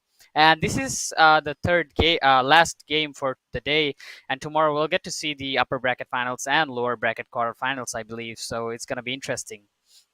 So Yes, if indeed. if if if I say one of the teams would were to get eliminated, and obviously they're at lower bracket, right? Like in a do or die situation, the whole series, like the whole game right now. From the upper bracket, from the winner teams, the four teams who have won and are in the upper bracket semifinals right now, who do you think is the most amusing to you? Who From the upper bracket, are you asking from the upper bracket? uh if you're asking about the upper bracket, I'd say the team that I am very looking forward to seeing play any further, like into the matches, I would say it's Starry Hope, because they showed the most innovation out of all of the teams. Like they showcased a unique meta, a unique style. Like they improvised completely to what we saw from the rest of the teams. So I want to see more of them, and I hope to see how much they can like innovate further and see how far they can go with this style. And if you want to ask for the lower bracket team, the teams that I'm looking to forward to playing as further are like after watching Venom Esports play in this second match into the lower bracket, I was surprised how well they played. So I wish to see them more. Okay, that's well said, brother. And I believe that's one of the things I would say as well when you has mentioned that Starry Hope showed us a different kind of game. This is what about the Arena of Valor. This is what about the MOBA games. You never have a specific thing in this game. You can make up your own meta. You can make up your own skills. You can make up your own combos. The more strategic you are, the more go through these games. You can learn more about these games, and there are always new things in this game. So yeah, we have the face-off Aegon Esports versus Vainglorious, both of the Pakistani teams up against each other. And I believe someone has to be different today in order to win. They have to be different because Hmm. they obviously know each other very well as they faced off against each other in the Pakistani qualifiers. So the different made the different, and the unique one win. Yes, yes, indeed. Like you couldn't have put it any way better. Like right now, it's like both teams have to a lot to play for. Both teams have a lot of pressure on their shoulders, and right now they have to showcase that this pressure is means nothing. Right now, they all want to fight for that glory. They want to go forward and take the Pakistani flag as forward as they can. Yes, I believe. And with saying that, we are already in the game, and we see a few bans and bans coming in from both of the teams. And there it is, Volkat and UA straight out banned. They never want to have these heroes in the game. These heroes are literal cancers, and especially UA. You never want UA on the mid lane. This hero gave so much trauma to the teams today. Even if she's on the losing team, she's just pa pa pa pa showing those aqua bombs right there, and that's so much damage. So yeah, I could say the same about Hayate, and once again, Vainglorious picking yes, up Hayate here he and is. Lumber on the side. So it's like if you Here got rid they of one, are. you have to take the other one. You got rid Yes, of there one, they you are. have the other one. There they are. Now Hayate there's and Lumber combo. This is we Armada showed this combo how OP and how powerful this combo is, and Hayate for me in this tournament has 100% pick rate and 100% ban rate. Either this hero gets banned or this hero gets picked. I'm pretty sure if the Tencent developers are watching this game, they're gonna do something about Hayate after this tournament because I mean this Oh, hero is I'm kind of like 100% the sure. most wanted. I mean this hero I'm needs to sure. be Like edited. Yui and Hayate, if they don't receive nerfs after this tournament, then I'll be very surprised. And once Yeah, again, they complete exactly. the first pick phase with Aya, Slims, and Tachi on the side of Aegon Esports, meaning they pick up their support ADC and Slayer lane. Meanwhile, on the other side, on Vainglorious, they pick up Hayate, Lumber, Liliana, which means they pick up their ADC support and mid lane. And Mid as we laner, go yep. into the second ban phase, we have Omen, Yui, Volkat, Grak, Murad, and Butterfly off the table. Yes, I believe if you look at the bans from Vainglorious, I think they're going for a very specific role-wise ban. Like now the Pain bans in. I think they're banning the jungle heroes, right? I mean, Pain is a jungle, right? Yes, yes. Pain, Butterfly, and Qulin ban from Aegon. These three are jungle bans. So, like, both teams are right now Yes. targeting the jungle players from both sides. Ray being the jungler from Aegon Esports and Trident from Vainglorious. So, it's like both of these junglers have a very distinctive play style and champ pool. And right now, both teams are targeting it very well. Yep, and the draft from Vainglorious is kind of looking strong. Like I've seen Hayate, Lumber, and Liliana in this tournament too much, and I think they're really good heroes. You can utilize them goodly. Like Hayate is like one of the heroes that's like either you get it, take it, or ban it. I've never seen it left out. There are lots of heroes like in this game, and there's Florentino as well. This heroes was also banned quite often, but this time around they get the chance to pick it. So I guess this is a very interesting draft from Vainglorious. I mean, there's nothing hidden here. People can see what Vainglorious is trying to do, what they're cooking inside their pot, but still, can they stop it? Can they stop what they're cooking? Because even though it's I think obvious. the draft on the side of Vainglorious can only be stopped when you play the matchup itself into the game. Because right now, like looking at these picks, I don't see a distinctive counter to it. But the only way to counter, I would say, is like a different approach, a different way of playing the game on the inside. How Aegon Esports tries to shut these picks down one by one. And Yep. right now, seeing the Florentino pick on the side of Vainglorious, it's a bit of a unique pick, but I would say like it's a practiced pick, but it wasn't showcased on stage at all by Vainglorious. So this is the first stage game of Vainglorious using Florentino.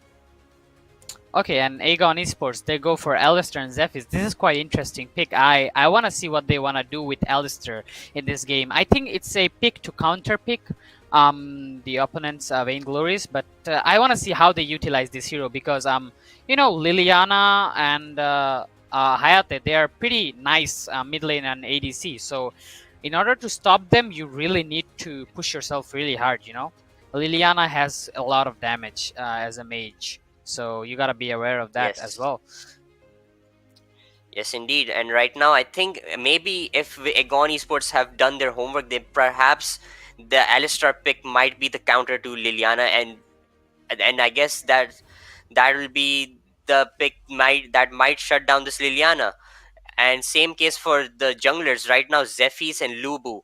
So like both junglers are back onto a standard solo queue style jungle comp, where they have to pick the solo queue picks like Lubu and Zephyrs because they have targeted the Yep. pools of each other in the ban phase.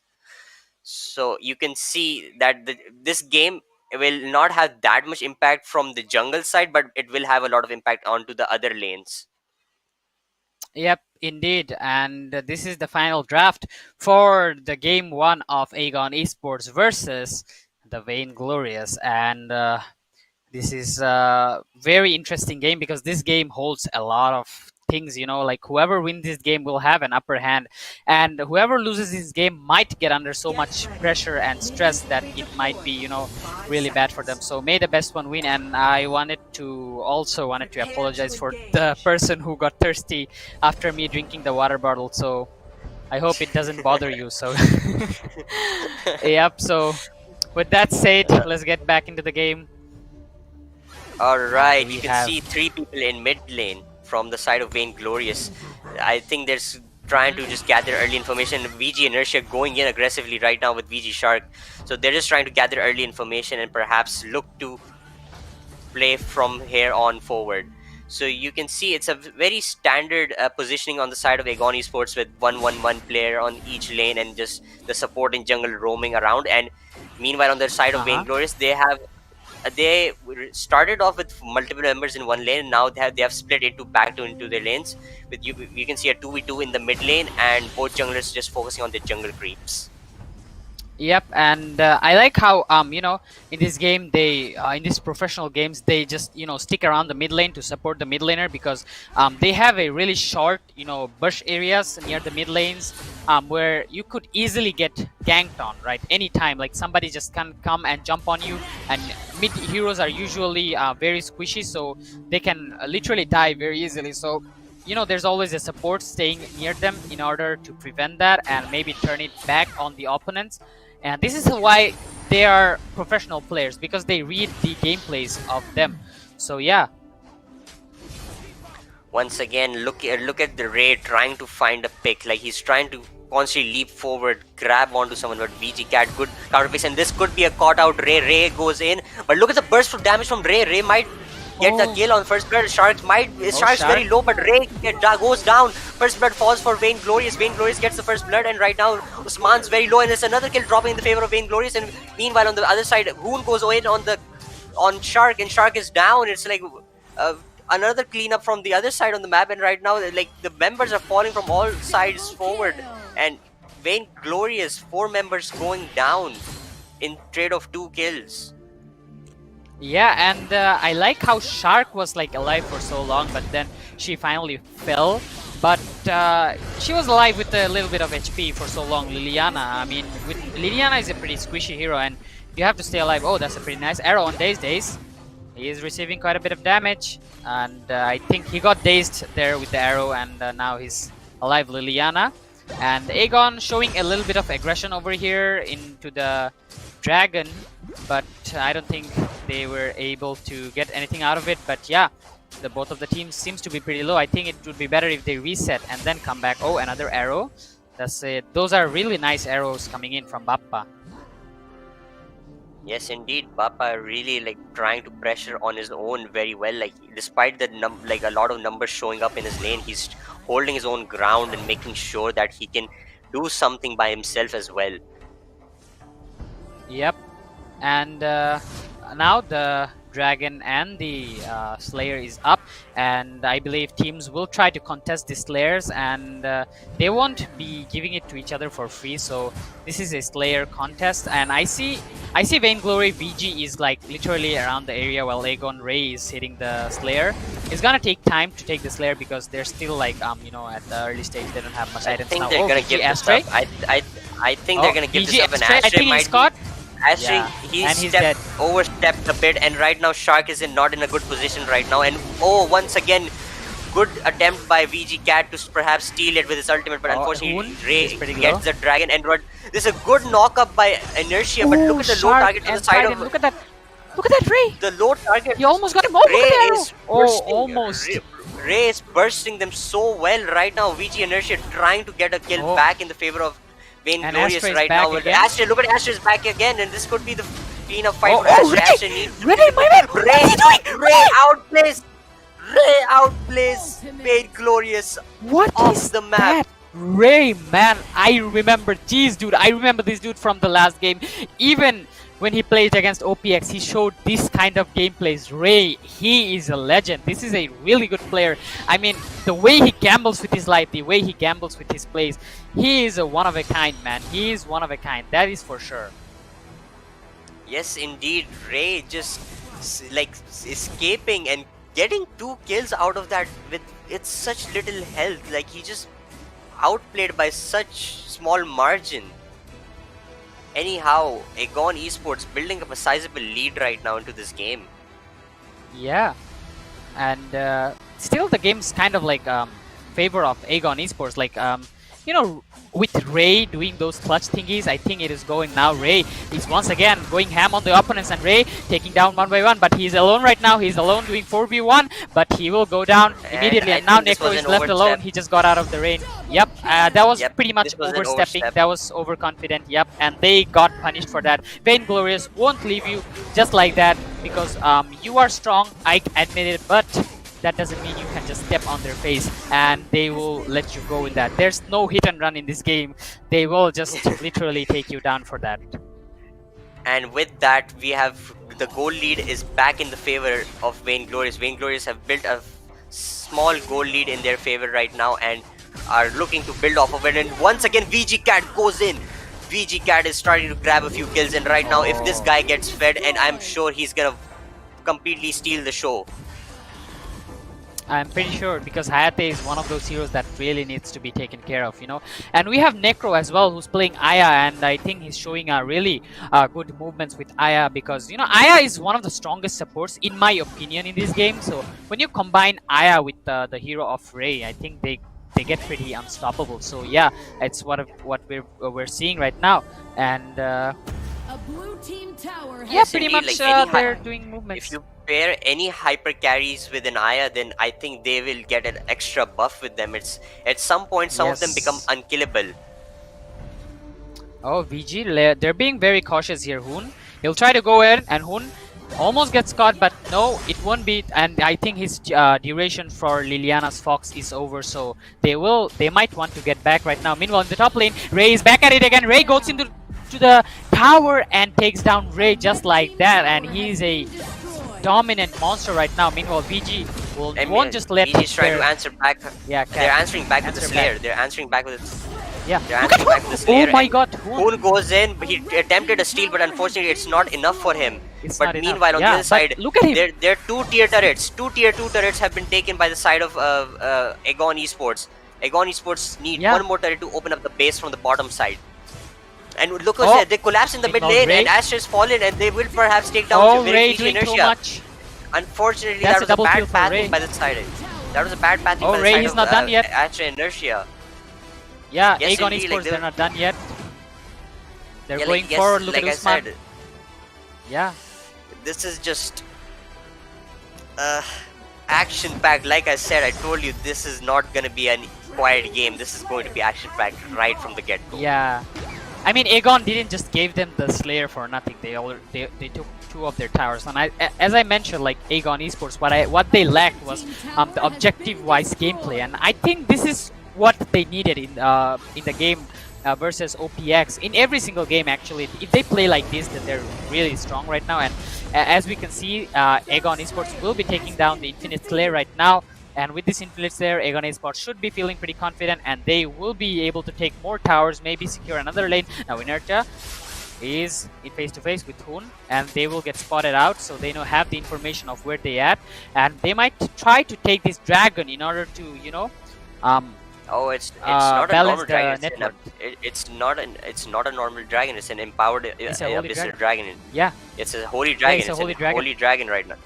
So it's not gonna be that easy to take him. So I think VG needs to get a clean fight before attempting to take this dragon. A clean fight going on. Once again, they're trying to catch Hoon goes in the middle of 4 people. And look at VG Cat. VG Cat burst down 2 people. VG Cat just bursted down 2 people with the Hayate ultimate, and this could be the momentum that VG need to get this dragon.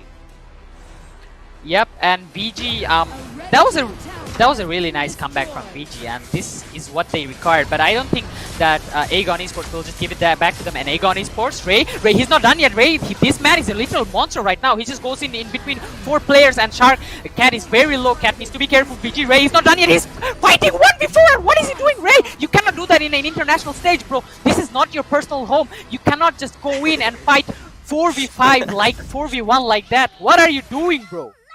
You need to chill out. Ray is not stopping. Ray is trying to keep the gas pedal up. Unstoppable. Ray is making sure that the pressure keeps going. Like, he wants to make sure that VG go down while taking these objectives.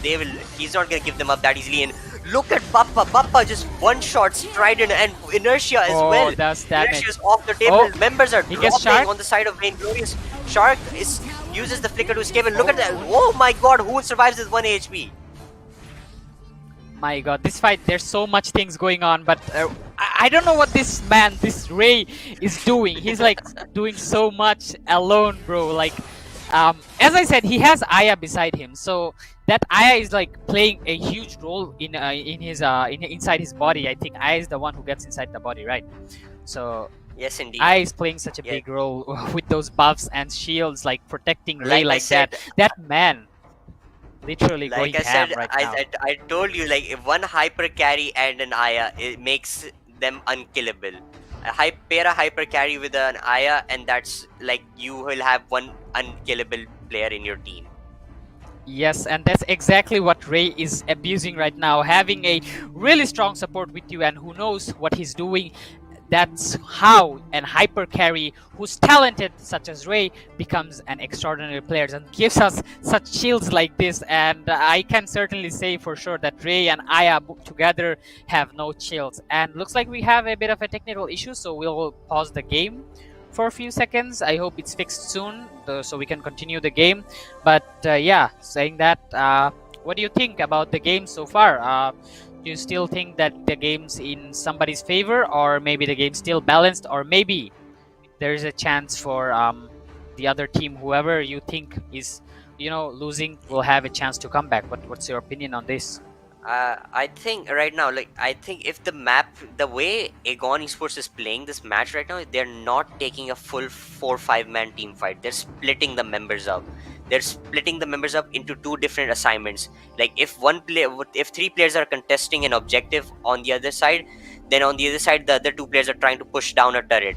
They're making sure they're not giving Vainglorious the opportunity to team fight as a 5, because Vainglorious, they're famous in Pakistan as one of the best team fighting teams in Pakistan.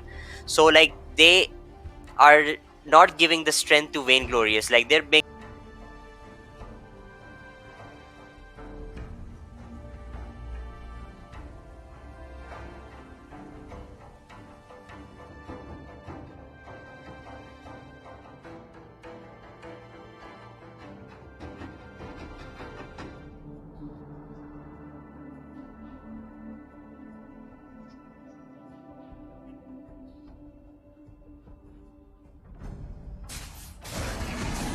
And I think we're back at the game.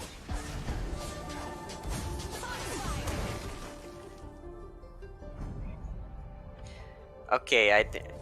Okay, and we're back right now into the game. And as you can see, the goal lead is not that huge. Like, it's not that huge. It's like 1.1k difference right now. It is. And seeing the Dark Slayer come up in 25 seconds, I think this objective might decide the fate of this game. Yeah, indeed. And I think there's gonna be one last fight in which we will get to decide. But in terms of Aegon Esports, they still have their tier 2 towers alive and in a good shape, and they also have a tier 1 tower in the mid lane. So I think it's gonna be hard for Vainglorious to finish the game after one fight, and they are gathering in the mid lanes. We might see some action going on here, and we can see Aya already getting inside. Ray is ready to go again, and they will throw an arrow, and oh, Lilian gets it, and Lilian might die, but somebody steps in for Lilian, and it will be Inertia, and Inertia will give up his life to save his mid laner, and that was a one hell of a sacrifice. And Ray doesn't leave anybody who he finds on his path, so he will take him down with ease. And now the Slayer is alive, and I think VG is coming to get the Slayer. VG, they're in so deep. Ray is not done yet. Ray goes for the kill, and he will take down Trident, and he will take down Shark as well. Ray is going ham right now. He is literally immortal right now, but finally he will fall, and Astra will be the one who will take him down. And now Astra seems to be in danger because there's 4v1 situation, and now VG loses 4 members, and Aegon only loses 1 members as they're going for the throne right now. They're hitting the throne. They're going for it. They're going for it. Are they enough? Do they have enough manforce to take it? I think they do. And the Smart. minion wave is coming through. I think this will be it. I think this is going to be it. Aegon Esports will lead the series 1-0 in their favor. And yeah, Aegon just took this game very smoothly, I think. Yes, indeed. Like they were challenged. I wouldn't say it was easy. They did get challenged. Like they really showed up. Like they showed signs of that they were getting, they were faltering. They were being put into the place where they would have to improvise, revise their strategy, and with that, they made sure that they could find a way back. They saw that Vainglorious were finding leads in team fights. So how did Aegon Esports counter that? Aegon Esports split their team up, applied pressure around the map. They immediately resort to map pressure. They did not give Vainglorious another chance to take a team fight. And at one point when they were having the goal lead due to the objective goal in their favor, they were able to get a few more items. Therefore, they were having a bit of a damage boost, and it was enough for them to just burst down the tanks on the side of Vainglorious. Yep, exactly as you said. Like when Aegon Esports had a chance, they just grasped it and they never left the chance. They literally never let it go. When they got the game in their hands, they controlled the whole map. They controlled the whole tempo of the game, and that's how they kept cornering. I would say they kept cornering Vainglorious, and VG had no choice but to give it up because at a certain point of the time, as you said, a hyperactive with a really strong buff like Aya is really strong. So there's nothing they could have done, but they really pushed them. They really pushed them. VG really pushed Aegon here. So to Aegon to outperform like this, Aegon to give out their full potential. So I would say it was a really nice, interesting game to watch, and we'll be watching the highlights from the game. Yes, as you can see here, like right from the get-go, every fight was going back and forth. There was no fight that was like one-sided. Each fight you would see like 1 or 2 members dropping from each side. So it was like competition was level-headed between the both teams, but it was just the map pressure, the strategy of playing around the map itself, which was giving Aegon Esports the lead. I believe in terms of team fight, both of these teams put on a great show. I wouldn't say there was a one victorious team, but if I were to say, Vainglorious had the advantage and upper hand when it came to team fighting. But when it came down to going around the map pressure and playing heavily around how they wanted to take turrets in trade of objectives, then Aegon Esports really took the ball in that favor. Yep, indeed. And as you see, during the team fights, both teams at the early stages were pretty evenly matched until Ray started dominating the scene. I don't know what happened to this guy, but as you mentioned, one hyper carry who knows what he's doing with a buff like Aya is super strong. And I would personally suggest one thing and advise one thing to all the teams who are watching out there. Please ban Aya. Please, just ban the hero. I mean, if you leave it out there, you're gonna get stomped just like this. So I would say just get it out of the game. So yeah, what do you think VG should do in the next game to counter all of the countermeasure their plans and maybe come up with a better strategy? What kind of strategy can they apply to under this pressure? It's really hard to think about something. So what can they do to relieve this pressure and maybe perform well in the second game? I believe VG I think they have to play Aegon against their own play style. I think Aegon Esports, they need to win against Aegon Esports, they have to play against Aegon Esports at their own play style. This team fighting play style that Vainglorious has, it's not gonna work.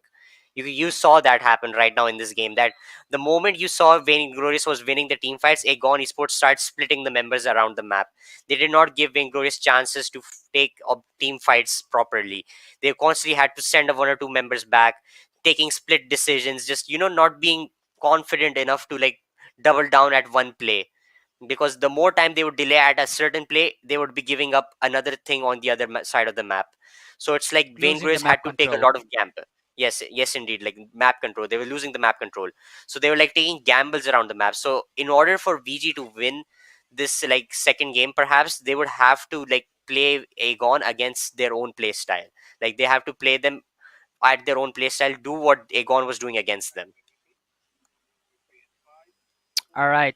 And with that said, I think we have the MVP for our first game, and this will be none other than the man, the legend, Ray himself, with the absolute dominance over this game with a score of 6-3 and 7 with 63,000 damage, and he's in 65% of the kill part. And I think some of the kill parts where he was involved, nobody else was. So there's like a 30% of the time where he was like literally fighting all alone with the whole team, the other team, all alone by himself. As you mentioned, like they made him, if they be like, oh, you are our bull, just go ham on them, you are our ox, go ham on them, we'll just split push by ourselves on the other side of the game. So Ray, a well-deserved MVP, I would say.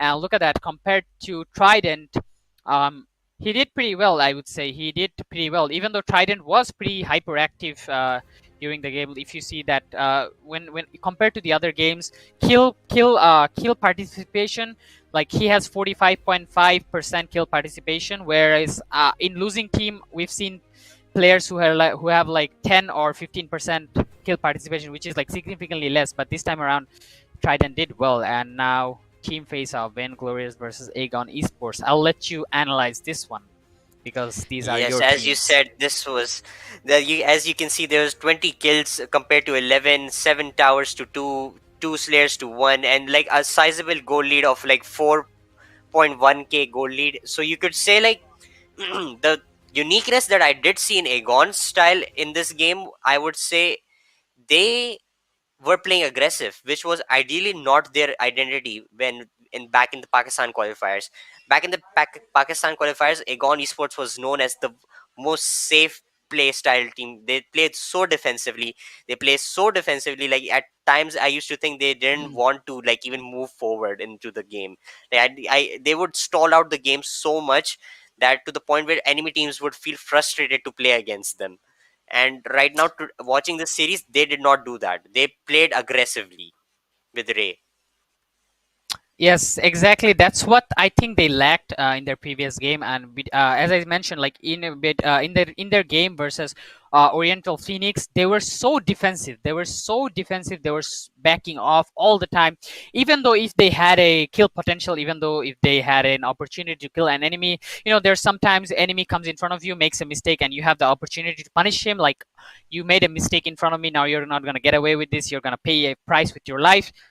I didn't see that from Aegon Esports. They were just literally letting everyone go. They were playing so defensive. They were playing under their tower. They didn't want it to show the aggression side. They were so agile. But this game, I'm seeing a different version of Aegon Esports. I'm seeing a fragile version of Aegon Esports, which was really amazing.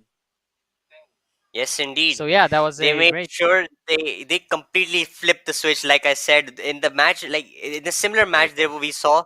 Yes, indeed. They just took a complete 180 in their playstyle into the series. And as we go into the draft, what's the game plan this time around? I think there's a bug where the old draft is showing, but it's fine. And this time around, Vainglorious Esports once again panning out the UA. Looks like we're not gonna see the UA flapping flapping her. What do you call it? The Fan, the fan, wind fan, thingy, fans. fan thingy, yeah. So fan, yeah, fans, no sorry, UA for the game, and I think Vainglorious, they have to pick a draft where they can play early game. Even though Aegon was fragile and they were aggressive, I think their early game is still a bit weak. a bit weaker compared to other teams, and I think that goes for Vainglories as well. So if Vainglories can get a draft which they can play really goodly in the early game, they might have a really good chance against Aegon Esports in this second game. But nonetheless, I want Vainglorious to win this time, even though if I'm being a little bit biased here, because I want to see a third game myself, and I don't want to see Vainglorious just going home without winning a single game here. So yeah, best of luck to them. Yes, indeed. I personally want to see a third game as well. I want to see both of these teams battle it out, and I think they have just picked the champion that might be their like bread and butter, Volkat. If you have watched the Pakistan qualifiers, then you know what Astray does on this champion. Like Astray is like one of the most phenomenal Volkat players of Pakistan, and I hope he can pop off on this pick as much as he has done in the past. Yes, Volkat is a really nice hero, I would say. Like, if you get this hero to be active on the map, he can do a lot of things. Like, we've seen a player get MVP with Volkat, where other players were like really playing good. But yeah, Volkat is one of those heroes that if you put him in the map and if you make him active around the map, he can do a lot of things. And we see Lorion get picked after the Volkat as well, and Lorion is one of the best mid laners in this game, in my opinion. So with these two combinations, they're super OP, they're super active in the map, they're super active during team fights. So I think that's something you could expect from Vainglories right now, and they have Net picked up as well as their third pick. I think the Net will be the tank for the team, right? Yes, it's gonna be the support / tank of the team. So yes, they're rounding off the comp with the first 3 picks with their Slayer lane, with their mid laner, and their support. So you can say they're hiding the jungle and ADC pick this time for perhaps a counter pick. But I feel like seeing the next ban phase, they personally I think they should have prioritized the jungle pick into this first phase, because I feel like Trident Murad, would have had a bit more. there it is. Oh yes, Oh yes, like I think Ray getting There hands he on is. Murad I think it's a very dangerous pick, and it's in Yes, hands that's of a Ray. very It's risky even way thing. more dangerous. Like Yes, the way he it's an amazing plays. pick. I think it fits Yep. his play style very well. Yep, and there it is, Hayate getting banned Wait, at this this might be point the of the game. wait. We might not have a Yui and Hayate at all in this game. No Yui, no Hayate. Yeah, I mean, they're both banned, so yeah. And as you can see, Aya is also banned. So somebody took my advice, I guess, and that's a good thing. Even though they didn't hear it, obviously, but they take it, from like other sense of mind. So it was kind of a thing. So yeah, I think Aya banned, it was Yue banned, it Hayate was banned. visible. It was very visible visually to see how much impact Aya was having with that Zephyrs. Yes. And they once again they both teams take off the key picks from the last game, Hayate and Itachi from Vainglories and Aegon Esports, and now both teams rethinking what's the last ban from both sides, and they take off Elsu. So you can see Aegon Esports is targeting the champion pool of VG Cat. Meanwhile, on the other side, Vainglories are targeting the champ pool of Hoon, because you can see that those are the remaining roles to fill up. So they want to target these champions from both sides. Yes, and as you mentioned, like there's a lot of intel batting going on between these two teams, as they already know about each other. So this is what I was talking about. Like we'll see some various kinds of heroes. Like the first game, we didn't see any of these heroes that are picked out of these 6 heroes. Like none of them were picked at the first game. So this is like literally different kind of draft, different kind of play coming in from the both teams. Whereas in the other games I've casted, I've seen the teams at least pick 1 or 2 heroes from the previous game, because they're comfortable with. That's what they've been playing. That's what they've been practicing. But in this game, where you face off against teams from the same country, from the same region, this is what we get to see. We get to see different kinds of game every single time in the best of 3. And this is what will make the game 3 interesting if Vainglorious does manage to secure this game. So yeah, I'm really hoping for that. And with that said, Aegon Esports taking that Violet, that's a run and gun carry. Really high damage carry. I mean, a literal you could just replace UA with Violet almost. So that's something to watch. Yes, indeed. Now it's a matter of fact, how does Vainglorious answer to this pick? What do they have in their own pockets? So they'll have to blind pick a Yes, jungle, and they take Qlin once again. Healing. Trident once again Yes, resorting back to the Qlin for himself. He did not have the best performance against Starry Hope, but right now I think he's gonna go back to this pick. I think he has more to show from this pick than what he did in the previous match, and they pick yes, Slim for and that's themselves. Slims.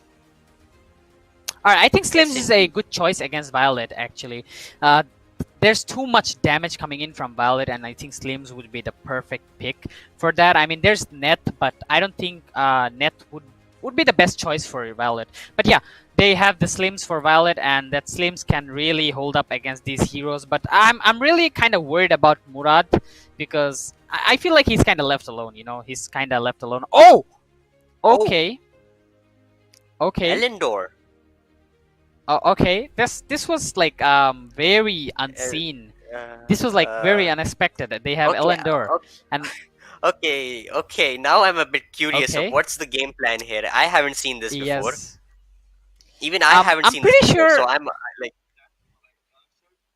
Yeah, I mean, I'm pretty sure Elendor would be either mid Elendor would be the like they'd be ballsy to put mid Elendor against Lorion in the mid lane.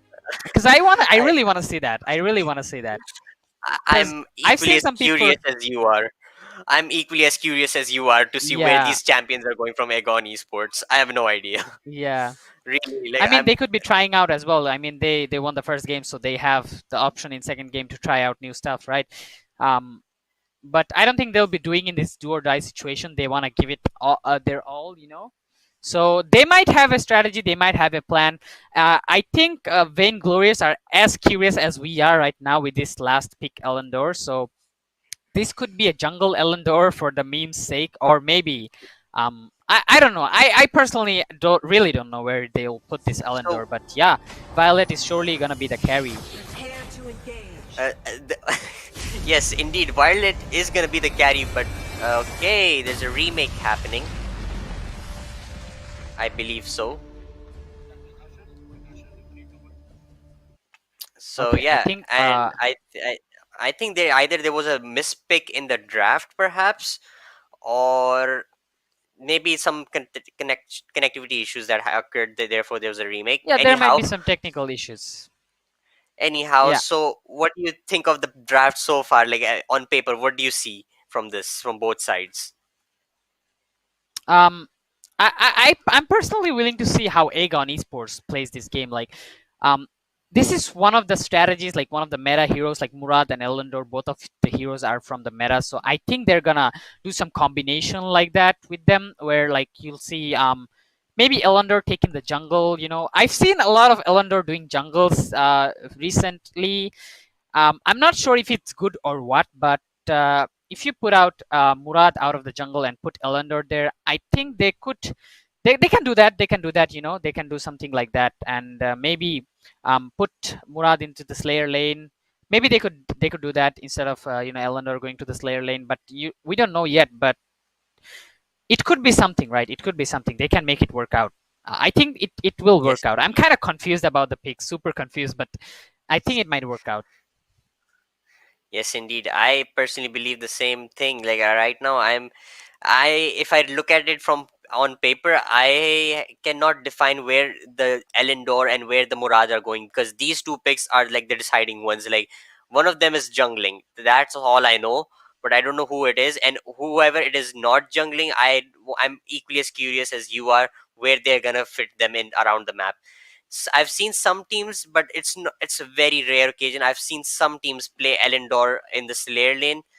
uh, I'm not sure if that's the game plan Aegon are going for, but if that's the case, then I think it's going to be a tough time for Astra, because range versus melee matchup is a bit of a hard matchup for a melee champion. Like it's a very simple, like, self-explanatory thing that if a melee champ goes against a range champ in a lane, that's not going to be a good time for the melee champ.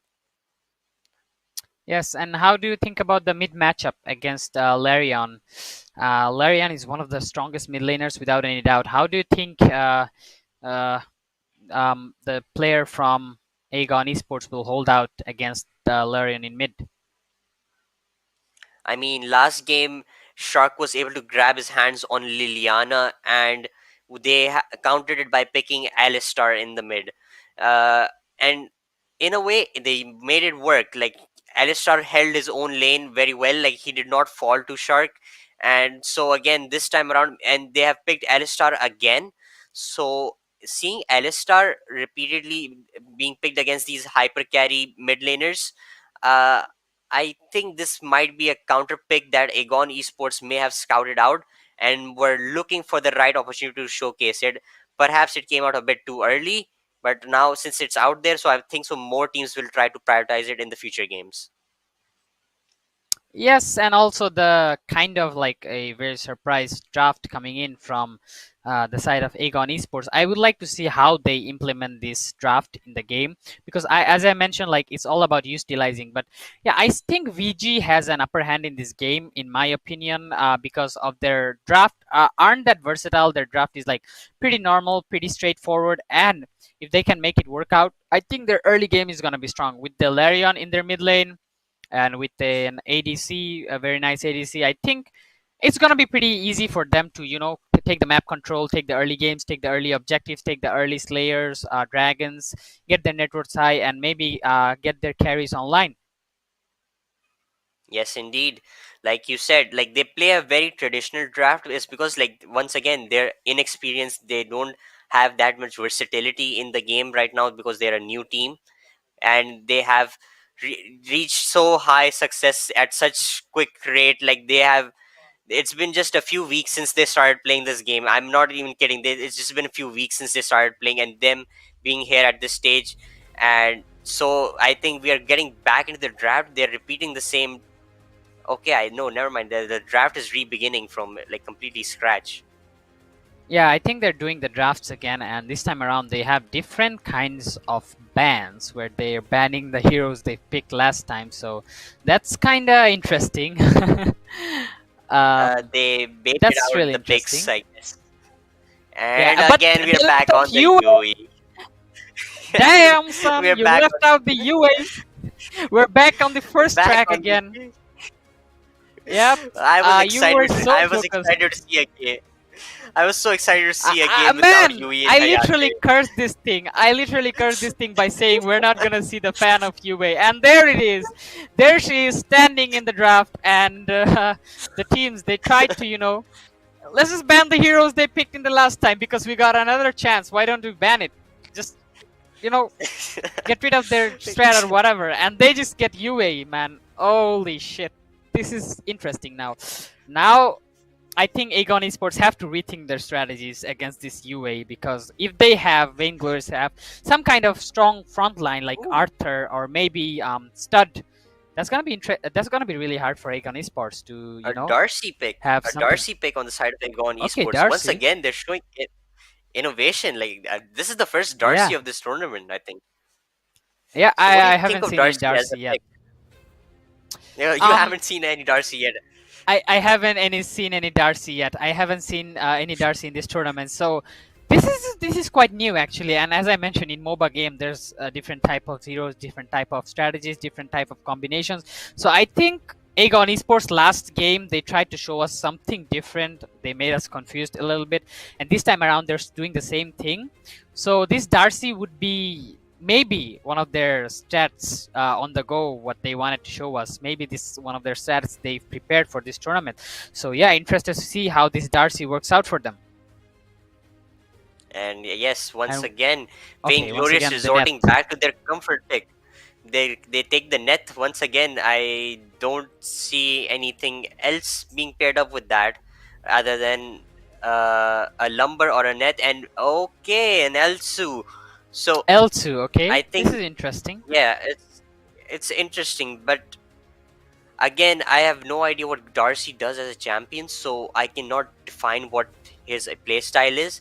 But seeing that Pain pick, I am worried for the Elsu, because Elsu is a very immobile ADC, and so and Yes. if Pain gets into the back line, then it's gonna be very hard for Elsu to win or escape the matchup, because Yeah. right now in the series against Starry Hope, this was a problem that Vainglorious had, where their backline was exposed completely, and Starry Hope assassins were finding ways back into the backline and one-shotting the carries. So seeing the Elsu pick is worrying for me, but hopefully Vainglorious figure a way out to get through with this win.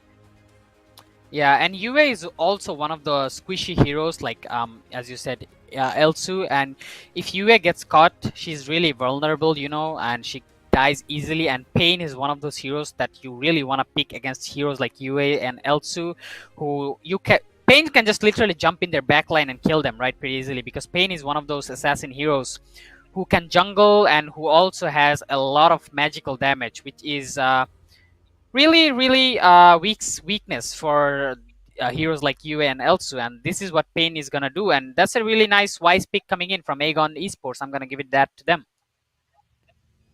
Yes, indeed. And what do you And think right now about you this can see ban? this. Yes, I'm looking at the ban right now. Like, they take the quick Qlin off again, the comfort pick of Trident, and the Errol pick also being taken off. It's another comfort pick of Astray, and meanwhile on the other side, they take Vainglorious take off Zurka and Violet. So they're targeting the ADC and the Slayer lane. So in a way, Vainglorious are hurting their own Slayer lane pool along with the enemy. So I feel like Yep. Vainglorious are relying on their Slayer lane to have a counter pick ready at any point, but they're also targeting the ADC on the side of Aegon Esports, forcing them to pick something unorthodox or like something you would not see traditionally into the meta. I think the good ADCs left right now would be Omen. I was gonna say Omen, so Omen is already picked. So there you have it. One of the good heroes that have, and one of the heroes that I really want to see in this game, which is good against heroes like Omen, Pain, Darcy, Aram. I think these heroes are pretty tanky. So when you have these tanky heroes and you have somebody who has high magical damage like Yue, very nice tanky and shielding hero who can do frontline like Net and Elsu, and then these kind of heroes, I think you ought to pick something like Kafni, who's run and gun, right? A hero like run and gun like Yes. Kafni, who has very high right click damage. So that's what you require in this game. But Or maybe you can but go something like Wisp as well. yes, but did you notice Hayate is left open right now? Hayate is open on the table right now. Okay. There's Hayate as well. Hayate, Hayate with the Net and Yue. I Mhm. think that's a good thing. And they have support Tachi, tank Tachi. Oh no, support yes, Tachi, I think. Tachi. No. I Okay, think they go it's for Tank the Tachi Eldanor. and support Elendor. Yeah, Elendor. That's interesting. I think Elendor's gonna go to carry, I guess. Oh yes, They would not pick Yeah. they would not pick Hayate because they already had an Elsu. Why would they pick Hayate? Right. Yeah, exactly. Misread by So me they're there. not going for the Uh, Hayate. yes, and with that, I think Yes. they're gonna force Aegon Esports to pick the Hayate or something else. They're gonna There's force still Aegon Kafni Esports. open. There's still Kafni open. There's Thorn. There's Wisp, and even there's like yeah, there's Hayate as well as there's Hayate is also a good ADC, and yeah, as you And mentioned, it's the Hayate is Hayate. gonna get It's the picked. Hayate. Yes, I mean they don't have any other options, right? Other ADCs don't work really good against these. Hayate is a hero that's like super buffed, and with I say Aram and Darcy, these both are tanky heroes, I believe. Darcy, somewhat, I don't know what this hero does as well. This is pretty new to me as well, but I believe he's Yes. a tanky person. He looks like a tanky If person, I right? get no, I no no I no no no no no I can depict the draft right now. Omen will be going in Slayer lane. The Pain will be in jungle. The Darcy will be a mid laner, and Iram will be a support with the Hayate ADC. So Darcy is gonna play the Oh, mid okay. lane role in this game. So I could Okay, imagine this Darcy guy mid being a lane. high burst. Yes, Darcy mid lane. So I could imagine them being a high burst champion or a champion that does controlled damage or just basically plays the role of a control mage into the composition. And here we are, the final look at the game 2 draft. What do you think of them one last time? Whenever I see UA holding her fan like that, I think that's the team that's gonna take the win. So that's what my bias side says. And also, my bias side says another thing, that I want VG to win this game. So double bias side over here. I want UA to win. I want VG to win. So I'm gonna support them in this game. But nonetheless, I want to see a really good game coming in, like Aegon Esports. They showed different sides of them in the last game. Maybe they'll show different sides of them in this game as well. And now we have a mid fight coming in. I think Necro and Inertia are gonna. It's an early deal some skirmish. damage to It's each an other. early skirmish right now. They're targeting Yeah. Necro. Oh, Can the Necro. kill get the kill? And Necro has to use the flicker, and look at the burst damage coming through. Oh, Cat. And whoa, my God, Cat with the snipe with Elsu, just Yes, that powering also down snipe is with the super damage, like- dangerous. Yeah, So look you at can Shark. see He's like early so out of proactiveness. position. Yeah, they're The trying early to steal the proactiveness might coming buff, I through. think. Yes. And the proactiveness is visible right now in this game from Vainglorious. Vainglorious are being pressing, and they're just pushing Aegon right now. I think it's their backs against the wall. This is the time for Vainglorious to step up, because this is literally the game that decides their chances in this tournament. Indeed. They either take this Indeed. and fight another game, or they say goodbye at this point. Yep. So as I said before, this mid lane is gonna be like super deciding, but I'm not sure what's happening mid lane, because I see Eldanor and UA, both carries are in mid lane. So that's a I think Eldanor is not playing carry, right? I believe think they're gonna Elsu is play playing like a carry. support. Yeah, Elsu's playing carry, and Elendor is gonna play a supportive damage role. Like they'll try to input inconsistent damage, which Elsu Yeah. lacks. Elsu is gonna Okay. dish out burst They're damage from fighting a in the distance. dragon. They're trying to fight over This the is a dragon good right play. now over here. It's a good Okay, contest Papa going on is in the- coming in. and Oh, look at the Ray play is that- he inside again? Ray comes in, and Asher is also here. So this Oh. is a 5v5 skirmish. And look at the burst. Look at Tachi. The Tachi's the first blood comes through for Asher. Asher takes the first kill, and the Abyssal Dragon's off the table. But Necro takes the dragon. It's a double kill for Asher, and Asher just giving the early advantage to Vainglorious, single-handedly getting themselves. They look at the Yui burst. Shark just one-shotting Necro. He just got decimated, and now they're gonna go for the Slayer. This is such an amazing fight for VG right now. They have a good start, and I think my This curse is working. Yes, this is like legit. This is looking like this is the comfort zone of Vainglorious. I think Vainglorious have found their avenue right now. This is how we have seen Vainglorious play when they're ahead. Astra usually plays like the early game fights. He gets an early advantage, builds some early momentum, and the rest of the team slowly scales around him. Yep, and I see their movements are super like good this time around in the maps. Like the early move they made, Vainglory. I think this is what they need to play to be active in this game and to secure the early games. And now in the bot lane we see some action going on. I think they're gonna trade some blows here. Nothing too serious, but yeah, this is what I was talking about. The early movements that they needed to make. Oh, Aegon. Oh. They're trying to catch out trying Trident, but I think the Vainglorious are aware of this play. They're completely aware. And look at the guys rotating. All four of them are Oh, here. Inerta. This could be another. Oh, Inerta catching And Necro. Trident goes in aggressively, Trident but is unfortunately, Trident will doll. And Necro Trident's falls as doll, well. but it's, Necro falls as well. So it's a 1-for-1 trade. It's a support for jungle trade, and Inertia backs away safely. And now look at that. They're just being so cautious here. Like VG Trident. That was a bit of a misplay for him with Eldanor. He shouldn't supposed to go that front, but he did, and he paid the price. But yeah, VG, they just didn't stand down. They took down one of the members from Aegon as well. And Aegon, they're looking bad right now. They're not super far ahead. They're not showing the aggressive style they showed in the last game, because this time they're a bit cornered by VG. And now Astray seems to be going ham on Hoon right now. Trident comes in, but no action will be formed in the top lane because Hoon knows about the situation and he backs off. And they're trying to go inside the tower actually. Maybe. They're pressuring them.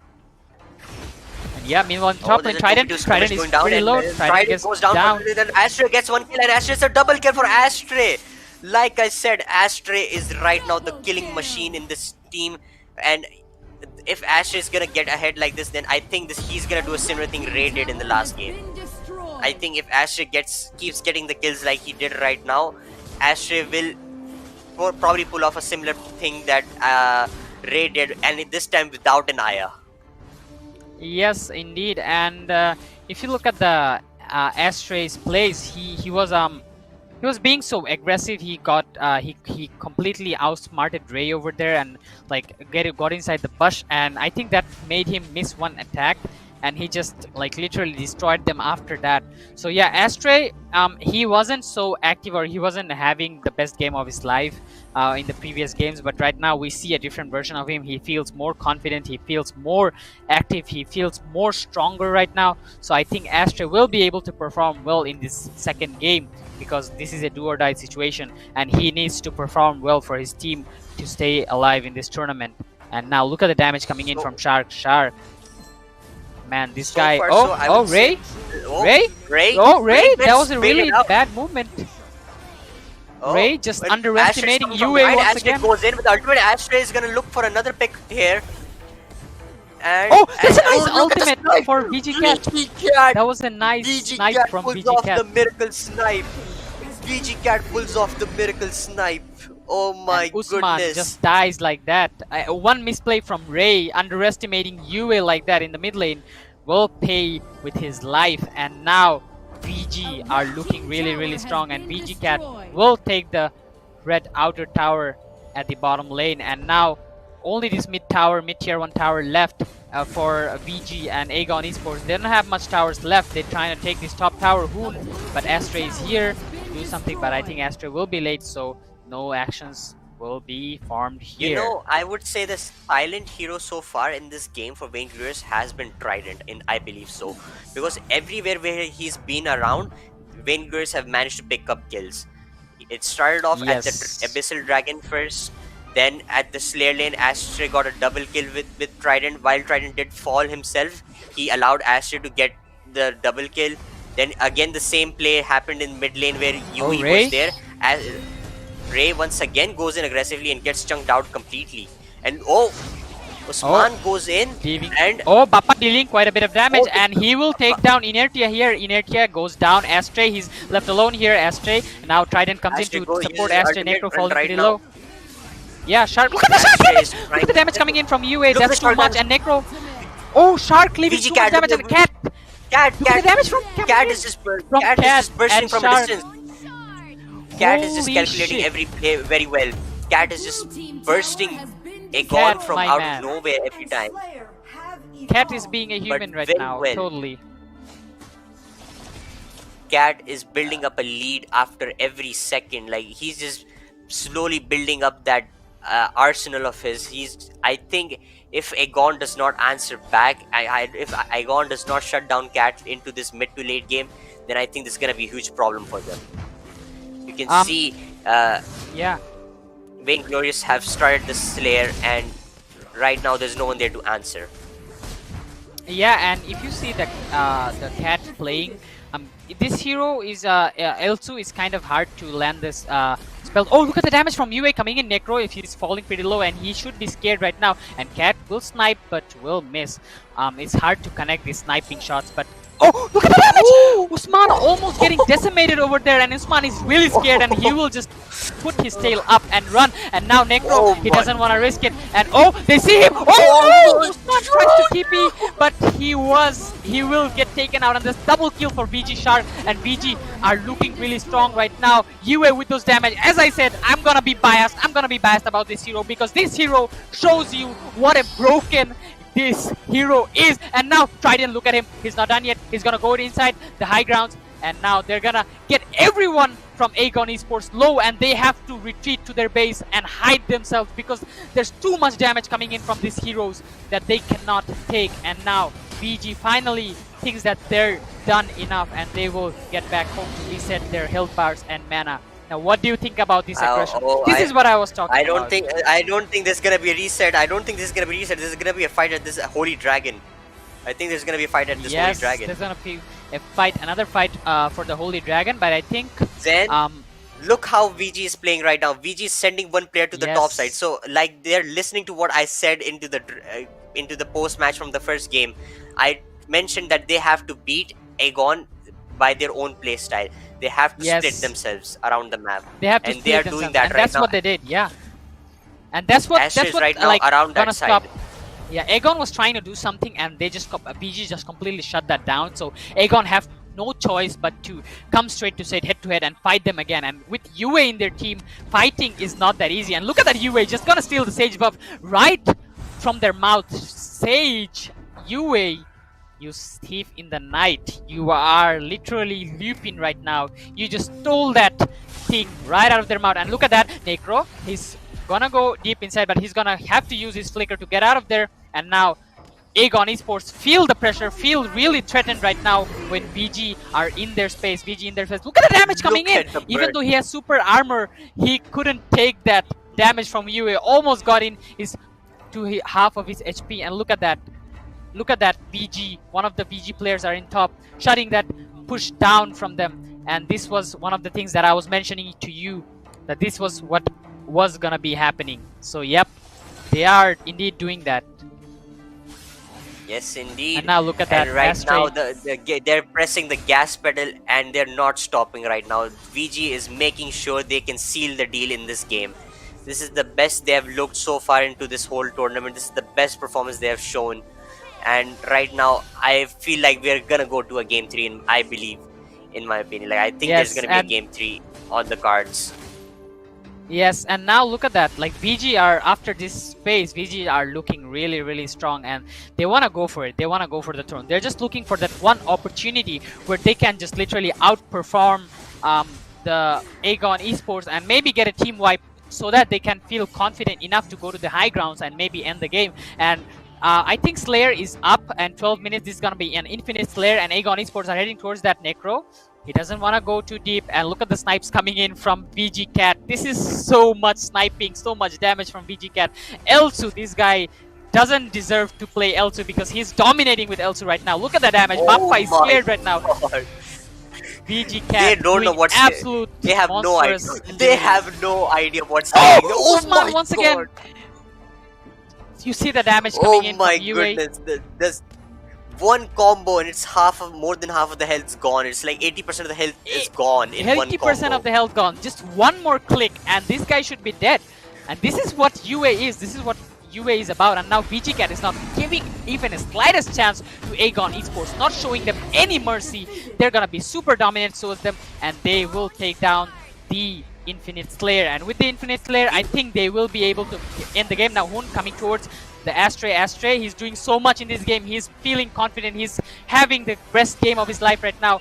While VG, they are also feeling very confident as they are dominating Aegon Esports right now. They're having a head-to-toe fight right now. VG, they're trying to go to high ground. Look at the damage coming in from UA. That's too much. And he's gonna hit every single one. And look at the critical damage. The burst coming in from Cat. And Aegon Esports trying their best to hold down. But one of them gets caught and they will get eliminated. Dekro, he is the tank of the team, but it doesn't matter because VG Astray, VG Shark, VG Cat, with all that high burst damage, nobody can stand in their way. They will just get decimated. They will just get eliminated one by one. And Hoon tries to come in. Hoon, it becomes untargetable, but that's not enough. And look at the damage from Cat! Cat doing so much things. That snipe, that critical was so much. Cat. They got 3 people, and this should be the end of the game. And VG just showing absolute dominance in this game. Finally getting Not to giving showcase them a what chance. they're capable Usman of. once again getting burst by UA. Look at that damage. Usman doesn't know what to do. Usman can't stand against this UA right now. I think if I play this game after this tournament, I'm gonna be trying out UA because I personally think this hero is super broken. This is your get to go free medals for this game. You wanna rank up, play UA. You know how we decide how there's like one player who gets an MVP at the end of this game? Like, I don't think so there's one player that needs to be credited on the side of VG if VG were to win this game. I feel like the early game was all in Ashray's hand. Like, Ashtray really exactly. got the ball rolling in the early game. from mid game, you saw Shark and Elsu picking up the pace. Shark on his UE, constantly poking, and Cat just finishing members off from a distance. And so far, like right now, I can say Oh, look at the Cat Cat and sniping again. UE. Yeah, once again, right they're now, engaged in it's a fight a again. team effort. Necro falling pretty low, and Necro will die for 45 Shark's seconds. gone down. And now Shark's down. BG. Oh, This could Shark, be a Shark miracle got fight. killed behind. Shark is down. But yes, no. Shark's down. So this Aegon is could be falling a miracle behind. fight. I think BG will get back. Yeah, could be a miracle fight, but BG is very cautious and they will not break formation. As Necro is also down, their tanker is also down, so they don't want to take any risks. Now Slayer is up, and whichever team takes the Slayer is gonna have a really high advantage, because this is 15 minutes in, there's another infinite Slayer, and now BG, they're split up, they're trying to hold back Aegon from coming while they take the Slayer, and now Inertia is there. Inertia will down Astray, and Astray and Inertia both will get down BG Cat. This is a bit of a question play. This far might ahead, be, and never look mind. at the damage coming in from BG Cat. That's too much. And now BG Cat is the only one left, and I think he will also die. Trident will also fall. That's a 4-man wipe from Aegon Esports. BG went abroad there. I don't think after them dying, they should have gone there. I think VG bought enough time for them to open up the base. Like, look at the base from the side of Aegon Esports side. Right now, the base, two base areas have been opened. They're trying, Aegon Esports is going to try to pressure the bot side over here, but I think Shark's burst damage is enough to clear the wave. There is no one there. This is just a desperate play coming through from the side of Aegon Esports, and unfortunately, Usman is stuck in a position where he cannot escape. And he one will shot be able from to you walk away, but I doubt he. And look at Astray. Astray goes in. I told you he will not escape. Astray will Astray not cleans let him up. leave. Exactly. Astray does not will let him clean leave. him up. Yes, as you mentioned before, like Astray, I also mentioned that Astray is doing so much in this game. Like, look at the scores. You see VG Cat and UA, they're both dominant with 5 kills and 1 deaths. And if you look at Astray, he also has 5 kills with 2 deaths. I mean, Astray is doing as much as UA and VG Cat doing right now. I think this version of VG is so much stronger. Like, all of them are showing absolute dominance right here. If they have this kind of team, they might even have a chance to get a nice lower bracket run into the finals and maybe contest for the championship. But they have to maintain this formation. They have to maintain this kind of confidence. They have to maintain this kind of formation. And now VG once again going towards Aegon Esports. Aegon Esports, what answers do they have against this VG? And now look at the UA dealing so much damage from behind. VG Cat also doing some damage. Look at the Astray. Astray is not scared of anybody. He's have that confidence right now that he can go forward and dominate the teams, that he can do anything he wants. And now he's going forward. And now look at the damage from UA. Usman is deleted in 1 shot. Can you believe this hero? And now Hoon is also in danger. Now look at VG Cat. VG Cat doing the snipes. And so much damage coming in from this team. Meanwhile, they'll get all the towers. Well, look at that. Aegon Esports is trying to split up and go to the high grounds. Can they do anything? And now look at Ray. Ray opens up the base on the top side. Ray has opened up the base on the top side. Ray is looking for the back door. Yes. But Yu is there to stop. But that's a wipe. That's a wipe. That's a wipe for Aegon Esports. And now they might have a chance to get inside and finish the game. Now Astray is not gonna leave Bappa alone. He's the only one alive. Astray is chasing him, but I don't think this chase will be able to do anything, because they're gonna end the game right now, and the second game will be taken by VG. I know I'm announcing this early, but I think this is what will happen, because there's no way, there's no miracle where I think Aegon will win, and this is what happens. This has to be the best match ever. This has to be the best match I have watched. Unbelievable. It has everything. This is everything a MOBA has to offer. This is the excitement, and this game showed it all. We had a possible try to make a miracle play happen for Aegon Esports, but unfortunately it wasn't enough. But the effort was there. It was visible. And overall, like as I mentioned, yeah, continue, please continue.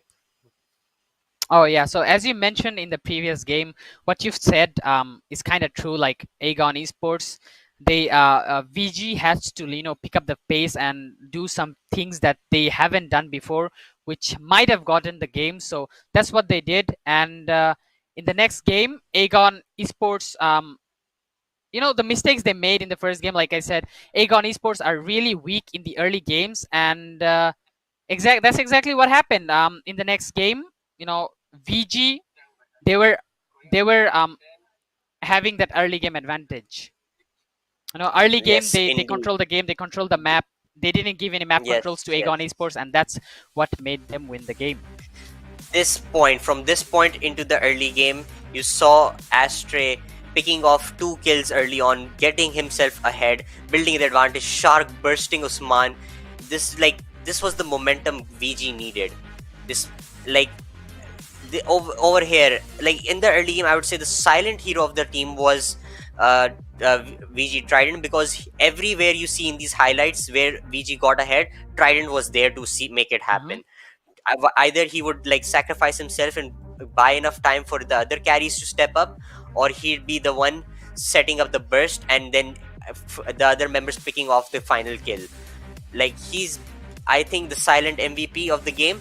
But if I were to announce an MVP overall itself, I would say it's going to be VG Shark's Yui or Elsu from VG Cat. I think these 2 picks really decided the late game. Shark Yes, did a very exactly. good And I said, job like, shutting down Usman. I say, like, Shark- I want to be, I like, Shark.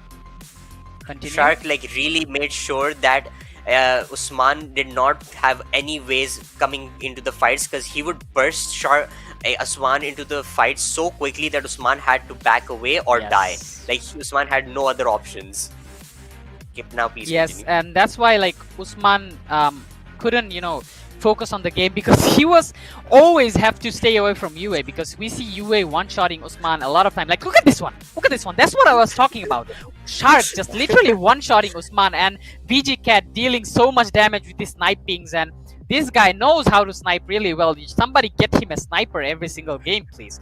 And all those damage is coming in from this, and it's really, really amazing how they play this game. So I want to see more plays like this from VG. I said, as I mentioned, like, this version of VG is super strong, super amazing, super, like, reliable, because in this game not only one player showed exceptional skill, but all of them showed exceptional skills, and all of them played their role to its perfection. Like, you see UA doing so much damage, you see VG Cat with the sniping kills.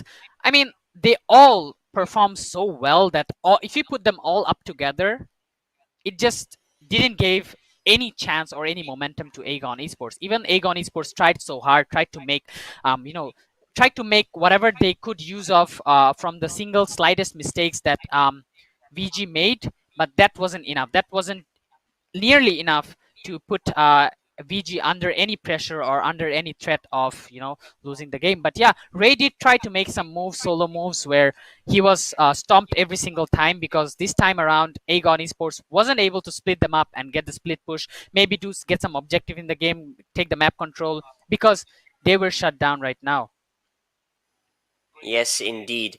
Like, and as you were mentioning how every member stepped up, we're gonna look at who's the MVP of this game, and yes, indeed, it's VG Shark with a Shark. 716 score line, with a 126,000 damage, 54% kill participation, 2,175 goal difference. This man popped off at this game.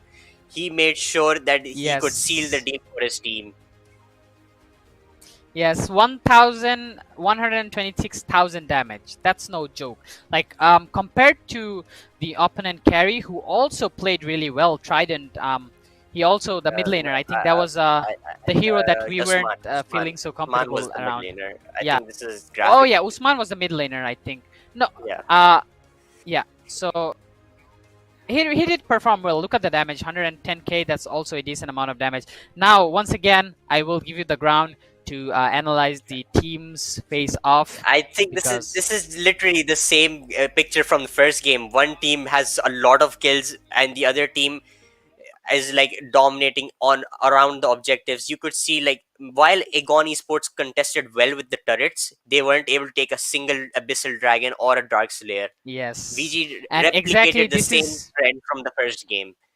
yes, this is exactly what I was talking about. Like Aegon Esports, I feel like they're really weak in the early games. So and in this game, um VG really outsmarted Aegon Esports and they outdrafted them and they played really well in the early stages, and that's why they secured those slayers. I mean, otherwise, Aegon Esports would try to fight over the slayers because they're a huge asset for your resources, for your economy, and for the buffs as well. So if you get those slayers, you have one lane pushing and you have huge economical boost as well, and you get XP from it as well. So you are missing out all that. Why would Aegon not contest it? Because they didn't feel secure contesting those slayers, and even if they tried to contest the slayers, VG would There's a always Yui, there's an counter them. Elsu, there's a Yui Exactly. bursting them from a distance, there's an Elsu sniping them, there's a Tachi sitting in their back line just constantly Exactly. being a nuisance. Like there was no way Aegon could find a way into the river without either like losing one or two members. And And the like best at that part, point they would just die. yep, and the best part was like VG Cat with the Elsu just sitting behind the bushes, like waiting for the enemies to show up just so he can snipe and deal so much damage to them that they weren't even expecting. Like he was holding such a nice position every single fight, and that gave them the opportunity for the opponents to come and then just get blindfolded and then decimated out of nowhere. And this is how VG played. They maintained their position quite well. Like Yue, I think she only died once, and that once was like when Ray made a really nice move and got into the backline and killed Yue, and that's the only fight they were overwhelmed. And I think 4 of them died in that fight. That's the only mistake VG make, and I wouldn't say that's a mistake from VG because that was a outplay or good play from the Aegon Esports. But other than that, VG didn't make any single mistakes in this game. Yes, indeed, you perfectly described it. Like right now, if we look at now, we are into the deciding match. Now the stakes are Yes. even higher, like they're through the roof at this point. This game decides it Yes. all. At least Like, my wish was fulfilled, and we are getting a third game. So, yeah, in the third game, this is a do or die situation, and it's gonna be really interesting. I want to see something like a second game, something interesting like that, and I'll let you analyze the drafts. yes, sure. Right now we see Vainglorious taking off the Murad alongside the Yui because they just saw what Yui can do. They showcased it perfectly alongside Aegon Esports taking down the Aya with the Volcat. You can see, oh, Grak. This Oh, might be the Grak. first Grak. Okay. This might be the first Grak of this Um, grand final stage. Grak is a do you very know what famous comes pick into from my Pakistan. mind when I say Grak? No, Um, when I say Grak, do you know what comes into my mind? I wouldn't know that it's in your mind. A lot of team fights, literally a lot of team fights, because he's gonna hook somebody to you and then there's gonna be a fight started, right? So Grak is one of those heroes who have really high rotating potentials, and he can just Oh literally yes, like indeed. take one hero And under like the tower. yes, yes, indeed. Like Grak is one of the highest priority champions in Pakistan. In the Pakistan qualifiers, this champion had like a similar pick ban rate as Hayate and Yui have in this grand final stage. Like Grak was as highly prioritized as those two picks in the Pakistani qualifiers. So right now, And look seeing at this these picks Grak pick from in the Aegon hands of VG Esports. Inertia, VG Inertia has to really like you showcase why this pick is so strong in Pakistan. Uh, Pairing Yes. that up with an Errol. Errol is another comfort pick of Astray. Astray is right now he popped off on the Tachi. He has to replicate a similar thing in with the Errol pick. And seeing the counterpiece on the side of Aegon Esports, we see Liliana and Violet. Violet, again, a nice ADC to build distance. Oh, She'll. Telanas. Ooh, Oh, I think they're okay, they're this is replicating the interesting. same draft. They're replicating the same draft without the same picks from the last game. They're making sure that they can perhaps replicate the same picks without actually picking them, because like Telenes has long range with her first skill, and Yes. she can somewhat do the same job as Elsu did, except this time around with the more Exactly. consistent damage. Yes, and I personally am a Telenas player. I spam it a lot. So, and he was my first hero when I started playing this game. So, I would personally, I really wanted to see Telenas in this game, and I'm really glad I get to see her in the last game, in the Death to Battle. But in the other hand, what I saw, what Violet and Liliana can do, and I, as a player of Telenas personally, I think this hero is very squishy. And look at these heroes coming in from Aegon Esports.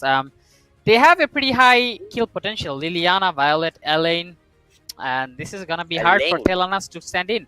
this Yeah, but this is if the this first Telenas Elaine. can get a good stage to attack, like a backline, good front line, and she can attack from the backline, feel secure in the backline, she can do a lot of damage, we know. So I'm literally waiting, hoping that she gets a good stage. So yeah, as you mentioned, first the lane of the tournament. Yeah.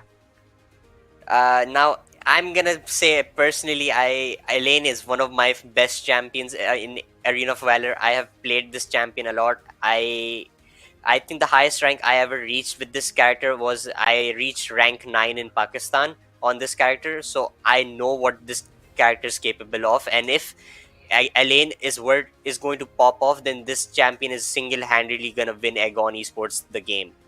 So I Yep. think it's a very good underrated pick in my opinion. As we go into the second ban phase, you can see the Lorien, the Zuta has been taken off. They're trying to target the champion pool of VG Shark right now. VG Shark has not picked the champion in the Yes. first phase, so they're right now just trying to eliminate any strong picks in his comfort zone. With that said, I think on there's the other side, still a few good mid laners left. Like there's Crixie. I really wanted to see a Crixie in this game, and I think Crixie is good against Liliana because they're somewhat similar, I believe, Liliana and Crixie, but Crixie has more damage and more sustainability. So I would love to see a Crixie coming in from VG's side. okay, so I think if it's Crixie, I feel like she might not have the same intel or input as how the Yui was able to have the impact in the game, because Yui was doing burst damage from a distance. Meanwhile, Crixie has a bit more of a slow control mage style gameplay where she has to her skills travel a bit slower than Yui, and while they do damage a lot, but they don't burst like Yui. And Shark picking up Raz for himself with that. Like Raz, this is the first Raz of the tournament as well. So unique picks coming through Okay. from both teams, and they Okay, they're actually pair off gonna with pick the Pain. for jungle. So Yeah. I haven't seen Trident play Pain, but if this is going to be the first Pain from Vain Glorious side, in my opinion, and now it could be a very good pick or it could be a very big miss. And I feel like at this point Yeah. right now they need to pick champions that are in their comfort zone, because this is a very crucial game for them. Yes, and you see a lumber pick coming in from Aegon Esports. Aegon Esports is trying to play the team play. They want to control the team fights, and because they tried to use their strategy of split pushing and putting the pressure on the map in the first game, which worked out, and in the second game they tried the same thing, but it didn't work out because Vainglorious already figured out their strategy. So this time around, I think they're going to try to change up the strategy, and this time around they're going to focus on the team fights more rather than the split pushes, and that's why they have this kind of draft where they have Liliana, Violet, Elaine, and Lumber. And when you pick Lumber with Violet and Liliana, I think they're going for the combos, like getting them all together and controlling the team fight, have a vast control of the area, and this is what's going to happen. And the last pick will be key for Aegon Esports, and this is looking quite interesting actually. So it's unique. What's unique is that this might be a jungle Elaine. Elaine, it might be a jungle pick for this stage. So overall, Yeah. looking at the drafts on both sides, what do you think of them on both sides? What's the comp? Who do you think has the favor right now in the draft? I think both teams are gonna go head to head this time around, and Aegon Esports is, changing up their strategy as they have played 2 games with VG, and VG figuring out their, strategies. So this is gonna be an interesting. I believe, as I mentioned before, if you see two teams from the same country play against each other, they will show you all the different kind of gameplays they have. In the first game, they had a different pick. In the second game, they had a different pick. The third game, they have a different pick as well. So this time around is gonna be a different picks, different stats, different game.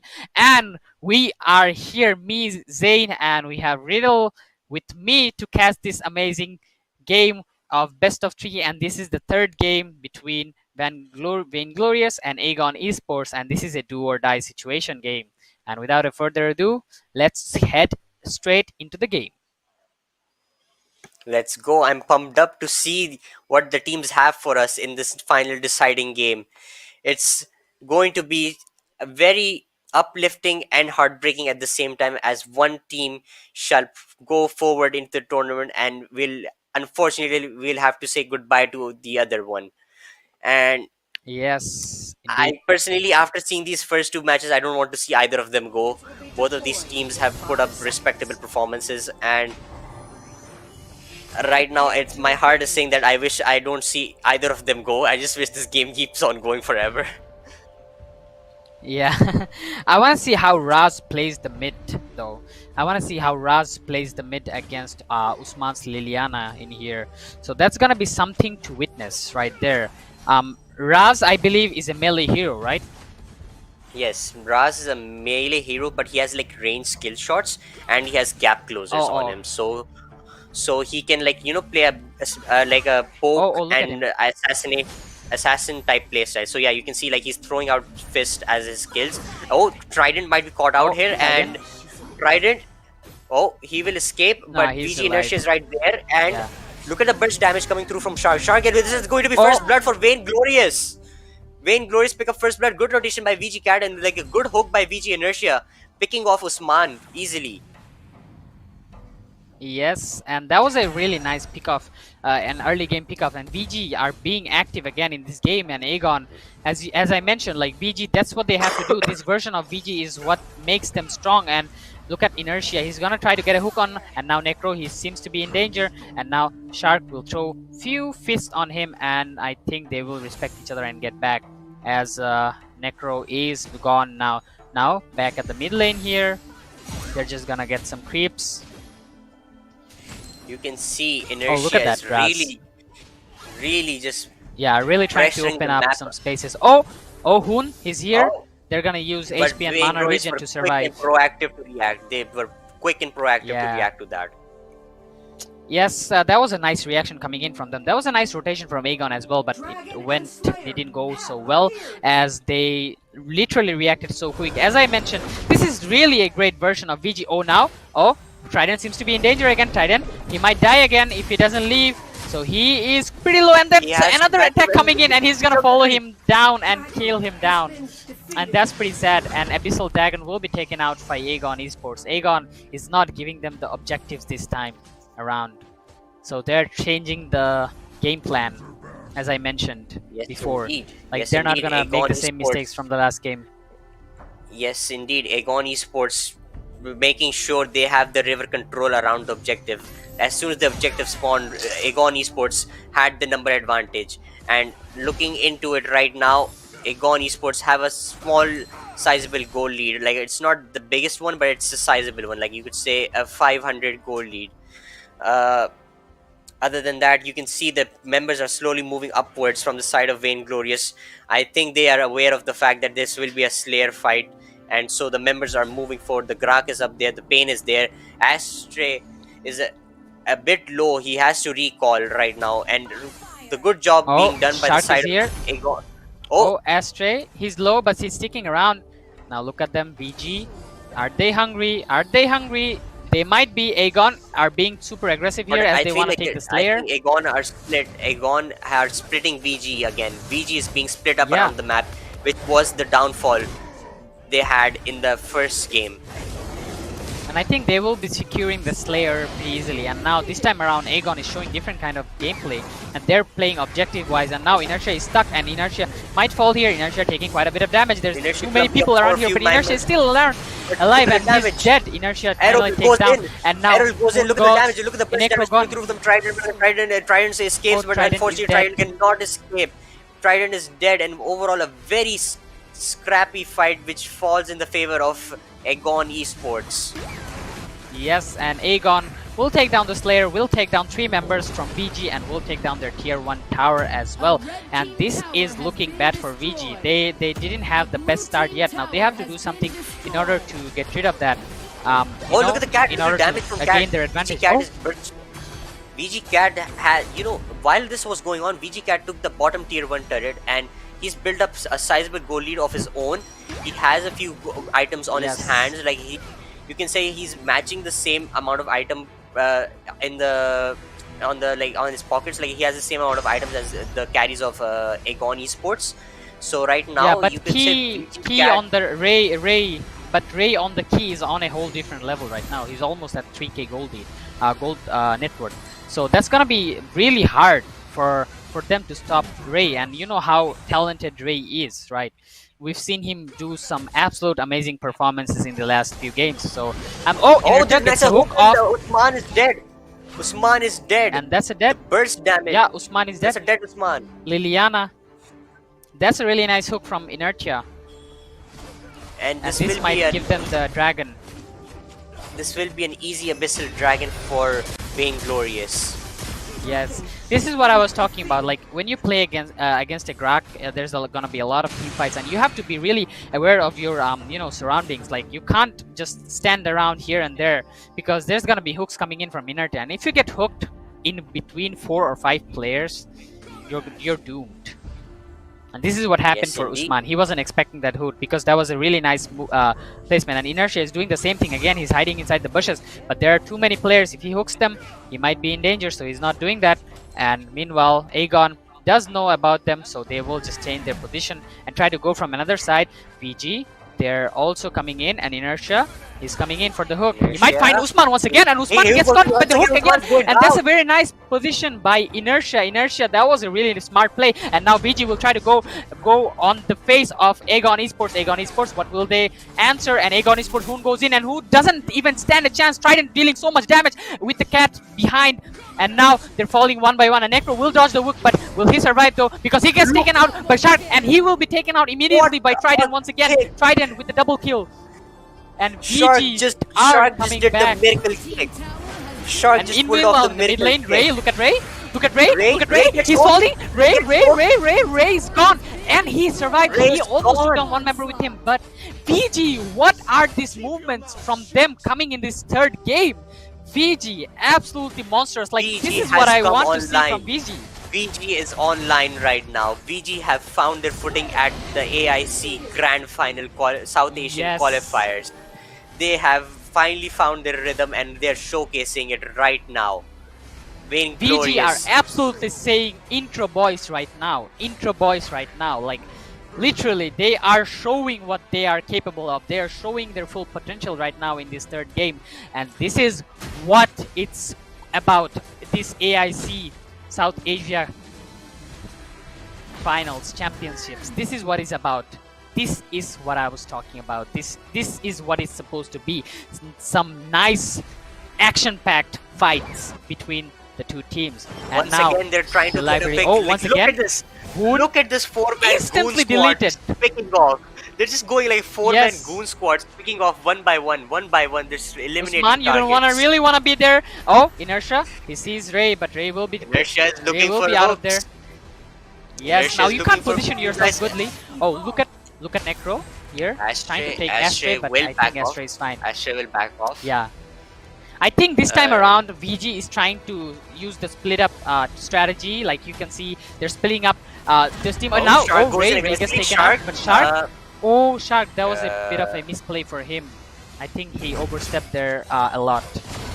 But I think that makes space for them to take the Holy Dragon, so I think that's fine.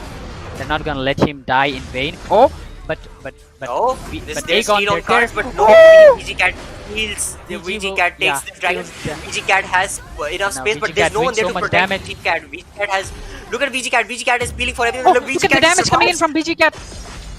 VG Cat will also die. The backline. The back down. VG Cat Trident just completely assassinates the backline. And look at the Inertia just buying time for Trident to perhaps deal damage. Look at the burst damage coming through from Trident. Trident is doing no, Trident.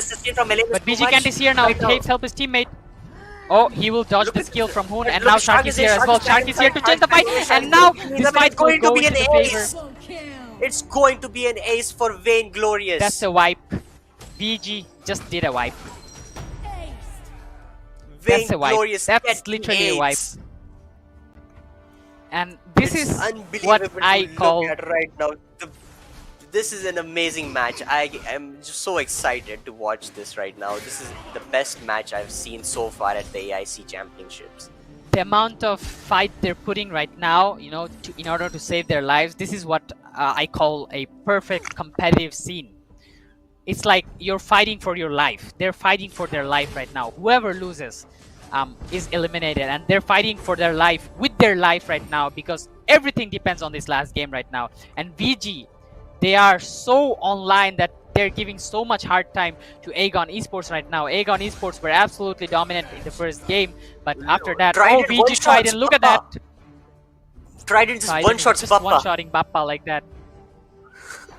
Oh my god. He did that in front of Necro's eyes, and Hoon getting a solo kill on Astray, but unfortunately right now I think the solo kill does not matter because the objective game plan is back in favor of Vainglorious. And the Vainglorious Infinite Flare will be taken out by VG. And right now this Elaine pick hasn't been able to come online fully.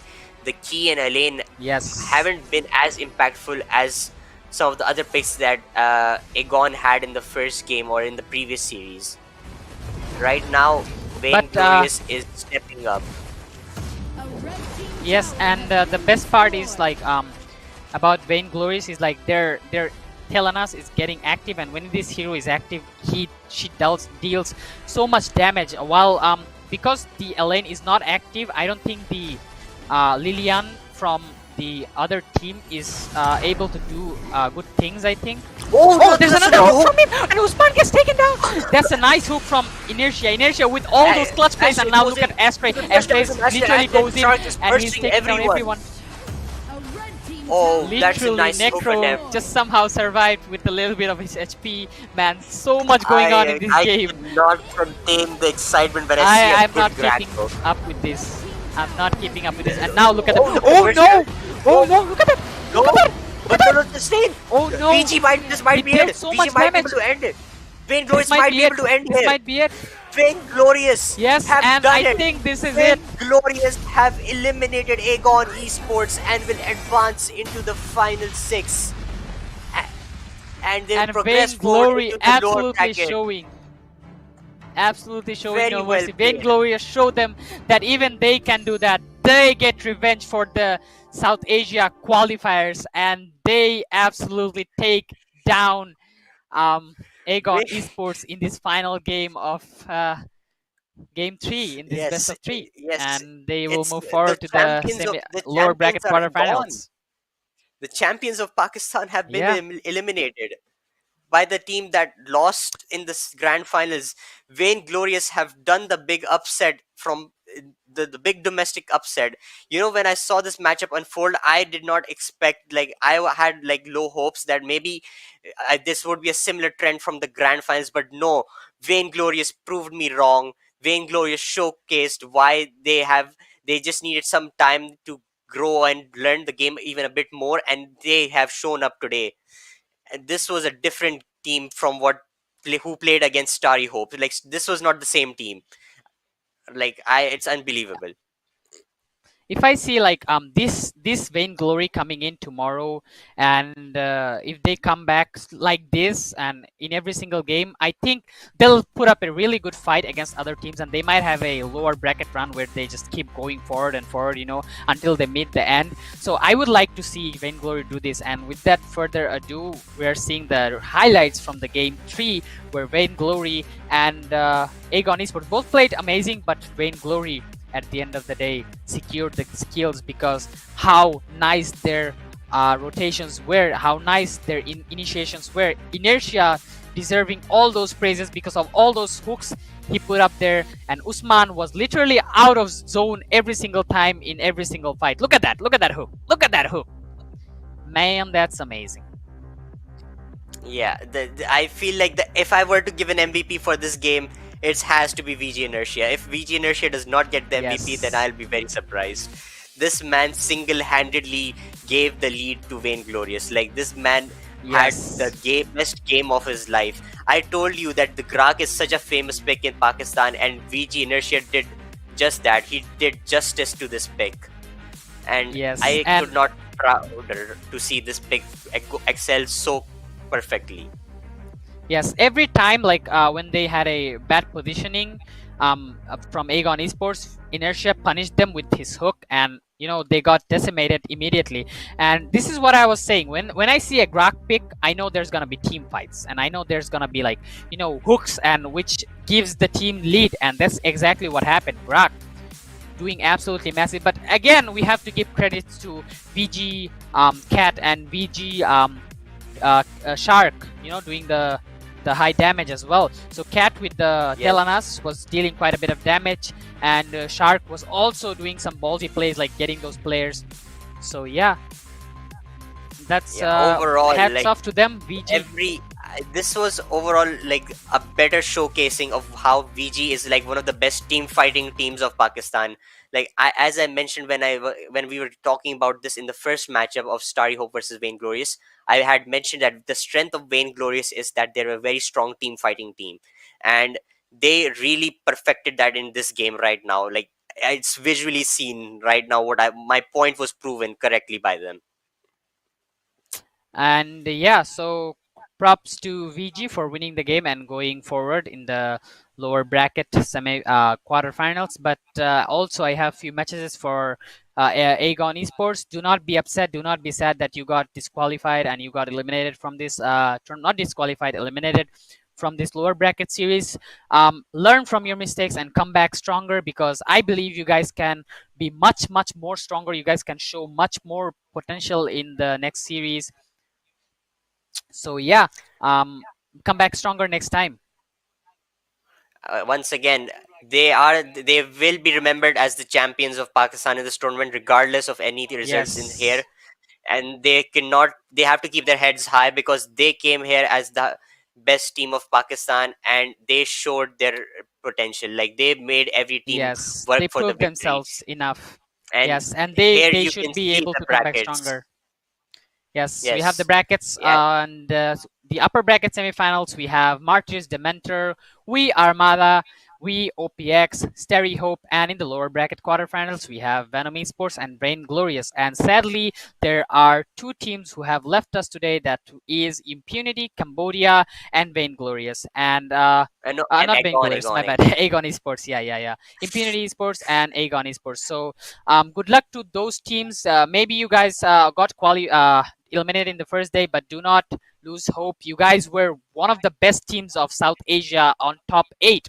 So you guys are representing your team, Cambodia and Pakistan, and you guys are the best of the best. So you have to come back stronger and represent your team better in the next season of this tournament and in the next series, wherever you guys get the chance of. So keep on practicing, keep on building up your strength, keep on building up your communications, and fix your mistakes, and come back stronger next time, because I'll be there to watch you guys if you're there.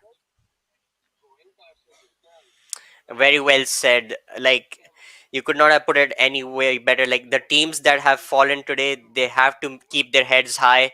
They have nothing to feel Yes, ashamed of. These teams came into this tournament as the champions, as the best ranked teams exactly. in their country.